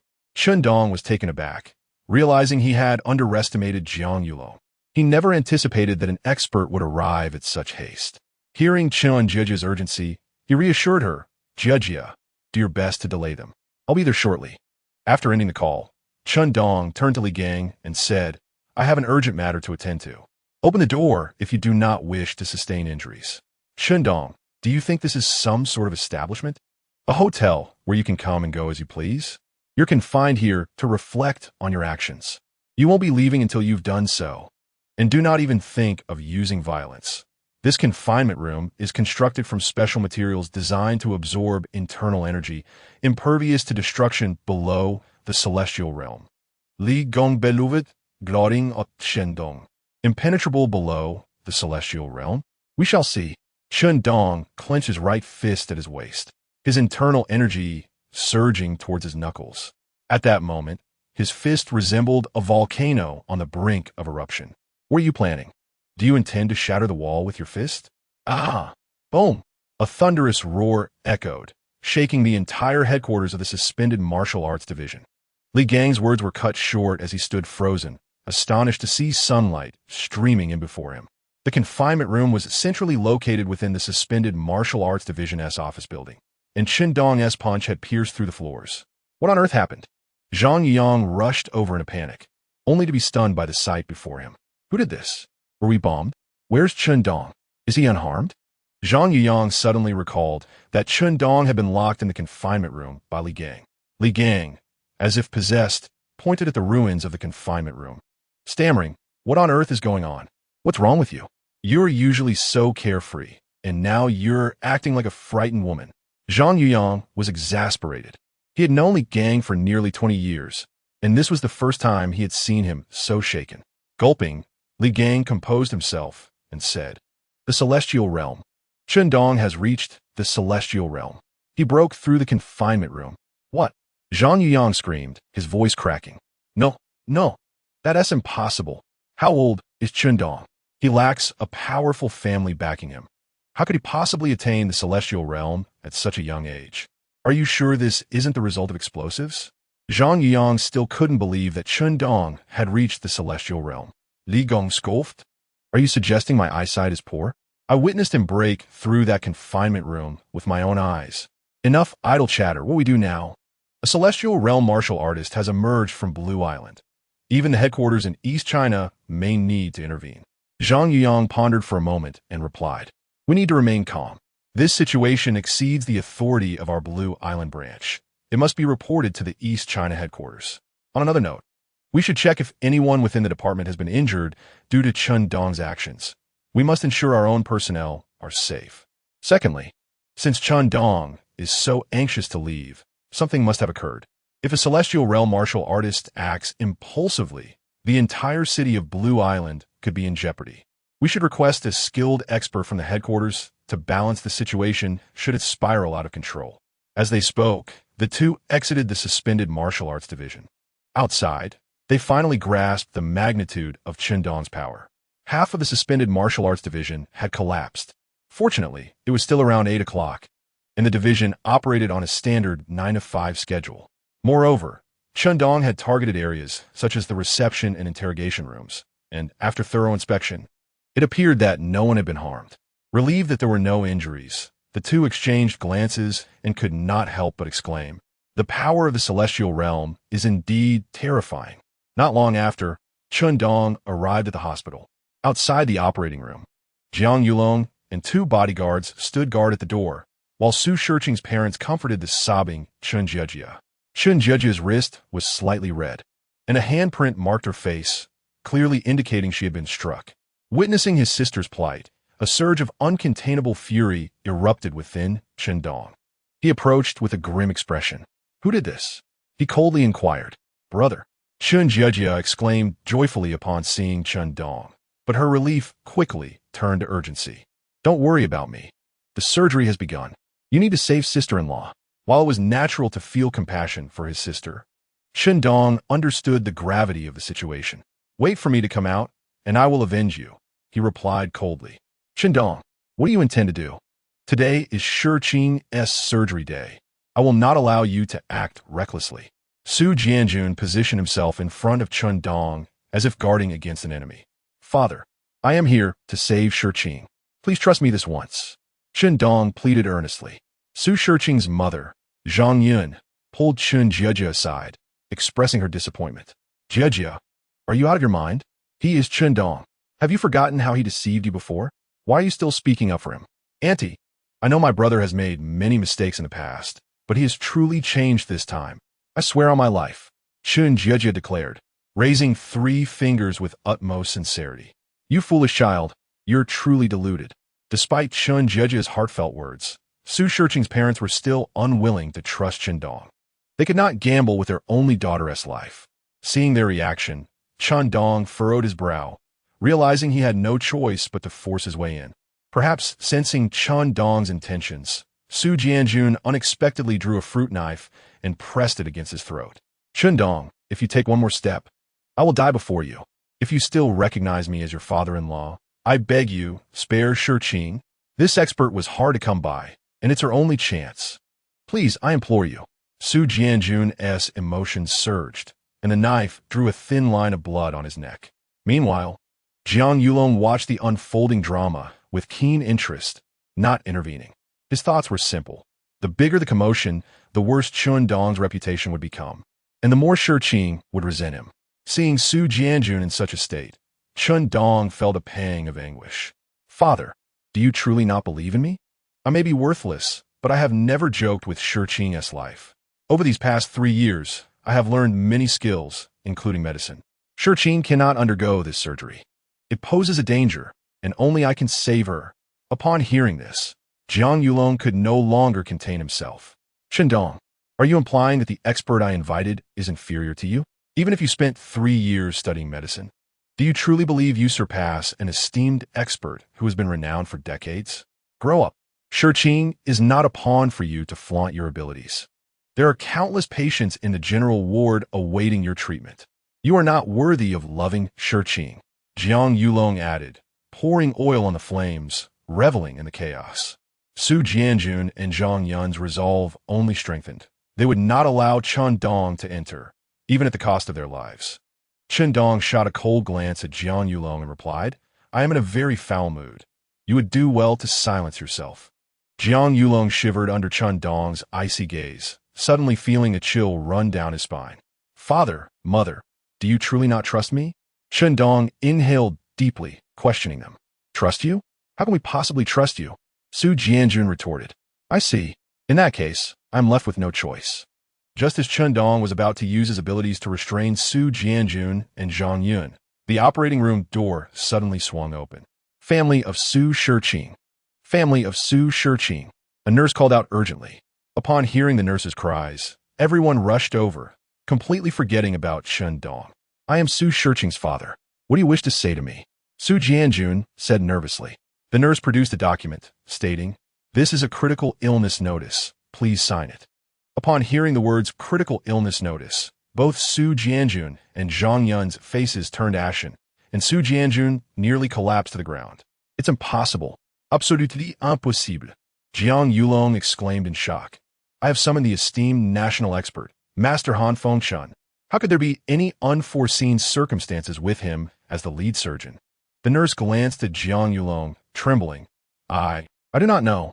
The patient's vital signs plummeted right after surgery. And even Master Han is at a loss now. It's likely. Likely what? Sofian Hunschautif. Zhang Yun, upon hearing this, found her vision suddenly turning dark, collapsing straight to the ground. Su Jianjun, unable to support himself any longer, slid down the wall, despair etched in his eyes. Jiang Yulong bowed his head, lost in thought, when suddenly he stepped forward with his bodyguards. What do you intend to do? The operating room is inside. You cannot go in. The young nurse cried out. Step aside. Jiang Yulong brusquely shoved the young nurse aside.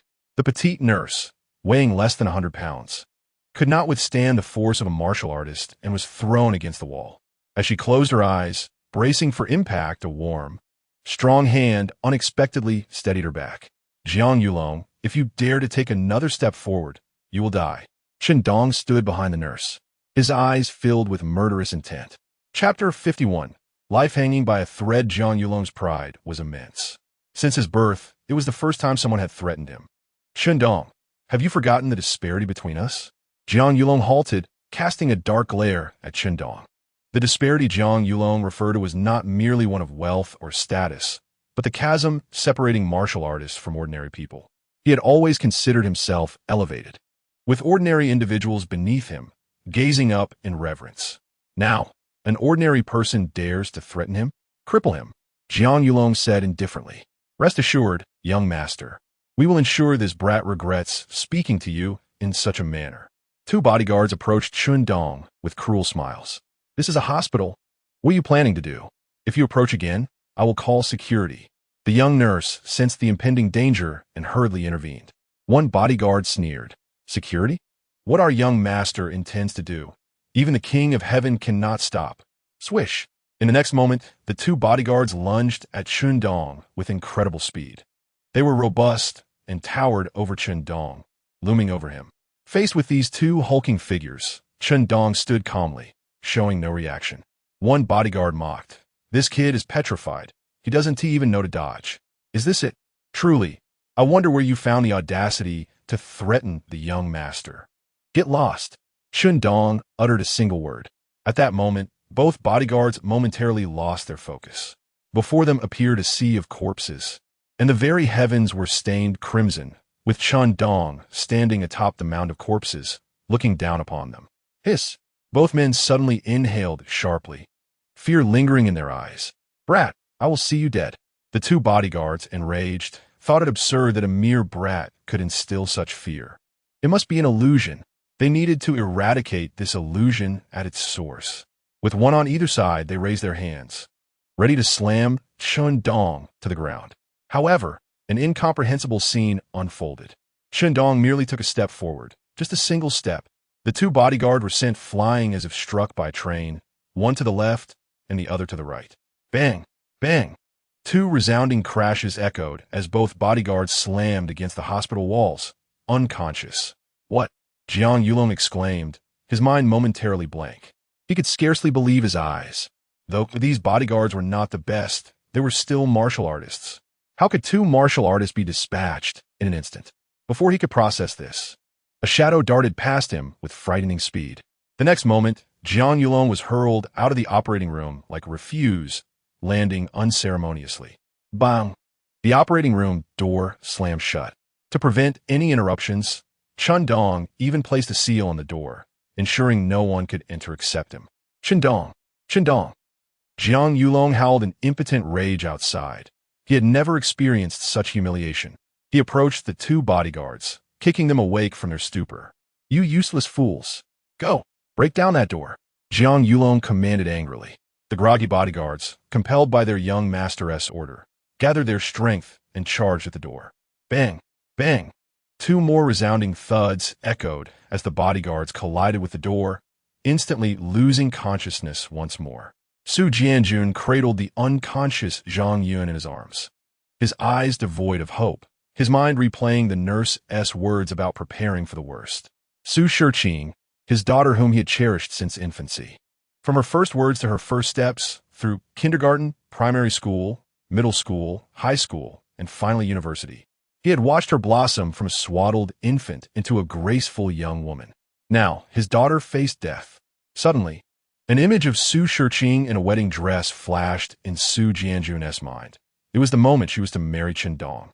The turning point that altered everything. Had he not consented to their marriage, things would not have come to this. Chen Dong.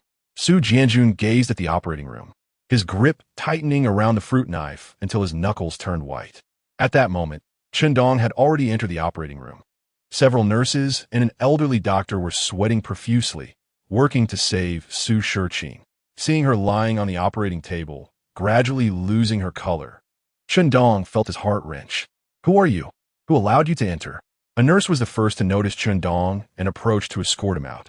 Chen Dong flicked his finger, and the nurse, struck by the gust of wind, slumped into unconsciousness. The others, witnessing this, could not even scream before they too were rendered unconscious by Chen Dong. Now, only Chen Dong and the elderly doctor remained awake. "Young man, are you here for this girl?" The old expert, recognizing Chen Dong's formidable presence, instantly understood his intentions. "You are the expert Jiang Yulong summoned?" Remove these tubes and stitch up the surgical site. Chen Dong commanded with a stern tone. Remove them? Are you mad? Do you want this girl to die sooner? The elderly expert glared at Chen Dong. Chen Dong coldly replied. Then allow me to ask, do you have the means to save her? I. The old expert was at a loss for words and, in the next moment, deflated like a punctured balloon. It is my incompetence. I cannot save this girl. If you cannot save her, then cease your futile words. Do as I say. After giving his command, Chen Dong gently caressed Su Shiqing's cheek, whispering tenderly, Shiqing, do not worry. With me here, no one shall let you die. The old expert observed the boundless tenderness and deep affection in Chen Dong's gaze. Realizing that this young man truly loved the girl, with a sigh, he decided to comply with Chen Dong's wishes. In the old expert's eyes, Su Shiqing was already doomed. He believed that Chen Dong's request to stitch her wounds was merely to provide her with a semblance of dignity in her final moments. Watching this ill-fated couple, the old expert resolved to fulfill Chen Dong's desire. While suturing the wounds, Chen Dong did not remain idle. He placed his hand on Su Shiqing's forehead, continuously channeling his vital energy into her. Yet, even with this effort, Su Shiqing's condition continued to deteriorate. A thick aura of death clashed with Chen Dong's vital energy within Su Shiqing's body. This is bad. She is on the brink of death. The old expert glanced at the monitors, noting that Su Shiqing's vital signs were plummeting rapidly. Chen Dong suddenly raised his head, and the walls of the operating room began to distort. A black chain shot towards Su Shiqing. A soul-binding chain? People from the underworld? Chen Dong's expression darkened. With a flick of his finger, a sword aura collided with the soul-binding chain. Instantly, a tempest surged through the operating room, scattering documents everywhere. The old expert stood frozen, bewildered by the unfolding chaos. Continue your work, disregard everything else. Chen Dong commanded the old expert in a low voice, then stepped forward to Su Shiqing's side. Who dares obstruct the underworld's soul retrieval? A voice, indiscernible in gender, emanated from the distorted space. I care not who you are, servant of Yama. Today I, Chen Dong, shall protect Su Shiqing's life. If there are objections, let Yama come to find me. He declared indifferently to the warped space. What is Yama?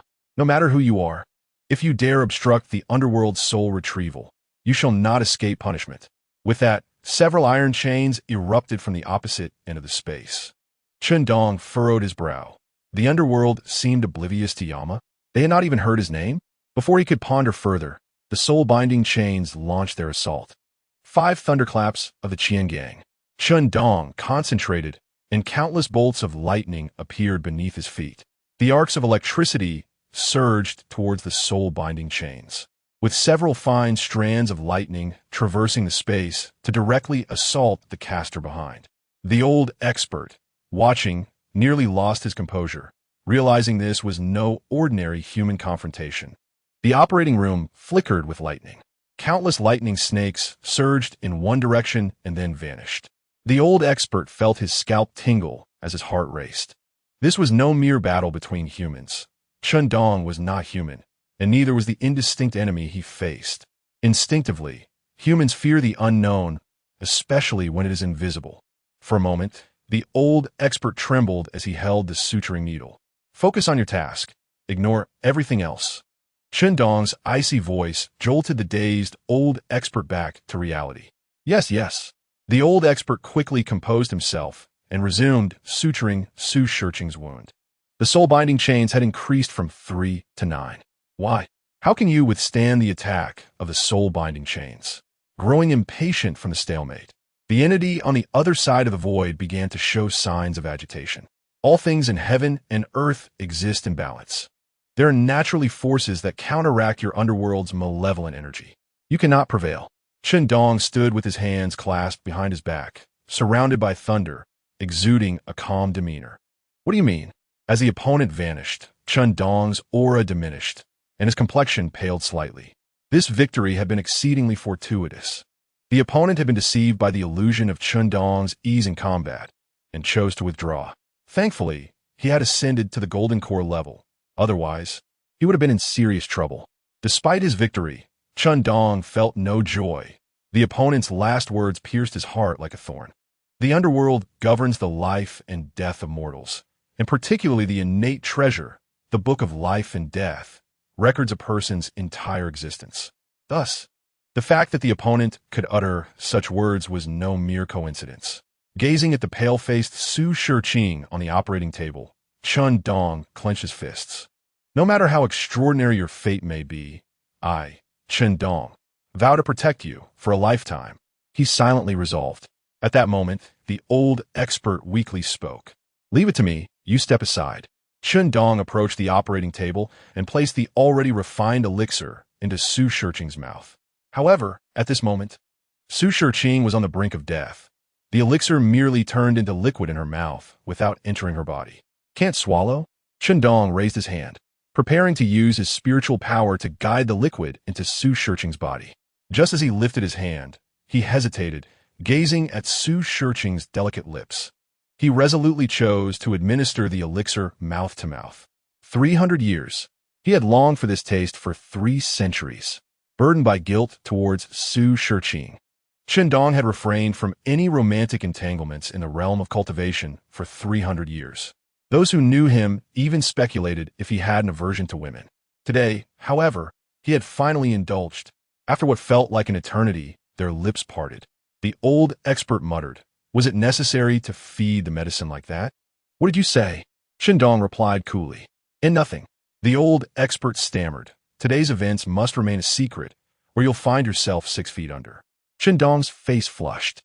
Truth be told, he had been lost in the soft sensations and completely forgotten that an old man was awake in the operating room.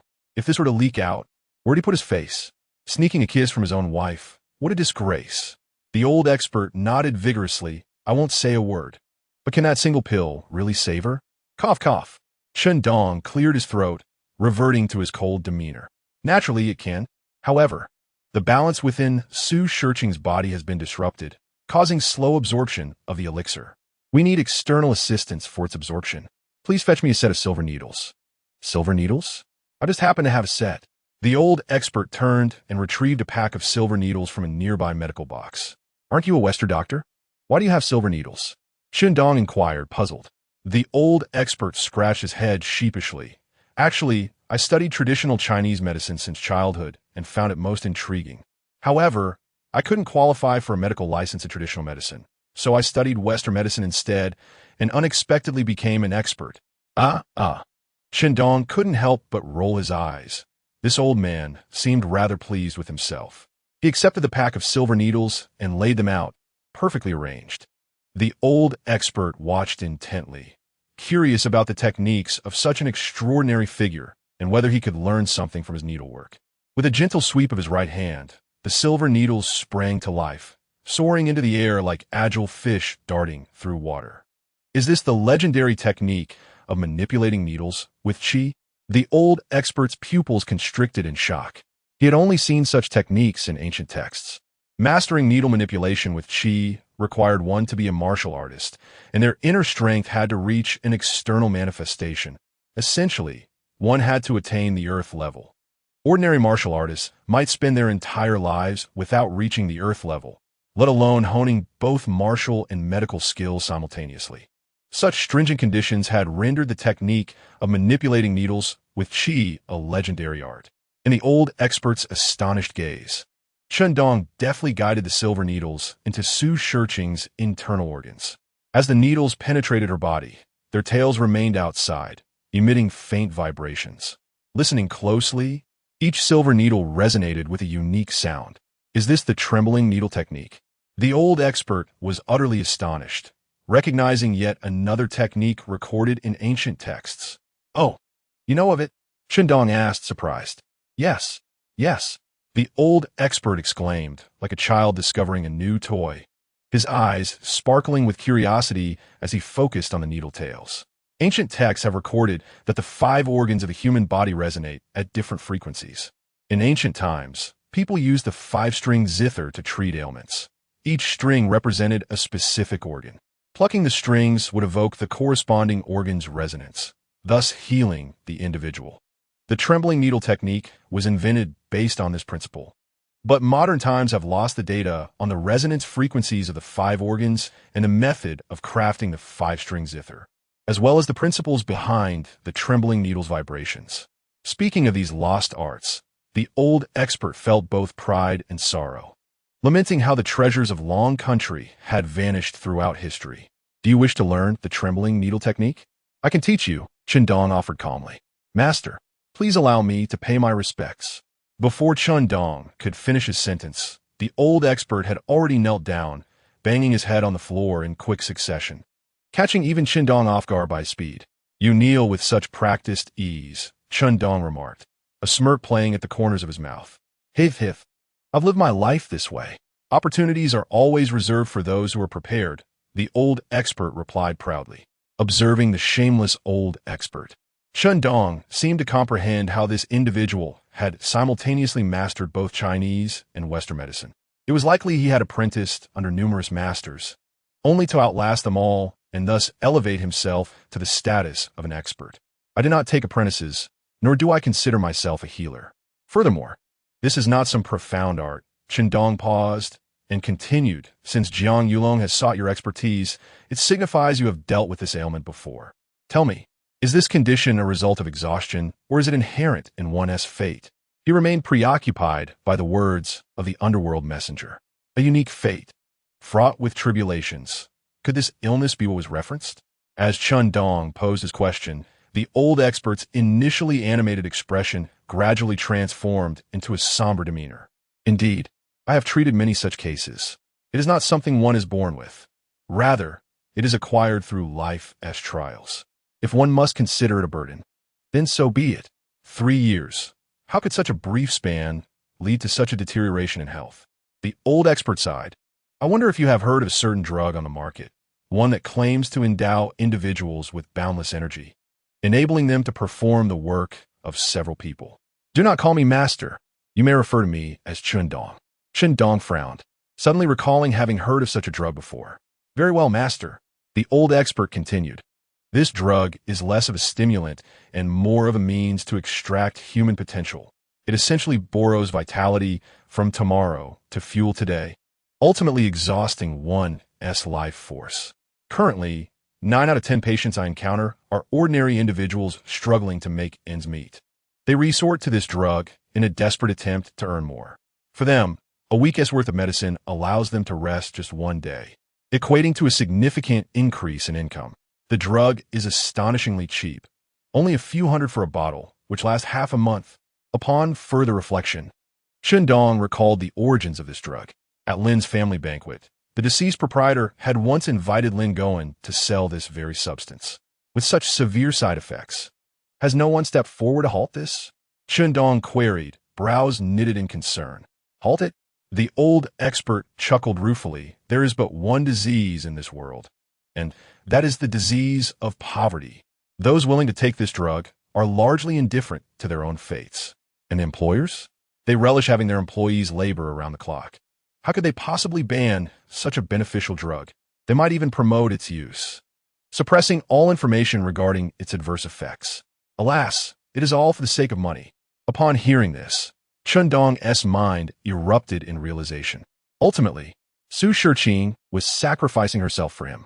To repay her debts and work additional jobs, she chose to exhaust her vitality. No wonder she, a fragile woman, managed to sustain a greedy loan shark gang. Shiqing Chen Dong gently caressed Su Shiqing's withered hair, overwhelmed with sorrow. He owed her an immeasurable debt. With such a woman in his life, what reason did he have not to treat her well? Suddenly, Su Shiqing emitted a soft groan, her delicate brows furrowing slightly. With the aid of the silver needles, the elixir had begun to take effect, restoring some vitality to her internal organs, suppressing the previous lethargy.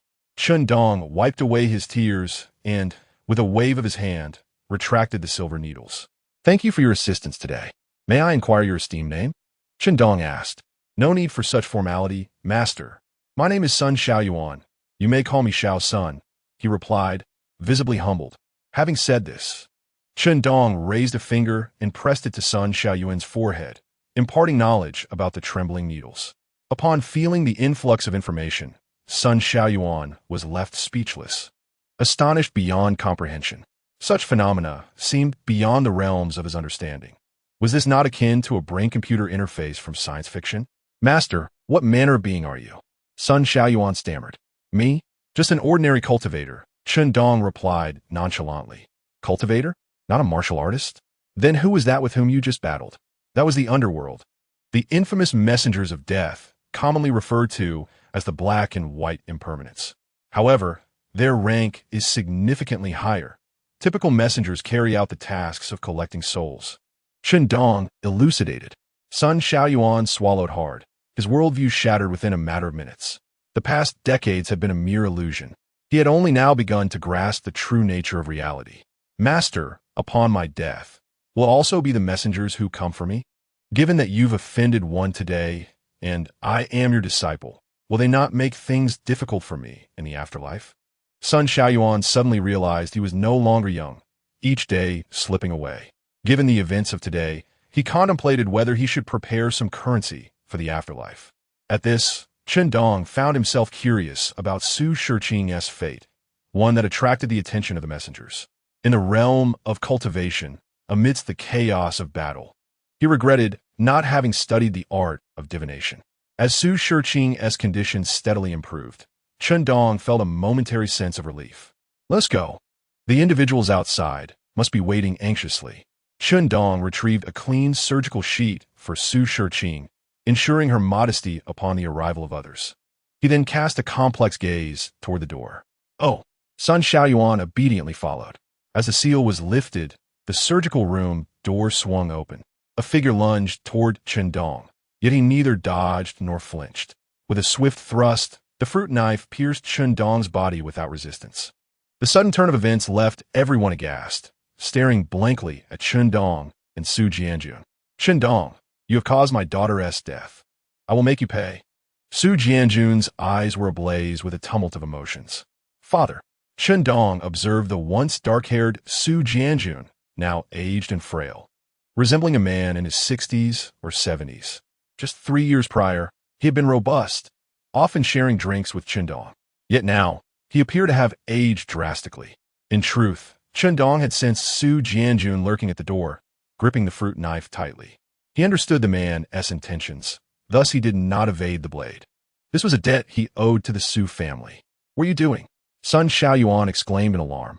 Are you mad? Your daughter is not dead. She is alive and well. Upon hearing this, Su Jianjun froze, as if turned to stone. Old son, are you speaking the truth? Shiqing is alive? Indeed.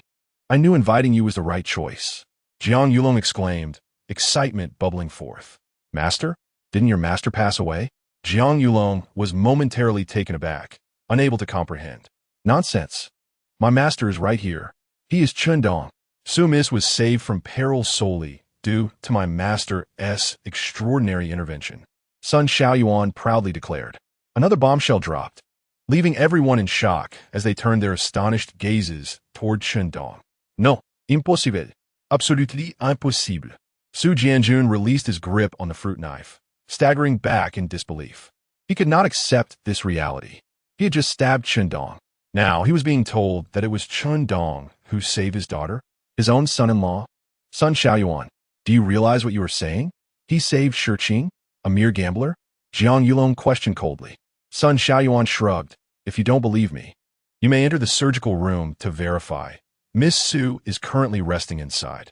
Upon hearing this, Su Jianjun rushed into the surgical room, nearly tumbling over himself to confirm the situation. Chen Dong withdrew the fruit knife from his abdomen and chose to leave quietly. If he continues to remain here, the one who will suffer the most is likely Su Jianjun. Jiang Yulong abruptly blocked Chen Dong's path, his eyes brimming with animosity. At this moment, Chen Dong felt no inclination to engage. Facing the obstruction posed by Jiang Yulong, he merely uttered a single word. Leave. Jiang Yulong was momentarily taken aback, but his face quickly flushed with rage. How humiliating. Having been repeatedly insulted by Chen Dong today, he could not swallow this indignity. Sun Xiaoyuan had been in contact with Jiang Yulong for quite some time, constrained by the Jiang family's reputation and their mutual interests. However, he was acutely aware of Jiang Yulong's narrow-mindedness and treachery. While he might appear courteous and respectful on the surface, he was no stranger to underhanded deeds. Although Chen Dong was exceptionally powerful, perhaps even surpassing the status of a mere martial artist, to Sun Xiaoyuan, Chen Dong appeared exceedingly young. After a brief encounter, he discerned that Chen Dong was quite arrogant. An arrogant individual is most vulnerable to a cunning person like Jiang Yulong, especially with the enigmatic Jiang family backing him. Thus, Sun Xiaoyuan stepped forward to alleviate the tension between them. While he could not mediate a truce, he could at least prevent matters from escalating further. Sun Xiaoyuan. Jiang Yulong's stormy gaze shifted towards him. What business do you have, young Master Jiang? Sun Xiaoyuan smiled. Who the hell do you think you are? Jiang Yulong scoffed. In that instant, Sun Xiaoyuan's smile froze. Disbelief etched on his face as he regarded Jiang Yulong. Jiang Yulong continued. You think being called an expert makes you something special? You treacherous dog. Without my Jiang family supporting you, where would you be today? Now that you've had your fill, do you wish to change masters? You. Sun Xiaoyuan was taken aback, never expecting Jiang Yulong to so brazenly tear off the mask of civility. Regardless of his status as a renowned expert, he was still an elder, and a junior should not utter such disgraceful words. Sun Xiaoyuan's face turned crimson, veins bulging on his neck. What nonsense are you spouting? When has the Jiang family ever supported me? All my achievements today are due to my own abilities. My dealings with your Jiang family are purely transactional. How many people have I healed for your family over the years? You don't know? Upon hearing this, Jiang Yulong sneered. Transactional? A mere dog dares to negotiate with the Jiang family? Sun Xiaoyuan, do you know how we treat treacherous dogs like you? At this point, Sun Xiaoyuan was incensed, unable to absorb another word Jiang Yulong uttered. Seeing his reaction, Jiang Yulong continued. Let me make it clear. We can train a dog at any time, but a disobedient one has only one fate, death. As he spoke, Jiang Yulong hurled a punch towards Sun Xiaoyuan's chest. For someone of Sun Xiaoyuan's age, even a strike from an ordinary young man would be challenging to withstand, let alone a martial artist like Jiang Yulong. Just as the fist was about to make contact, a large hand grasped the nape of Jiang Yulong's neck, a familiar sensation rising within him. In the next moment, he was thrown across the room, crashing against the hospital wall, leaving behind a spiderweb of cracks. I told you to leave, Chen Dong remarked coldly. Master, you saved me, Sun Xiaoyuan exclaimed, overwhelmed with gratitude. No one wished for death when life was at stake. This dismissive remark was, for Jiang Yulong, akin to pouring gasoline on a fire. Chen Dong, I will ensure your demise. He bellowed frantically. Not only will I make you pay, but I will also make your beloved Su Shiqing wish she were never born. Upon hearing this, Chen Dong halted, his expression darkening ominously.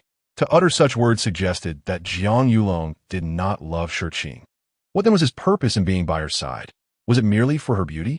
Beside him, Sun Xiaoyuan glanced at Chen Dong, recognizing that despite the fury, Chen Dong was astutely analyzing the underlying implications of Jiang Yulong's words.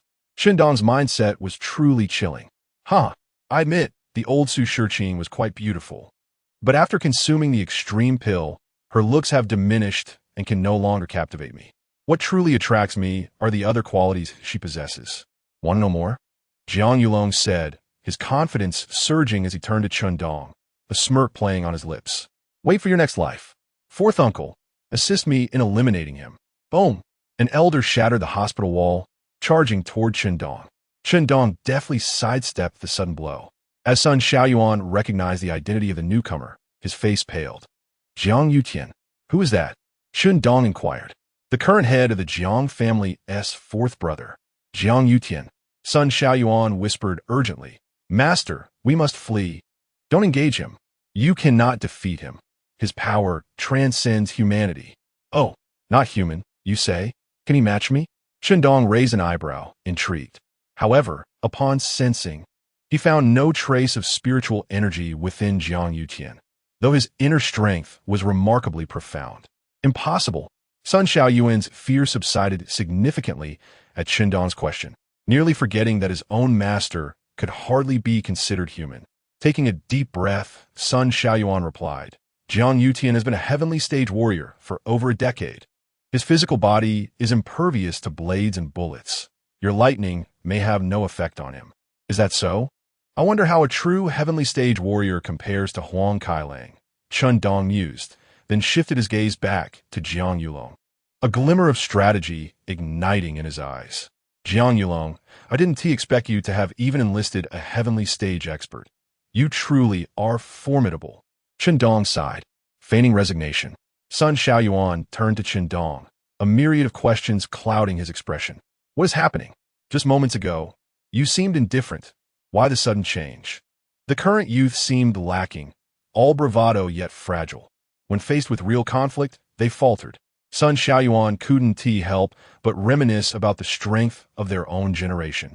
As Sun Xiaoyuan pondered, Jiang Yulong spoke with triumphant glee. Ha! Chen Dong, weren't you quite arrogant? Let us see you act so brazenly in front of my fourth uncle. From the moment you defeated my bodyguard, I knew I was no match for you. So I called for my fourth uncle as soon as you entered the operating room. To have a heavenly stage warrior at your disposal, Chen Dong, you have every right to be proud. Jiang Yulong felt an overwhelming sense of satisfaction, akin to sipping an ice-cold cola from 1982. I didn't expect you to be so cautious. Now that it has come to this, could you enlighten me about your intentions with Shiqing? And what do you know about the extreme pill? Chen Dong had been waiting for Jiang Yulong to become overly confident. Villains often reveal their plans when they believe victory is assured, relishing the shock or regret on their enemies' faces. Thus, Chen Dong feigned weakness, hoping to extract Jiang Yulong's thoughts. You wish to know? Jiang Yulong chuckled. Indeed, Chen Dong nodded. Not telling you. Jiang Yulong turned to Jiang Yutian. Fourth uncle, kill him. Damn it. This scoundrel is not following the script. Even Chen Dong couldn't help but curse inwardly. Since he could not elicit a confession, there was no need for pretense.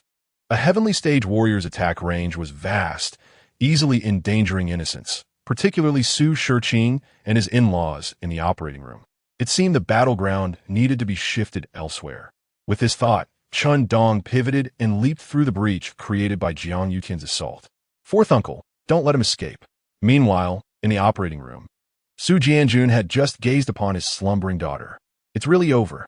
Su Jianjun's body went limp, collapsing to the ground, grasping his pale hair in anguish. He murmured to himself, I killed Chen Dong. I actually killed Chen Dong. Regret, pain, and remorse surged within him. Chen Dong had saved Shiqing, yet he had taken Chen Dong's life. A man who had lived an honest life now found himself at a loss on how to face Chen Dong's family. Boom! The deafening noise outside jolted Su Jianjun awake from his torment. He had no time to ponder the source of the sound. It was, in fact, this very disturbance that brought a modicum of clarity to his mind. Avoidance served no purpose. Gritting his teeth, Su Jianjun resolved to confront the matter head-on. As he stepped out of the operating room, he was struck dumb. He watched in disbelief as Chen Dong leapt from the 10th floor. Chapter 55. Chen Dong's certain demise. Chen Dong jumped. Su Jianjun stood, transfixed, staring at the shattered wall, as if his soul had fled. He could not comprehend how such a gaping hole had appeared in the hospital. However, he believed that his own actions, wounding Chen Dong, had driven him to despair and thus to his leap. It was he who had caused Chen Dong's demise once again. At that moment, the unconscious Zhang Yun began to stir.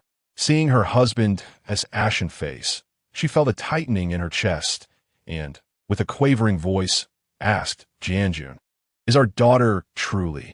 Su Jianjun turned his head, forcing a semblance of a smile. It's nothing to worry about. Shiqing is fine. She's out of danger and just sleeping. You should be relieved that our daughter is safe. So why do you look like that? Zhang Yun queried, puzzled. I'm happy. It's just that Chen Dong was the one who saved Shiqing. Su Jianjun exclaimed, anguish etched on his face. Chen Dong? Zhang Yun paused, surprise flooding her features. I didn't expect him to possess such abilities. At least he has a semblance of conscience. However, Shiqing's illness was caused by him. So his treatment is nothing more than a duty. Don't think you can use this to morally bind us. We must still separate. Help me up. I need to clarify this with Chen Dong. After a moment, Zhang Yun raised her hand, waiting for her husband to assist her. But after a long pause, he did not come. Zhang Yun looked up in confusion, realizing her husband remained rooted in place. You've lost your mind. Come help me. There's no need to search.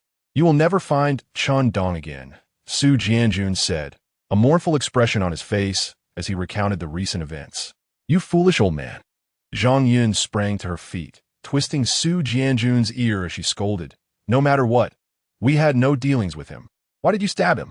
Regardless of Chen Dong's fate, you will certainly face imprisonment. What are we to do? Moreover, Chen Dong saved Shiqing. How can you act like this? Why are you still standing there? Go check on Chen Dong. Su Jianjun hesitated, murmuring, is there even a need to check? He was stabbed and then jumped. How could he possibly survive? I will wait for our daughter to wake, accompany her, and then turn myself in. Though he spoke thus, Su Jianjun nonetheless took hesitant steps toward the direction Chen Dong had leapt. Upon reaching the edge of the gaping hole, he looked down and was immediately stunned. How can this be? Where is he? Peering over the edge, he saw nothing but debris. Not a trace of blood marred the ground. Zhang Yun approached, glanced down, and said with irritation, is it amusing to deceive me? I did not deceive you. Chen Dong truly jumped from here. Su Jianjun insisted, trying to describe the scene he had witnessed, yet the stark reality of the empty ground belied his claims. Jianjun, have you been so traumatized that you are now seeing things? Zhang Yun said with concern, gently touching his forehead. Seeing things? But I truly stabbed Chen Dong. Look, the knife is still on the ground.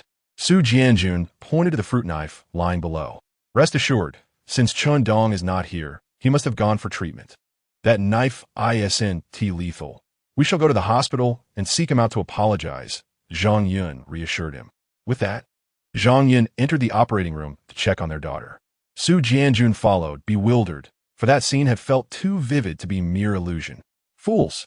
Jiang Yulong observed Su Jianjun and Zhang Yun with a mocking, disdainful expression, as though he were watching a farce. In his eyes, the ordinary couple had no right to converse with him. If not for Su Shiqing, they would never have had the opportunity to cross paths with him. Particularly amusing was their initial belief that Chen Dong had leapt to his demise, only to later consider the possibility of hallucination. This series of reactions brought Jiang Yulong amusement, granting him a sense of superiority akin to watching foolish mortals. After his mockery, Jiang Yulong descended the elevator. It was not that he wished to pursue through the gap. Rather, his own capabilities forbade it. Should he leap, he would likely sustain fractures, preventing him from witnessing the spectacle of Chen Dong being mercilessly tormented by his fourth uncle. Meanwhile, Chen Dong and Jiang Yutian traversed the rooftops of various buildings with astonishing speed, evading detection by those below. Jiang Yutian, observing Chen Dong's continued flight, couldn't help but smile slightly. Young man, you possess self-awareness, knowing you cannot defeat me and choosing to flee. To have cultivated such agility at your age is commendable. However, you ought never to have used your strength to bully my grandson Yulong. I, too, am one who appreciates talent. If you kneel and apologize, pledging lifelong servitude to Yulong, I will intercede on your behalf and spare your life. Hearing this, Chen Dong couldn't suppress a roll of his eyes. You, with your sharp tongue. It is no wonder Yulong despises you. It seems you are beyond redemption. His words struck a nerve, for it was the first time someone dared to speak so to Jiang Yutian since his ascension to the heavenly stage. Is the heavenly stage not a mark of strength? Then what is? Jiang Yutian's expression darkened. Boy, today I shall make you understand that the might of the heavenly stage is not to be trifled with. This old man, though not particularly formidable, certainly excelled in posturing. The so-called might of the heavenly stage was irrelevant. Had Chen Dong not been concerned about this old fool falling behind, he would have already vanished in a thin air.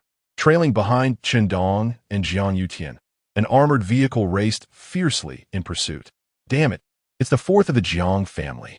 How could Chen Dong have provoked such a character in such a short span? Li Gang gritted his teeth, his expression darkening. Zhang Yuyang's countenance was little better. After discovering Chen Dong's location, they rushed over, only to witness him jump from the building, followed closely by another. They hurried to follow, finally recognizing the identity of the second individual. The Jiang family wielded significant power, even demanding respect from them. They could only hope Chen Dong had not completely antagonized them. Zhang Yuyang sighed. If it weren't for the scarcity of heavenly stage warriors within our Xianjing department, with fixed experts stationed in each region, we would not fear these families. To dare assault someone in broad daylight shows utter contempt for our Xianjing department. Upon hearing this, Li Gang couldn't help but sigh as well. This was precisely why Zhang Yuyang had longed to recruit a promising talent like Chen Dong into the Xianjing department. Though the Xianjing department boasted many strong individuals, their numbers were insufficient when distributed across regions. Each sizable or historically rich city in Longhua housed one or more families, making it impossible for local Xianjing departments to compete. Fortunately, these families still feared the power of the state and refrained from overstepping. However, in recent years, the deterrent force of the Xianjing department had waned, with various regions yearning for strong protectors. Chen Dong's emergence seemed to present a glimmer of hope for both Zhang Yuyang and Li Gang. Li Gang shook his head. Let us hope Chen Dong does not perish at Jiang Yutian's hands before the arrival of our Xianjing department's heavenly stage expert. Zhang Yuyang offered reassurance. No need to worry. Chen Dong's strength is considerable, likely on par with the heavenly stage. He would not perish easily. While they had long speculated about Chen Dong's abilities, Jiang Yutian was a seasoned heavenly stage master. Should a confrontation ensue, Chen Dong's demise seemed inevitable. This young man was audacious beyond belief, daring to provoke a heavenly stage warrior. Is his demise truly certain? For some reason, every time Zhang Yuyang encountered Chen Dong, an inexplicable feeling arose within him. It feels as though I'm not facing merely a single individual, but rather an endless abyss, leaving me utterly unaware of the limits of my opponent's strength. However, Zhang Yuyang understands that intuition is an elusive thing. It cannot be relied upon as a guarantee. He still dialed the phone, requesting that the support from the heavenly tier experts arrive with greater haste. Jiang Yulong followed closely behind, a cruel smile playing at the corners of his lips. How dare you abandon me? Chen Dong, you shall come to regret your very existence in this world. At this moment, Chen Dong had arrived at a small hill on the eastern side of the hospital. Indeed, he had even chosen a burial site for himself. Jiang Yutian descended from the sky, surveying his surroundings with satisfaction as he spoke. Chapter 56. To kill you, one finger is enough. Zhang Yuyang and Li Gang, in pursuit, also reached the small hill. Upon exiting their vehicle, they immediately instructed the others inside to block all roads leading up the mountain. Why has he stopped fleeing? Is he seeking death? Li Gang exclaimed in shock, momentarily convinced that Chen Dong had lost his sanity. Zhang Yuyang maintained a composed expression. Chen Dong does not seem like a foolish individual. His decision to halt must stem from confidence in himself. Li Gang shook his head. Impossible. No matter how formidable Chen Dong may be, he cannot possibly match Jiang Yutian. That is an established powerhouse. Even if Chen Dong had trained in the womb, he would still fall short. All right, I never claimed Chen Dong would emerge victorious. I merely stated that he possesses confidence and should be able to exchange a few moves with Jiang Yutian. Chen Dong is simply too young and too arrogant. I surmise he is a disciple of some hidden old monster who has just emerged from seclusion, entirely unaware of the depths of the martial arts world. Zhang Yuyang urged Li Gang to hasten their pursuit. Perhaps they could ease the tension between the two parties before Jiang Yutian unleashed his deadly intent upon Chen Dong. On the hill, Chen Dong slowly turned to face Jiang Yutian. Young man, your ability to evade me for so long at such a tender age is commendable. My previous words still stand. Kneel and apologize to Yulong, vowing to serve the Jiang family for life, and I shall spare your life. Jiang Yutian stood before Chen Dong, hands clasped behind his back, exuding an air of a reclusive master. Flee? Chen Dong chuckled lightly. You cannot even discern whether I am fleeing or luring you in. At your age, you must have truly lived inside a dog's belly. If I wished to kill you, it would require merely a single finger. Thud! As Zhang Yuyang and Li Gang struggled up the hill, they stumbled and fell to the ground upon hearing Chen Dong's words. The two stared at Chen Dong, their eyes nearly bulging out of their sockets. How can one be so arrogant? A mere finger to slay a heavenly tier beginner? Who does he think he is? Does he regard Jiang Yutian as an ant? Gasping for breath, Jiang Yutian's chest heaved, his breathing resembling a bellows, clearly incensed by Chen Dong's statement. Little beast, you seek death. Jiang Yutian's fists coalesced with white inner strength, visibly forming a lion's visage around his hands. The renowned Jiang family's ultimate technique, lion fist. This is not good. Jiang Yutian has murderous intent. He intends to eliminate Chen Dong. Li Gang shouted. Zhang Yuyang and Li Gang hurriedly rushed forward, positioning themselves between the two. Fourth Master Jiang, please calm your anger. This Chen Dong is a recent recruit of our suspended martial division. Inexperienced in the ways of society and perhaps a bit boastful in speech. We hope you can show him some leniency. Suspended martial division? Indeed. Upon hearing the mention of the suspended martial division, Jiang Yutian's lion-headed fists began to dissipate, even if it is the suspended martial division. How can you allow such humiliation towards the Jiang family without offering an explanation? Of course. Once this matter concludes, I shall personally visit to apologize. Zhang Yuyang smiled.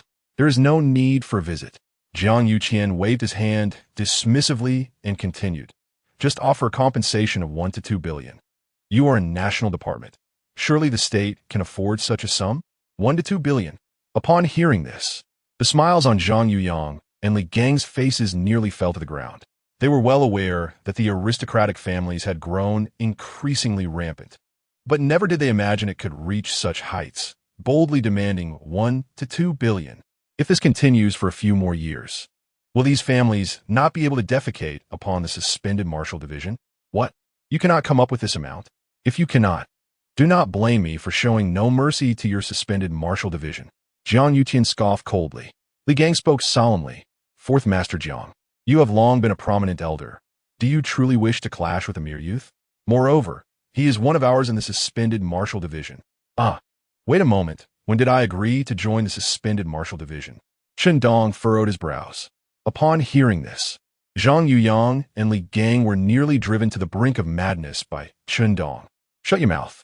We are here to save you. Do you not understand? Even Zhang Yuyang, typically composed, was uncharacteristically angered.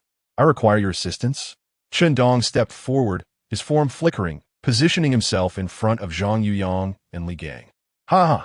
Kid, you are truly seeking death.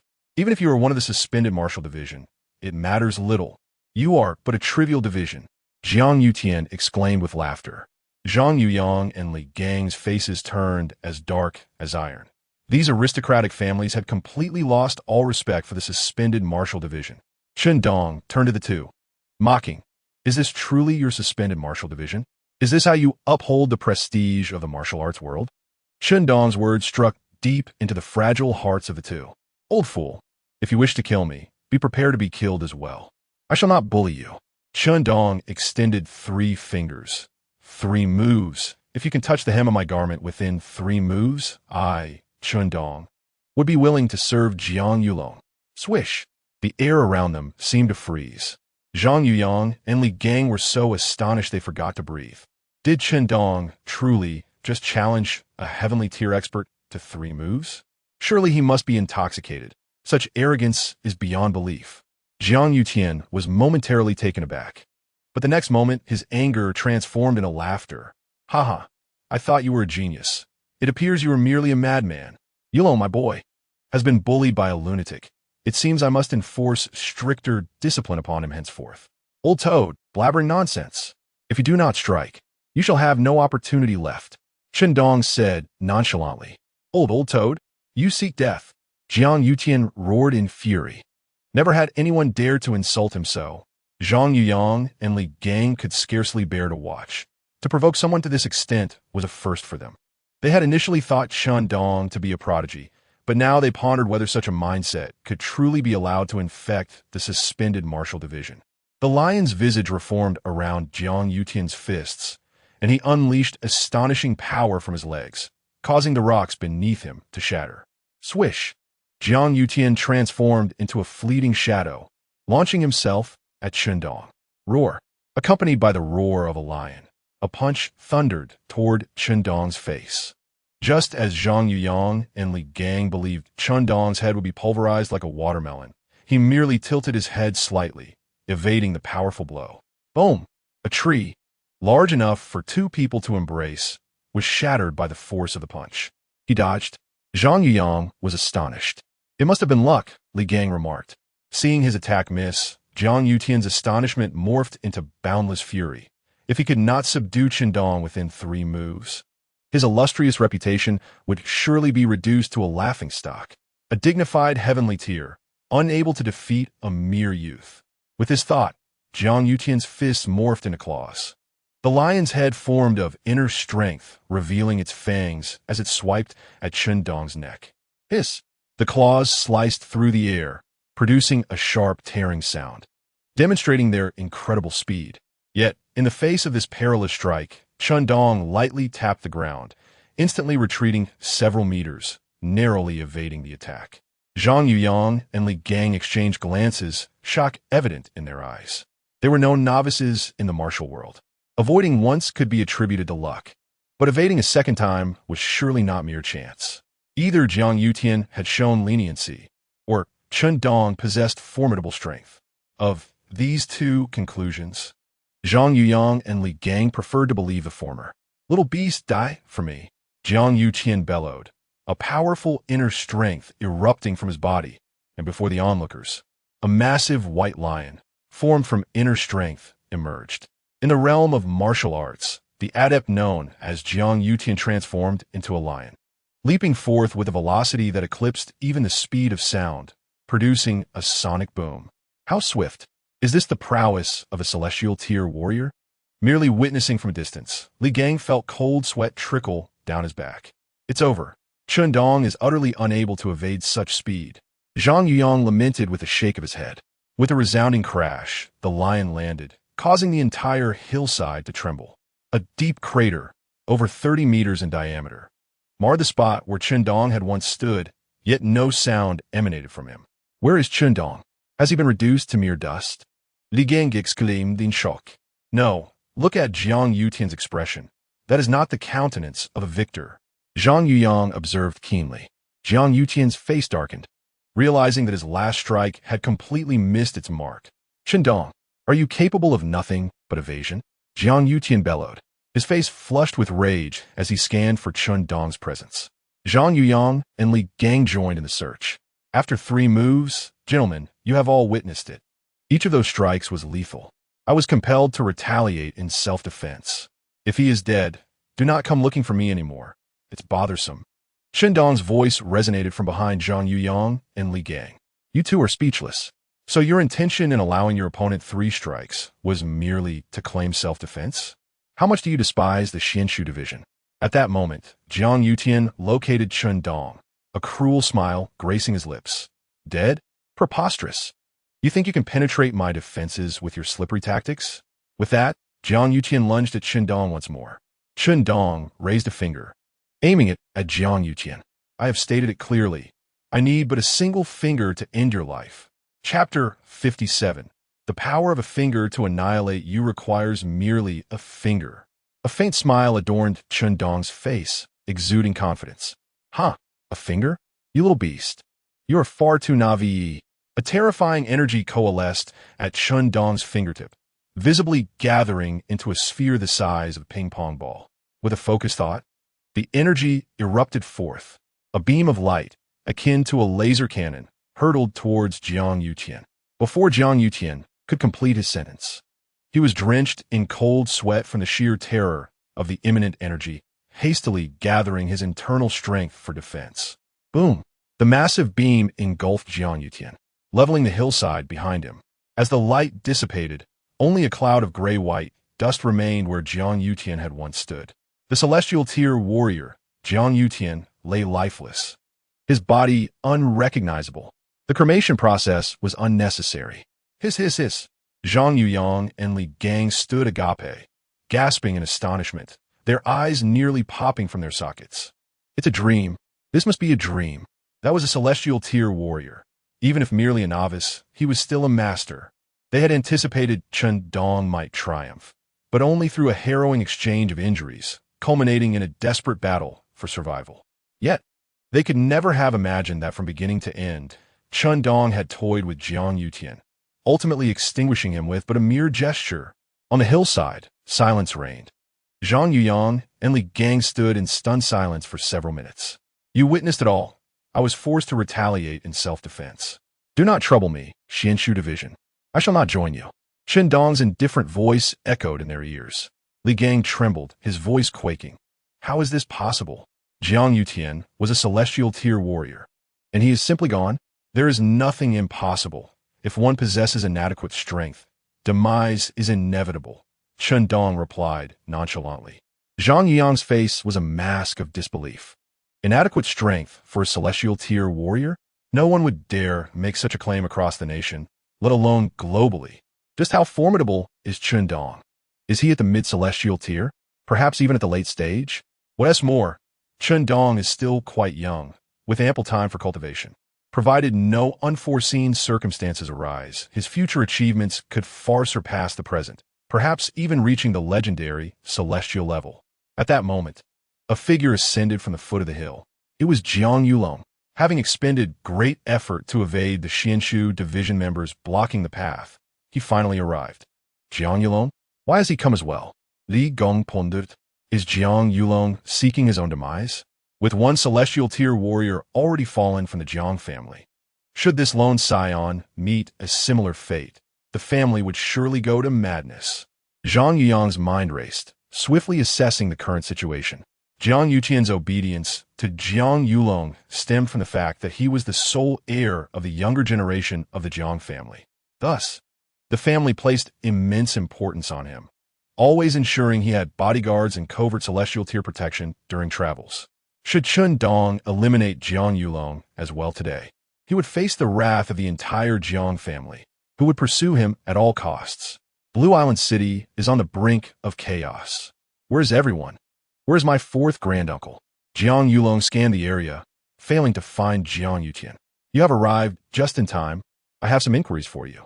Chen Dong advanced slowly towards Jiang Yulong. At this moment, Jiang Yulong remained blissfully unaware of the impending danger, instead audaciously taunting. Chen Dong, you're still alive? Zhang Yiyang, drenched in cold sweat, rushed to intercept Jiang Yulong. Regrettably, Elder Jiang Yuqian was killed by Mr. Chen Dong in self-defense while pursuing him. Young Master Jiang, if you have inquiries, please direct them to the Xianshu division tomorrow. I implore you to leave for today. Jiang Yulong failed to grasp that Zhang Yiyang was attempting to save him, instead responding with loud mockery. He killed my fourth granduncle? Xianshu division. Can you be any more absurd? My fourth granduncle is a celestial. Swish. An invisible force sliced through the air, and Jiang Yulong suddenly felt a wave of crimson flowers blooming before his eyes. He paused momentarily, then stared in shock at his empty right arm. Chen Dong, how dare you harm me? When my fourth granduncle arrives, he will not spare you. Swish. Another wave of energy severed Jiang Yulong's other arm. I ask. You answer. I have no desire to hear superfluous words. Chen Dong declared coldly. Chen Dong, please calm down. He is the last scion of the Jiang family. Should you kill him, the Jiang family will never forgive you. Jiang Yuqian was merely the fourth in line. The Jiang family still possesses at least 3 celestial tier warriors, all stronger than Jiang Yuqian. You cannot possibly defeat all 3 celestial masters simultaneously. Zhang Yiyang hastily urged. Jiang Yulong seeks to kill me. Yet I cannot kill him simply because he belongs to the Jiang family? Is this the principle of your Xianshu division? The audience must possess the awareness of their role and know when to remain silent. Chen Dong shot a glance at Zhang Yiyang, and an invisible pressure descended upon both men. He questioned, why do you oppress me? Li Gang bent over, looking aggrieved. Zhang Yiyang struggled to meet Li Gang's gaze. Jiang Yulong, having lost both arms, was now utterly panicked, screaming at the top of his lungs. Fourth granduncle, where are you? Come save me. Chen Dong is going to kill me. Fourth granduncle. Yet, after calling for a considerable time, no one appeared. Jiang Yulong's frantic shouts gradually morphed into desperate curses. Finally, when Jiang Yulong was exhausted from his tirade and had bled profusely, he fell silent. Enough shouting. Didn't I already inform you that Jiang Yuqian is dead? Chen Dong slowly raised his finger towards the ash on the ground, stating, Behold, this is your fourth granduncle, born into a family of martial artists. Jiang Yulong was no stranger to the remnants of human remains. No, this cannot be. It is absolutely impossible. Jiang Yulong, now exceedingly weak, collapsed to the ground with a thud. Were it not for the formidable physique of a warrior, he would have succumbed to blood loss long ago. Swish! A third cut severed Jiang Yulong's leg. A heart-wrenching scream resonated through the heavens. I desire no more prattle. I seek only answers. Chen Dong stated coldly. Breath. Breath. Jiang Yulong inhaled the cold air forcefully, stuttering. You might as well ask. Huh? Didn't I ask? My apologies, let me rephrase, Chen Dong said, exhibiting no sign of remorse on his face. He cleared his throat twice and posed his first question. If you don't harbor feelings for Su Shiqing, why do you linger by her side? What is it that you seek? Jiang Yulong trembled in pain, cursing Chen Dong in his heart. How could he say my apologies? It was clearly intentional. I remain by Su Shiqing's side to defy fate and alter my destiny. Chapter 58. Su Shiqing's secret defy fate and alter destiny? Everyone present, including Chen Dong, was taken aback. If you wish to change your fate, why pursue a woman? Especially one who is already married? Are you, the esteemed heir of the Jiang family, truly interested in such a matter? Clarify. Chen Dong frowned. To ensure Jiang Yulong remained coherent, he infused a strand of spiritual energy into him to sustain his vitality. Zhang Yuyang and Li Gang, equally curious, leaned in to listen intently. Jiang Yulong felt the pain recede significantly, his mind clearing. He looked at Chen Dong and said, "This matter is rather lengthy, but to summarize, then make it brief." Chen Dong interjected with a cold snort. Jiang Yulong recoiled slightly, organizing his thoughts before continuing. I need Su Shiqing's assistance to transform my constitution to become an unparalleled martial arts genius. What do you mean by that? Shiqing is merely an ordinary person. How can she aid in altering your constitution? Chen Dong's frown deepened, perplexed by Jiang Yulong's words. Jiang Yulong gazed at Chen Dong, a strange look in his eyes. He slowly replied, "Aren't you the beneficiary of Su Shiqing's transformation?" Me? Chen Dong pointed to himself. At this moment, Zhang Yuyang and Li Gang began to regret staying. They had an inkling that they were about to hear something they shouldn't. Yet, having already heard half of it, leaving now would betray their curiosity. Thus, they steeled themselves to remain. Jiang Yulong managed a bitter smile and continued. Years ago, our Jiang family received a mandate to seek out individuals with the Taiji birthmark. A reward of a heavenly level martial arts technique would be given upon finding any leads. I was curious about what kind of person could be worthy of such a technique, so I conducted some investigations. Eventually, 6 months ago, I discovered an ancient text at a martial arts auction that documented such individuals. The text referred to this constitution as the martial arts cauldron. Those who unite with such a being invariably become supreme experts, the weakest being at the heavenly level, provided the martial arts cauldron willingly consents to the union. At this point, Jiang Yulong paused and looked at Chen Dong. I was initially skeptical until you made a powerful appearance as a martial artist. I understood that this constitution was indeed real. I investigated you, and in 3 years, you were merely a gambling addict. Even if a master imparted wisdom during that time, you couldn't have become so strong. There's only one possibility. Su Shiqing. Silence enveloped the surroundings, chillingly profound. The weakest is at the heavenly level.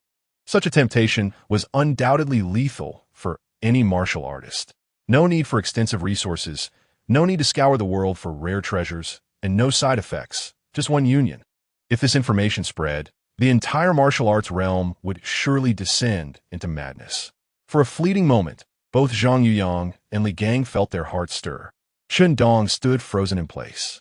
The Taiji-shaped birthmark? Su Shiqing indeed had one, located on her left breast. Typically, only those intimately close to her would see it. Chen Dong had previously teased Su Shiqing about this birthmark, joking that she must have been a beautiful nun in her past life, and had often played with the trope of a Taoist exorcising ghosts. Cough, that's beside the point. Upon hearing this, Chen Dong couldn't help but recall why he was chosen by the old man as a prime candidate for cultivation. Initially, he had doubted it, considering his average athletic performance throughout his life. If what Jiang Yulong said was true, then Su Shiqing had indeed altered his constitution. Pain surged within him. He had thought he possessed a celestial destiny, that he would return after mastering his skills and bring happiness to his family. Little did he know that it was Su Shiqing who had transformed him. A crucial question lingered. How did you know about Shiqing's birthmark being on her left breast? Chen Dong, hands behind his back, felt the subtle energy swirling at his fingertips. Jiang Yulong understood Chen Dong's implication and hurriedly explained, "Please don't misunderstand. I learned about it during a health check when a female staff member saw it." Su Shiqing is one of the individuals our Jiang family has been monitoring, which is how I came to know about the birthmark. Ah, I see. Chen Dong's expression relaxed somewhat. Jiang Yulong noticed the smile emerging on Chen Dong's face, and his own heart settled. Perhaps he would escape with his life after all. However, a question arose. Why did your Jiang family monitor Shiqing in the first place? Was it merely because of her beauty? Just as Jiang Yulong felt reassured, Chen Dong's voice suddenly pierced through the air. Jiang Yulong froze. Realizing he had misspoken in his nervousness, his eyes darting around. Do not attempt to deceive me. Speak the truth, and perhaps I may show you mercy. Chen Dong's icy voice echoed. Faced with Chen Dong's piercing gaze, Jiang Yulong felt a pang of anxiety and quickly replied, "It is because of the extreme pill. Our Jiang family is the agent for the extreme pill in Blue Island City, and every person who consumes it is subject to our regular health checks. Of course, this is all voluntary. I have never coerced anyone. Once I learned that Su Shiqing was the person I was searching for, I ceased allowing her to purchase the extreme pill. I even invited experts to help treat her." Zhang Yuyang interjected. "So it was you. Huang Kailang is also one of your people? What does Huang Kailang have to do with this?" Chen Dong asked, puzzled. Upon hearing Chen Dong's inquiry, Zhang Yuyang stiffened. His tone, now respectful. "During our investigation of the Lin family's ancestral grave, we discovered semi-finished extreme pills, leading us to suspect that Huang Kailang's presence there was to manufacture these pills." Chen Dong turned to Jiang Yulong, seeking an explanation. Jiang Yulong quickly waved his hands. "That old devil Huang Kailang has no ties to our Jiang family. We are merely responsible for sales and oversight. Oh, and by the way, the individuals who commissioned us to sell the extreme pill and to seek out those with the Taiji birthmark are the same group." Having said that, Jiang Yulong gazed at Chen Dong with a desperate look, his survival instinct at its peak. Yet, the underlying malice in his eyes was impossible to conceal. As long as he lived, there was still a chance. He was adept at masquerade. Although he was the sole heir of the Jiang family, his martial talent was woefully inadequate, having only reached the Xian level after over 20 years. In the eyes of other families, he was deemed worthless. In the realm of martial artist families, lacking martial talent equated to having no value. To maintain his status among others, Jiang Yulong had developed a fade of charm and grace. Yet, he never forgot the mockery he endured. Thus, when he learned that Su Shiqing was the martial arts cauldron, his excitement knew no bounds. Were it not for the stipulation that the cauldron must willingly consent, Su Shiqing would have long been consumed entirely. Now, Jiang Yulong displayed no hint of arrogance befitting a young master, presenting a smile to Chen Dong. "Chen Xiao, I have shared everything you wish to know. Are you satisfied?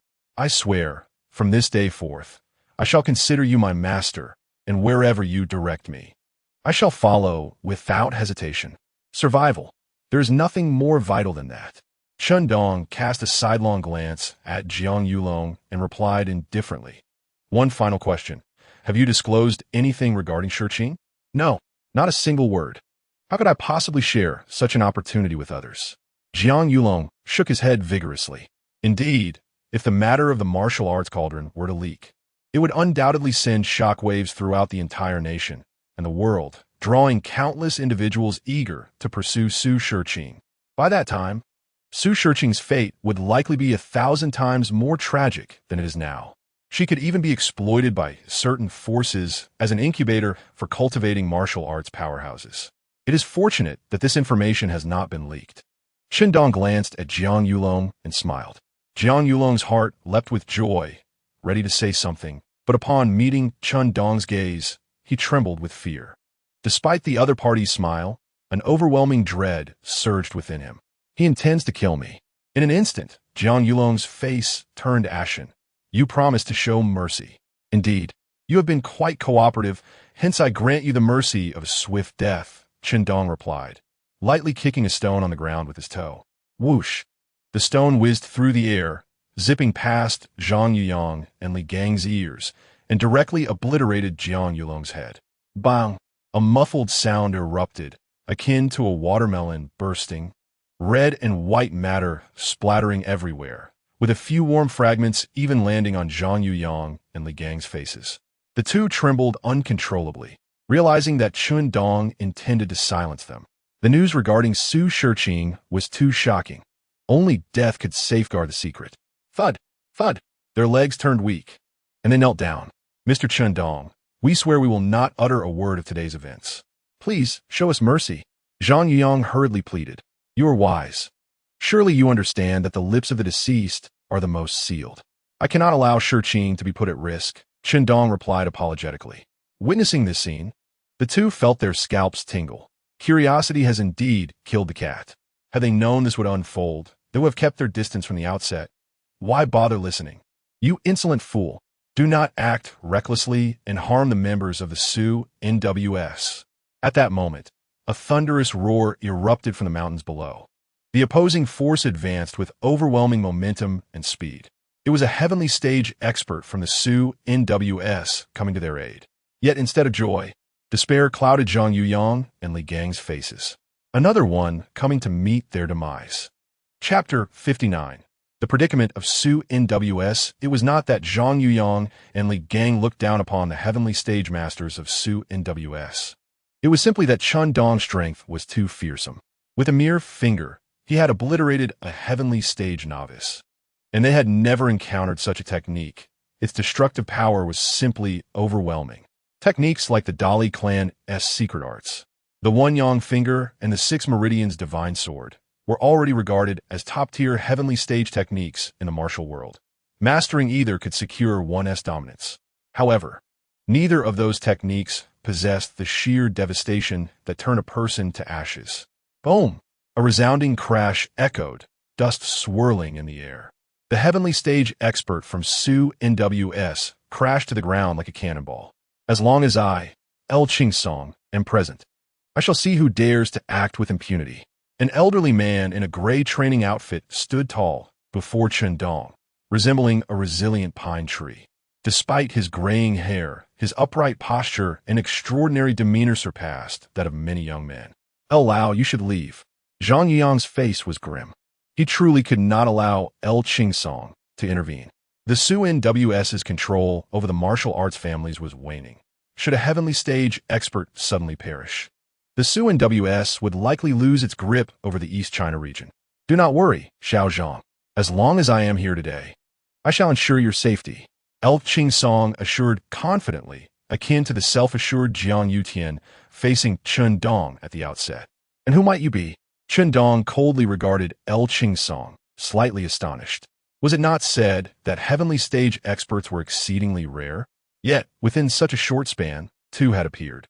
This venerable elder is El Qingsong, a long-standing predecessor of our Su NWS. He has rendered innumerable services to the Dragon Kingdom, dedicating much of his life to the borders, safeguarding our homeland. Zhang Yuyang interjected, recounting El Qingsong's contributions and hardships, hoping to soften Chen Dong's heart and spare such a devoted individual. Ah, so it is Elder El. I, Chen Dong, pay my respects, Chen Dong responded, his once icy demeanor gradually warming upon hearing Zhang Yuyang's words as he cupped his fist in salute. Chen Dong held great respect for these guardians of a nation. After all, without them, the current stability and prosperity of the Dragon Kingdom would not exist. To put it more personally, without these individuals guarding the borders, his own parents and sister would not enjoy a good life. El Qingsong, taken aback by Chen Dong's courtesy, found himself at a loss. Was this not a notoriously vicious criminal? It seemed he was not so bad after all. Xiao Zhang, what is the meaning of this? El Qingsong turned to Zhang Yuyang. Perplexed, Zhang Yuyang replied with a smile. Elder El, you have misunderstood. Brother Chen Dong is not a bad person. We were hoping to recruit him into Su NWS, but he has no intention of joining. Unable to restrain him, we had no choice but to seek your assistance, hoping you can persuade him to consider joining Su NWS. Is that so? El Qingsong pointed at the lifeless Jiang Yulong on the ground, frowning. Then what is the situation here?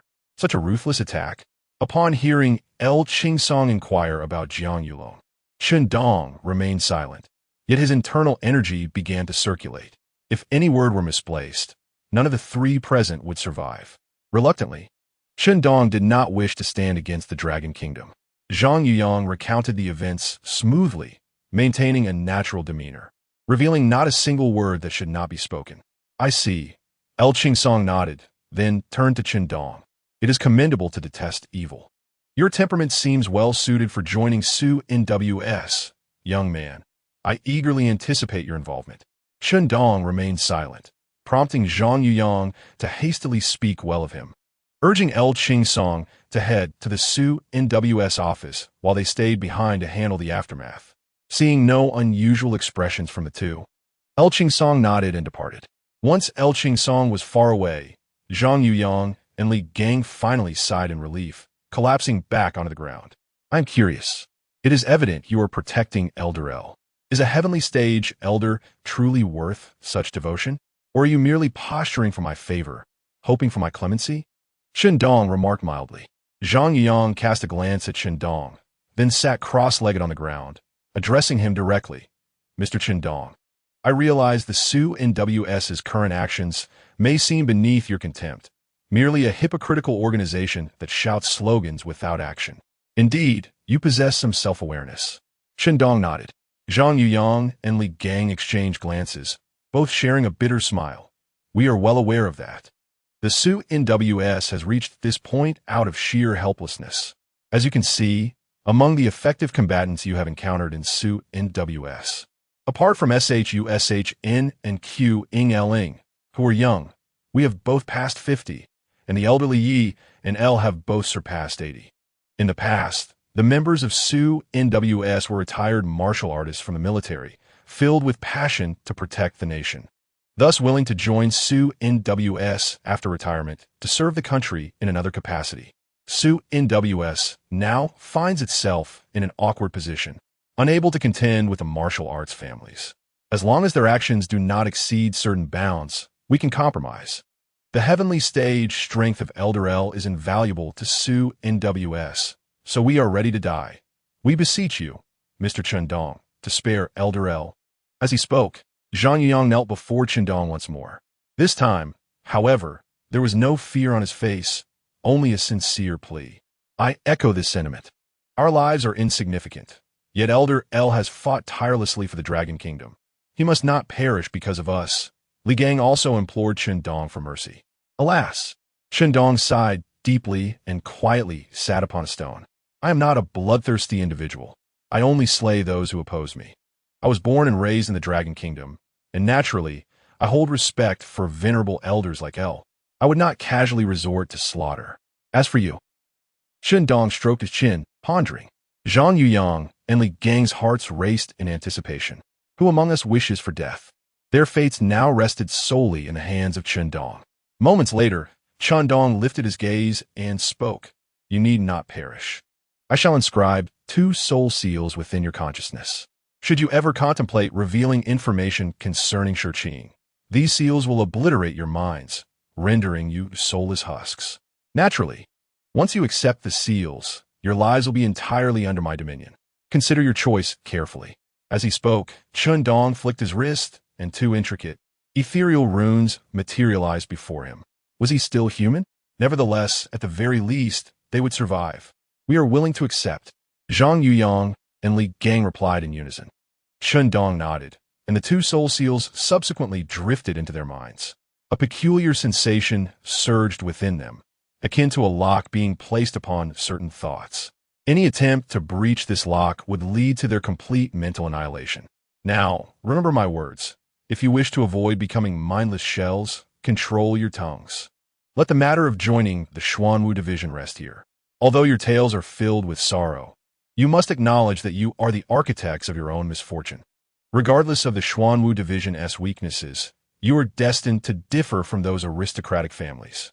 Can you not comprehend why, in today's society, the mainstream remains the ordinary people? Chen Dong rose, stating, I have matters to attend to. Farewell.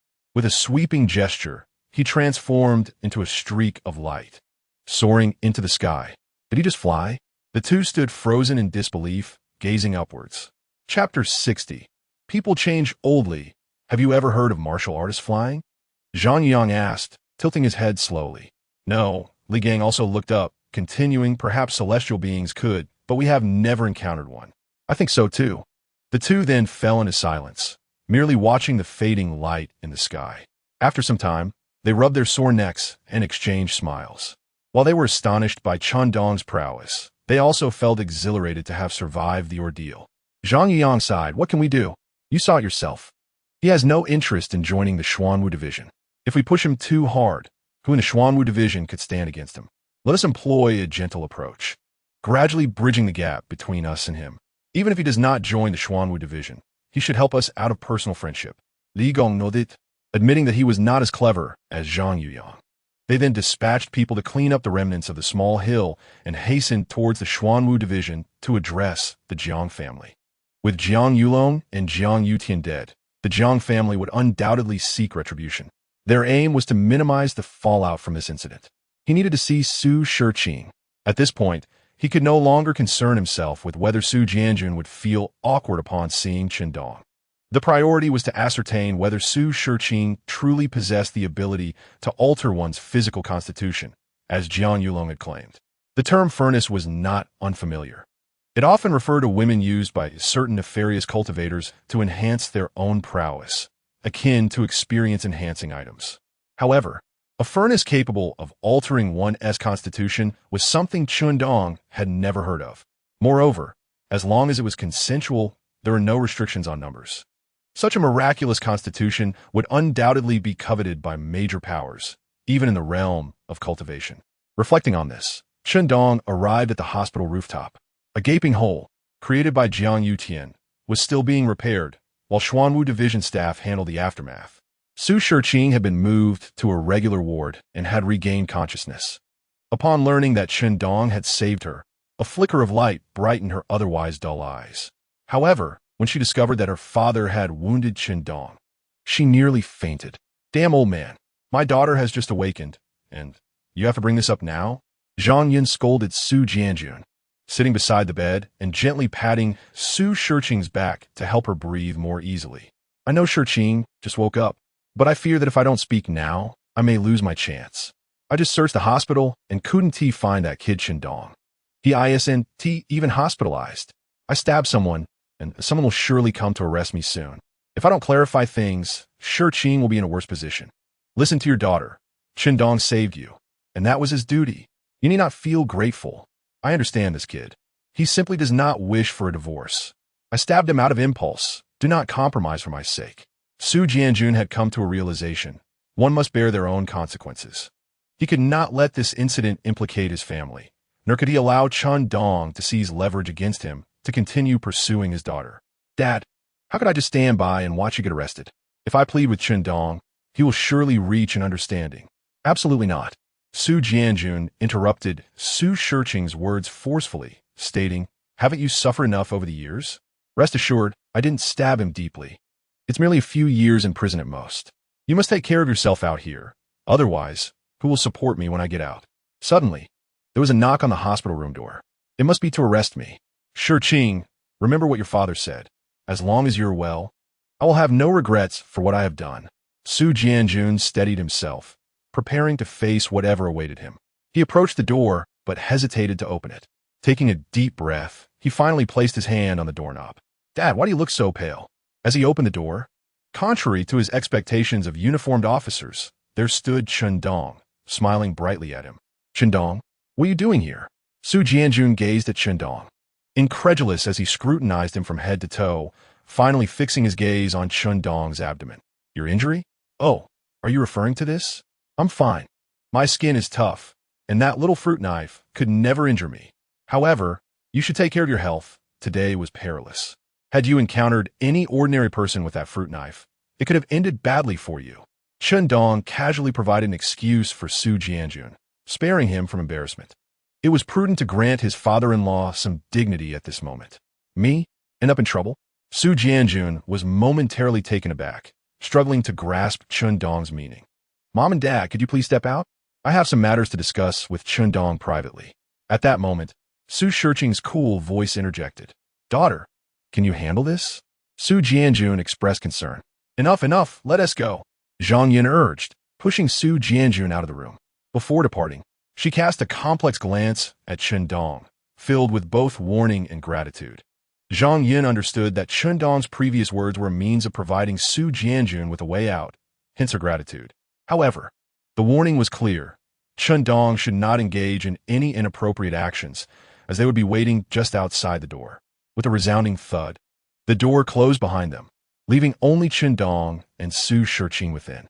A gentle breeze stirred the pristine curtains, tousling Su Shiqing's slightly disheveled hair. Shiqing, it has been far too long since we had a proper conversation. Chen Dong gazed at her exquisite visage, his heart racing uncontrollably, a smile playing upon his lips. Thank you for saving me, and also for allowing my father to save face just now.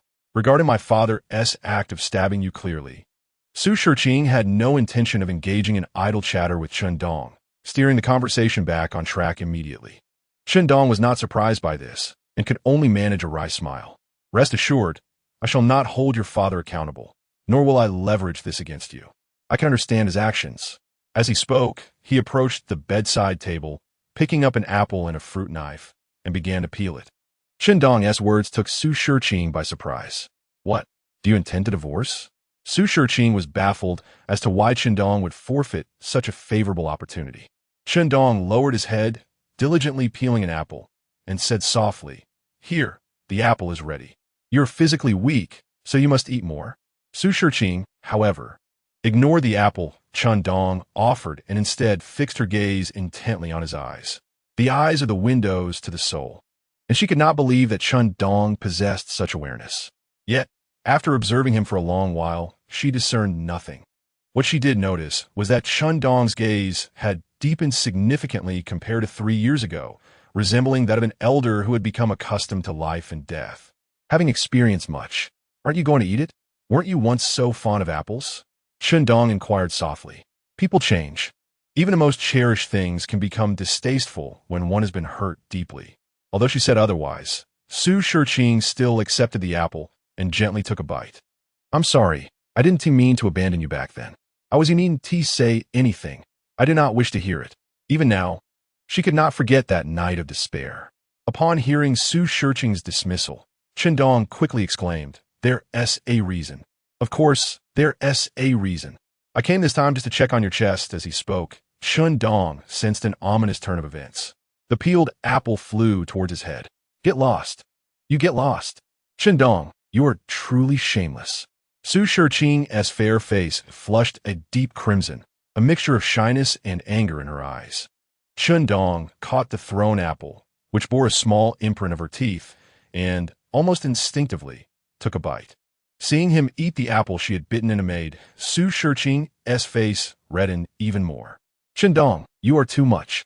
She was angry with him, and even more so with herself for a fleeting moment, thinking that Chen Dong had come with serious intentions. It was evident that, compared to 3 years ago, Chen Dong now possessed an added layer of shamelessness and roguishness. "Shiqing, you misunderstand me. I am not here to take advantage. I merely want to check on your health. Yes, while I have temporarily healed you, your body remains weak and requires regular observation. Haven't you felt any shortness of breath?" Chen Dong, struck by inspiration, concocted a medical excuse. How else could he explain his presence? "I'm not trying to take advantage. I just want to examine the birthmark on your chest." How is that different from being lewd? Who would normally seek out a birthmark? Framing it as a medical examination made it seem much more natural. To lend credibility to his excuse, Chen Dong subtly released some of his pressure, allowing Su Shiqing to genuinely feel the tightness in her chest. "Are you really just here to check on my health? I don't know where you learned your medical skills, but I've also heard that a physical examination does not require a focused look at the chest. Don't you take a pulse?" So seeking repay coldly. Though she truly felt a wave of tightness, she sensed that Chen Dong's intentions were not entirely pure. "Well, for this condition, taking a pulse is ineffective.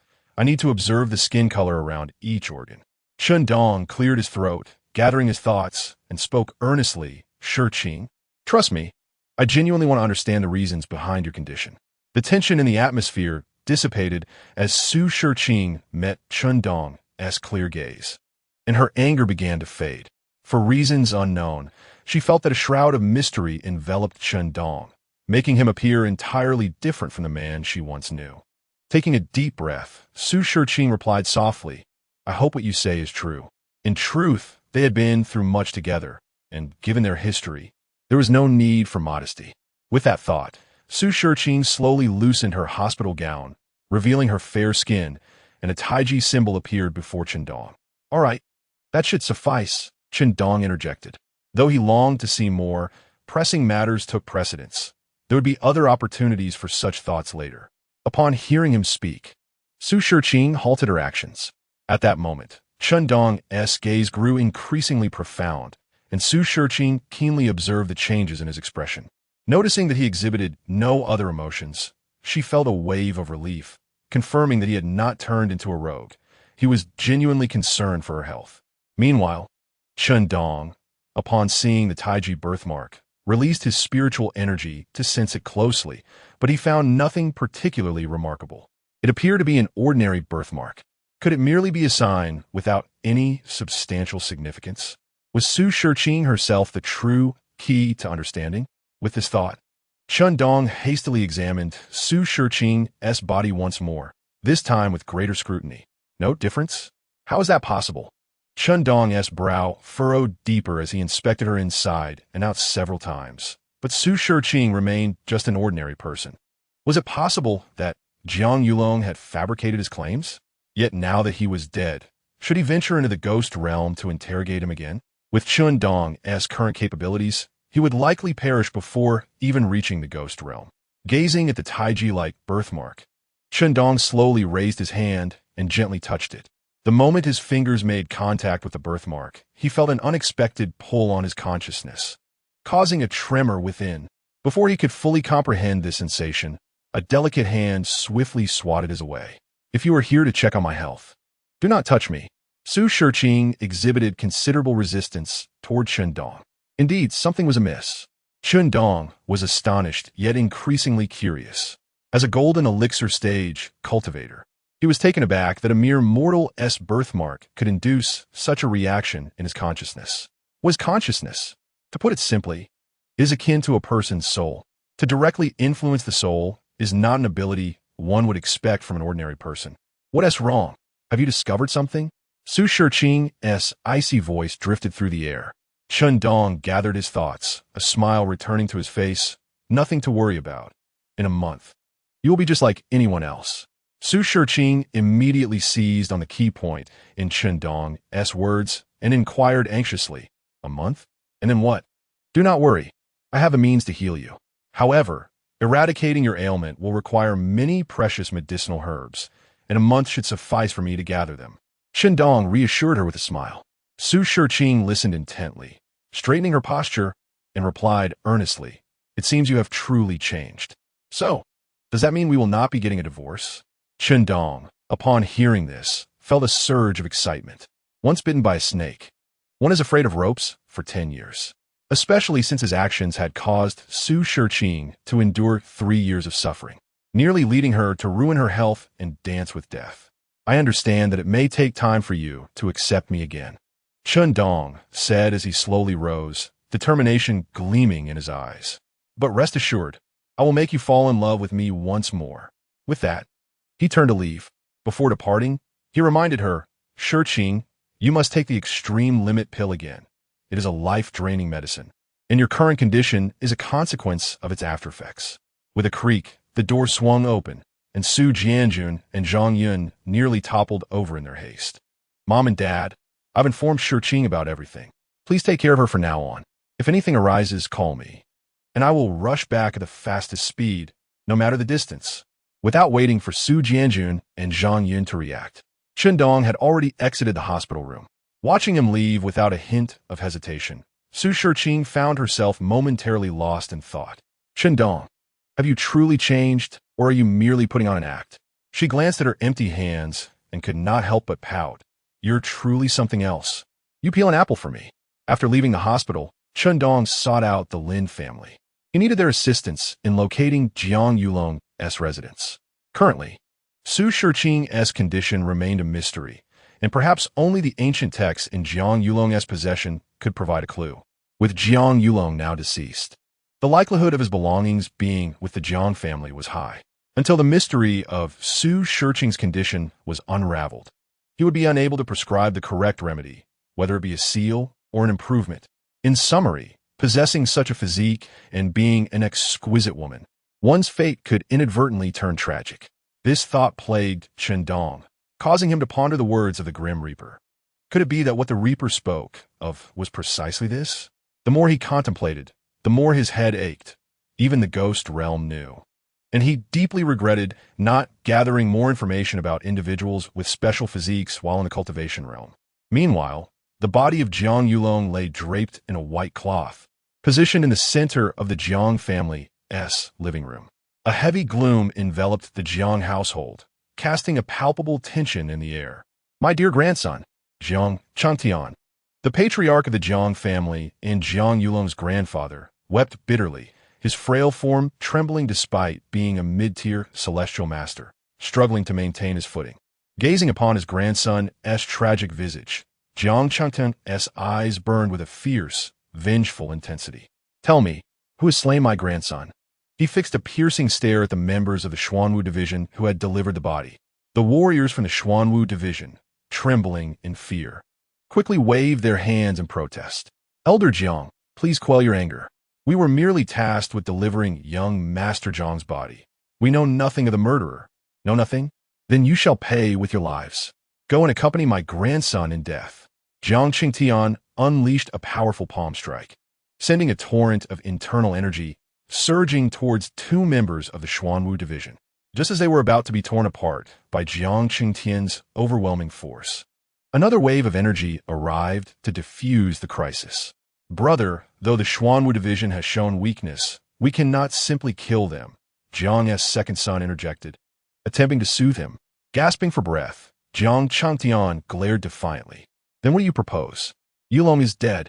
Must he perish without reason? Where is the fourth? Was he not supposed to protect Yulong? Where is he now?" The second son replied, "We have not yet contacted the fourth. He is likely off enjoying himself.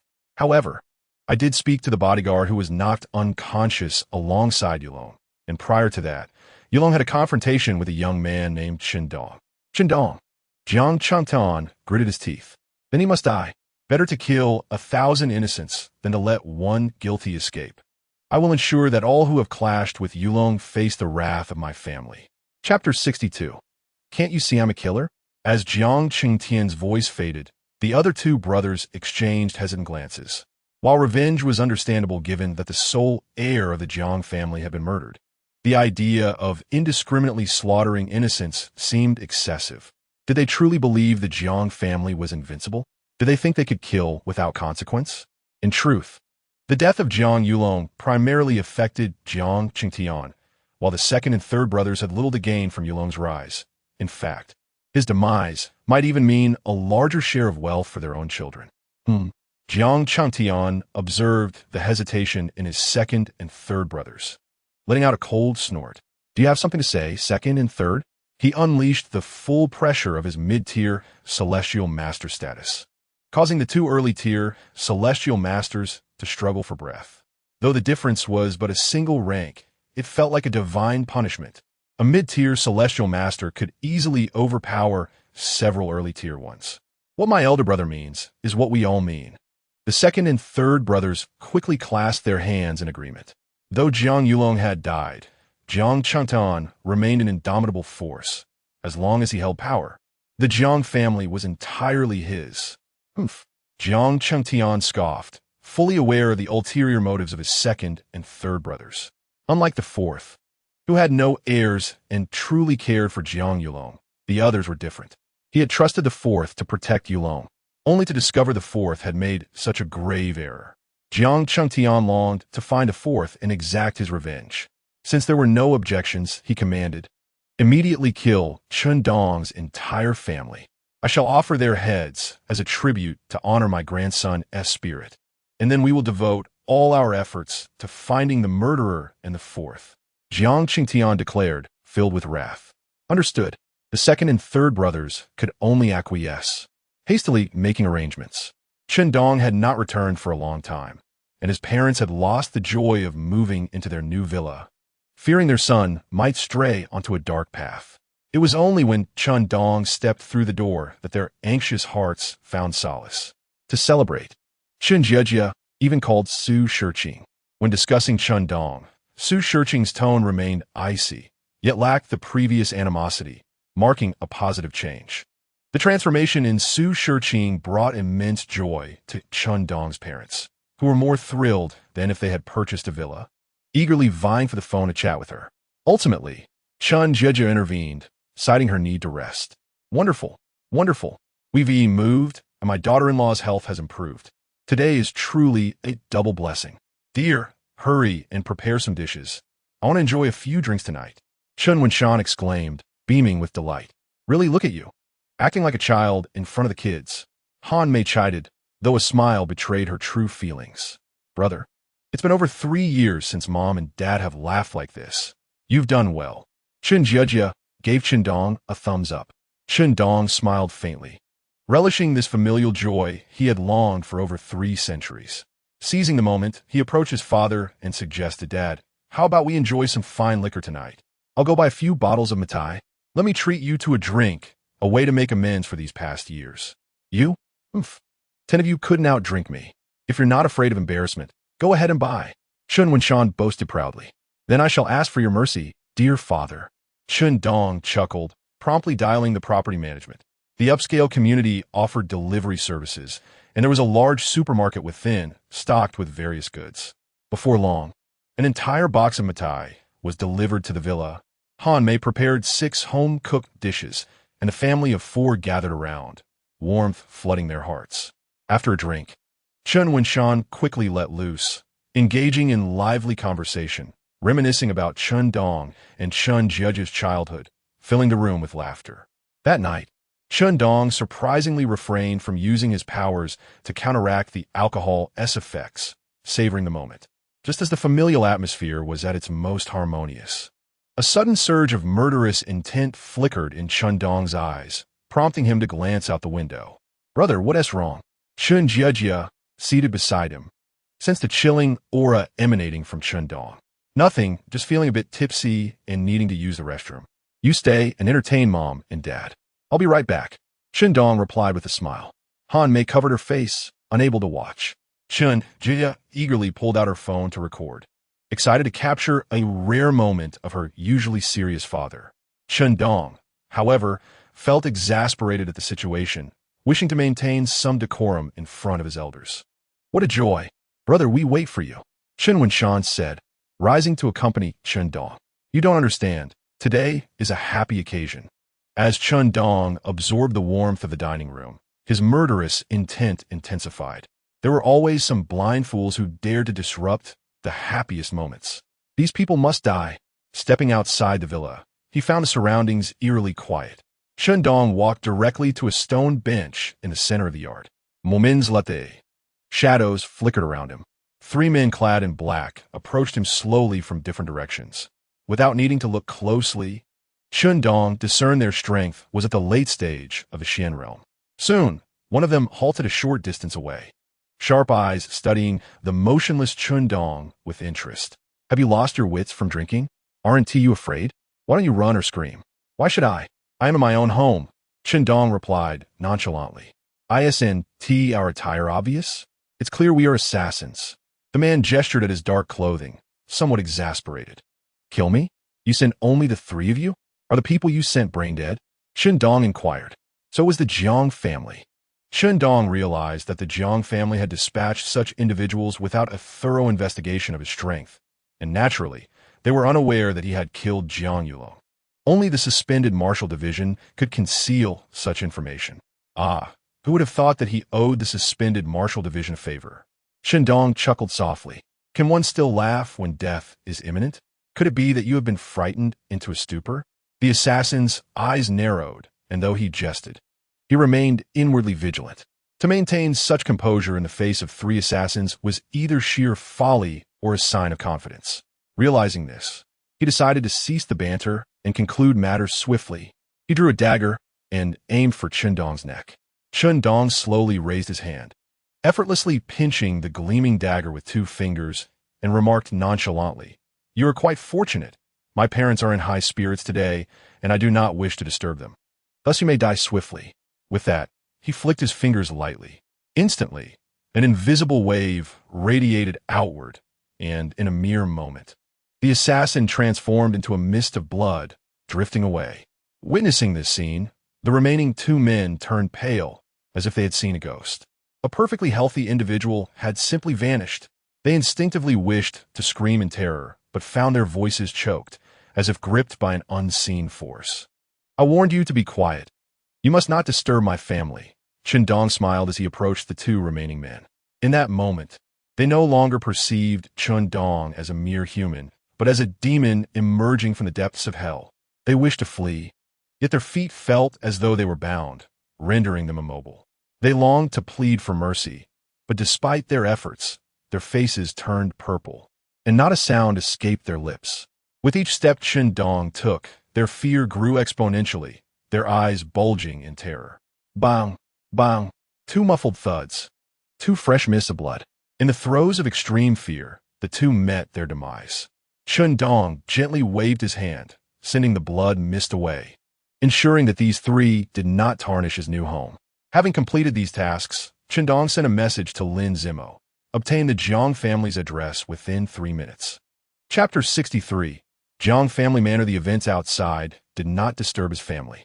Half an hour later, as Chen Wenshan succumbed to the effects of alcohol and fell asleep, the family banquet came to an official close. Chen Dong took out his phone, and upon receiving the address from Lin Zimo, he stepped out once more. Meanwhile, within the Jiang family manor, an air of solemnity prevailed, adorned with white silk wreaths.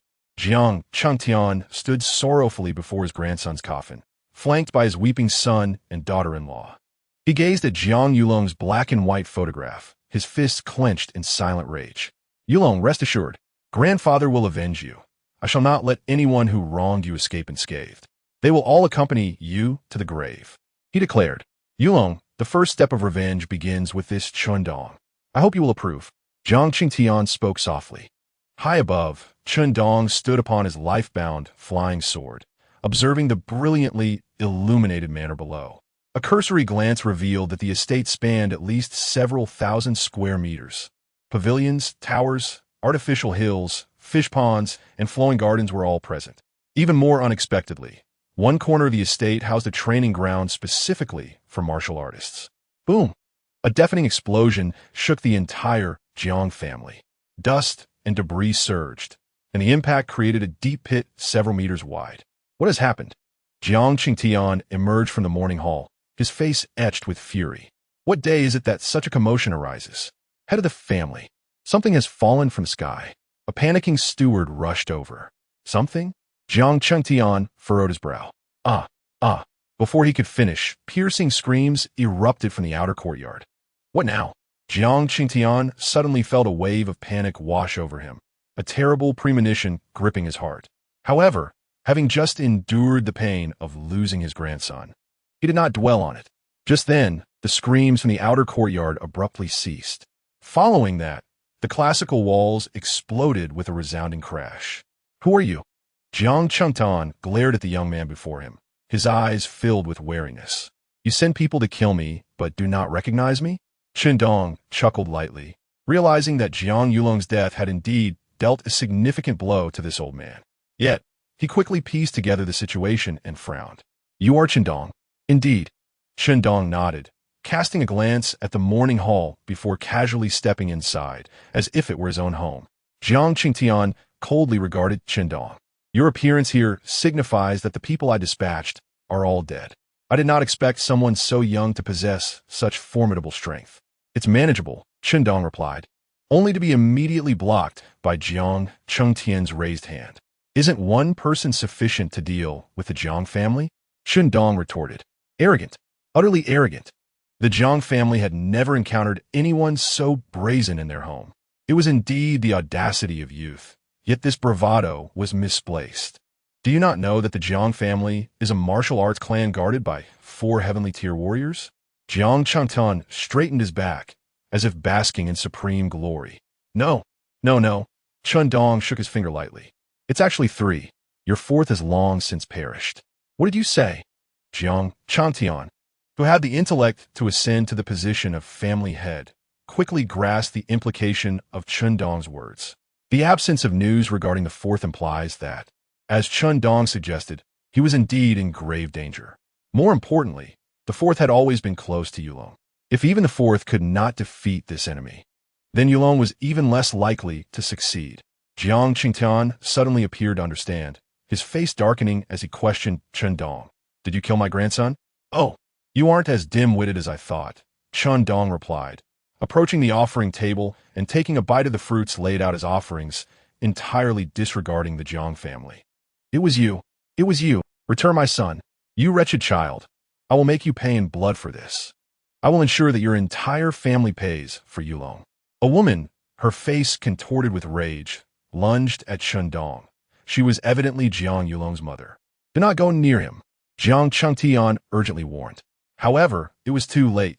Chen Dong had already reached out and seized her by the throat. His gaze icy as he said, You wish to kill my family? Crack! With a sharp sound, the woman's neck was twisted. You dare kill my daughter-in-law before my eyes. Do you truly believe the Jiang family is so easily trifled with? Jiang Qingtian's feet struck the ground, and he transformed into a shooting star, charging towards Chen Dong with a powerful fist aimed directly at his head. The force of this punch was tremendous. Even those present who did not face it directly could feel the suffocating pressure. Whoosh! The forceful strike whistled through the air. Yet, this seemingly terrifying blow was effortlessly blocked by Chen Dong. He merely raised his hand, enveloping the fist and neutralizing the attack. How is this possible? Jiang Qingtian stared at Chen Dong in disbelief. He was a mid-tier heavenly warrior. Even a casual strike should not be so easily deflected by a young man. No, I refuse to believe it. How could there be such a young heavenly tier warrior?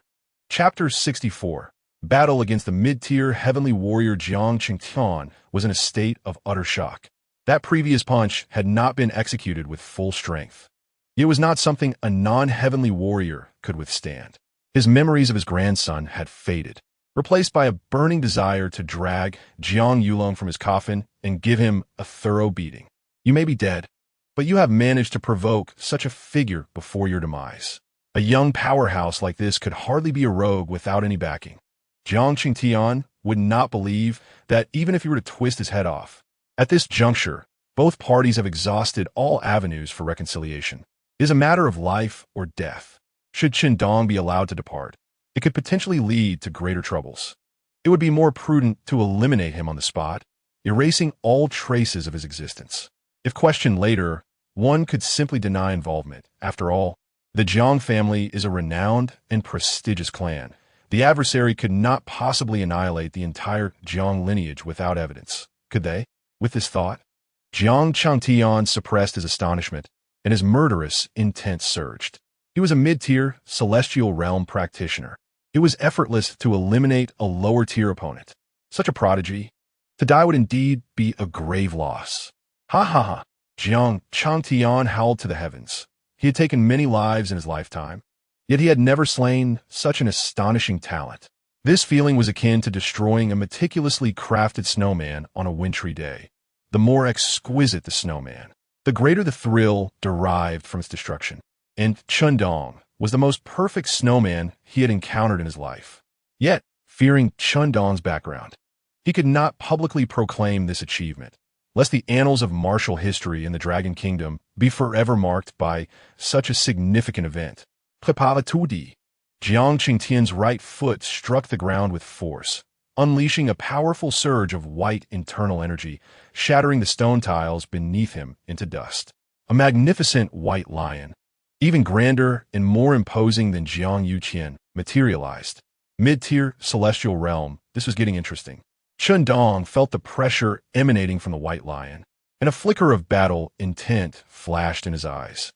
He lightly tapped the ground, causing the earth to tremble. The soil beneath the Jiang family courtyard surged as if a dragon were awakening. Magic? Illusion? What sex technique was this? The onlookers, including Jiang family's second and third sons, were left in utter shock. Boom! Boom! Roar! A colossal python, formed from compressed earth, erupted from the ground, letting out a furious roar at the Jiang family. At that moment, everyone's mind seemed to freeze. A monster! This was not merely a manifestation of internal energy. It was a tangible entity. This young man's technique was peculiar. He could not afford to hold back. It must be his swift resolution. Jiang Changtian fully activated the family's ancestral technique, causing the already massive lion to swell even larger, reaching a height of 10 meters. Even from outside the Jiang estate, this white lion was visible. Meanwhile, the giant serpent conjured by Chen Dong was equally impressive, coiling and rising to a height of over 10 meters. The two colossal beasts gazed at each other from afar, leaving the onlookers in a daze, as if watching a monster showdown unfold on screen. Brat perish! Jiang Qingtian initiated the assault, charging toward Chen Dong with a white lion, which also lunged forward. Chen Dong merely beckoned with a finger, and the giant serpent surged forward. The collision between the serpent and the lion generated a shockwave that left the spectators' ears ringing, with some weaker members of the Jiang family fainting on the spot. Chen Dong leisurely found a chair to sit upon, even taking an apple to nibble. In stark contrast, Jiang Changtian was panting heavily from the struggle against the giant serpent. This evenly matched battle allowed him no room for distraction. The disparity in strength became immediately apparent. The battle between the two colossal beasts wreaked havoc, reducing the once sturdy Jiang family structures to ruins. Gradually, Jiang Changtian realized he had underestimated Chen Dong. Second, third, what are you waiting for? Make your move. Are you just going to stand there and wait to be slaughtered? Jiang Changtian roared in anger. The second and third sons of the Jiang family jolted from their stupor. As they hesitated to act, they observed Chen Dong, who had remained utterly unfazed throughout. Was he so powerful that he did not fear the addition of one or two enemies? Go to hell. You'll accompany my son and wife to the grave. At that moment, a furious shout erupted from behind Chen Dong. A middle-aged man brandishing a sharp blade aimed for Chen Dong's neck. Yet, without even casting a glance, Chen Dong simply blocked the blade with a single finger. To shout while attempting a sneak attack, what foolishness! However, the fact that he dared to strike at such a moment still marked him as a man. For that, I shall grant you a complete corpse. Chen Dong replied calmly. With a gentle flick, the blade shattered. The broken tip hovered in the air, redirecting towards the man's brow. In a flash, the man collapsed, his eyes filled with unyielding regret. The Jiang family erupted in chaos. He is dead. Now, only Jiang Qingtian remains of the family head's lineage. And with Jiang Chengtian's advanced age, he was definitively unable to continue the bloodline. Was this not a clear indication that the family line was doomed to extinction? The second and third sons were momentarily stunned before an overwhelming joy surged within them. Ah, my son! Jiang Qingtian let out a piercing wail, the sorrow in his tone even moving Chen Dong. I will kill you. I will turn you to ashes. The death of his son utterly shattered Jiang Chengtian's spirit, disregarding the strain on his body as he pushed his technique to its utmost limits. The immense pressure caused the veins on his surface to burst, blood mingling with his internal energy, and the white lion became gradually stained crimson, appearing both majestic and sinister under the moonlight.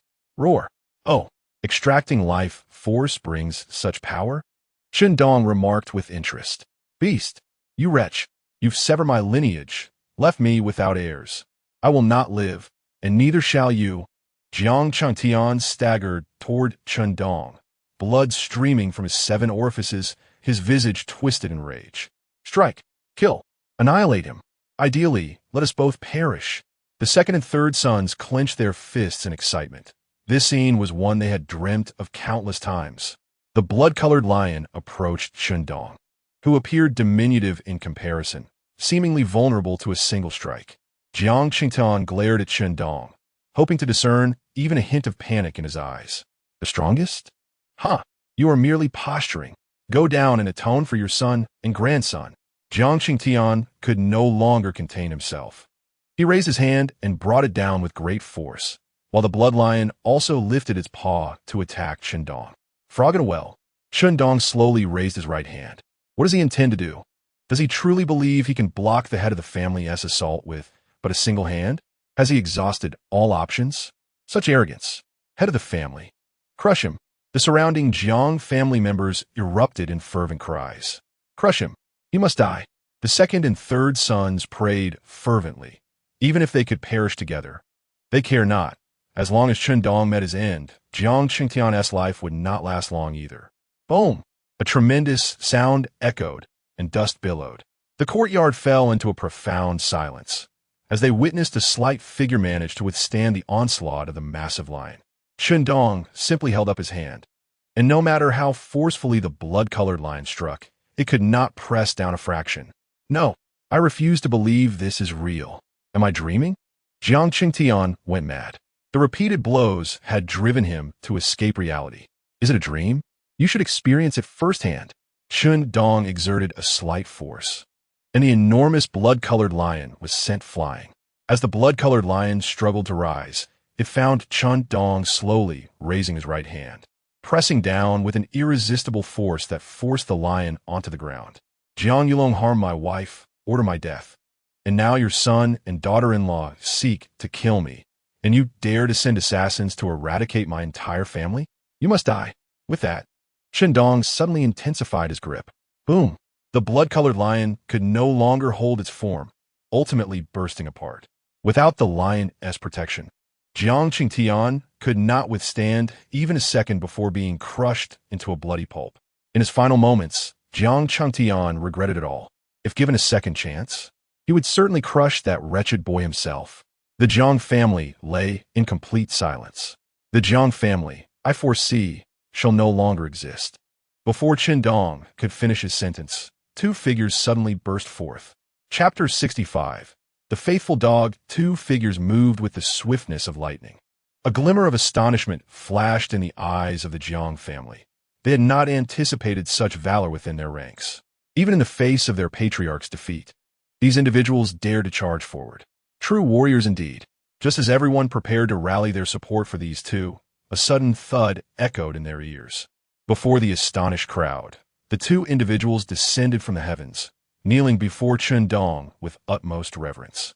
Jiang Haoyan and Jiang Lintian, both of the Jiang family, humbly prostrated themselves, declaring in unison, "We wish to lead the Jiang family in recognizing you as our master." The onlookers were momentarily speechless. Were these truly the second and third heads of their clan? Your righteousness is commendable, sir. You have liberated the Jiang family from the tyranny of our cruel patriarch. Jiang Qingtian has hoarded all the family resources for his own faction, leaving the rest of us in dire straits. Thanks to your intervention, we are no longer subject to his oppression. Indeed, it is a blessing for the Jiang family to have you at the helm. As Jiang Haoyan rose to express his admiration, Jiang Lintian, witnessing his brother's flattery with disdain, thought to himself, what a cunning fox. He quickly added, my brother speaks the truth. Our actions were merely at the behest of Jiang Qingtian. Though we attempted to dissuade him, the old man was obstinate, consumed by revenge for his grandson. He even sought to enlist us in his vendetta against you. How could we stoop to his level? As for Jiang Yulong, he is the sole male heir in our family, and his arrogance has led him to commit egregious acts. Although he is not of our lineage, we willingly offer our apologies on his behalf. Jiang Haoyan cast a sidelong glance at his younger brother, astonished. Who would have thought that the usually boisterous third brother possessed such cunning? As time passes, it seems that no one is truly innocent. Chen Dong observed the two men, who were striving to ingratiate themselves, and though he understood their motives were rooted in self-preservation, his murderous intent began to wane.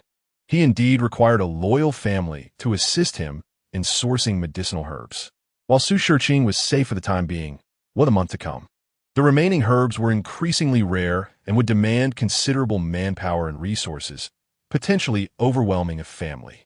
The Lin family was not a viable option. Their relationship was merely collaborative, and Chen Dong felt uneasy continually imposing upon them. Rather than annihilating the Jiang family, perhaps it would be more prudent to integrate them into his ranks, allowing them to handle various tasks. Though these two sought to save their own skins, they had made a valid point. Aside from Jiang Yulong and Jiang Qingtian, there was no enmity between Chen Dong and the rest of the Jiang family. You are indeed clever to show contrition so swiftly. Acknowledging me as your master is acceptable, but to consider yourselves beneath me as mere dogs is quite another matter. Chen Dong sauntered to the grand chair, leisurely taking a seat, and continued, what I require is not merely servants, but those who pledge absolute loyalty as my hounds. Can you assure me that the entire Jiang family is willing to become my loyal dogs?" Upon hearing this, the second and third sons fell silent. Their declarations had been motivated solely by survival. They could accept being recognized as subordinates, yet to be deemed dogs was a grave insult, a violation of their dignity. By the way, I heard you mention that Jiang Yulong is the only male heir left in the Jiang family? Chen Dong inquired, curiosity piqued. Jiang Lintian nodded in affirmation. Indeed, my wife shares a similar fate, and the fourth brother is even more unfortunate, born impotent and thus never wed. How tragic, Chen Dong mused. I hope he finds a better fate in his next life. Sir, we are willing to become your loyal dogs. Before Chen Dong could finish his thought, both men spoke in unison, without a moment's hesitation. You two, Chen Dong thought, bemused, are surprisingly resourceful in this regard. With the two prominent figures of the Jiang family submitting, the remaining members dared not voice any dissent. Observing the two kneeling before him, Chen Dong extended his palm, embedding two runes within Jiang Haoyan and Jiang Lintian. I have inscribed a rune within your minds. You would do well to remain loyal to me. Should you stray, a mere thought from me could extinguish your lives. With that, Chen Dong focused his mind, subtly activating the runes. In an instant, both men felt as though their heads were about to burst with excruciating pain. Please, sir, we understand. We, the Jiang family, shall remain loyal to you for generations. Spare us. They writhed in agony, their last flicker of hope evaporating. Furthermore, I have two tasks for you during my visit to the Jiang family. Chen Dong raised a finger. First, Jiang Yulong claimed that your family has been serving a certain faction. Bring forth the leader of this faction. I wish to meet him. The second task is to retrieve an ancient text that Jiang Yulong once possessed. Upon hearing this, Jiang Haoyan and Jiang Lintian wore expressions of bitter resignation, remaining silent for a lengthy pause. What troubles you? Chen Dong inquired. Boom! As the final word escaped his lips, an overwhelming pressure forced Jiang Haoyan to the ground. His body lay flat, as if he were a starfish, pressed tightly against the earth, unable to even twitch a finger. Experiencing this firsthand, Jiang Haoyan grasped the extent of Chen Dong's power. He was but an initial stage of the heavenly realm. The other party hadn't even lifted a finger. Do you truly believe I would hesitate to annihilate your family? Chen Dong scoffed, unleashing an aura of palpable killing intent, causing the surrounding temperature to plummet.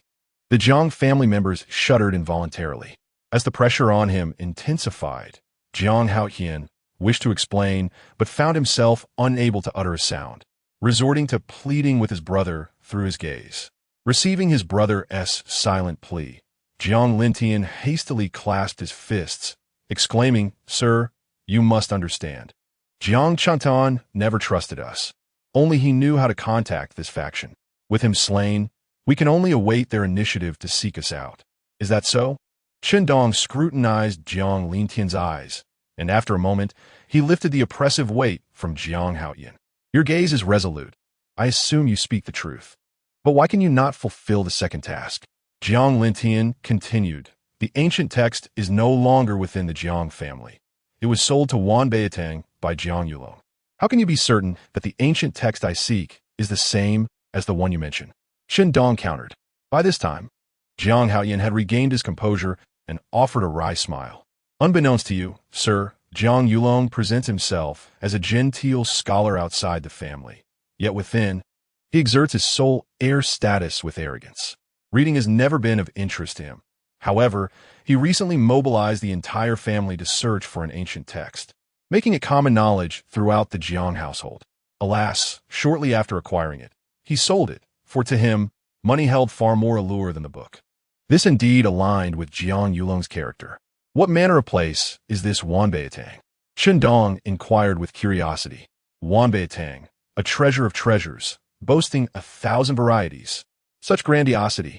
It is a trading consortium in the martial arts world, claiming that with sufficient wealth, nothing is beyond their reach.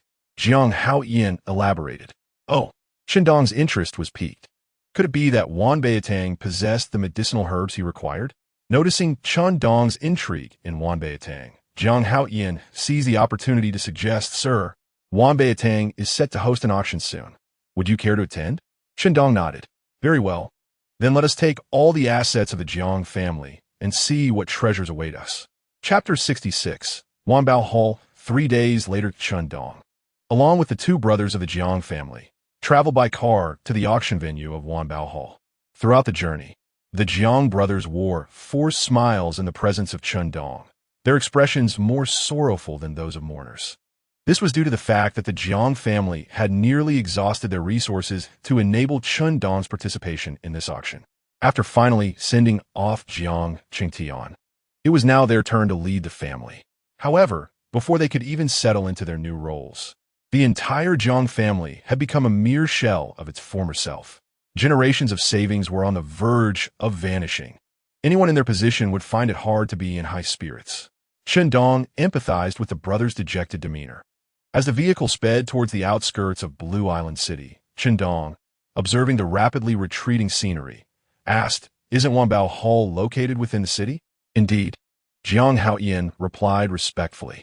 Wanbao Hall primarily caters to martial artists, so the Dragon Kingdom opted for a more remote location to avoid unnecessary complications. This decision reflected the kingdom's intention to prioritize the common populace, as martial artists were best kept out of the public eye. Does Wanbao Hall truly possess countless treasures? Chen Dong pondered, stroking his chin while contemplating the idea of a zero-cost acquisition. Upon hearing this, Jiang Haoyan and Jiang Lintian were taken aback, hastily advising Chen Dong against such folly. "Sir, that would be utterly unwise. Wanbao Hall is no ordinary establishment.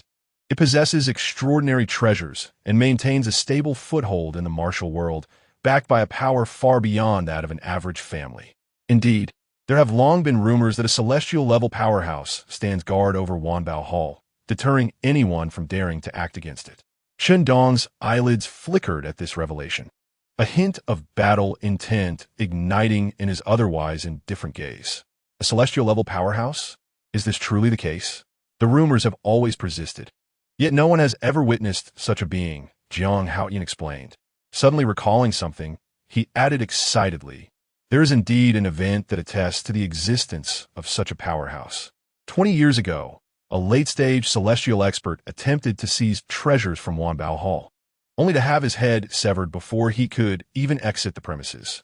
Witnesses described a flash of light, and he was dead before he could even resist. To slay a late-stage celestial so effortlessly, only a celestial-level being could achieve that. Therefore, sir, we must remain discreet in our dealings with Wanbao Hall." Originally, Jiang Haoyan intended to use this story to dissuade Chen Dong from reckless behavior, especially since both he and his brother's lives were still in Chen Dong's hands. More critically, Chen Dong had yet to impart to them the secrets of begetting offspring. However, to his surprise, Chen Dong became increasingly exhilarated by the tale, his battle spirit soaring. "Discreet? Why should we be discreet? Only the weak require such caution. A celestial-level martial artist, you say? I yearn to test my mettle against such a formidable opponent." The two brothers were left in a state of shock. Indeed, Jiang Lintian chimed in, attempting to persuade Chen Dong further. Besides celestial-level powerhouses, Wanbao Hall seems to have connections with the Dragon Kingdom's officials. At the mention of the Dragon Kingdom's officials, Chen Dong furrowed his brow. Conventional firearms no longer posed a threat to him, but strategic weaponry would still exact a toll on his golden core level. Nuclear weapons, in particular, generated temperatures reaching tens of millions of degrees upon detonation. Perhaps a nascent soul could withstand it, but only those at the transformation stage could truly disregard the might of nuclear arms. Nonetheless, Chen Dong did not dwell excessively on such concerns. He believed that as long as he did not overstep his bounds, the Dragon Kingdom would not resort to such extreme measures to eliminate one individual. Worst-case scenario, he could simply slip away to one of the major cities before reaching the nascent soul stage. Naturally, this was the most pessimistic outcome. Chen Dong held deep affection for the Dragon Kingdom. As long as it remained loyal to him, he would consider himself a part of it. Seeing Chen Dong lost in thought, the Jiang brothers relaxed their anxious hearts. The remainder of the journey was marked by silence. After 4 hours on the highway, they exited at an obscure county. Nestled among the mountains, this county was accessible only by a single national road. The county lacked commercial residential buildings or factories, featuring only rows of neat two-story traditional Chinese houses and a few villas. Essential facilities like hospitals, supermarkets, and restaurants were readily available. Due to the absence of factories, the environment was exceptionally beautiful, with fresh air, a description that could easily suggest a sense of seclusion. However, upon entering the venue, Chen Dong sensed the extraordinary nature of this place. Astonishingly, a staggering 90% of the county's residents were martial artists. Is this a city inhabited by martial artists? Chen Dong suddenly inquired. The Jiang brothers exchanged astonished glances. Sir, how did you know? Have you been here before? Jiang Haoyan asked incredulously. I merely sensed it. Chen Dong replied nonchalantly. Sensed? They suddenly realized that they had never truly grasped Chen Dong's actual level of power. Even when confronting Jiang Qingtian, he had appeared unfazed, hardly breaking a sweat. Such behavior led them to question whether Chen Dong was indeed the legendary celestial-level powerhouse. If he truly was, it would be utterly terrifying. What are you two pondering? Chen Dong asked, noticing their dazed expressions. And no, they stammered, snapping back to attention with even greater reverence, their demeanor almost groveling. Sir is indeed formidable. Your perception is accurate. Most of the residents in this county are martial artists, and many are affiliated with Wanbao Hall. In other words, Wanbao Hall specifically constructed this county for business purposes. There are 4 other counties of the same scale, located in North China, South China, West China, and Central China. Such an undertaking left even Chen Dong slightly astonished. Clearly, Wanbao Hall's ties to the Dragon Kingdom were more intimate than he had anticipated. The vehicle pulled up at the Jiang family's villa, a property they had purchased at a high price specifically to showcase their status. After a brief rest, they awaited the setting sun, signaling the commencement of the auction. In the center of the county stood a magnificent traditional Chinese structure, illuminated by lights, resplendent like an ancient palace.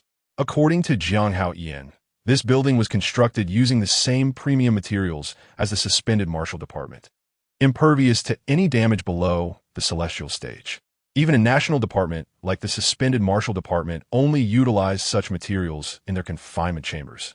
This illustrated the immense financial resources of Wanbao Hall. Under Jiang Haoyan's guidance, the group arrived at the VIP area. Each VIP room provided the closest proximity to the auction stage, allowing for an intimate view of the items on display. The rooms nearer the front indicated higher status. Sir, please this way. Our Jiang family holds a respectable position in East China. Thus, we are fortunate to have secured a VIP room. Jiang Haoyan smiled ingratiatingly at Chen Dong as they approached the entrance of the VIP area, handing an identification token to the elderly security guard at the door. The guard, whose face was lined with wrinkles and who appeared quite aged, bent slightly as he welcomed them. Chen Dong, observing the guard, could not help but ask, old man, at your age, why are you still working as a security guard? Aren't you afraid someone might cause trouble and harm you? The elderly guard chuckled, walking unsteadily ahead. Young man, you worry too much. No one dares to cause a ruckus at Wanbao Hall. My role as a security guard is merely for show. I serve tea and water. Very well, your room has arrived. The elderly guard retrieved a key, opened the door, and cheerfully invited Chen Dong and the others inside. At that moment, another group approached from a different direction, exuding an intimidating presence that suggested ill intentions. Chapter 67.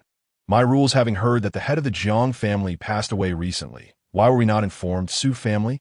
We would have come to pay our respects with a wreath for the late patriarch. Such a cold reception suggests you do not regard us as friends. Fortunately, we encountered you today, allowing us to rectify this oversight. The young man from the Su family flashed a grin, pulling out the decorative flower pin to his chest and tossing it at Jiang Haoyan's feet. 3 days prior, following Jiang Qingtian's death, the Jiang family had publicly declared it a natural demise, holding a simple funeral. They had only invited those with whom they shared a close relationship, naturally excluding families like the Su family, with whom they had long-standing animosity. Upon seeing the flower on the ground, a surge of anger welled up in Jiang Haoyan. The ostentatious decoration was clearly something worn by debauched youths frequenting establishments of ill repute. Though Jiang Chengtian's relationship with them was not particularly strong, he remained a member of the Jiang family. To use such an item to honor the deceased was a blatant insult. Su Jixin, as the head of the Su family. You are the same generation as my grandfather. Is this how your family teaches you to respect your elders? Jiang Haoyin said coldly. We show respect to our elders. But what about you? With Jiang Chengtian's death, you amount to nothing. Su Jixin scoffed, dismissing Jiang Haoyin, who was merely at the initial stage of the heavenly realm, perhaps regarding the entire Jiang family with disdain. Who is this? Such audacity, Chen Dong inquired. Jiang Lintian respectfully replied, This is Su Jixin, the current third-generation heir of the Su family, possessing the highest talent among them at such a young age, already at the initial stage of the Earth realm. I thought he was someone important. Turns out he's just a little upstart. Chen Dong shook his head, disdainful of someone so junior daring to speak to Jiang Haoyin in such a manner, evidently spoiled by his family. In front of such a person, Chen Dong showed no sign of respect. Besides, the Jiang family was currently under his control. As the saying goes, one must consider the master when dealing with the dog.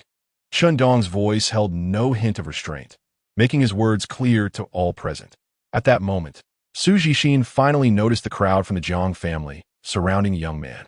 I heard that the Jiang family's third generation only has that useless Jiang Yulong as a male heir. Where did this waste come from? Is he a love child of you old men? As he finished speaking, Su Jixin stomped hard on the ground, propelling himself toward Chen Dong. Su Jixin, what do you intend to do? Jiang Haoyin shouted angrily.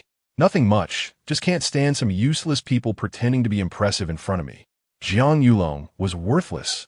And you, as a love child, are even more pathetic, not even showing a hint of internal energy. Su Jixin sneered, demonstrating a small move. Noting the other's lack of response, clearly indicating their inability to comprehend his actions. Chen Dong ignored this fool, his gaze icy as he turned to Jiang Haoyin. As a dog, you are woefully incompetent.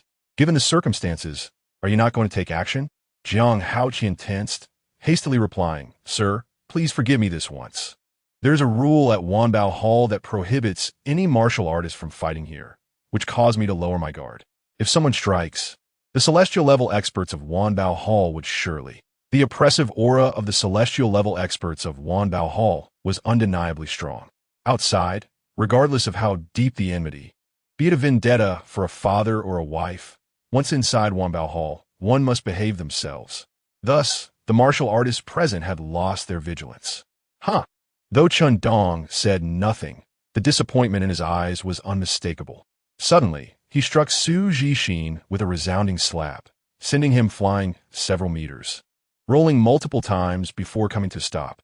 The immense force left Su Jixin dazed, his left cheek swelling instantly, and his mouth filled with broken teeth. You dare to lay a hand on me. You'll pay for it. Su Jixin yelled, cradling his shattered teeth in fury. This sudden turn of events attracted considerable attention. With many emerging from the VIP room, the Su family was left in shock. Su Jixin was their most outstanding descendant in a century.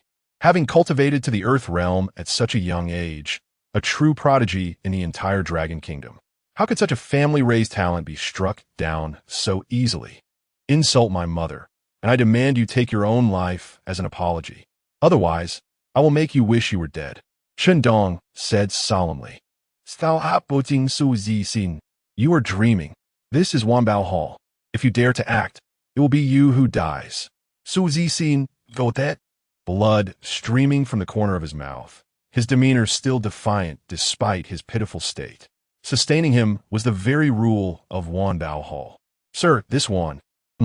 Chen Dong redirected his gaze to Su Jixin, flicking his fingers. Bang! Su Jixin's right leg exploded, sending flesh flying everywhere. The onlookers gasped in shock. This was a blatant disregard for Wanbao Hall. How many years had passed since the last disturbance here? At least 20. The celestial-level experts of Wanbao Hall were legendary. Could it be that today they were fortunate enough to witness one in action? Young man, you are quite young yet so bloodthirsty. For the sake of the elders, I suggest you cease this behavior. I am but a security guard here and cannot stand idly by. You have violated the rules of Wanbao Hall. Come with me, and I will overlook the others.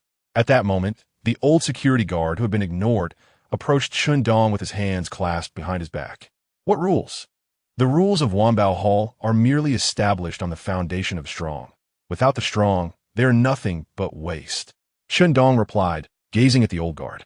Elder, allow me to share my own rule. Those who insult my family shall perish. At these words, the entire room erupted in astonishment. People gasped, their scalps tingling, their minds racing. This young man was indeed bold. It was clear he held Wanbao Hall in contempt. Everyone understood the principle of respecting the strong. But were you stronger than the celestial level experts of Wanbao Hall? This was no longer a case of a young bull not fearing the tiger.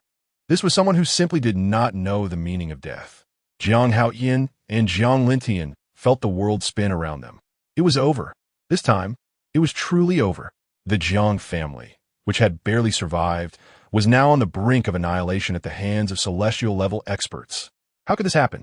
From the outset, the Jiang family had been short on males, with Jiang Yulong being useless, and now they faced Chen Dong, provoking celestial-level power. A series of misfortunes seemed to be driving the Jiang family to their doom. There must be something amiss. There had to be. If they survived this, they would surely seek out a feng shui master for guidance. Young man, do you truly wish to oppose Wanbao Hall? The old guard inquired, his eyes glinting with intrigue. Having worked as a security guard at Wanbao Hall for decades, he was intrigued by a young man willing to engage with him. Thus, he had refrained from intervening when Chen Dong struck Su Jixin. Yet now, he was astonished by how brazen Chen Dong had become, surpassing anyone he had ever known. Elder, do you wish to oppose me? Chen Dong raised an eyebrow, pointing again, causing Su Jixin's left leg to explode. The VIP area was filled with Su Jixin's anguished screams. Sigh. The old guard's favorable impression of Chen Dong dissipated entirely as he slowly raised his withered hand toward Chen Dong's chest. Chen Dong remained unfazed, meeting the attack head-on. Buzz. Suddenly, everyone experienced a ringing in their ears, akin to the pressure changes felt when flying in an airplane. Yet the old guard's expression shifted from regret to sheer shock. He looked at Chen Dong with disbelief, as if witnessing something terrifying. Elder, are you certain you wish to oppose me?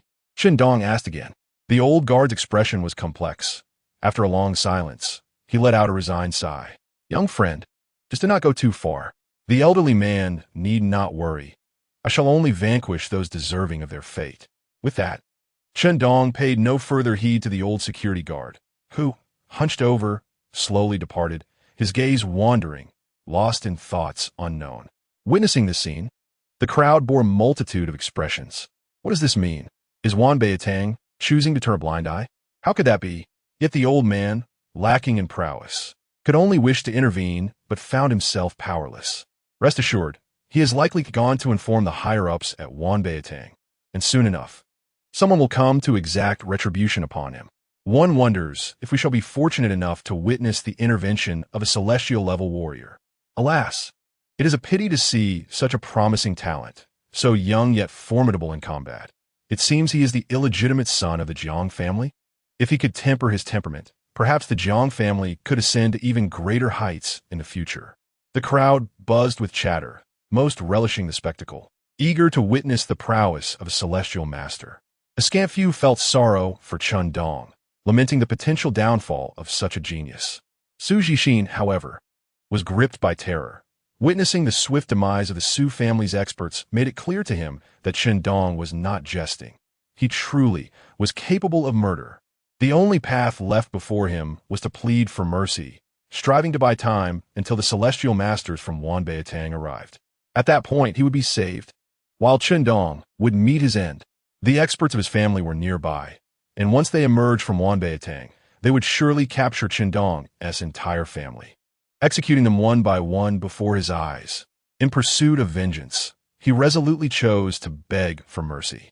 Brother, I was wrong. I'm not a man. Please spare me. I am willing to bow an apology. I will apologize to your mother. I should never have insulted her. With his legs incapacitated, Su Jixin disregarded the pain and prostrated himself on the ground. At that moment, no one viewed him as humble. Instead, they admired his awareness of the situation. After all, survival eclipses pride. Once the celestial masters arrived, the dynamics would shift dramatically. The once defiant Chen Dong could swiftly become a lifeless corpse. Upon hearing Su Jixin's pleas for mercy, a cold smile crept across Chen Dong's lips. Opportunities are scarce, since you have squandered yours. All that awaits you is a fate worse than death. I am a man of my word. In that instant, Chen Dong's smile appeared to Su Jixin as that of a demon. He trembled uncontrollably. A fate worse than death? How would Chen Dong treat him? Would he obliterate his meridians? Sever his hands? Mutilate his visage? Su Jixin dared not ponder further. If such were to occur, what worth would his survival hold? Better to die. I was wrong. I am not a man. I truly repent. I beg you. As Su Jixin's cries of desperation echoed, Chen Dong's large hands slowly descended toward the crown of his head. Was he poised to deliver a fatal strike? Very well. It is preferable to die swiftly than to become a cripple. Yet, after a moment of anticipation, the fatal blow did not come. Instead, Chen Dong's palm halted merely an inch from Su Jixin's brow. What do you mean? Su Jixin's Gemling. Chen Dong smiled faintly. You will soon understand. In any case, physical pain has its limits, but the torment of the mind knows no bounds. I'm curious how long you can endure. Su Jixin froze, then felt the world spin. His eyes grew increasingly vacant. To the onlookers, he appeared as though he had lost his soul, his gaze fixed blankly into the distance. Sir, what is happening to him? Jiang Haoyan inquired, somewhat perplexed. His mind will gradually unravel until death, came the response. Jiang Haoyan and Jiang Lintian stared wide-eyed, momentarily forgetting to breathe. To transition from bliss to despair, from elation to profound sorrow, was an experience they were undergoing time and again. With such bewilderment, the Jiang brothers turned their attention back to Su Jixin. At that moment, a smile of happiness emerged on Su Jixin's face, only to be swiftly replaced by anxiety, terror, and ultimately, a heart-wrenching wail of despair. The first round, Chen Dong remarked nonchalantly. The Jiang brothers felt a chill run down their spines. They exchanged glances, each understanding the other's thoughts. Never offend, Chen Dong. In the ensuing minutes, Su Jixin endured several more rounds of torment. His spirit had long since withered, leaving him a mere puddle of despair upon the ground. Though the onlookers could not comprehend precisely what transpired, Su Jixin's uncanny demeanor instilled an involuntary dread within them. Their gazes toward Chen Dong grew more wary. 4 rounds in, and it seemed satisfactory, Chen Dong snapped his fingers. Su Jixin's Jontet, his weary eyes scanning the surroundings before finally locking onto Chen Dong. Kill me, I beg you, just kill me. At that moment, Su Jixin yearned for death. You may not fully comprehend me. I assure you that I will fulfill my words. Do not worry, you shall not die yet. Trust me. Chen Dong said with a benign expression. One unfamiliar with the situation might mistake him for a devoted friend desperately protecting Su Jixin. However, upon hearing this, Su Jixin erupted in fury, shouting, You are a demon. You shall not die the good death. The Su family will not spare you. Not die a good death. You are not the first to utter such words, nor will you be the last. Did you consider this scene when you sought to bully me? Chen Dong replied coolly. Individuals like Su Jixin were all too familiar to him. They only spoke of strength when they were powerful and of morality when they were weak. Furthermore, such individuals share a common trait. They harbor grudges, believing they can exact revenge if granted a reprieve. In the realm of cultivation, Chen Dong had suffered enough due to his leniency, causing innocent lives to be ensnared in the crossfire. Thus, from that moment on, he resolved never to relent when faced with a sworn enemy. At that instant, a formidable group clad in the insignia of Wanbeitang approached with great authority. Su Jixin's lifeless eyes suddenly ignited with fervor, and he cackled, Ha! The enforcement team of Wanbeitang has arrived. The higher-ups are aware. You are finished. You are done for. The crowd could not help but shake their heads. Chen Dong's arrogance had led him to torment an adversary when he possessed the strength to resolve the situation. Now, it seemed, not only would Su Jixin escape unscathed, but he might also cost Chen Dong his life. Jiang Haoyan and Jiang Lintian, upon seeing the imposing enforcement team, felt their legs weaken, nearly collapsing to the ground. It's over. Truly over. Although the Celestial Master had not yet appeared, the enforcement team was equally fearsome. Each enforcement team typically included at least one heavenly tier leader, and their appearance signified that the celestial masters lurking in the shadows had taken note of the situation. Should the enforcement team fail to apprehend Chen Dong, the celestial master would intervene. At that moment, aside from Su Jixin's maniacal laughter, a profound silence enveloped the crowd. Enforcement team, save me. This man has flouted the rules of Wan Beitang, murdering my family members and tormenting me. I implore the enforcement team for justice. Su Jixin crawled on his hands to the feet of the enforcement team, sobbing uncontrollably. The members of the enforcement team turned their gaze toward Chen Dong, witnessing the aftermath of such violence and Su Jixin's pitiful state. Even the upheaval of 20 years prior had not been this severe. Many faces were filled with anticipation, curious as to how Wan Beitang would deal with such a rogue. Kill him! Kill him! Su Jixin screamed internally, his eyes round, his back teeth grinding audibly. Jiang Haotian and Jiang Lintian held their breath, their hearts racing with trepidation as they observed the unfolding events, their aging hearts pounding like those of youths.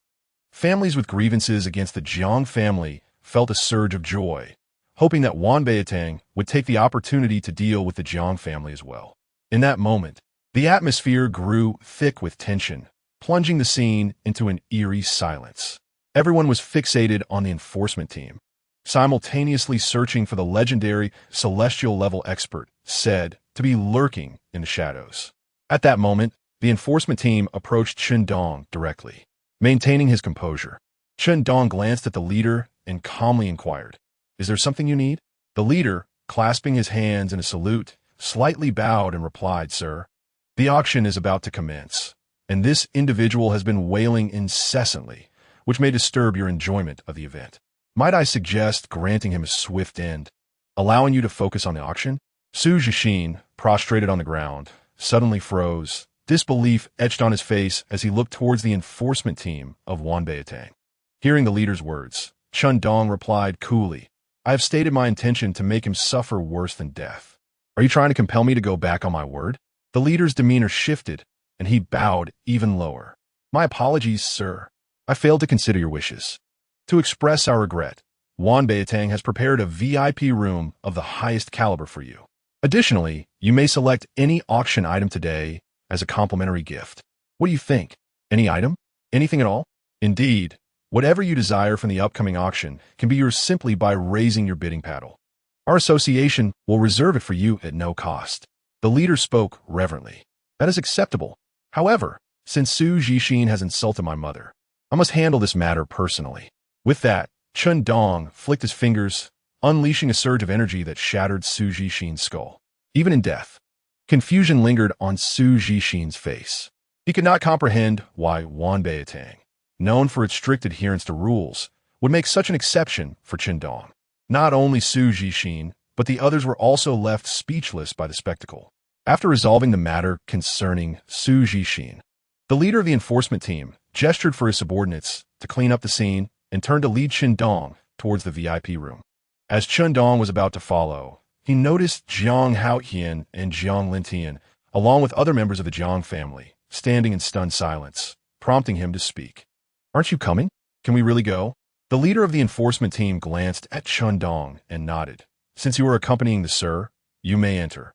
If you wish, you may also have access to the VIP room in the future." Hearing this, the Jiang family members were overjoyed and hurried to follow.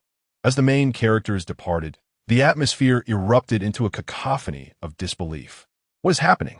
Creating chaos at Wan Beitang, and yet nothing has come of it? Where are the celestial-level experts?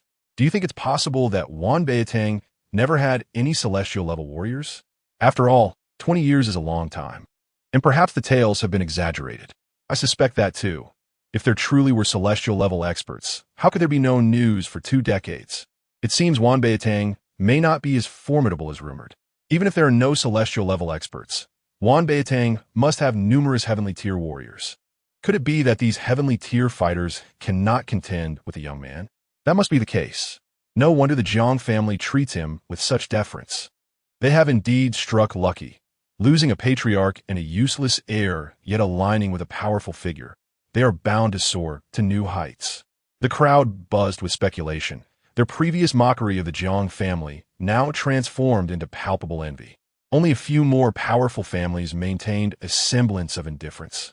Though they were curious about the origins of Chen Dong, the one capable of producing such a remarkable youth.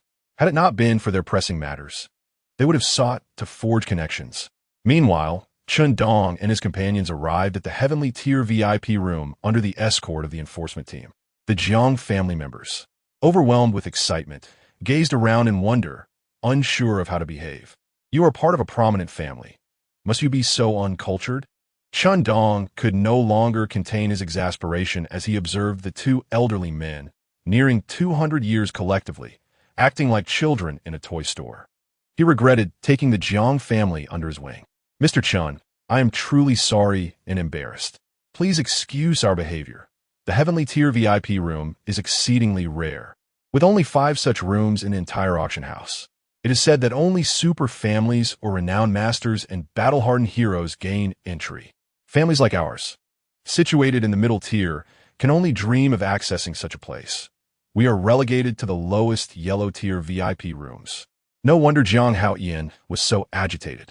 In the world of martial artists, entering Wan Beitang's Heavenly Tier VIP room signified absolute status and prestige. In the future, even if Chen Dong were no longer with the Jiang family, the events of today would elevate their standing in the martial world immensely. As they spoke, they reached the VIP room. The doors of the Heavenly Tier room were intricately carved from fragrant Wangwali wood, exuding a subtle aroma that served to invigorate the mind. The spacious interior was lavishly decorated, furnished with precious materials, all intended to keep the auctioneer alert and clear-headed. Further ahead, a one-way glass wall allowed those inside to see the auction stage clearly, while the bidders remained invisible to those outside. Would you like me to arrange for an assistant to help you understand the auction items and assist with bidding? The leader of the enforcement team suggested. Such Heavenly Tier rooms were reserved for distinguished figures, who typically did not bid themselves but preferred to have a charming assistant do so on their behalf. Please arrange that, and also provide me with a list of today's auction items, Chen Dong instructed. Certainly. Please hold on for a moment. The enforcement team then quietly withdrew. At that moment, Jiang Haoyan and Jiang Lintian could no longer suppress their curiosity and hurriedly asked, "Do you know someone at Wan Beitang?" "I do not." "Why do you ask?" Chen Dong replied, shaking his head. "Then why is Wan Beitang treating us with such courtesy? And why do they not trouble us?" Jiang Haoyan questioned. Hearing this, Chen Dong smiled slightly. "It is simple. Their strongest cannot defeat me, and they fear me." Jiang Haoyan and Jiang Lintian were momentarily dumbfounded, their understanding faltering. Noticing their confusion, Chen Dong inquired, "Do you remember the old security guard we encountered when we first arrived?" "Yes," they nodded, then exclaimed in astonishment. "You mean to say that old security guard is the strongest here? How powerful can a guard, buried up to his neck in aged dirt, possibly be?" Chen Dong sipped his tea and replied nonchalantly, "What if I told you that old security guard is a celestial level expert from Wan Beitang?" Chapter 70, The World of Warriors. That old security guard is actually celestial level? Jiang Haoyan and Jiang Lintian exclaimed in unison, their mouths agape, as if they could fit an egg inside. They struggled to believe it. Celestial level warriors were supposed to exude an ethereal aura, transcending the mundane. This was entirely different from their preconceived notions of supreme masters.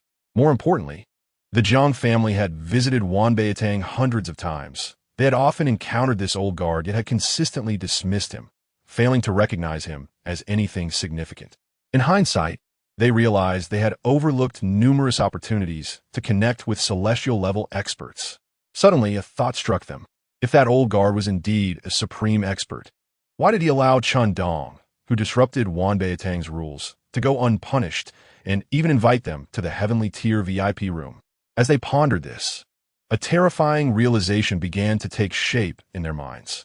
The only reason a celestial-level warrior would show such deference and respect was if they were confronted with an equally powerful expert. Could it be that Chen Dong truly was a celestial-level master? The two exchanged glances filled with astonishment as they regarded Chen Dong with renewed awe. Chen Dong seemed to read their thoughts and calmly stated, "There's no need to look at me like that. I am not a celestial-level expert." Upon hearing these words, The two individuals managed to somewhat calm their tumultuous emotions. Indeed, it was unprecedented to encounter such an extraordinary talent, achieving celestial-level prowess at such a tender age. While he may not yet be at the celestial level, one capable of withstanding a celestial strike would likely possess strength at the late stage of the heavenly tier. It is presumed that the old security guard regarded Chen Dong as remarkable age and his attainment of the late heavenly tier with trepidation, aware of the formidable forces that must be backing him. After all, nurturing a genius like Chen Dong undoubtedly implied the presence of celestial-level powers behind him. Soon after, an assistant arranged by Wanbao Hall arrived in the VIP room. Just as the assistant began to elucidate the items up for auction today, chaos erupted outside. Jiang Haotian, Jiang Lintian, you two scoundrels, hand over the murderer. A thunderous roar, imbued with internal strength, resonated throughout the auction hall. Mr. Jiang Haotian turned to Chen Dong. Chen Dong waved his hand, indicating that he could handle it himself. Jiang Haotian nodded, but as he stepped out of the heavenly VIP room, a figure charged at him. Jiang Haotian, you shall pay with your life. An elderly man, resembling Su Zhixin, struck with a palm. Su Leiguai, how dare you? This is Wanbao Hall. Jiang Haotian exclaimed in shock, retreating several steps to narrowly evade the attack, his eyes narrowing in fury at his assailant. You dare speak of rules to me? Ha ha ha. Su Leiguai laughed heartily. You murderous fiends, you slaughtered my grandson, and you still wish to discuss propriety? You need not intimidate me with Wanbao Hall. Thanks to you, everyone knows that the celestial level power of Wanbao Hall is but a fa ade. A Wanbao Hall without celestial powers is akin to a toothless tiger. Do you truly believe I would fear you? Jiang Haotian regarded Su Leiguai with a perplexed expression. Are you out of your mind? Who told you that Wanbao Hall lacks celestial powers? Do not attempt to deceive me. Su Leiguai waved his hand confidently. Is this not common knowledge? Hand over that wretched creature, and considering our family's past relations, I may spare you. The Su family, unlike the Jiang family, was thriving in the third generation.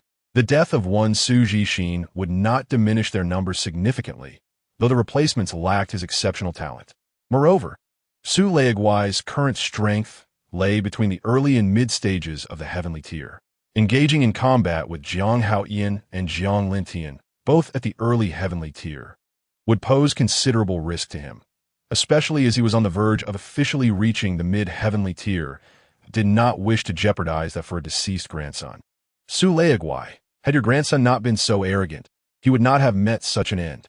Allow me to offer you a piece of advice. Consider this a lesson for your Su family.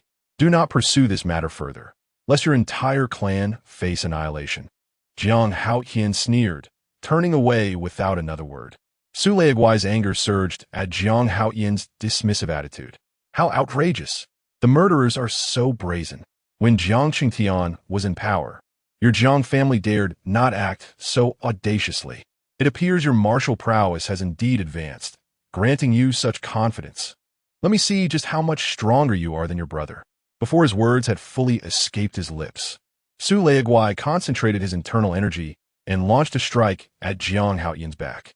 This punch encapsulated the entirety of his strength, executed with lethal intent. Cease this at once. Suddenly, an aged voice echoed through the hall. The internal energy in Su Leiguai's fist dissipated uncontrollably. Celestial level. Su Leiguai's heart raced in alarm. Was it not said that Wanbao Hall's celestial powers were a facade? Moments later, the elder's voice resonated once more. Leave now. This is for the sake of your Su family. Do not invite calamity upon yourselves. Elder, are the rules of Wanbao Hall a jest? Su Leiguai pohote. The rules of Wanbao Hall are no jest, but some can indeed rise above them. Such is the world of martial artists, with a stronghold dominion.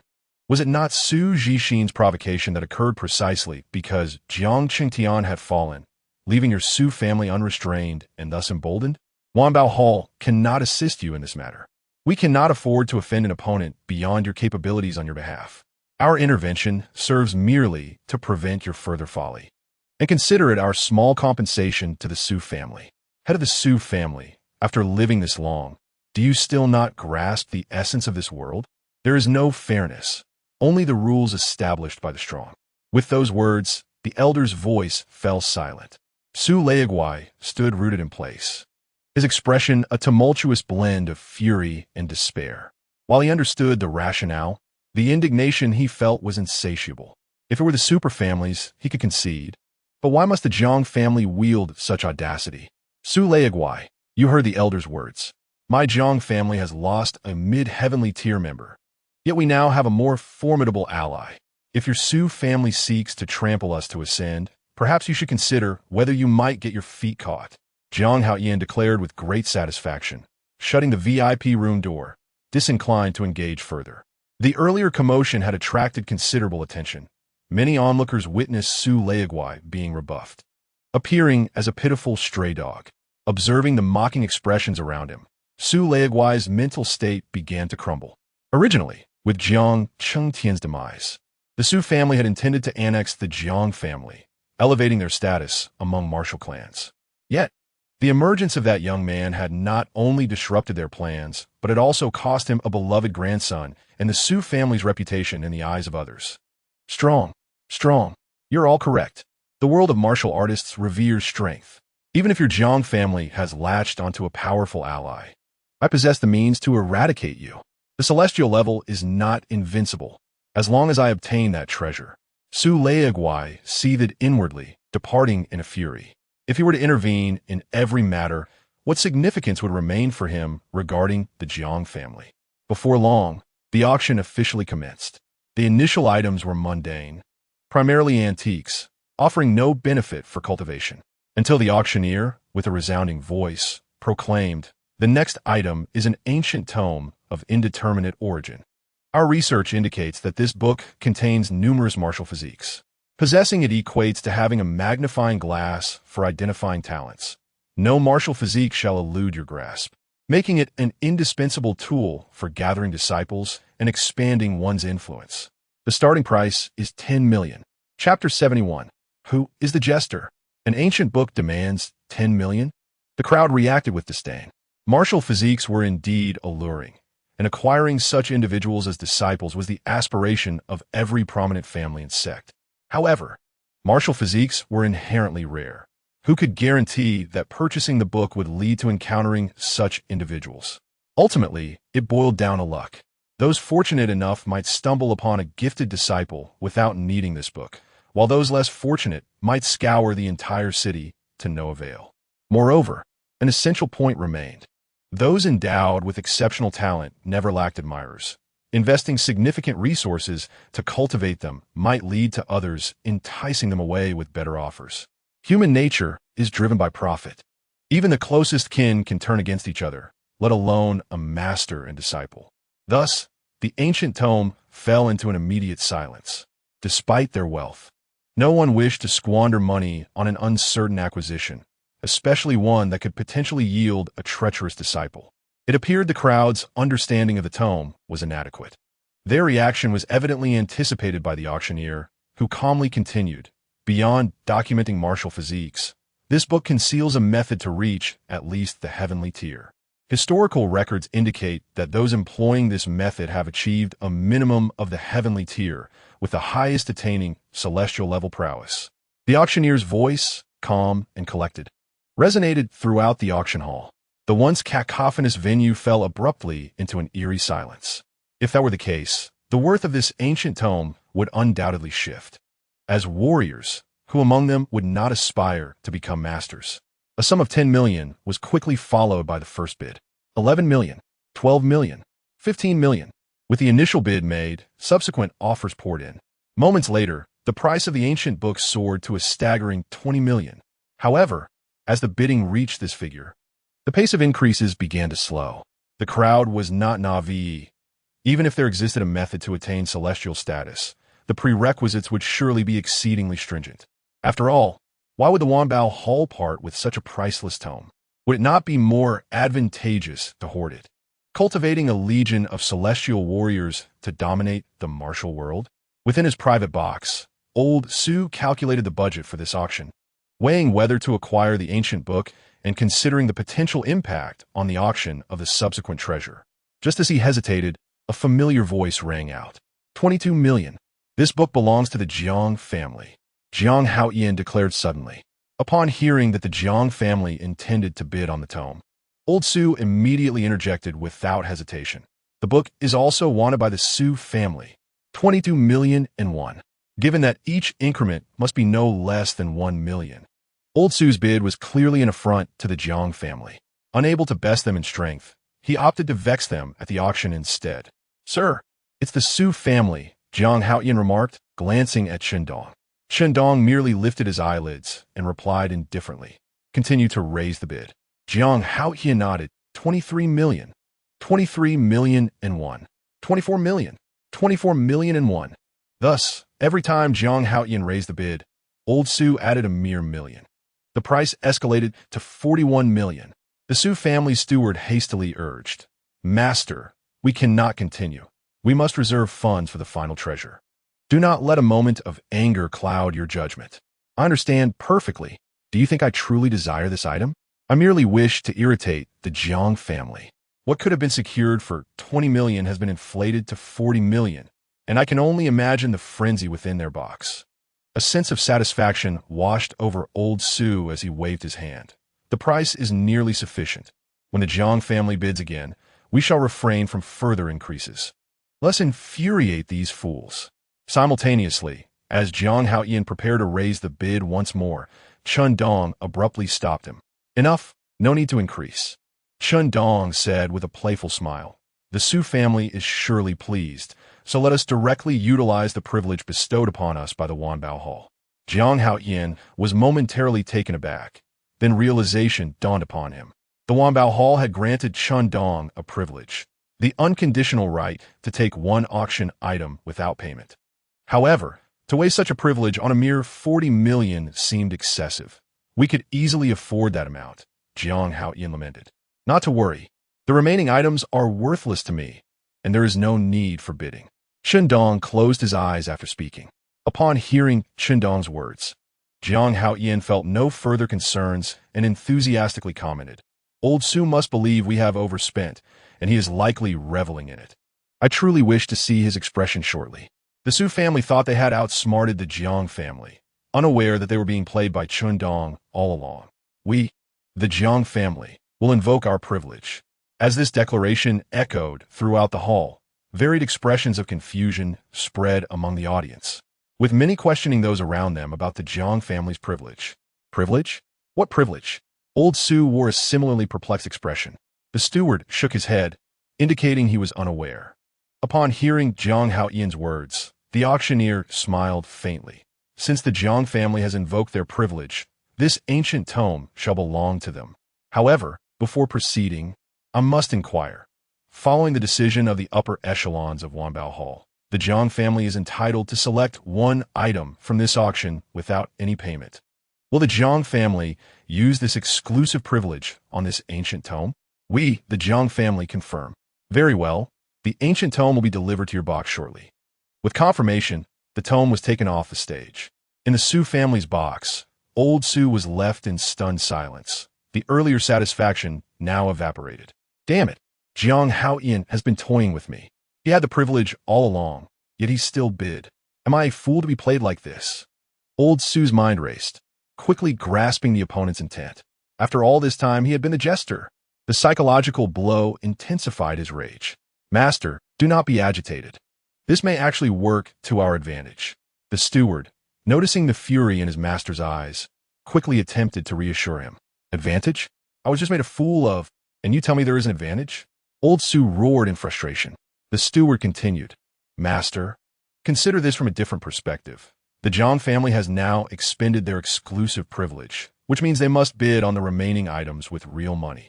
We need not fear they will acquire the treasure we covet using their privilege.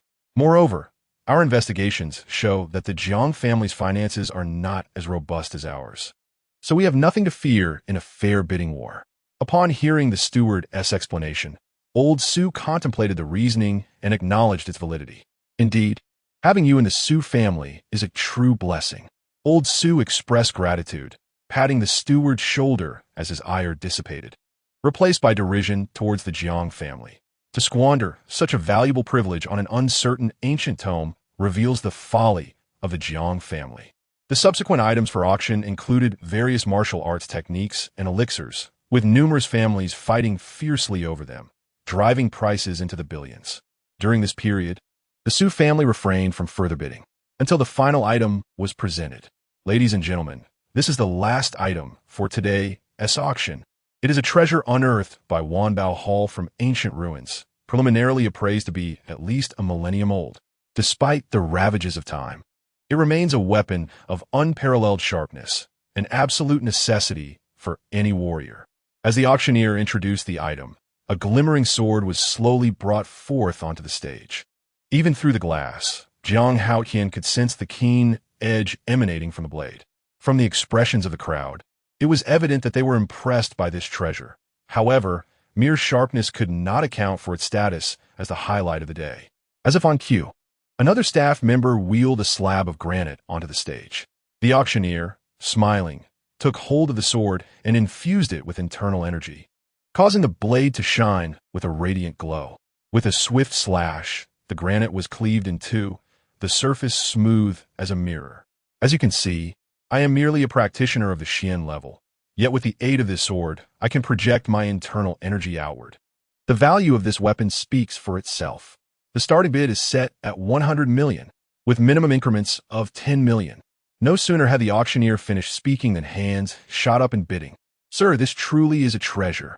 The privilege was squandered too soon, Jiang Haotian lamented, filled with regret.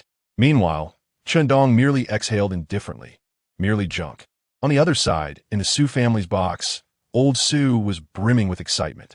Indeed, this is the very treasure documented by my ancestors, a pack of foolish individuals, utterly oblivious to the true power of this sword.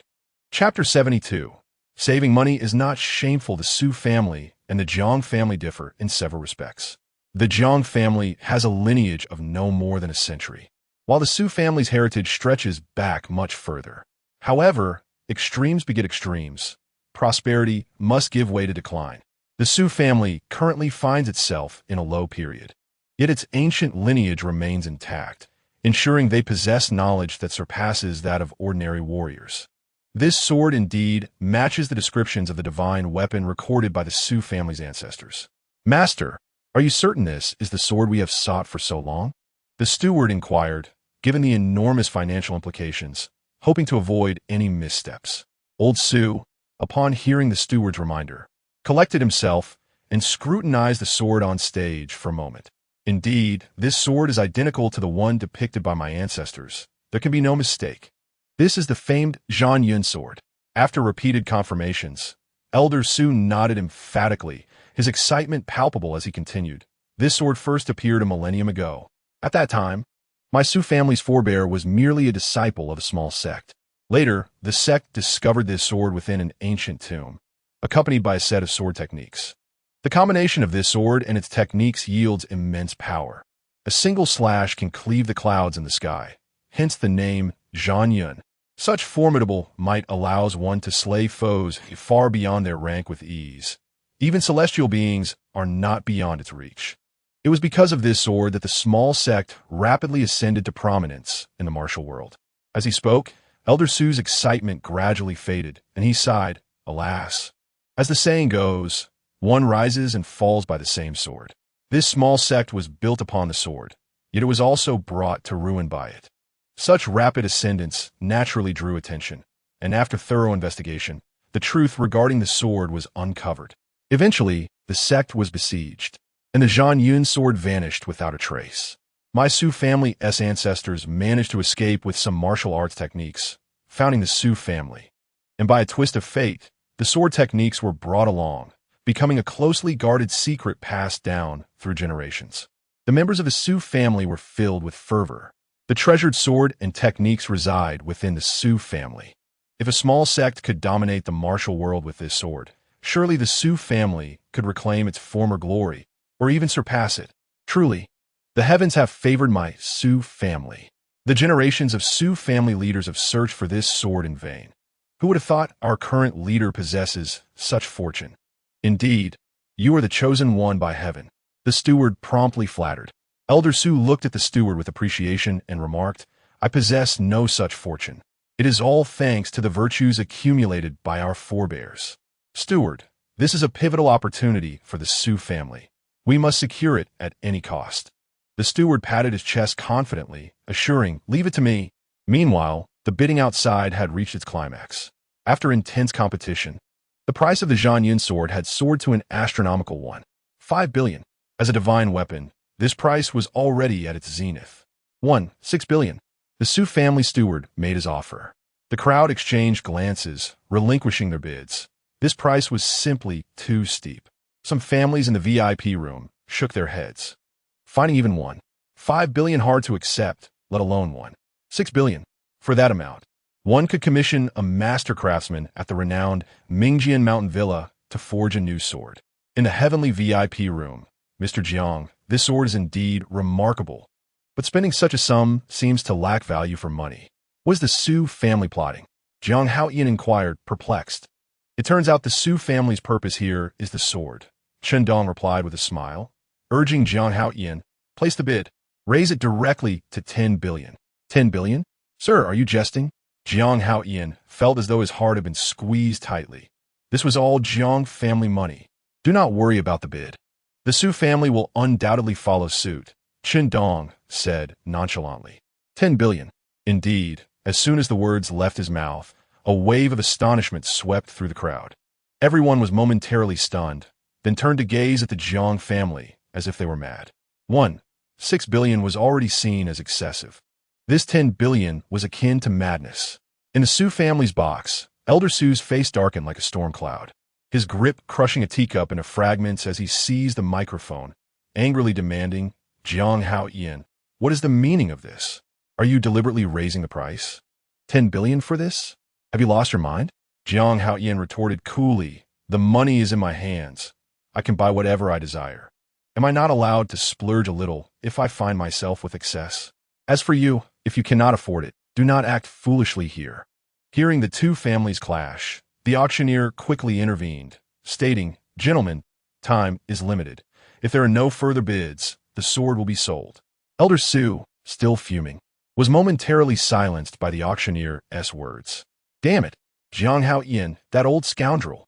Elder Su cursed inwardly before hastily offering 1 billion. This left the crowd utterly dumbfounded. Weren't you just saying that spending 10 billion was madness? How could you so quickly raise your bid?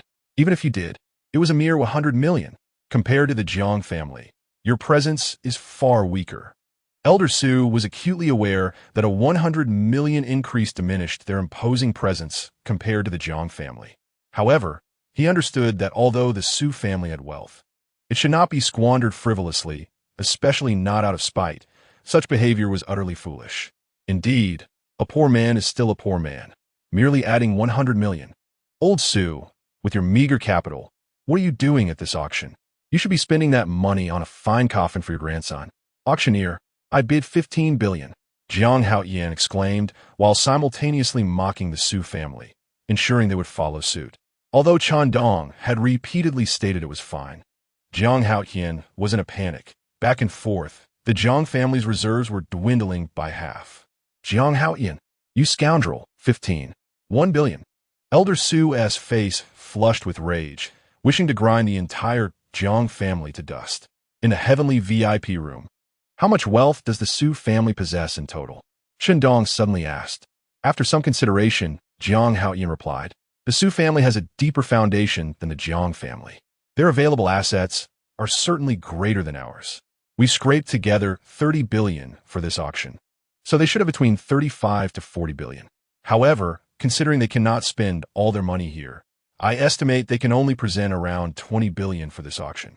20 billion? Chen Dong shook his finger and smiled, stating, bid directly at 35 billion. What? Sir, we do not have that much money. Jiang Haoyan felt as though he might faint. This would wipe the Jiang family clean. Do not worry. The Su family certainly has the funds, Chen Dong assured. With no other options, Jiang Haoyan had to trust Chen Dong. 35 billion. Jiang Haoyan's voice echoed throughout the venue. A pin drop could be heard in the auction hall. With this price, many martial artists had to reassess the sword on stage. The Jiang family was not foolish. Could there be a secret hidden within this sword? Yet, despite their wide-eyed scrutiny, they could discern nothing unusual. Even the auctioneer was taken aback by the price. This was approaching the highest transaction record since the establishment of Wanbao Hall. What kind of bidding is this? This is utterly outrageous.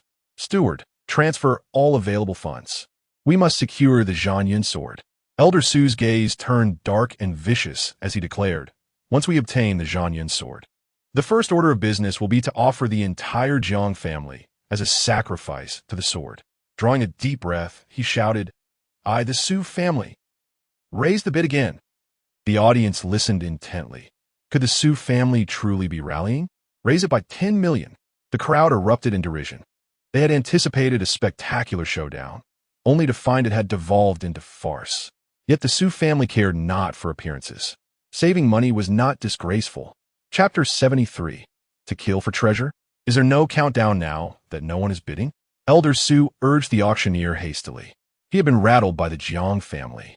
Watching the price surge from 1.6 billion to over 350 billion, Elder Su and the entire Su family now only wished for the auction to conclude swiftly, fearing the Jiang family might make another exorbitant offer at any moment. Ahem. The Su family bids 350 billion and 10 million. Is there anyone else willing to raise their bid? Although this price far exceeded Wanbao Hall's expectations, the auctioneer, adhering to professional protocol, still inquired. Upon hearing this, the Su family members wished they could devour the auctioneer alive. Having exceeded the price by so much, were they not satisfied? The crowd collectively turned their attention to the Jiang family. Perhaps at this moment, the only ones left to bid were them. 350 billion and 10 million. Going once. 350 billion and 10 million. Going twice. 350 billion and 10 million. Going 3 times. Sold. Congratulations to the Su family for acquiring this treasure.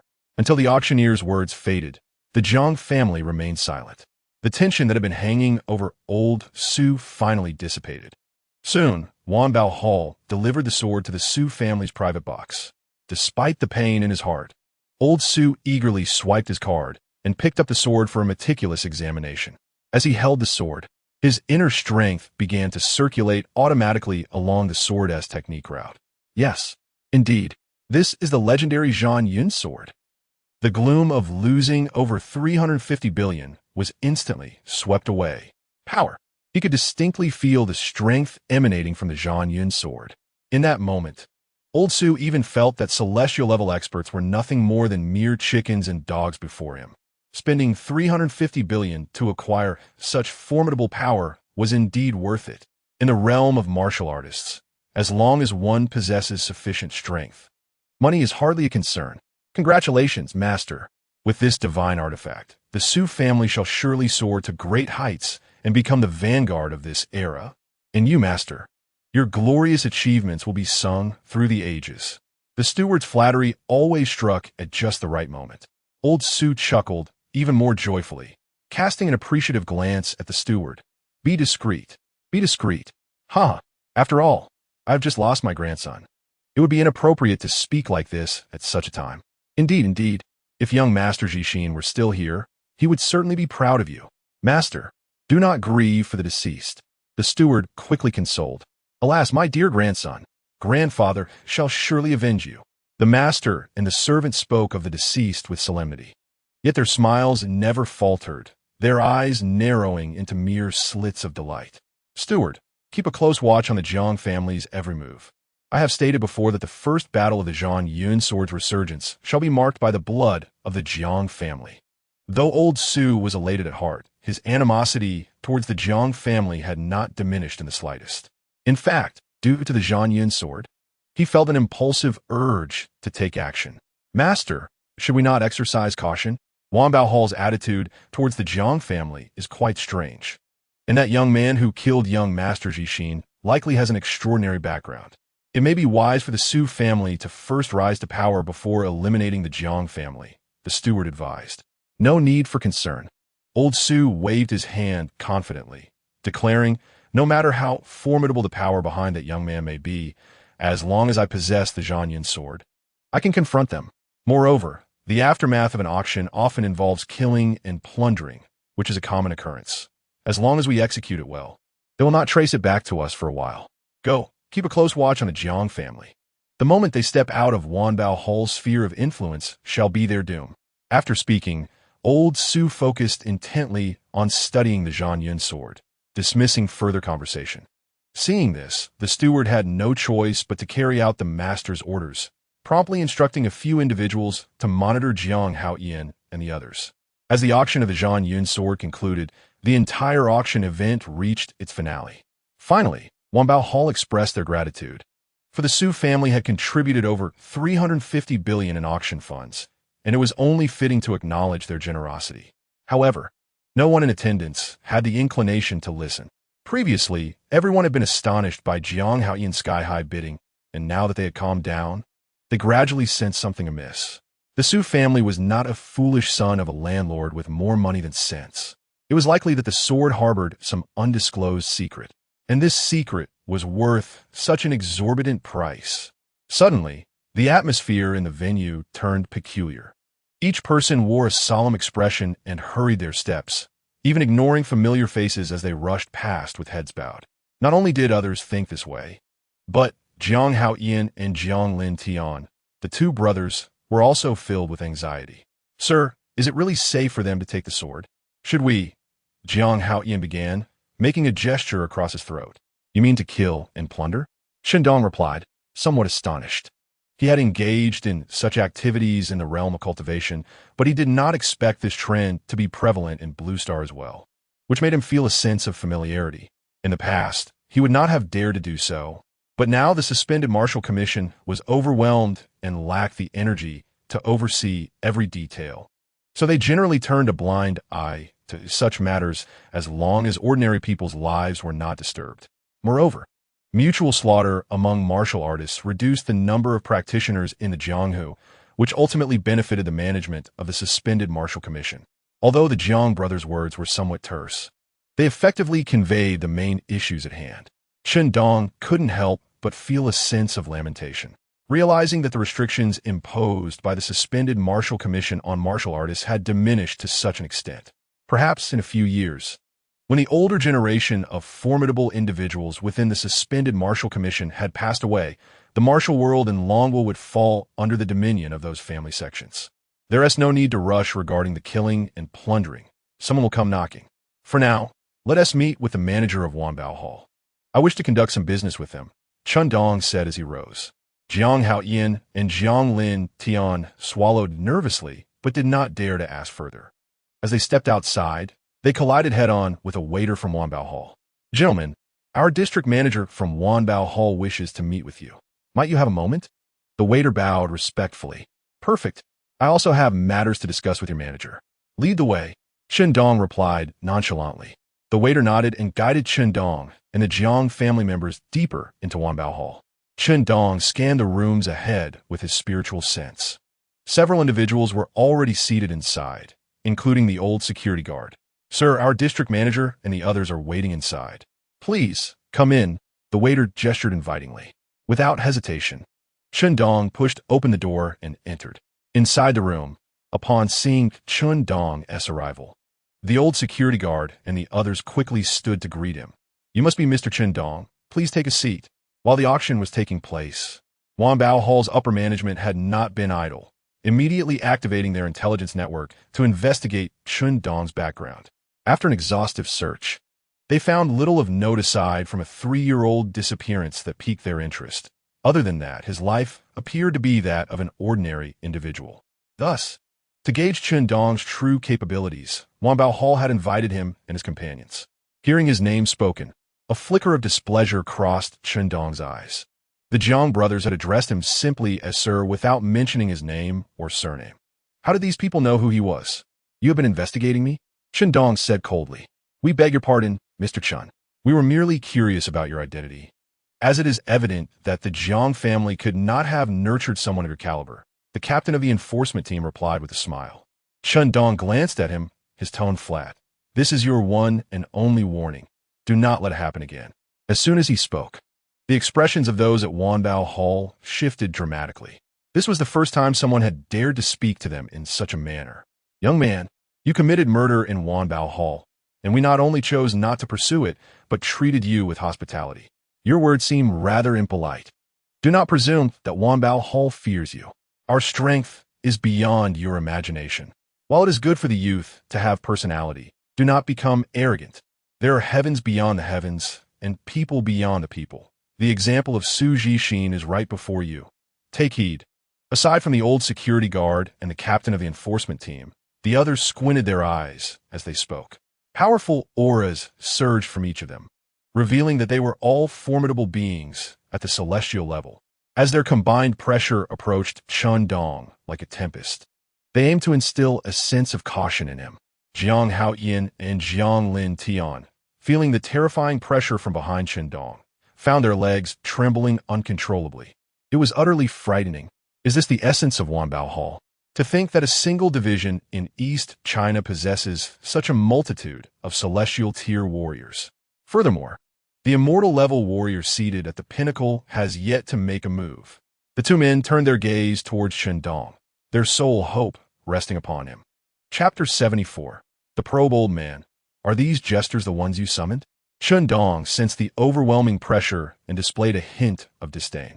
He merely opened his eyes slightly, doing nothing further.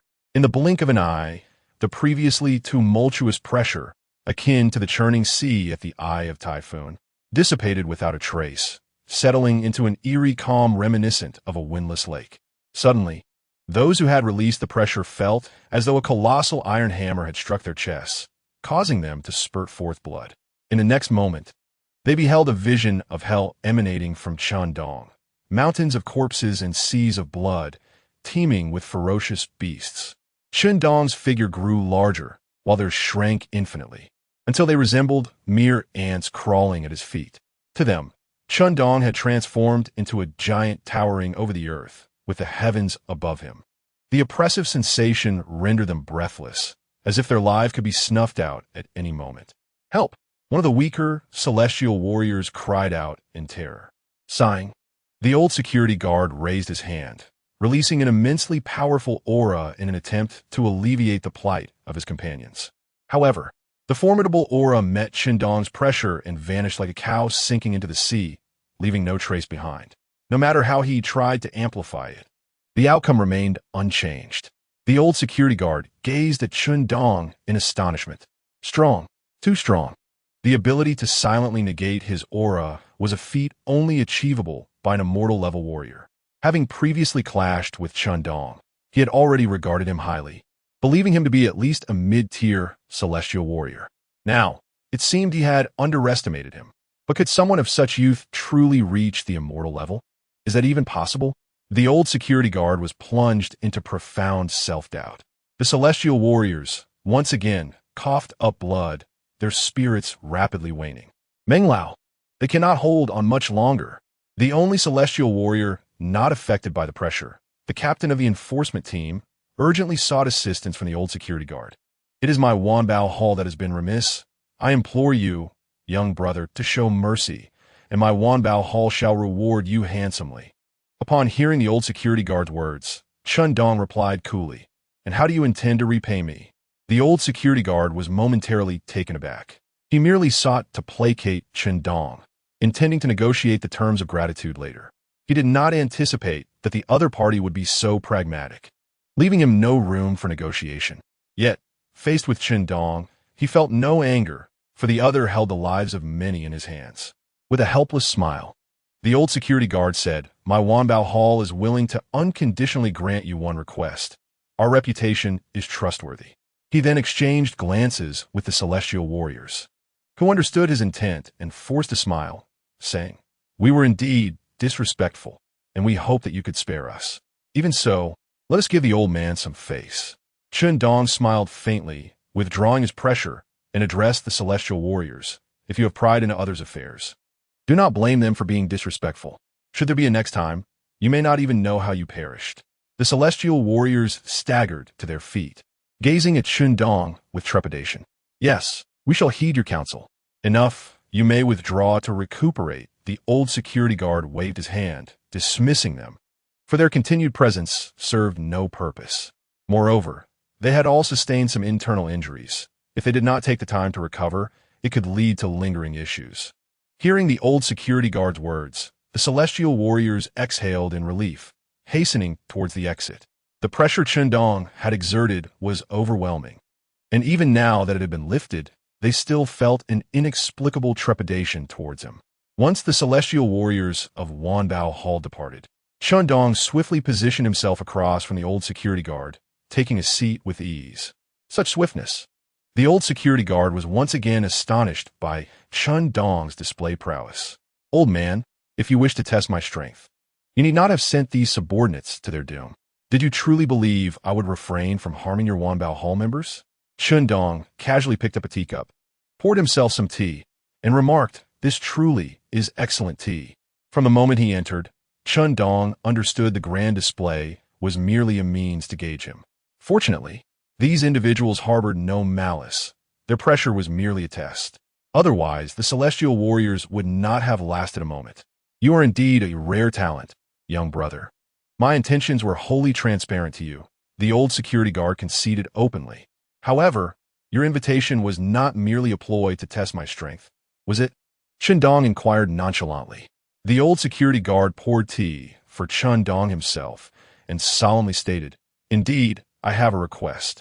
Decades ago, upon my ascension to the immortal level, I grew arrogant and thought myself invincible, only to offend someone and suffer grievous injuries. In recent years, my condition has deteriorated, and even without exerting my energy, the torment has become unbearable. I have reached a point where it must be resolved." Upon hearing this, Chen Dong remained unfazed, responding coolly, "So, you wish for me to heal you? But how can you be certain that I possess the ability to save you? I must confess, I originally intended to summon your master for assistance. After our previous exchange, I was astonished by your strength and concluded that one capable of producing such an extraordinary disciple must possess immense skill themselves. However, I did not anticipate." The old security guard scrutinized Chen Dong, offering a wry smile. "Ultimately, I was blind to your talents. It turns out you are indeed at the immortal level." Now it makes sense, Chen Dong realized. No wonder, after he had violated the rules of Wanbao Hall, the organization had neither punished him nor failed to offer him a premium private room and a complimentary meal. Their motivations were clear. They sought his assistance. Perhaps the prior test was merely a calculated maneuver by this old fox, aimed at ensuring Chen Dong understood that Wanbao Hall did not fear him, but was instead extending a courtesy, indicating their need for his help and urging him to acquiesce.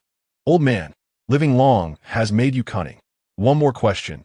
If an immortal level warrior can assist you, does Wanbao Hall not have several such individuals? Why not seek their aid?" Chen Dong inquired with curiosity. "Young brother, you may be unaware, but my injuries are rather unique. They require the guidance of multiple immortal level warriors to expel the hidden afflictions clinging to my internal organs. If merely one were to guide them into another's body, they would undoubtedly suffer as well. Thus, it has been calculated that multiple immortal level warriors must simultaneously guide the afflictions, distributing their burden to mitigate impact on any one individual." The old security guard explained somewhat sheepishly. In simpler terms, the more helpers, the safer the procedure. Of course, this is not mandatory. While the distribution may lessen the impact, it is ultimately a personal endeavor. If you find it burdensome, it is perfectly acceptable to decline, should you choose to assist. The gratitude of Wanbao Hall shall be etched into our memories for a lifetime. Jiang Haoyan and Jiang Lintian, the duo, were left astounded. The necessity of multiple immortal level warriors to simultaneously address such a dangerous affliction illustrated its severity. Were it to happen to them, they might not even have the chance to utter a sound before meeting their end. "Very well. I too have a matter for which I seek your assistance. I shall agree to your request," Chen Dong declared. "Truly, thank you, young brother." The old security guard rose excitedly to express his gratitude, then added, "I shall notify the other immortal level warriors from Wanbao Hall to come and assist with my healing. They should arrive by tomorrow, and I kindly ask you to remain with us for an additional day. Why go through such trouble?" Chen Dong waved his hand dismissively, stating nonchalantly, "I am pressed for time. There is no need for them to come. I can heal you all on my own." Chapter 75. I can manage alone? Absolutely not. My dear young friend, I recognize your exceptional abilities, but you must not underestimate the hidden affliction within me. This injury, akin to a lingering poison, is not only exceedingly difficult to eradicate, but also capable of worsening with my internal energy. It has grown formidable, and even a typical celestial-level warrior would struggle to endure it. The old security guard resolutely declined Chen Dong's proposal, stating, "If you persist in your folly, I would rather forego treatment altogether. Indeed, sir, it would take several celestial warriors working in unison to bear this burden. How could you possibly manage it alone?" urged Jiang Haoyan and Jiang Lintian, hastily attempting to dissuade Chen Dong from acting impulsively. After a brief acquaintance, the two brothers from the Jiang family had come to understand that Chen Dong was their sole hope. Within just a few days, the Jiang family had decisively overwhelmed the Su family and had ascended to the luxurious VIP room they had never dared to dream of. Being treated with respect by the Wanbao Hall was a notion they had previously considered mere fantasy. Chen Dong was indeed the Jiang family's fortunate star. Recognizing this, they could not allow him to take unnecessary risks. "Foolishness? Do you perceive me as someone devoid of sense?" Chen Dong scoffed. "Not at all, but caution is always advisable." Jiang Haoyan replied, "Fear not. My willingness to speak signifies my absolute confidence," Chen Dong asserted, turning his gaze to the old security guard. "So what shall it be? There are others awaiting me outside, and I cannot afford to linger here. If we proceed, we do. If not, we part ways." The old security guard hesitated, but, seeing Chen Dong's unwavering resolve, replied, "Very well. We can give it a try. The divine physicians from the Medicinal King Valley are currently at Wanbao Hall, and I shall summon them. If any unforeseen circumstance arises, it is prudent to have a safeguard in place." The Medicinal King Valley? Sound impressive. Let us be swift. Otherwise, those waiting outside may become impatient, Chen Dong said, resuming his tea. Jiang Haoyan and Jiang Lintian exchanged puzzled glances and whispered, "Sir, did you invite guests? Why not have them join us here? I am certain Wanbao Hall would not refuse. Do you consider the Su family to be guests?" Chen Dong replied nonchalantly. "The Su family? Have they lost their senses? If you show leniency, they would not only lack gratitude, but also seek to obstruct us. Truly, they are courting disaster." Jiang Haoyan scoffed, his disdain evident. Previously, they had not feared the Su family. Now that Chen Dong had proven himself a celestial-level warrior, they felt emboldened. After the old security guard made the necessary arrangements, he remarked, "I have heard about the recent auction incident. Upon learning that the Su family spared no expense to acquire that sword, I dispatched personnel to investigate its origins, and the findings may be rather unusual." "What do you mean?" Chen Dong inquired, intrigued by the sword's provenance. After all, in a realm where spiritual energy is scarce, the emergence of a spiritual weapon is a rarity. The old security guard continued solemnly.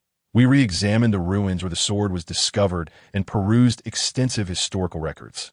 It appears that the sect associated with the ruins was quite small, with the strongest warrior being merely at the initial stage of the heavenly realm. However, one detail is quite extraordinary. According to our findings, this sect had indeed slain a celestial-level warrior. Initially, our staff dismissed this claim as mere boasting from such a minor sect. How could a sect with a heavenly-level champion possibly slay a celestial-level being? Later, we investigated the Su family's genealogy and discovered that their ancestors hailed from this very small sect. When these two pieces of information are combined, the situation becomes quite complex." At this point, Jiang Haoyan hastily advised Chen Dong, "Sir, you should tread carefully.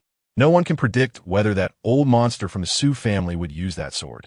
It is a weapon known to have slain celestial beings." Chen Dong calmly sipped his tea and responded, "If it slays, then let it.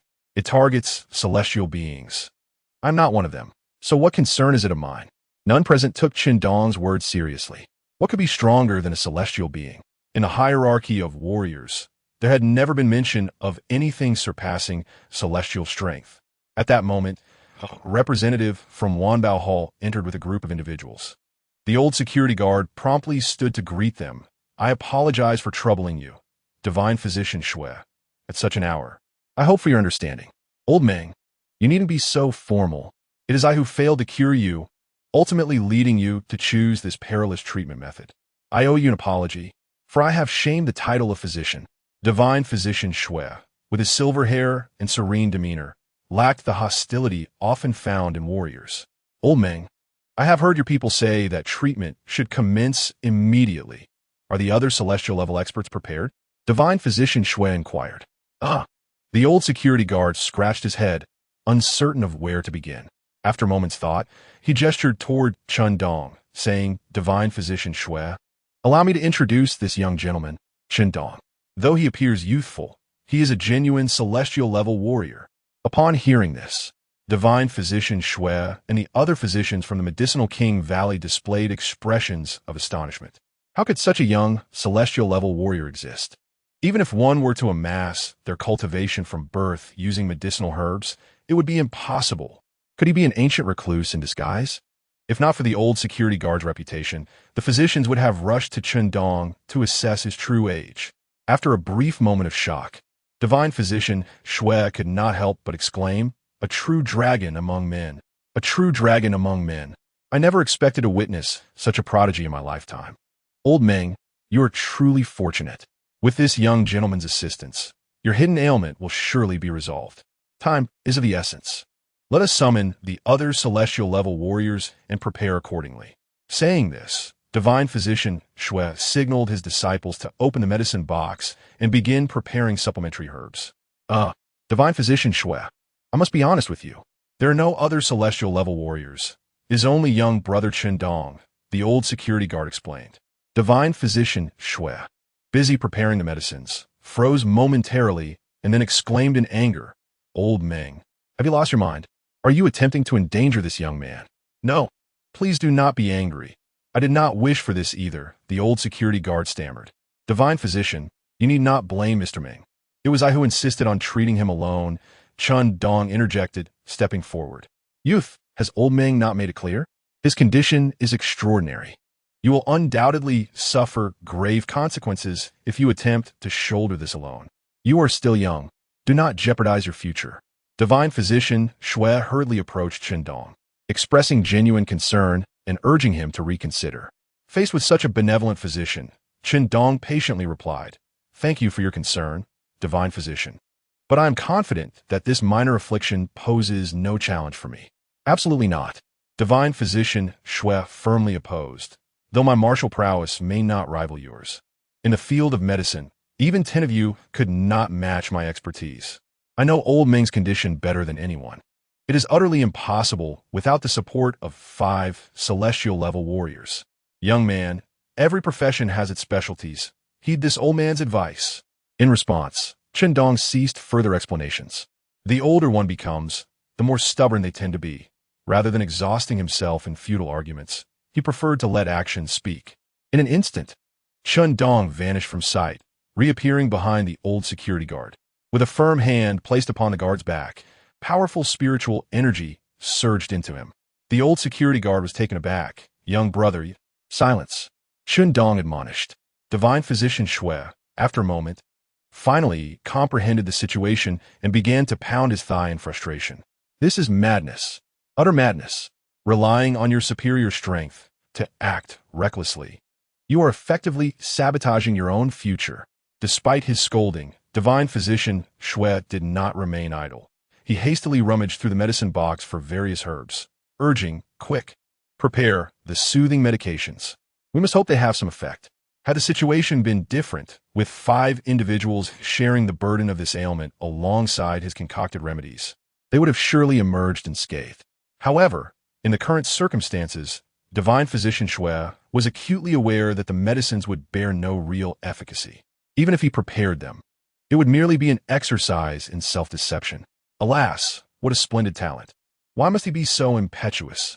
As the esteemed physician Shui prepared the medicine, he couldn't help but express his regret. At that moment, Chen Dong's voice suddenly echoed. Physician, no need to rush, it's already resolved. Standing beside the elderly security guard, Chen Dong held in his hand a mass of dark red substance, enveloped in a luminous glow. With a calm smile, he declared, This is the hidden injury. Physician Shui was momentarily stunned, gazing incredulously at the glowing orb in Chen Dong's hand. Young man, are you all right? Are you having trouble breathing? Is there any pain in your organs? Observing Chen Dong's rosy complexion and vibrant spirit, Shui furrowed his brow and said, "You appear unscathed on the surface. But could it be that the injury has lurked within? If so, that will be troublesome. Do not worry, physician. This substance cannot harm me." Upon finishing his sentence, Chen Dong clenched his palm, causing the dark red material to vanish without a trace. The onlookers were left in astonishment. This was no ordinary ailment. It required the expertise of 5 celestial-level experts to resolve. Even the renowned physicians of Yaowang Valley could not eliminate it, relying instead on powerful individuals to disperse and absorb the affliction. Yet here was Chen Dong, effortlessly extracting it and annihilating it with a flick of his wrist. This was a blow to the pride of Yaowang Valley and its celestial-level practitioners. "Master, this must be a trick. Did you not say this ailment is exceedingly difficult to cure? Surely this cannot be true. Is it merely an illusion?" Mr. Ming exclaimed. "How could someone who has suffered for over 20 years be cured so easily? It must be a fade. I refuse to believe that a problem our Yaowang Valley cannot solve could be resolved by anyone else." The disciples of Yaowang Valley, prideful as they were, found it hard to accept that Chen Dong could resolve an ailment that had long troubled their master. Their mentality inclined them to deceive themselves. "Silence. Have you forgotten the words I imparted before your initiation? The path of medicine prioritizes those who can heal. Anyone who can cure a patient is worthy of our admiration." Physician Shui chastised his disciples, angered by their disparagement of Chen Dong. Nonetheless, their concerns were not unfounded. Could anyone genuinely resolve an ailment that had plagued celestial-level experts for years so effortlessly? The elderly security guard clenched his fists, overwhelmed by the rapid turn of events. From a moment Chen Dong approached him to the cure, only a minute or two had passed. Moreover, this affliction had tormented him for over 2 decades, deeply rooted within him. Physician Shui had previously described the process of removal as akin to scraping bones and digging flesh, a painful ordeal. Yet just moments ago, he had felt little discomfort. This was all too surreal. Was it truly possible for one person to achieve what required 5 celestial-level experts? Even if Chen Dong possessed extraordinary talent, this was simply preposterous. "Young brother, are you certain I am healed?" The elderly security guard asked hesitantly. "You may test your abilities," Chen Dong replied, disregarding the skeptical disciples of Yaowang Valley. He held physician Shui in high regard, as the physician had shown him the respect he deserved and had supported him in his treatment endeavors. Chen Dong was willing to extend a measure of leniency toward such a kind-hearted elder. Following Chen Dong's advice, the elderly security guard cautiously summoned the energy within him, channeling it through his meridians as per his cultivation method. With just a thought, the internal energy surged through his body like a torrent, without any discomfort. "I am truly healed. There is no burning sensation in my organs. Moreover, I feel the bottleneck that has hindered me for over 20 years has loosened. My internal energy has advanced." The elderly security guard was utterly astonished. The pain that had tormented him had vanished, an extravagant wish granted. And he was surprised to find his martial prowess had improved as well. With tears of joy welling in his eyes, the elderly security guard bowed deeply before Chen Dong. "Mr. Chen, your grace is beyond words. Should you ever require assistance from WNB Oting, rest assured that in this East China region, a mere word from you will suffice. Just remember your words today. I hope you won't deny me help in the future," Chen Dong replied nonchalantly. The elderly security guard enhancement was within Chen Dong's expectations. From the beginning, he had discerned that martial arts were merely a result of the scarcity of spiritual energy in the world, compelling individuals to cultivate a different form of energy within themselves through certain practices. This energy was what they referred to as internal energy. As this energy accumulated, it would eventually undergo a transformation into spiritual energy, allowing practitioners to communicate with the natural spiritual forces of the world. For instance, reaching the heavenly stage marked the onset of this transformation. By the late stages of the heavenly stage, the conversion rate of internal energy to spiritual energy was around 10%. For celestial-level practitioners like the elderly security guard, the conversion rate was roughly 30%, akin to the qi refining stage in the realm of cultivation. Once fully converted, he would likely attain foundational establishment strength, officially entering the realm of cultivation and absorbing the natural spiritual energy for further advancement. Chen Dong had utilized his spiritual energy to assist in dispelling the hidden injury, slightly accelerating the elderly guard's transformation, which could be seen as a fortuitous opportunity for him. Rest assured, Mr. Chen, you will forever be a distinguished guest of WNB OTing, the elderly security guard proclaimed respectfully. Witnessing this scene, the disciples of Yaowang Valley fell silent, each one gaping in disbelief. How is this possible? Was the singular thought racing through their minds. Physician Xue's eyes widened, his white beard trembling in astonishment. Clearly unsettled. Young man, no, Mr. Chen, what method did you employ to cure this hidden ailment? I implore you to share your knowledge. I am willing to pay for the privilege of learning. Chen Dong quickly replied, Physician, there is no need for such formalities. I employed no special techniques. I am merely stronger, and such an affliction cannot harm me. Upon hearing this, the crowd regarded Chen Dong with a mix of incredulity. Was he engaging in a display of vanity? Who boasts in such a manner? Ah, I see. I was presumptuous, Physician Xue said, bowing in apology, tactfully refraining from pursuing the matter further. He found it hard to believe Chen Dong's claims. Attaining celestial level status at such a young age was already formidable. But to suggest he was even stronger? That was inconceivable. He suspected that Chen Dong's method must be a closely guarded secret of a certain family. Thus he concocted such an elaborate excuse.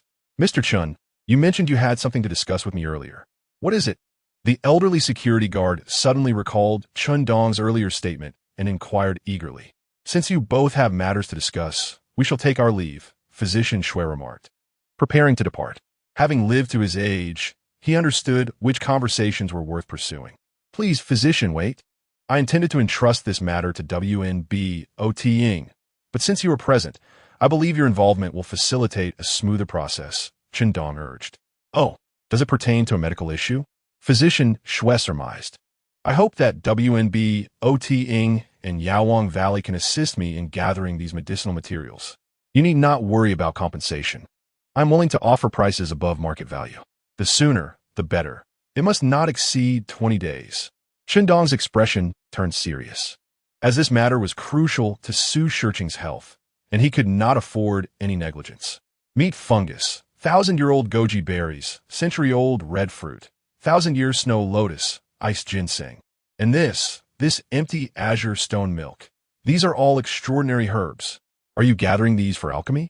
Physician Xue, ever the astute healer, quickly deduced Chen Dong's intentions.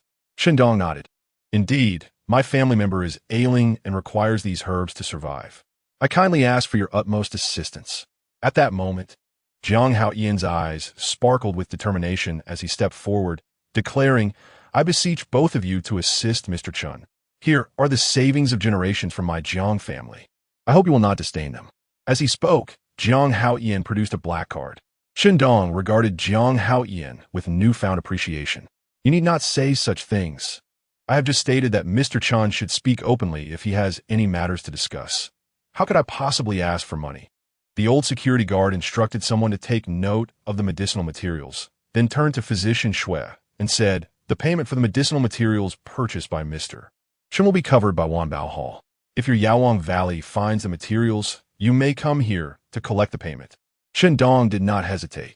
This was indeed the reward he rightfully deserved. Old Meng, this is grave.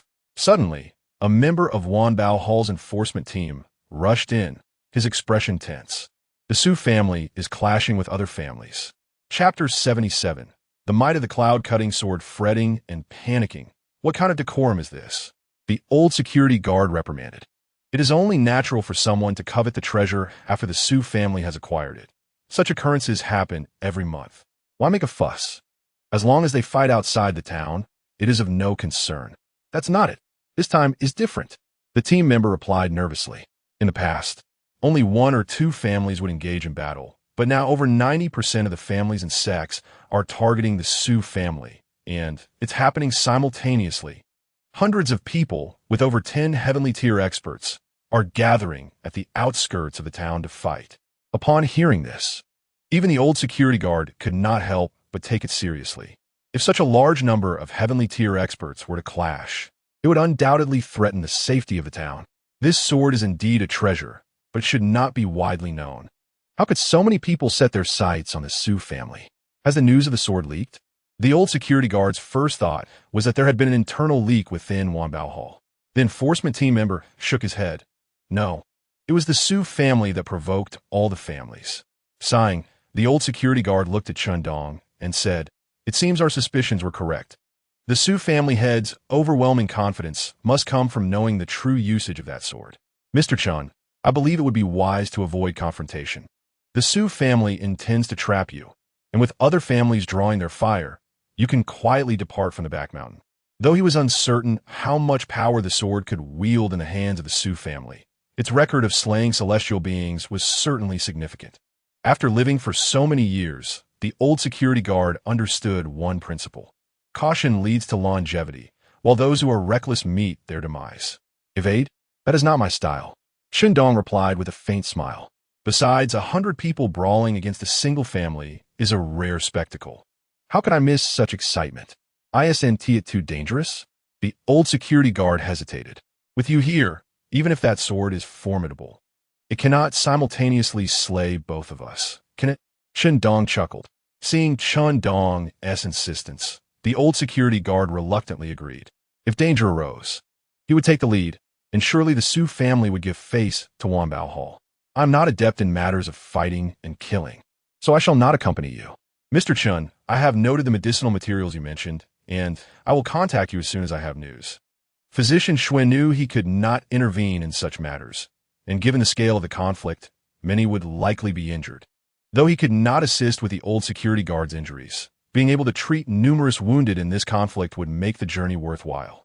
Thus, after leaving the room, Physician Xue methodically arranged for his disciples to prepare for receiving the injured. Meanwhile, Chen Dong and the members of Wanbao Hall had already arrived at the outskirts of the town. At this moment, the once desolate hills were bustling with activity. Hundreds of people had surrounded the Su family, all faces filled with anger, glaring menacingly at the old Su. Among the crowd, an early-stage heavenly tier expert stepped forward to scold loudly, No. You are mistaken. I'm not speaking of you, but rather addressing everyone present as worthless." With a flourish of his sword, the blade sliced through the air, producing a resonant hum, as several sword energies shot forth, leaving deep gashes in the ground. Such power from a mere flourish. It truly is a treasure. The crowd turned their greedy eyes toward the cloud-cutting sword. Why do I feel that the old Su is deliberately showing off? Wondered the old security guard with a furrowed brow. With such power from a casual flick, does the Su family not understand the principle of to possess a treasure invites calamity? Nowadays, every family hides their treasures, fearing trouble. It's simple. Eliminate everyone here, and no one will leak the sword secret. Chen Dong suddenly remarked lightly. The crowd gasped in shock. Chen Dong merely smiled faintly, saying nothing further. Jiang Haoyin could not comprehend the sudden shift in mentality that came with acquiring power. It was akin to an ordinary person winning the lottery. Even if they understood the need for discretion, they could not help but flaunt their newfound wealth, purchasing cars, changing homes, and indulging in luxuries they had never dared to imagine. Ultimately, it became common knowledge as they reveled in the admiration and praise of others, thinking, "Were your identities to dare confront me? Do you not know how formidable I am now?" While Chen Dong and the others conversed, the Su family and the crowd began their negotiations. "Oh, so you wish to admire my Su family sword? Why not say so earlier? Then I shall show you." In an instant, a blade of sword energy sliced forth, effortlessly piercing through the very person who had spoken just moments before. Splatter! Before the eyes of the crowd. This individual was cleaved in two. A heavenly tier expert, slain in an instant. Shock filled the eyes of all present. The ancestor does not deceive me. The cloud-cutting divine sword is indeed powerful. Ha, it's too strong. What a thrill. This feeling of invincibility is exhilarating. With a contemptuous smile gracing his lips, he looked down upon the crowd like a deity. "Come forth. Come on. A bunch of worthless insects. You think you can seize my Su family's treasure? Today, none of you shall leave alive." Like a demon descended upon the earth. Yet, instead of fear, the greed in the eyes of the crowd only intensified. Initially, They had only speculated that this sword was extraordinary. Now, it had been confirmed. The more they thought about it, the more excited they became, yearning to possess the cloud-cutting divine sword. Yes, first seize the treasure. No matter how strong he is, can he withstand so many of us? Huh, a swarm of ants. As his fingers caressed the sword, the blade began to shimmer with a glow. Suddenly, an overwhelming aura erupted from his sword. This was celestial energy. Those who had been driven mad by the treasure suddenly regained their senses, their faces turning pale with terror as they instinctively stepped back. Now, attempting to retreat was a bit too late. Wherever the sword light passed, be it boulders or trees, they were severed cleanly in two, the cut surfaces smooth and even. The sword light spread out in a fan shape, rapidly closing in on the many experts. Chapter 78. Celestial level is nothing extraordinary. The speed of the sword light was too swift. There was no time to evade. The crowd could only rely on instinct to channel their internal energy for defense. Those with lower cultivation levels could only brace their fists with their bare hands, while those slightly more advanced could gather their internal energy at their surface. The heavenly tier experts nearly simultaneously opened their internal energy barriers. As the sword light made contact with the barrier, it sliced through as if it were made of paper. All of this seemed to unfold slowly. It transpired in the blink of an eye. The others felt a flash before them, and those engulfed by the sword light fell like chaff, their upper bodies crashing to the ground. Being cut in half does not guarantee immediate death, especially for martial artists with internal energy. They tend to survive longer. In an instant, wails of agony filled the air. The ground was strewn with individuals writhing in pain, awaiting their demise. This one strike claimed 70% of the 100. The scent of blood quickly pervaded the entire forest, as blood pooled in the lowest valleys, forming a small crimson pond. The remaining 30% of warriors, upon witnessing this hellish scene, turned ashen. Once arrogant and overbearing, they now tremble in fear, unable to even stand. Ha ha! What does it matter if they are on the heavenly stage, or if there are many of them? Ultimately, they are no match for the might of my sword. Master Su, spare us. Spare us. We were blinded by our greed. We are not human, but beasts. Please, show mercy and let us off as if we were mere farts. The surviving warriors hastily knelt and pleaded for their lives. Killing was as effortless as chopping vegetables. How could one fight under such circumstances? A crowd, already paralyzed by fear, had long abandoned their aspirations for treasure and were now solely focused on survival. Among them were families more powerful than the Su clan. In the past, these individuals would gaze at the Su family with reverence. Who could have imagined that one day they would kneel before them, begging for mercy? Is this the joy that power brings? Having slaughtered so many, is it not enough? Old Su seems to be losing his mind, Jiang Haoyan remarked with some trepidation. Losing one's mind? Chen Dong chuckled lightly, merely a fool intoxicated by power. To call it madness? Are you belittling the demon clan? Demon clan? Sir, what do you mean? Jiang Haoyan was taken aback, unsure of Chen Dong's implication. Was he referring to the monsters in the game? Chen Dong offered no explanation. Instead, he continued to observe with keen interest. Indeed, he must not be allowed to continue this slaughter. The death of so many would undoubtedly tarnish the reputation of the Wanbao Hall. The old security guard stated sternly. Normally, when a couple of families clashed, it was tolerable if one or two lives were lost. The defeated party simply accepted their misfortune. But now, with so many dead and so many families and sects involved, such a tragedy occurring at the doorstep of Wanbao Hall would lead to doubts about their security capabilities. Over time, this could severely impact Wanbao Hall's business. Then you go, but let me make one thing clear. I find that sword to be quite worthless, and you may not withstand it. Chen Dong merely offered a cautionary word without intervening. Thank you for the reminder, Mr. Chen, the old security guard replied, taking it as a warning to be cautious, not taking his words too seriously. He believed that even if Chen Dong was stronger, it was only marginally so, not to an outrageous extent. Previously, when he treated him, he assumed Chen Dong must have employed some special technique. If Chen Dong found the sword worthless, it surely would not pose a problem for him. Thus, with confidence, he charged ahead. Sir, aren't you going to save them? Jiang Haoyan inquired. Do I look like a philanthropist to you? Chen Dong retorted. Not all. Then that settles it. Their lives or deaths are of no concern to me. Chen Dong snorted coldly, continuing, if one wishes to be a hero, one must consider whether these people are worth saving. They chose to kill for treasure, and thus must be prepared to meet their end. In other words, they deserve their fate. The old security guard, too, would not intervene if it were not for the sake of Wan Baohal's business. In both the martial world and the realm of cultivation, acting out of random kindness could very well lead to one's demise. Master Su, that's enough. They are already terrified. There is no need to continue this massacre. The old security guard intervened. So was you. Do you intend to stop me? Su's eyes gleamed with a mixture of excitement and menace. You have already killed many. The remaining ones have lost their will to fight. Why pursue total annihilation? The old security guard urged. Ha ha ha, total annihilation? Do you recall what you said earlier? The martial world is dictated by the strong. With that, a humming sound resonated as the Zhang Yun sword glimmered, a blade of energy shooting forth from its tip.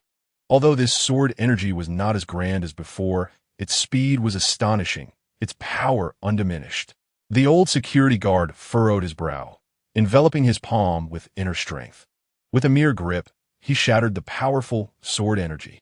A celestial level master, despairing warriors suddenly felt a flicker of hope, some even weeping for joy.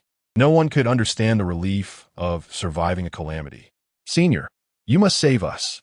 Oh, Senior, I love you so much. A celestial level master. Surely, they can slay this demon. A cacophony of voices erupted, yet none thought to seize the opportunity to flee. Get lost. The old security guard, his brow furrowed, could not help but roar at these foolish individuals. Want to leave? The old security guard exerted his strength, positioning himself in front of the sword energy. 8 Extremes Fist. His formidable inner strength enveloped him like raging flames, unleashing a powerful wave of energy with each punch, sending forth a barrage of white fists. The white fists tore through the air with a deafening roar, their power terrifying. Boom! Boom! Boom! The white fists collided with the sword energy, creating explosive sounds that reverberated through the air, sending everything around them flying. Since you are so eager to die, I shall oblige. By killing you, my Su family will gain fame. Only by slaying a celestial level master could the Su family become renowned, akin to the glorious existence of their ancestors' sect. The overwhelming aura tightened the hearts of the escaping warriors. In that moment, they wished they could sprout extra legs to flee faster. The old security guard's expression grew grave. He had underestimated the sword's power. Chapter 79. Who is this miscreant? A celestial level. Is it as simple as having hands? Jiang Haoyan and his brother Jiang Lintian felt profoundly insulted. They had spent most of their lives reaching the early stage of the heavenly level, and without opportunity, this would have been their limit. Yet in recent days, a series of events had shaken their worldview. Could it be that they were truly foolish? Sir, what manner of sword is this that can enhance one's strength? Is too monstrous. Jiang Lintian could not help but inquire, realizing that the Su family's investment of over 35 billion was not just justified, but exceedingly worthwhile. Chen Dong casually explained. The principle is simple. The spiritual energy within the Zhang Yun sword is guided into the body through the sword technique, temporarily elevating one's cultivation to the celestial level. The Zhang Yun sword is a spiritual weapon. Spiritual weapons share a common trait. They can actively absorb the spiritual energy of the heavens and earth. The higher the grade of the spiritual weapon, the faster the absorption rate, and thus the greater assistance to its wielder during battle. This sword is of the lowest grade, with a slow absorption rate, but it has accumulated energy over a long period.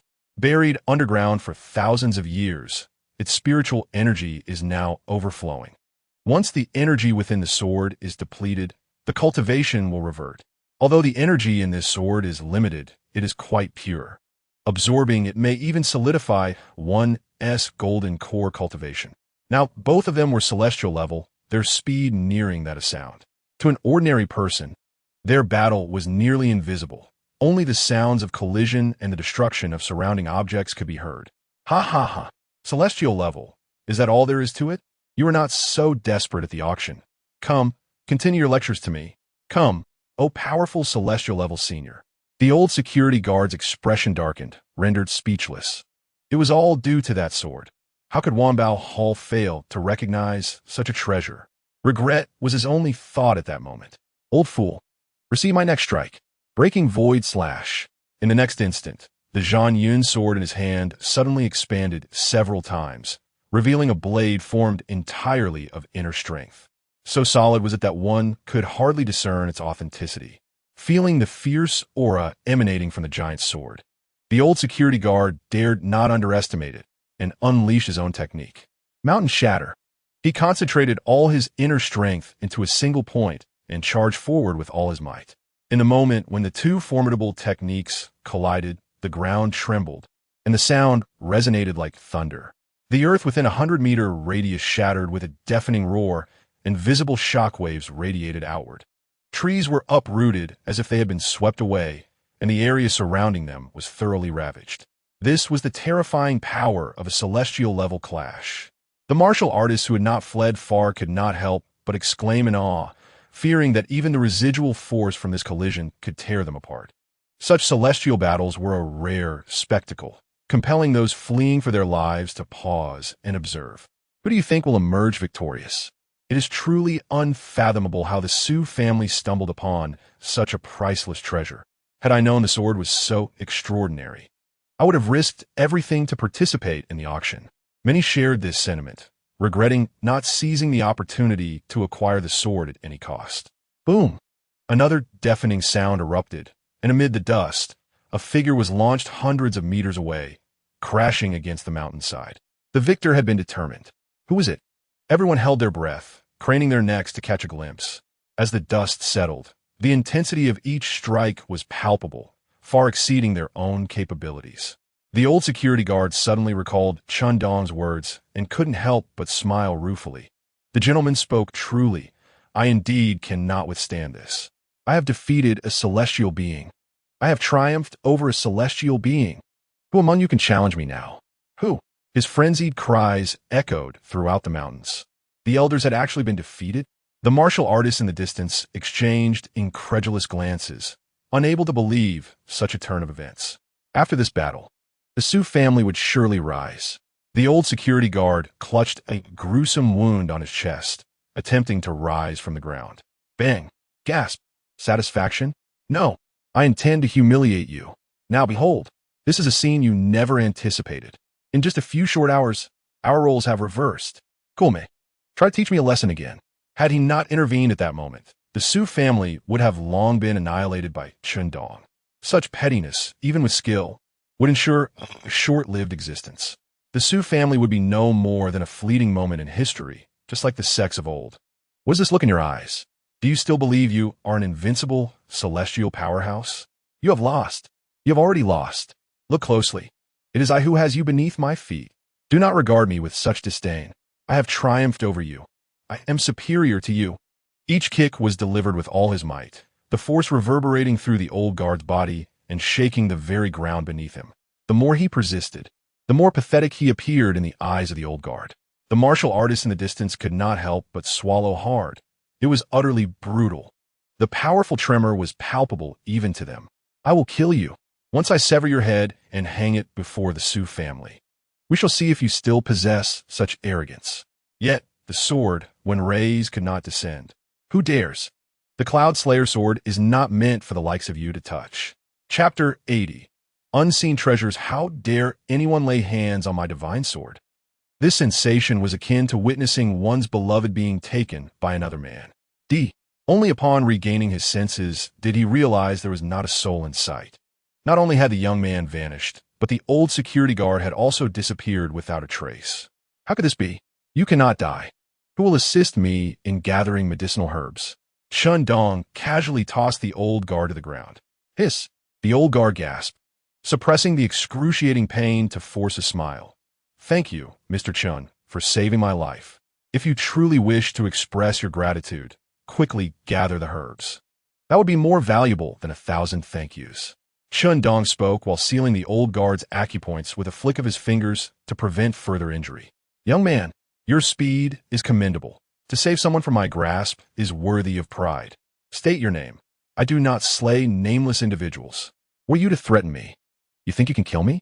Chen Dong scoffed. In the next moment, he vanished in an instant. What power does this young man possess? Bang! A powerful shockwave surged forth.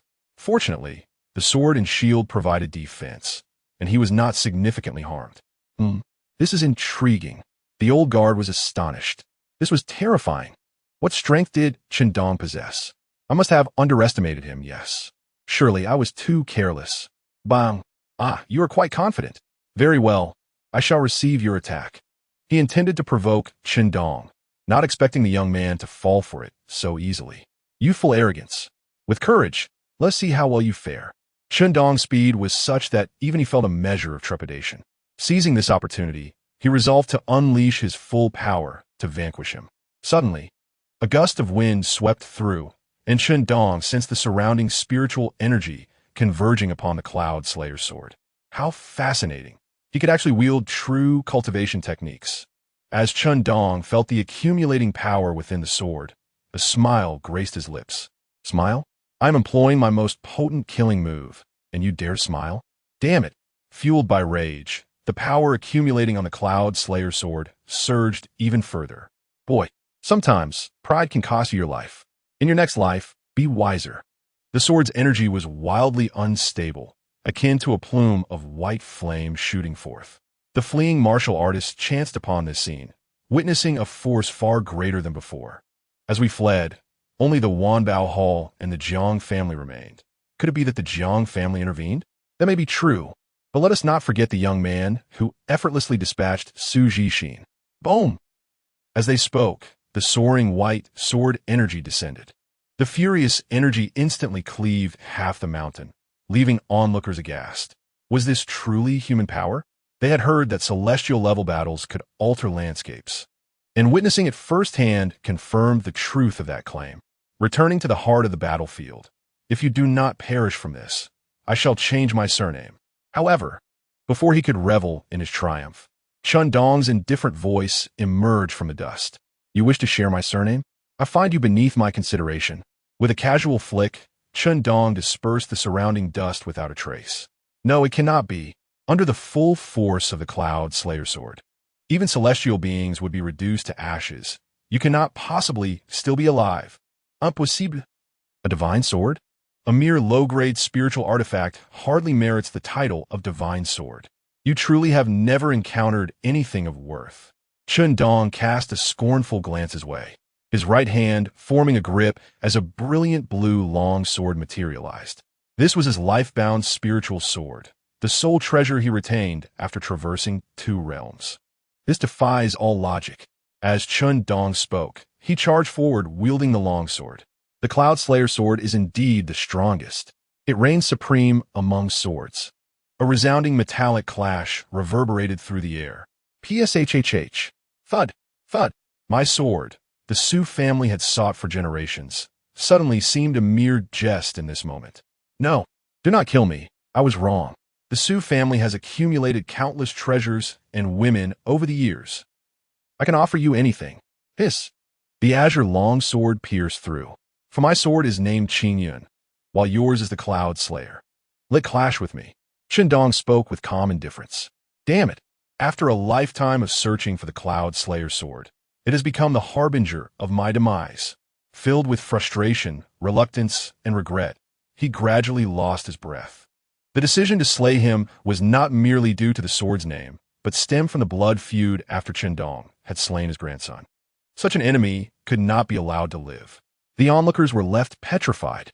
Chapter 81. Old age softens the heart. What brings you all here? Chen Dong inquired with curiosity, observing those who dared approach after witnessing the earlier attack. Were they not afraid for their lives? The esteemed elder was deeply concerned for your safety and insisted on coming over. We could not dissuade him, hence we followed. Jiang Haoyan explained, I cannot allow you to fall into despair because of my rescue. Although I have been defeated, I can still fight to buy you a moment to escape. The old security guard glanced at the corpse on the ground and sighed. I have indeed underestimated your strength. You need not rely on my assistance. I appreciate your sentiment, but I had previously stated that, to me, this sword is merely worthless. Chen Dong patted the old guard's shoulder, discreetly infusing him with some spiritual energy to mend his wounds. Those who genuinely care for themselves are always remembered in Chen Dong's heart, despite his silence. Jiang Lintian crouched on the ground, meticulously examining the broken Zhang Yun's sword, exclaiming in disbelief. It's truly hard to believe that a mere sword could grant Su Leiguai combat prowess surpassing that of the celestial level. No matter how strong, it is still garbage. Ultimately, it was slain by you. To slay a celestial at just over 20 years old is a rarity not only in Huadong, but across the entirety of Longhua and even the world. Thus, you are indeed the chosen one, an unparalleled prodigy. Jiang Haoyan's flattery had become increasingly adept, even though he recognized the compliment for what it was. Chen Dong felt a deep satisfaction upon hearing it.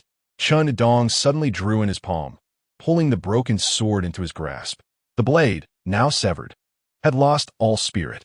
The spiritual energy within it began to dissipate slowly, and Chen Dong temporarily sealed it, intending to absorb the energy at a later, quieter moment.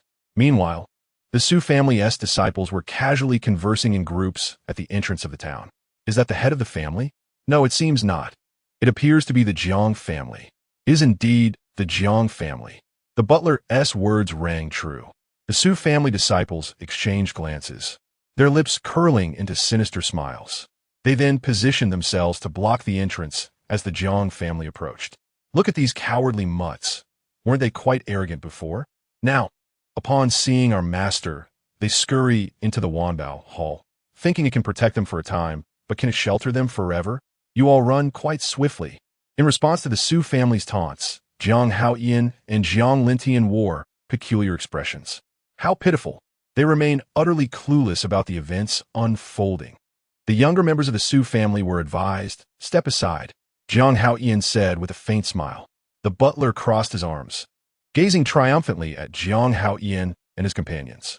Jiang Haoyan chuckled. Unprovoked? How dare you say such a thing with such shamelessness? Shall I send you on your way to inquire with your young master? You, arrogant. Do you really believe Wanbao Hall can still protect you now? The butler's face turned red with rage. The other Su family members were seething. How dare the Jiang family? Had they not witnessed the head of the family demonstrating his might? Even if Wanbao Hall had celestial-level presence, their family head was no less formidable. Anger him, and he could easily level Wanbao Hall. After all, the entire martial world would soon belong to the Su family. How dare you speak to our butler like that? Kneel and apologize, and we may consider granting you a complete corpse. 3 Su family disciples stepped forward, eager to assert their presence. With 3 muffled thuds, the recently lively Su family disciples were instantly transformed into clouds of blood mist. For such individuals, it was best to act decisively rather than engage in idle chatter. Chen Dong shot Jiang Haoyan a glance. Your lesson is noted. Age often brings a degree of mercy, Jiang Haoyan replied, cupping his fists. You dare to kill? The Su family members were momentarily stunned, then trembled with rage, clearly feeling disregarded. The butler was also consumed by a surge of anger, about to erupt. Suddenly, his eyes widened in horror, his face turning pale, cold sweat streaming down his forehead as his entire body shook uncontrollably. His bloodshot eyes were fixated on the broken sword in Chen Dong's hand. He recognized it all too well. This was the very sword their Su family had purchased for a hefty price. How could it be in the hands of this young man? More importantly, why was it shattered? An ominous thought gripped the butler's mind. No, this cannot be. The family head stated that with the sword, his strength rivals that of a celestial. Master, how should we deal with the remaining ones? Kill them. Their intent to murder us signifies they are prepared to face death. The Su family disciples protested. Still unaware of their dire situation, clamoring, the Su family looks to the butler, who was pale with fear. Thud! The butler could no longer bear the weight of his terror, kneeling before Chen Dong, prostrating himself as if striking the ground with a pestle. Please spare me. I am willing to surrender. This unexpected act left the other Su family members bewildered. Butler, what is wrong with you? Why are you bowing to them? One of the Su family members exclaimed in confusion. Stop talking. If you wish to live, kneel quickly. Do you not see the broken sword in that young man's hand? That sword is the one the family had acquired. The butler hissed from his position on the ground. His words struck like a bolt from the blue. All the Su family members froze in shock, as if petrified.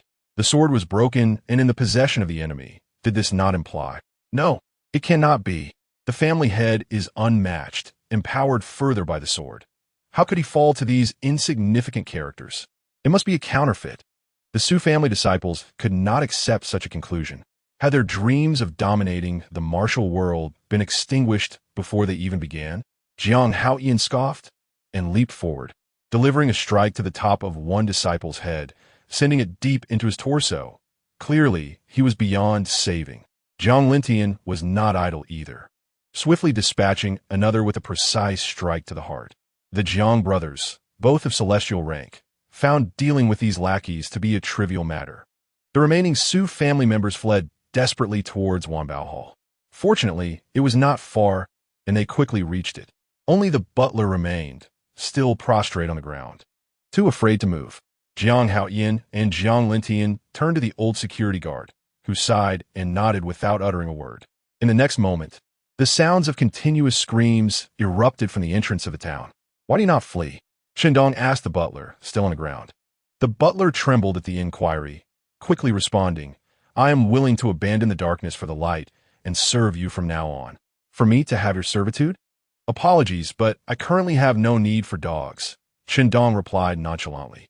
Jiang Haoyan and Jiang Lintian, freshly from their slaughter of the Su family, turned their gaze toward the butler, their eyes filled with murderous intent. What surprise! A rival for favor? Just who do you think you are to compete with us for the position of a dog? We are more than sufficient as your loyal hounds. Master, let me eliminate him, Jiang Haoyan declared fiercely. The butler, taken aback, looked to Jiang Haoyan, bewildered. What is happening? I did not vie for your wife. Why do you glare at me as if you wish to devour me? No. Keep me. I am of use. Truly, the butler pleaded. Wait, Chen Dong interjected, halting Jiang Haoyan as he addressed the butler. Speak. What use do you have? The butler raised his head, his face brimming with smiles. After contemplating, Chen Dong nodded. Very well, you shall coordinate with Jiang Haoyan. From this point onward, Jiang Haoyan will oversee the Su family. You understand what to do, right? Jiang Haoyan thumped his chest. Rest assured, Master, no one from the Su family will dare to rebel. Just then, Physician Shui rushed over, glancing at Chen Dong and the others behind him. Injured? The old security guard chuckled wryly. I fear I'm the only casualty in this battle. Jiang Haoyan briefly recounted the events, leaving Physician Shui in a state of bewilderment. Sigh. Old Meng, let me first attend to your wound, shall I? Physician Shui expressed a sense of helplessness. As a healer, he hoped to witness fewer deaths. The old security guard stepped forward, extending his right hand to allow the physician to take his pulse. Physician Shui placed his hand upon the guard's wrist and exclaimed in surprise, Old Meng, your medical skills have indeed improved recently. He then turned to Chen Dong with astonishment, saying, Mr. Chen's medical expertise is truly remarkable. May I pose a question for your enlightenment? Please go ahead, Chen Dong replied. I have meticulously studied the medicinal materials you require. Yet regardless of the sources I consulted, I found no corresponding prescriptions. What sort of ailment necessitates such an abundance of rare treasures? Physician Shui inquired, curiosity piqued about the patient Chen Dong intended to treat. Old Shui, must you consult Mr. Chen at this very moment? The old security guard interjected with a weary expression. I'm still nursing my injury. Can we prioritize my treatment first? Physician Shui slapped his forehead in realization. My apologies. I nearly forgot about you. He promptly resolved to treat the old security guard's wounds before resuming his discussion with Chen Dong. Chen Dong nodded in agreement. The Valley of the Medicine King, renowned as a sanctuary of medical mastery, might indeed harbor information about the elusive limitless pill. While Physician Shui attended to the old guard, Chen Dong seized the opportunity to retreat to a room and absorb the spiritual energy contained within the broken sword. Though the energy was scant, it sufficed to help Chen Dong solidify his golden core cultivation. This acquisition could be regarded as a small surprise from his visit to the Wanbao Hall. After checking the time, Chen Dong estimated that Physician Shui would soon be finished. He stepped out of the room, where Jiang Haoyan and Jiang Lintian had been waiting impatiently. Upon seeing Chen Dong emerge, they rushed forward. Sir, the steward has finalized the asset assessment of the Su family. Due to the purchase of the sword, Their liquid assets are nearly depleted, leaving only some real estate and several companies. Before they could finish, Chen Dong raised his hand to interrupt. There is no need for a report. You may handle it as you see fit, as long as you remember whose hounds you are. The two men exchanged solemn glances and replied in unison. The Jiang family shall forever remain the most loyal hounds of Sir. Having only served as hounds for a few days, the Jiang family had already absorbed a family of comparable strength. They would gladly be hounds, or even insects if it meant serving him. As Chen Dong walked a few steps, a thought struck him, and he spoke, by the way. My wife works at one of your Jiang family's companies. Please make arrangements. What? The two men instantly tensed. Your wife actually works at our company. This is truly a blessing bestowed upon us by our ancestors. May I inquire as to her full name? Is she a supervisor or a manager? Her name is Su Shiqing. As for her position, why don't you take a guess? Chen Dong replied with a playful tone before departing. Brother, what does Sir mean by that last remark? Jiang Lintian felt a shiver run down his spine. I suddenly have a bad feeling. I must call to inquire. Jiang Haoyan hastily pulled out his phone. Moments later, he gasped into the device. What did you say? That Su Shiqing is merely an ordinary employee? The voice on the other end replied, yes. The records indicate that Su Shiqing interned at our company during her university years and has been employed here for nearly 5 years. Yet she remains an ordinary employee for reasons unknown. Oh, right. Young Master Yulong, no. Jiang Yulong briefly managed this company before his demise. Damn it. A graduate from a prestigious university, a top scholar. After 5 years of diligent work, she remains an ordinary employee. If you say there are no hidden agendas, I wouldn't believe it even if you beat me to death. Brother, what shall we do now? Perhaps we should give all the assets of the Jiang and Su families directly to Madam to manage, Jiang Lintian suggested. Absolutely not. Do you have any idea how much these two families' assets amount to? Managing them daily would be exhausting. Do you wish to tire out Madam? The Sir and Madam are still young. They need ample time to conceive children, not waste time on mundane finances. Jiang Haoyan pondered for a moment. Sir asked us to make arrangements. Clearly, he intends for us to promote Madam. How about this?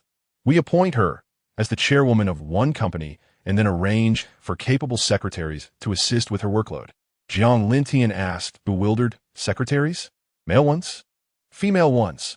If you wish to get yourself killed, don't drag me down with you. Furthermore, ensure the secretary is not too beautiful, lest she overshadow Madam's grace. Jiang Haoyan admonished as he smacked Jiang Lintian on the back of the head. Understood. I shall arrange that immediately. Wait, let me first consult with Sir. Jiang Haoyan replied after some consideration. Meanwhile, Chen Dong arrived at the medical facility of Wanbao Hall. Upon his arrival, Physician Shui invited him to sit and resumed their earlier discussion. Have you ever heard of the limitless pill? Chen Dong inquired. The limitless pill. Physician Shui stood up abruptly, his face a mask of astonishment.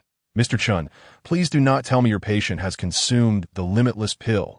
Chen Dong nodded solemnly. Alas! Physician Shui sighed.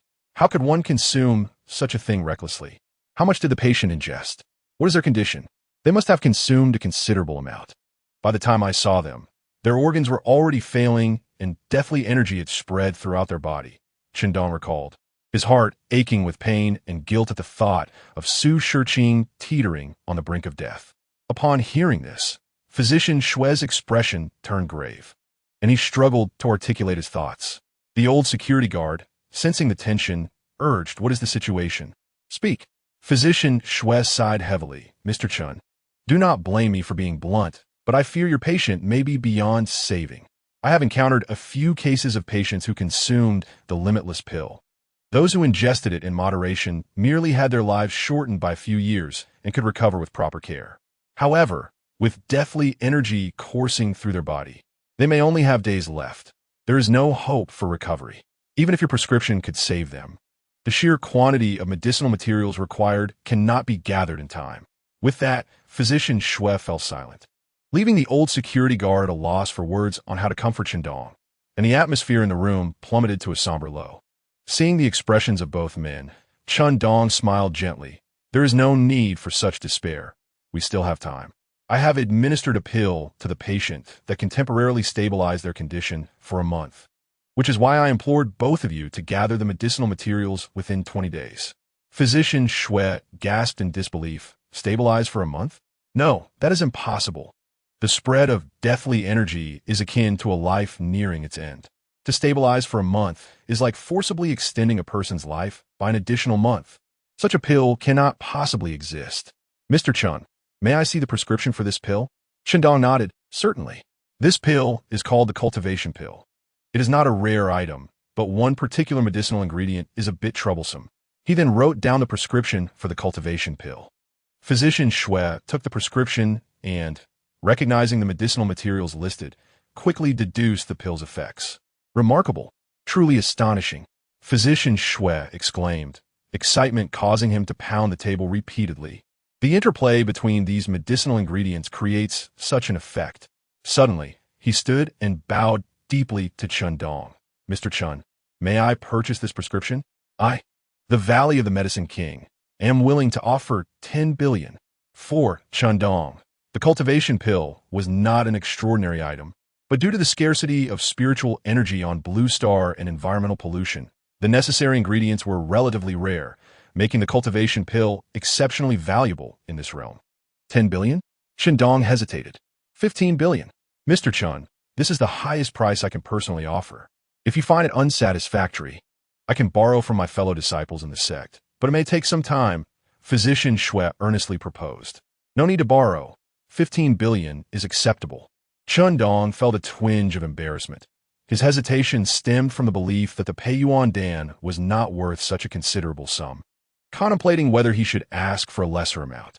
To his astonishment, after merely a moment of indecision, the other party increased the offer by 500 million. Is it true that renowned physicians possess such wealth? Can one individual truly possess over 10 billion? Thank you, Mr. Chen, for your generosity. Dr. Shui eagerly seized the formula to study it. However, he had yet to inform me about the matter of the limit Dan. How could the esteemed Yaowang Valley, a preeminent healing sect in the martial world, remain indifferent? Chen Dong countered. Sighing, Dr. Shui's previously high spirits seemed doused by a bucket of cold water, as he lamented. The limit Dan has been circulating in the martial world for approximately 6 months. Initially, it was only shared among warriors, as this elixir not only alleviates fatigue, but also enhances potential. Many martial artists first relied on the limit Dan to break through their bottlenecks. However, the good times were short-lived. The side effects of the limit Dan soon became evident. Some martial artists, having taken excessive doses, perished before they could be saved, while the remainder experienced milder symptoms, such as the reduction of their lifespans, as I previously mentioned. Upon hearing this, Chen Dong frowned. Even so, why has no one prohibited it? Since the limit Dan first circulated among warriors, if it could be banned within that community, it might not pose a threat to ordinary people. Perhaps Su Shiqing would not have ended up in her current predicament. Upon hearing Chen Dong's inquiry, Dr. Shui regarded him with a profound gaze. The reasons behind this are intricate. One factor is that there seems to be an unseen hand promoting the proliferation of the limit Dan. Another reason lies within human nature. Chen Dong's eyes sparkled with realization. Desire? Indeed, desire. Dr. Shui nodded. Not every individual's path in martial arts is smooth. In reality, there exist countless warriors who cannot even break through to the Xian stage. Imagine being stuck in the late Huang stage for decades, barring any unforeseen circumstances. That would be your fate until death. Suddenly, a pill appears that offers a certain probability of helping you surpass your limits, with the only cost being a few years of your lifespan. Would you take it or not? At this point, Chen Dong comprehended fully. Whether in martial arts or cultivation, once one enters this realm, the pursuit of higher realms becomes an obsession for everyone. Even if martial artists are aware of the limit Dan side effects, they would still choose to consume it, just as ordinary individuals taking the limit Dan do so to provide a better life for their families. Martial artists seek to push their own limits. It is a mutual agreement. An outright prohibition is futile. Taking a deep breath, Chen Dong concluded to eradicate this limit Dan. It seems that the only solution is to eliminate the shadowy figures behind it. I wonder if the Yaowang Valley possesses any leads? Dr. Shui shook his head. No, the Yaowang Valley, primarily composed of healers, is not adept at conflict and lacks the strength to investigate. However, we have entrusted certain individuals to pursue the matter. Yet the leads inevitably become inexplicably severed, indicating the formidable power of the forces behind this. Unexpectedly, not only is Mr. Chen exceptionally strong, but he also possesses a heart of compassion to save the world. I am truly in awe. Dr. Shui remarked, however, the Yawang Valley is powerless to provide you with the information you seek. Upon hearing this, Chen Dong merely smiled. A heart of compassion? What does the world matter to him? He merely wished to slay the scoundrels selling the Limit Dan to vindicate Su Shiqing. More importantly, they not only sold the Limit Dan, but were also searching for the so-called martial arts furnace. Thankfully, Jiang Yulong's greed to possess Su Shiqing prevented a more dire outcome. Thus, this organization must be eradicated. Doctor, here is my contact information and address. Please inform me at your earliest convenience if any developments arise. Chen Dong wrote down his phone number and residence on a piece of paper. At that moment, Jiang Haoyan and Jiang Lintian arrived, having discussed how to arrange matters concerning Su Shiqing, seeking Chen Dong's opinion. After hearing their proposal, Chen Dong nodded. That sounds good. Let's proceed with it. Great. I will notify the company immediately, and they can appoint her as early as tomorrow. Jiang Lintian exclaimed, ready to depart, but was halted by Chen Dong. Wait a moment. You've both performed admirably today, and since the doctor is here, I might as well fulfill my promise to you. Chen Dong then revealed another recipe, stating, this is a secret formula for conceiving a son. Obtain the necessary herbs from the doctor, take it for 3 months, and during the 3rd month, if you engage in conjugal relations, you will conceive a son. Jiang Haoyan and Jiang Lintian trembled with excitement upon hearing this. Thud, thud, they knelt heavily on the ground, bowing deeply to Chen Dong. Mr. Chen, we shall never forget your immense kindness to the Jiang family for generations. Jiang Haoyan and Jiang Lintian understood precisely what this recipe signified. It guaranteed a son. It meant not merely having offspring, but ensuring the Jiang family would have male heirs for generations to come. If no formidable adversaries arose, they could endure through the ages. Do not be hasty in your gratitude. There is something I must clarify beforehand. While this method can ensure you have a son, it should not be employed recklessly. The continuation of your lineage hinges upon the balance of yin and yang. Your ancestors in the Jiang family were abundant in male heirs, and now that lineage has dwindled. If you pursue male heirs obsessively, you may incur heavenly retribution, and the entire Jiang family might find itself in a place of irreversible doom. Chen Dong cautioned. Seeing this, Dr. Shui chuckled bitterly. Mr. Chen, you truly possess knowledge of all matters. Dr. Shui declined the recipe, as he understood, just as Chen Dong articulated, that ensuring the birth of a son could disrupt the balance of yin and yang, defying nature. The group exchanged contact information and took their leave. Through the ancient texts he had photographed, Chen Dong gained new insights into Su Shiqing's constitution and realized he needed to find a way to conceal certain characteristics. That night, Chen Dong and his companions rested soundly. However, the martial world in the Eastern Huadong region was in an uproar. Overnight, Wanbao Hall saw an influx of unfamiliar faces. Chen Dong and his companions remained indifferent, departing early the next morning. Hey, look, aren't those people from the Jiang family? There's something amiss here. Many witnesses began to murmur among themselves, discussing the Jiang family's departure, which inadvertently placed their name at the center of many martial artist conversations. Meanwhile, Jiang Haoyan and Jiang Lintian enthusiastically introduced Su Shiqing to various company projects. Upon returning home, Chen Dong noticed that his parents appeared much improved, and he offered them some health-enhancing herbal tea prescribed by Dr. Shui. As for Lin Jiejia, she had vanished without a trace. According to his parents, she was off to meet high school classmates. In the past, due to Chen Dong's circumstances, Chen Jiejia had been somewhat isolated in her class, with very few friends throughout high school. Today seemed to be a gathering day for her former classmates. Historically, she avoided such occasions, but now that everything at home was improving, she had become much more cheerful. After lunch, Chen Dong intended to find Su Shiqing to reminisce and discuss their feelings. Upon arriving at the hospital, he was informed that Su Shiqing had long since been discharged. Without delay, he proceeded to his father-in-law's house. remembering to purchase some supplements for the elder couple along the way. To his surprise, Su Shiqing was not at home either. Following Chen Dong's heroic actions, his in-laws had softened their attitude considerably towards him. Additionally, with the numerous gifts he brought, they felt that Chen Dong had indeed changed. Moreover, they understood their daughter well. While her sadness was genuine, her love for Chen Dong was equally true. If a divorce were to occur, accepting someone else would be exceedingly difficult. His father-in-law, puffing on the cigarettes Chen Dong had gifted him, reclined with his legs crossed, adopting a tone of teaching the younger generation. With that statement, I am entirely satisfied. Kulme, Kulme, Kulme. Here, I have brought you an exquisite Mao Dai. Please, have a taste, and if you enjoy it, I shall send you several boxes next time. Chen Dong smiled as he poured a generous drink for his father-in-law. In the past, Chen Dong relished drinking with his father-in-law. However, he sighed inwardly, choosing not to dwell on the past. After a few drinks, his father-in-law became slightly tipsy.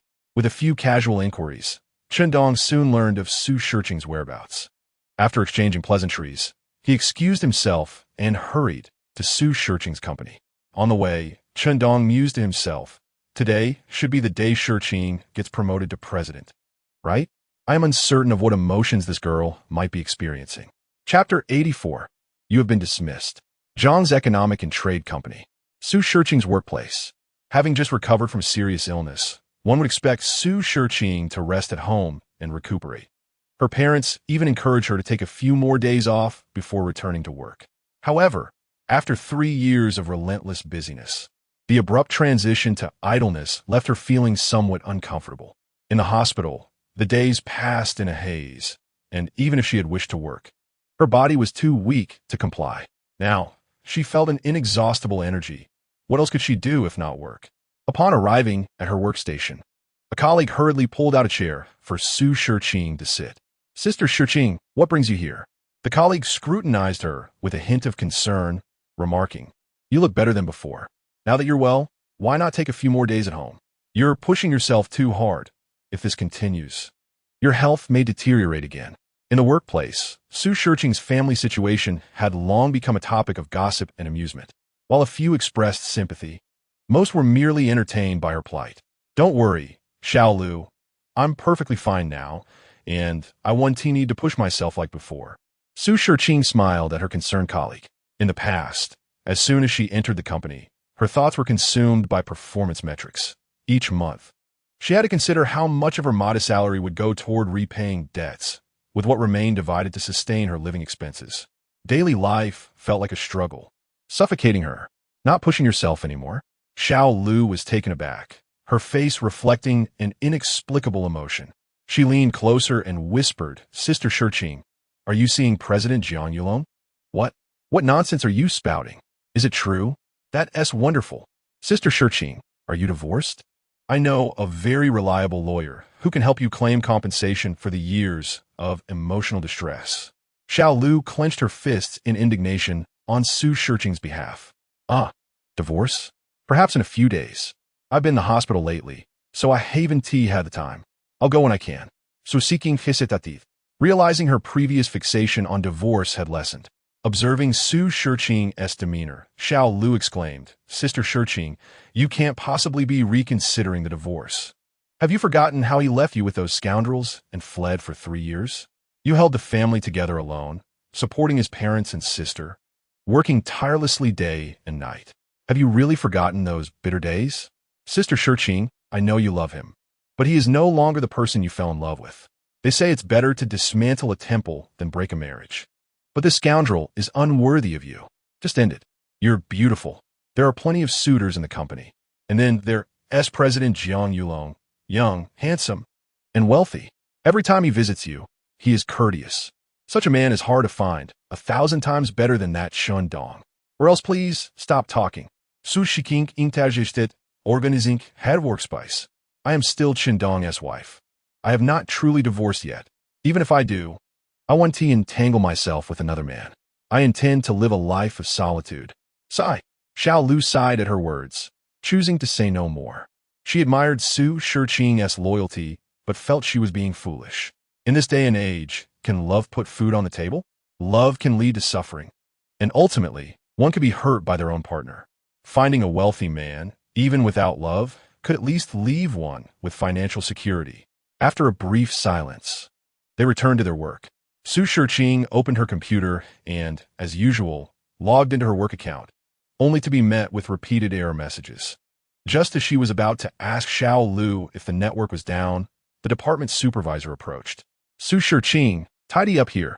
You want to be coming back. The supervisor's tone was icy. Supervisor, what do you mean? Su Shiqing was bewildered. The supervisor scoffed. What's unclear? You've been dismissed. On what grounds? I haven't violated any company regulations. Su Shiqing protested, anger rising within her. Missing work for several days without notice is a violation of company policy. The supervisor retorted. I took sick leave.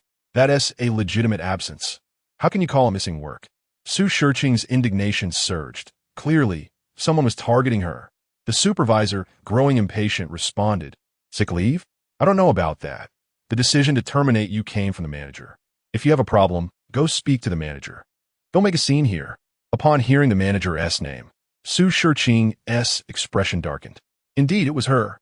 When Su Shiqing first joined the company, that manager had been a mere junior supervisor.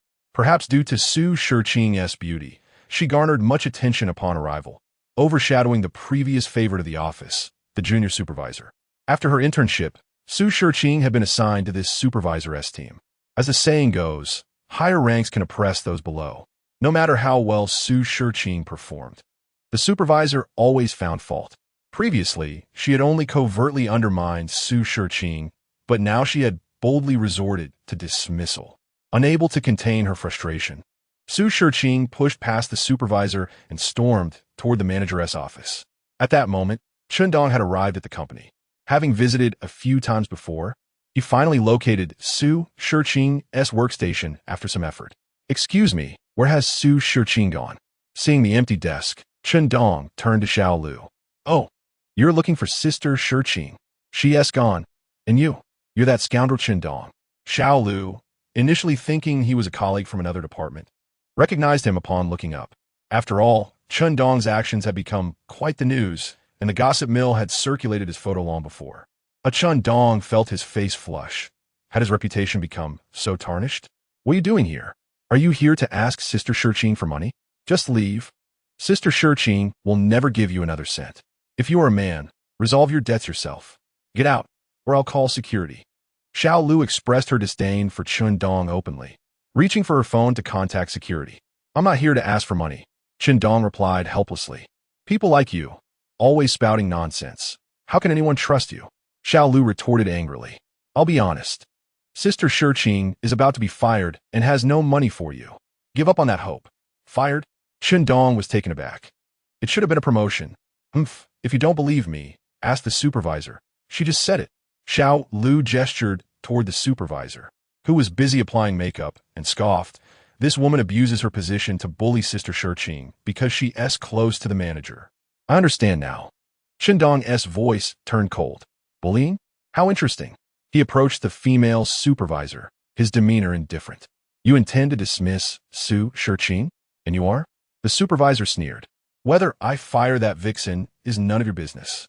She rolled her eyes, not even bothering to regard Chen Dong. Huh. Chen Dong let out a cold laugh. It was evident she was not a good person. With a swift motion, he seized the supervisor by the neck and casually tossed her aside, sending her crashing into several desks.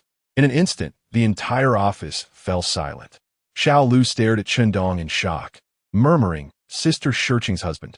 Is he really that formidable? Chapter 85. How will you choose? Sister Shiqing's husband is quite impressive. His arms are so muscular. Xiao Lu shook her head, chastising herself for such thoughts. This man is a scoundrel. Everyone else cowered in fear, retreating to the sidelines in silence. You dare to lay your hands on me. You're finished. You and T leave this office today. The female supervisor appeared utterly disheveled, bellowing like a shrew. Chen Dong, unfazed by her outburst, approached slowly and placed a foot upon her shoulder. I have heard you've been bullying Su Shiqing and even wish to have her dismissed, he inquired indifferently. Bah, who do you think you are? I'm a superior of that vixen. I can dismiss her whenever I please. Who are you to interfere? The supervisor cast a disdainful glance at Chen Dong. As for you, I initially mistook you for her lover. Upon closer inspection, I realize you are merely the worthless man who has been evading high-interest debts for 3 years. How dare a useless person like you cause a ruckus here? Who gave you the audacity? The surrounding colleagues immediately began to whisper amongst themselves, their gazes toward Chen Dong shifting to one of contempt and disdain.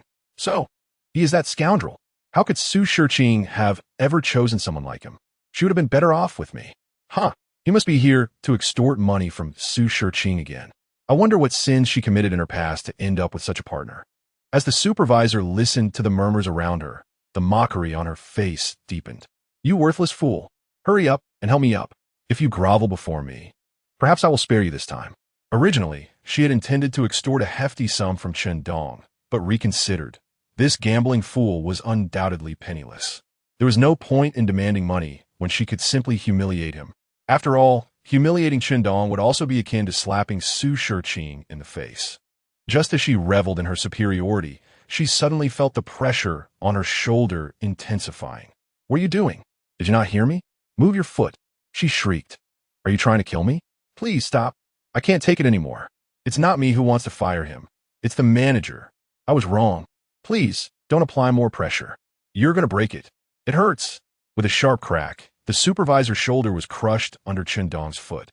He disdainfully kicked her aside, sending her sprawling several meters away, unconscious. The commotion quickly drew the attention of the higher-ups.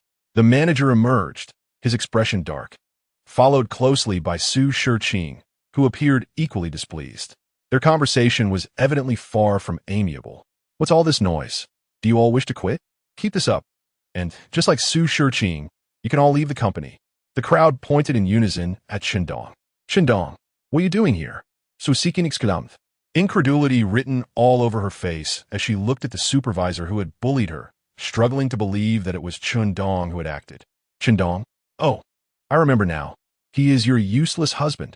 The manager sneered at Su Shiqing. Did you not claim you had not violated company policy? What about now? You incited your husband to injure a company leader. That is reason enough for your dismissal, isn't it? Su Shiqing trembled at his words, casting Chen Dong a reproachful glance. She had been arguing her case in the office, presenting leave requests, hospital admission proof, and labor contract laws, which had cornered the manager. Thus, his dark countenance upon emerging. Little did she know, Chen Dong's appearance had turned the tide against her. How could you resort to violence? And so brutally. Have you learned to fight in these 3 years? Su Shiqing exclaimed anxiously, her mind racing, with all eyes on Chen Dong as he inflicted such devastation. The prospect of financial compensation paled in comparison to the fear of imprisonment. Chen Dong had wasted years of his life. If he were caught again, it would spell the end for him. Do not worry, it's fine. I know my limits. You still need to work here. And I won't let this escalate to a life-threatening situation, he assured her. Chen Dong, perceptive as ever, had deduced from the manager's remarks that he had disrupted Su Shiqing's plans. Yet, rather than reproach him, she was concerned for his fate. How fortunate he was to have such a devoted wife. Su Shiqing found his words utterly perplexing. Is this what you call knowing your limits? So, as long as no one dies here, it's all right? The manager, having reached such a high position at merely 30, was certainly astute. She quickly discerned the profound connection between Chen Dong and Su Shiqing, and a sly smile crept upon her lips. Su Shiqing, given the current situation, what do you propose we do?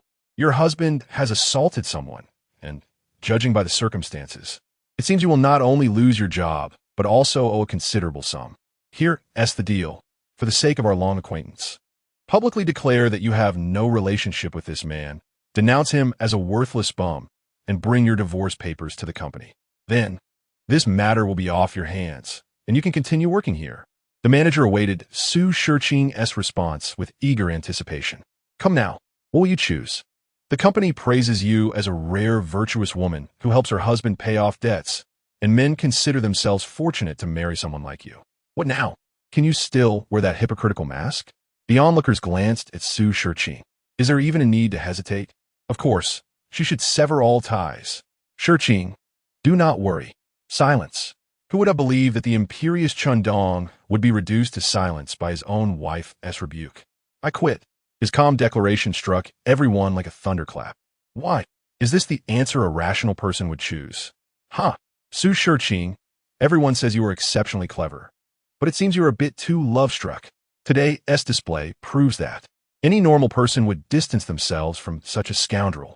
The manager laughed, the earlier gloom lifting instantly. Shiqing, why?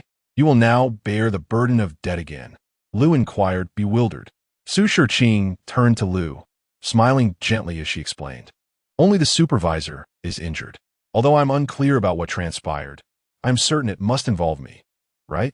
Gazing into Su Shiqing's clear eyes, Lu contemplated fabricating a lie to make Su Shiqing resent Chen Dong, but that pure gaze rendered her speechless. Ultimately, Lu merely nodded. Having received her answer, Su Shiqing's smile blossomed even more beautifully. Though Chen Dong had erred, it was for her sake. She could not abandon him now. Of course, she added, fixing a fierce glare on Chen Dong, revealing her small fangs as she declared, I will not bear the compensation. He must pay for it himself. Seeing Su Shiqing's fierce demeanor melted Chen Dong's heart. The men present were a mixture of envy and indignation toward him. Why did someone like Chen Dong get to marry such an extraordinary woman? Had he saved the galaxy in his past life? The manager, sensing the atmosphere, grew furious. She had intended to ruin Su Shiqing's reputation, but ended up fortifying her position instead. Oomph, you vixen. The manager scoffed, her face darkening. Very well. Since you have made your choice, gather your things and get out. Having assaulted someone in the company, we all bear witness, considering the injury. If you do not wish to face imprisonment, you will need to cough up a hefty sum. Su Shiqing, you will slowly repay this debt for the rest of your life. Seeing the manager's smug expression, Chen Dong's smile faded, and he strode toward her, resolutely stating, I have said it before. As long as I am here, no one will force Shiqing to leave this company. Chapter 86.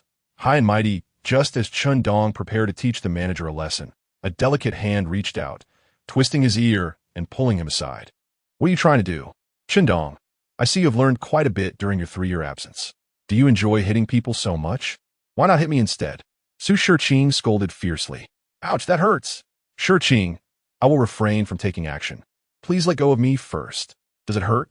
Naturally. It does not. However, one must appease their beloved spouse, even if it requires a bit of pretense to ease the tension between us.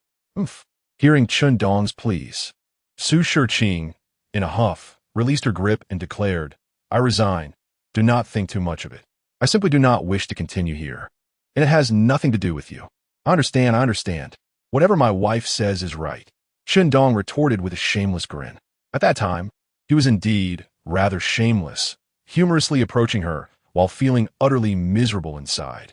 A smile involuntarily graced Su Shiqing's lips, but she quickly masked it, reverting to her frosty demeanor. Who is your wife? Do not address me that way. We merely lack a divorce certificate, but emotionally, we are already divorced. So seeking feigned coldness. All right. Then let me pursue you anew, shall I? Regardless of what Su Shiqing said, Chen Dong remained unyielding, embodying the spirit of a stubborn pig. You, sir. Su Shiqing sighed in exasperation. Over the past 3 years, not only had Chen Dong's temperament improved, but his skills and audacity had also grown. Witnessing their playful banter, the manager was on the verge of exploding with rage. Approaching Su Shiqing's workstation, he snatched up an inverted picture frame and hurled it at them, shouting, Get out. What are you doing here after being fired? The crowd gasped. Su Shiqing and Chen Dong, engrossed in their quarrel, were oblivious to the commotion. The frame was quite square. If it struck someone on the head, it could cause considerable injury. Just as everyone began to worry for Su Shiqing, a large hand deftly intercepted the descending frame. Without even glancing, Chen Dong effortlessly caught it with an elegant flourish. Caught it? How is that possible? He didn't even look. Wow, that was so cool. Indeed, if we disregard his flaws, Chen Dong is quite an exceptional-looking man. Just look at those muscles. You can see his abs even through his shirt. Truly, he is so strong. How could someone as delicate as Su Shiqing withstand that? The female colleague's chatter began to veer off into heart-racing territory. Upon hearing their comments, Su Shiqing's cheeks flushed with a rosy hue. Stealing a glance, she realized it was true. Chen Dong had indeed become much more muscular. What had he been up to these past 3 years? With such a physique, Su Shiqing could not help but reminisce about the past. She had barely managed to cope back then. Now, her face reddened further. What was she thinking? She was supposed to be divorcing him, right? Divorce. But surely there are customs surrounding breakups, so there must be some for divorces as well. The more she pondered, the redder her face became, until she felt as if she were a kettle boiling over. Meanwhile, Chen Dong remained oblivious to her subtle changes. For Shiqing's sake, I will refrain from retaliating against you. Now leave and never set foot in this company again. Chen Dong coldly addressed the manager. Retaliate against me? Ha ha ha. The manager, as if amused by a joke, looked down upon Chen Dong. Do you think you are formidable? In my eyes, you remain a mere nobody. You have no idea how deep the waters of this world run. This company is backed by the Jiang family. And what is the Jiang family? A clan of martial artists. Oh, it just dawned on me that a lowly person like you has no right to understand what a martial arts family is.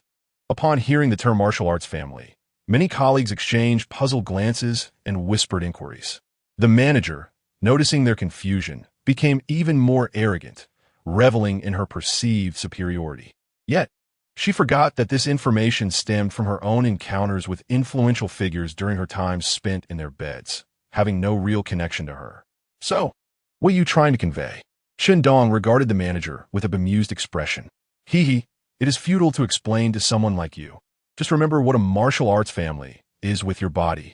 With that, the manager pulled out her phone and sweetly spoke to someone on the other end. Before long, a man in a security uniform stormed in with an imposing demeanor. The manager instantly linked arms with him, pointing at Chen Dong while feigning distress. The security guard glanced at Chen Dong with a flicker of disdain, but when he caught sight of Su Shiqing, a glimmer of greed ignited in his eyes. Kid, you have some nerve causing a ruckus here. Haven't you heard of the Jiang family? The guard tilted his head, casting a sidelong glance at Chen Dong. Is the Jiang family something to be feared? Chen Dong scoffed. You insolent brat. How dare you insult the Jiang family? You must be tired of living. The guard waited for this moment. Now he had the justification to act against Chen Dong. He swung a punch directly at Chen Dong's heart. A glint of coldness flashed in Chen Dong's eyes. To the guard, he appeared just an ordinary person. A punch like that would leave anyone else seriously injured or worse. With such a ruthless attack, even with Su Shiqing attempting to intervene, he intended to teach the man a lesson. The guard's fist struck Chen Dong, yet it halted an inch from his chest, unable to draw any closer. The guard looked at Chen Dong, only to find him regarding him with a mocking gaze. Suddenly, an icy chill surged from his feet to the crown of his head. Boom! An inaudible force erupted, sending the guard flying several meters before crashing into the wall. To prevent any fatalities in the company, Chen Dong had exercised considerable restraint. Everyone stood in stunned silence. What was happening? Was this a performance? They came in with great bravado, yet the opponent hadn't even lifted a finger, and it was the guard who flew out first? The crowd regarded Chen Dong with bewildered expressions, struggling to dismiss him as a mere actor. However, they couldn't help but think that his acting skills left much to be desired. Among all, only the manager stood frozen in shock. She was acutely aware of the guard's abilities. To gain his favor, she had paid a hefty price. What are you doing? Were you not supposed to incapacitate him? The manager exclaimed, stamping her foot at the incapacitated guard. He asked at the Xian level. Before he could finish, the guard had already succumbed to unconsciousness. Xian level? The manager's face drained of color. She understood what it meant.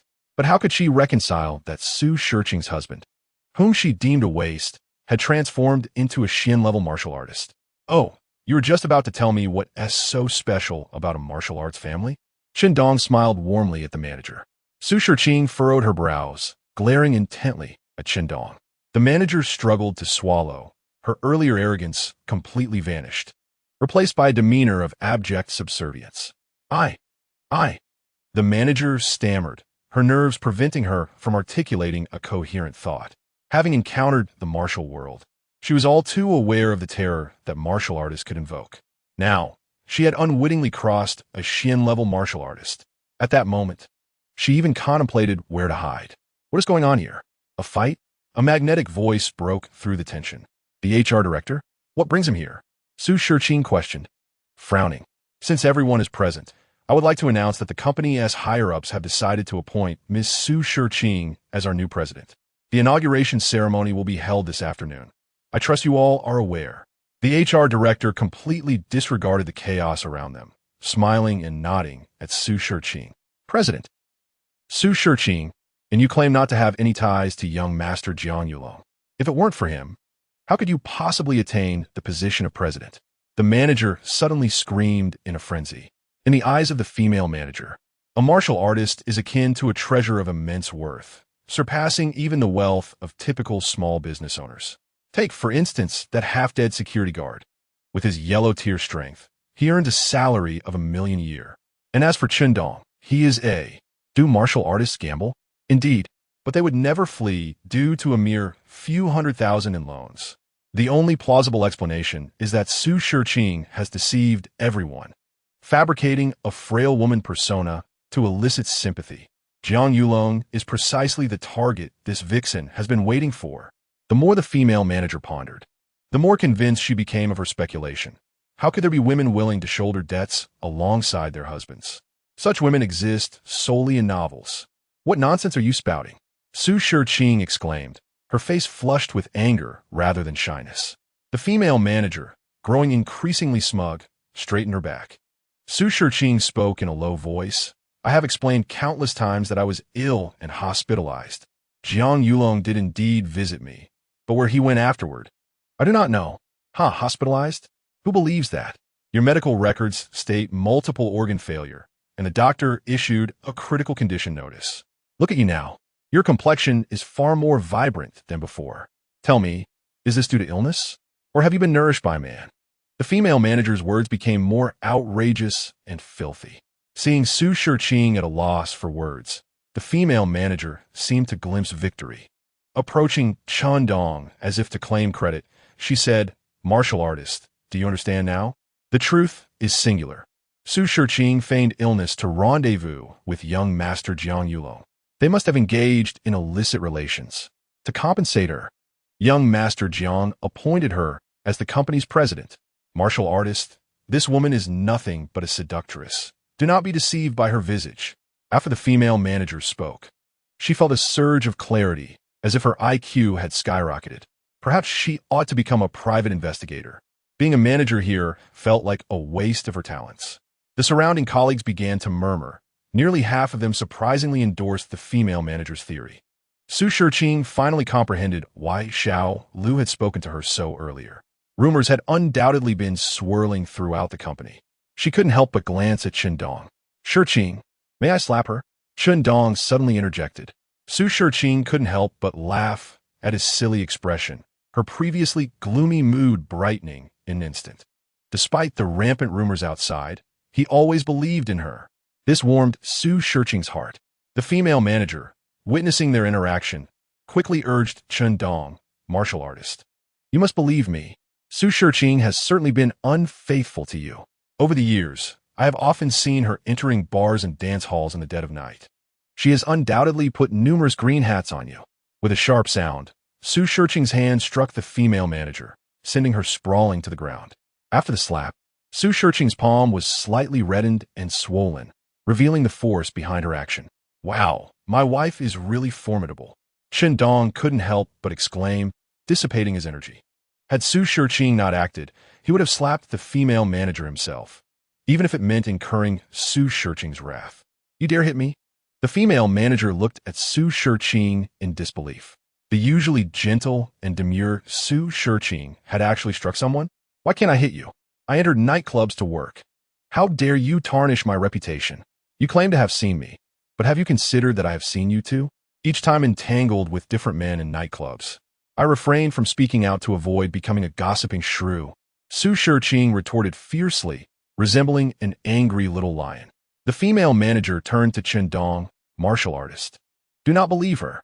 Ignoring her, Chen Dong looked at Su Shiqing with concern. I'm sorry for the suffering you've endured all these years. Oomph. Su Shiqing huffed, turning her head away in a proud manner, disregarding Chen Dong. Useless. Truly a useless man. You deserve to be wearing a green hat. Even now, you still think she hasn't been with anyone else? The female manager's desperation escalated, shouting, "Fine. Even if Su Shiqing worked in a nightclub, what about the position of president? If she and Jiang Yulong were innocent, why would she be appointed president? HR director, you tell us. Who issued the order?" The HR director, who had been enjoying the spectacle, froze at the mention. "I'm just here to observe. I don't know if it was young Master Jiang's intention, but the appointment order did indeed come from the Jiang family." "Huh, did you hear that? The Jiang family issued the order. Everyone knows young Master Jiang is the future heir of the Jiang family. Who else could command such authority?" The female manager laughed triumphantly, having turned the tables. Even Su Shiqing fell silent. Could it truly be Jiang Yulong? Since their last encounter at the hospital, she had received no word from him and had thought he had given up, only to discover he had been scheming this grand move. Regardless of the truth, it would be wise to decline this mysterious appointment. HR director, I apologize, but I am unworthy and incapable. I must decline the Jiang family's generous offer. Please convey my regrets to them regarding the presidential position. Su Shiqing said apologetically to the HR director. The HR director was taken aback. What? You're turning down a free presidency? I should have left after issuing the order instead of lingering here. Miss Su, please do not fret. You should accept the presidential position. Chen Dong unexpectedly interjected. Upon hearing Chen Dong's words, the HR director was overwhelmed with gratitude. What a good person. Su Shiqing frowned. Chen Dong, have you not heard of the saying no reward without effort? What if there is a conspiracy behind this? There will be no conspiracy, for I arranged this presidential position for you. Chen Dong replied with a smile. At his declaration, the room fell silent, everyone staring at him in disbelief. Su Shiqing hastily tugged at Chen Dong's arm, whispering. Chen Dong felt a surge of warmth. He longed to embrace his adorable wife and ruffle her hair affectionately. With a smile, Chen Dong explained, I speak no falsehood. The entire Jiang family is currently at my behest. What is a mere presidential position to me? Huh, so you're a madman. The female manager suddenly mocked. What nonsense are you spouting in broad daylight? Do you think the Jiang family is just any passerby, obeying your every command? Please, how could you be so naive? Chen Dong retorted, his patience waning. If not for Su Shiqing's presence, he would have already dealt with this woman. Ding, ding, ding. At that moment, the HR director's phone rang. He was momentarily stunned. Why am I still here enjoying the spectacle? Thankfully, it was just a phone call. Surely, it wouldn't turn the attention back to him. Yet, to be safe, he decided to answer the call.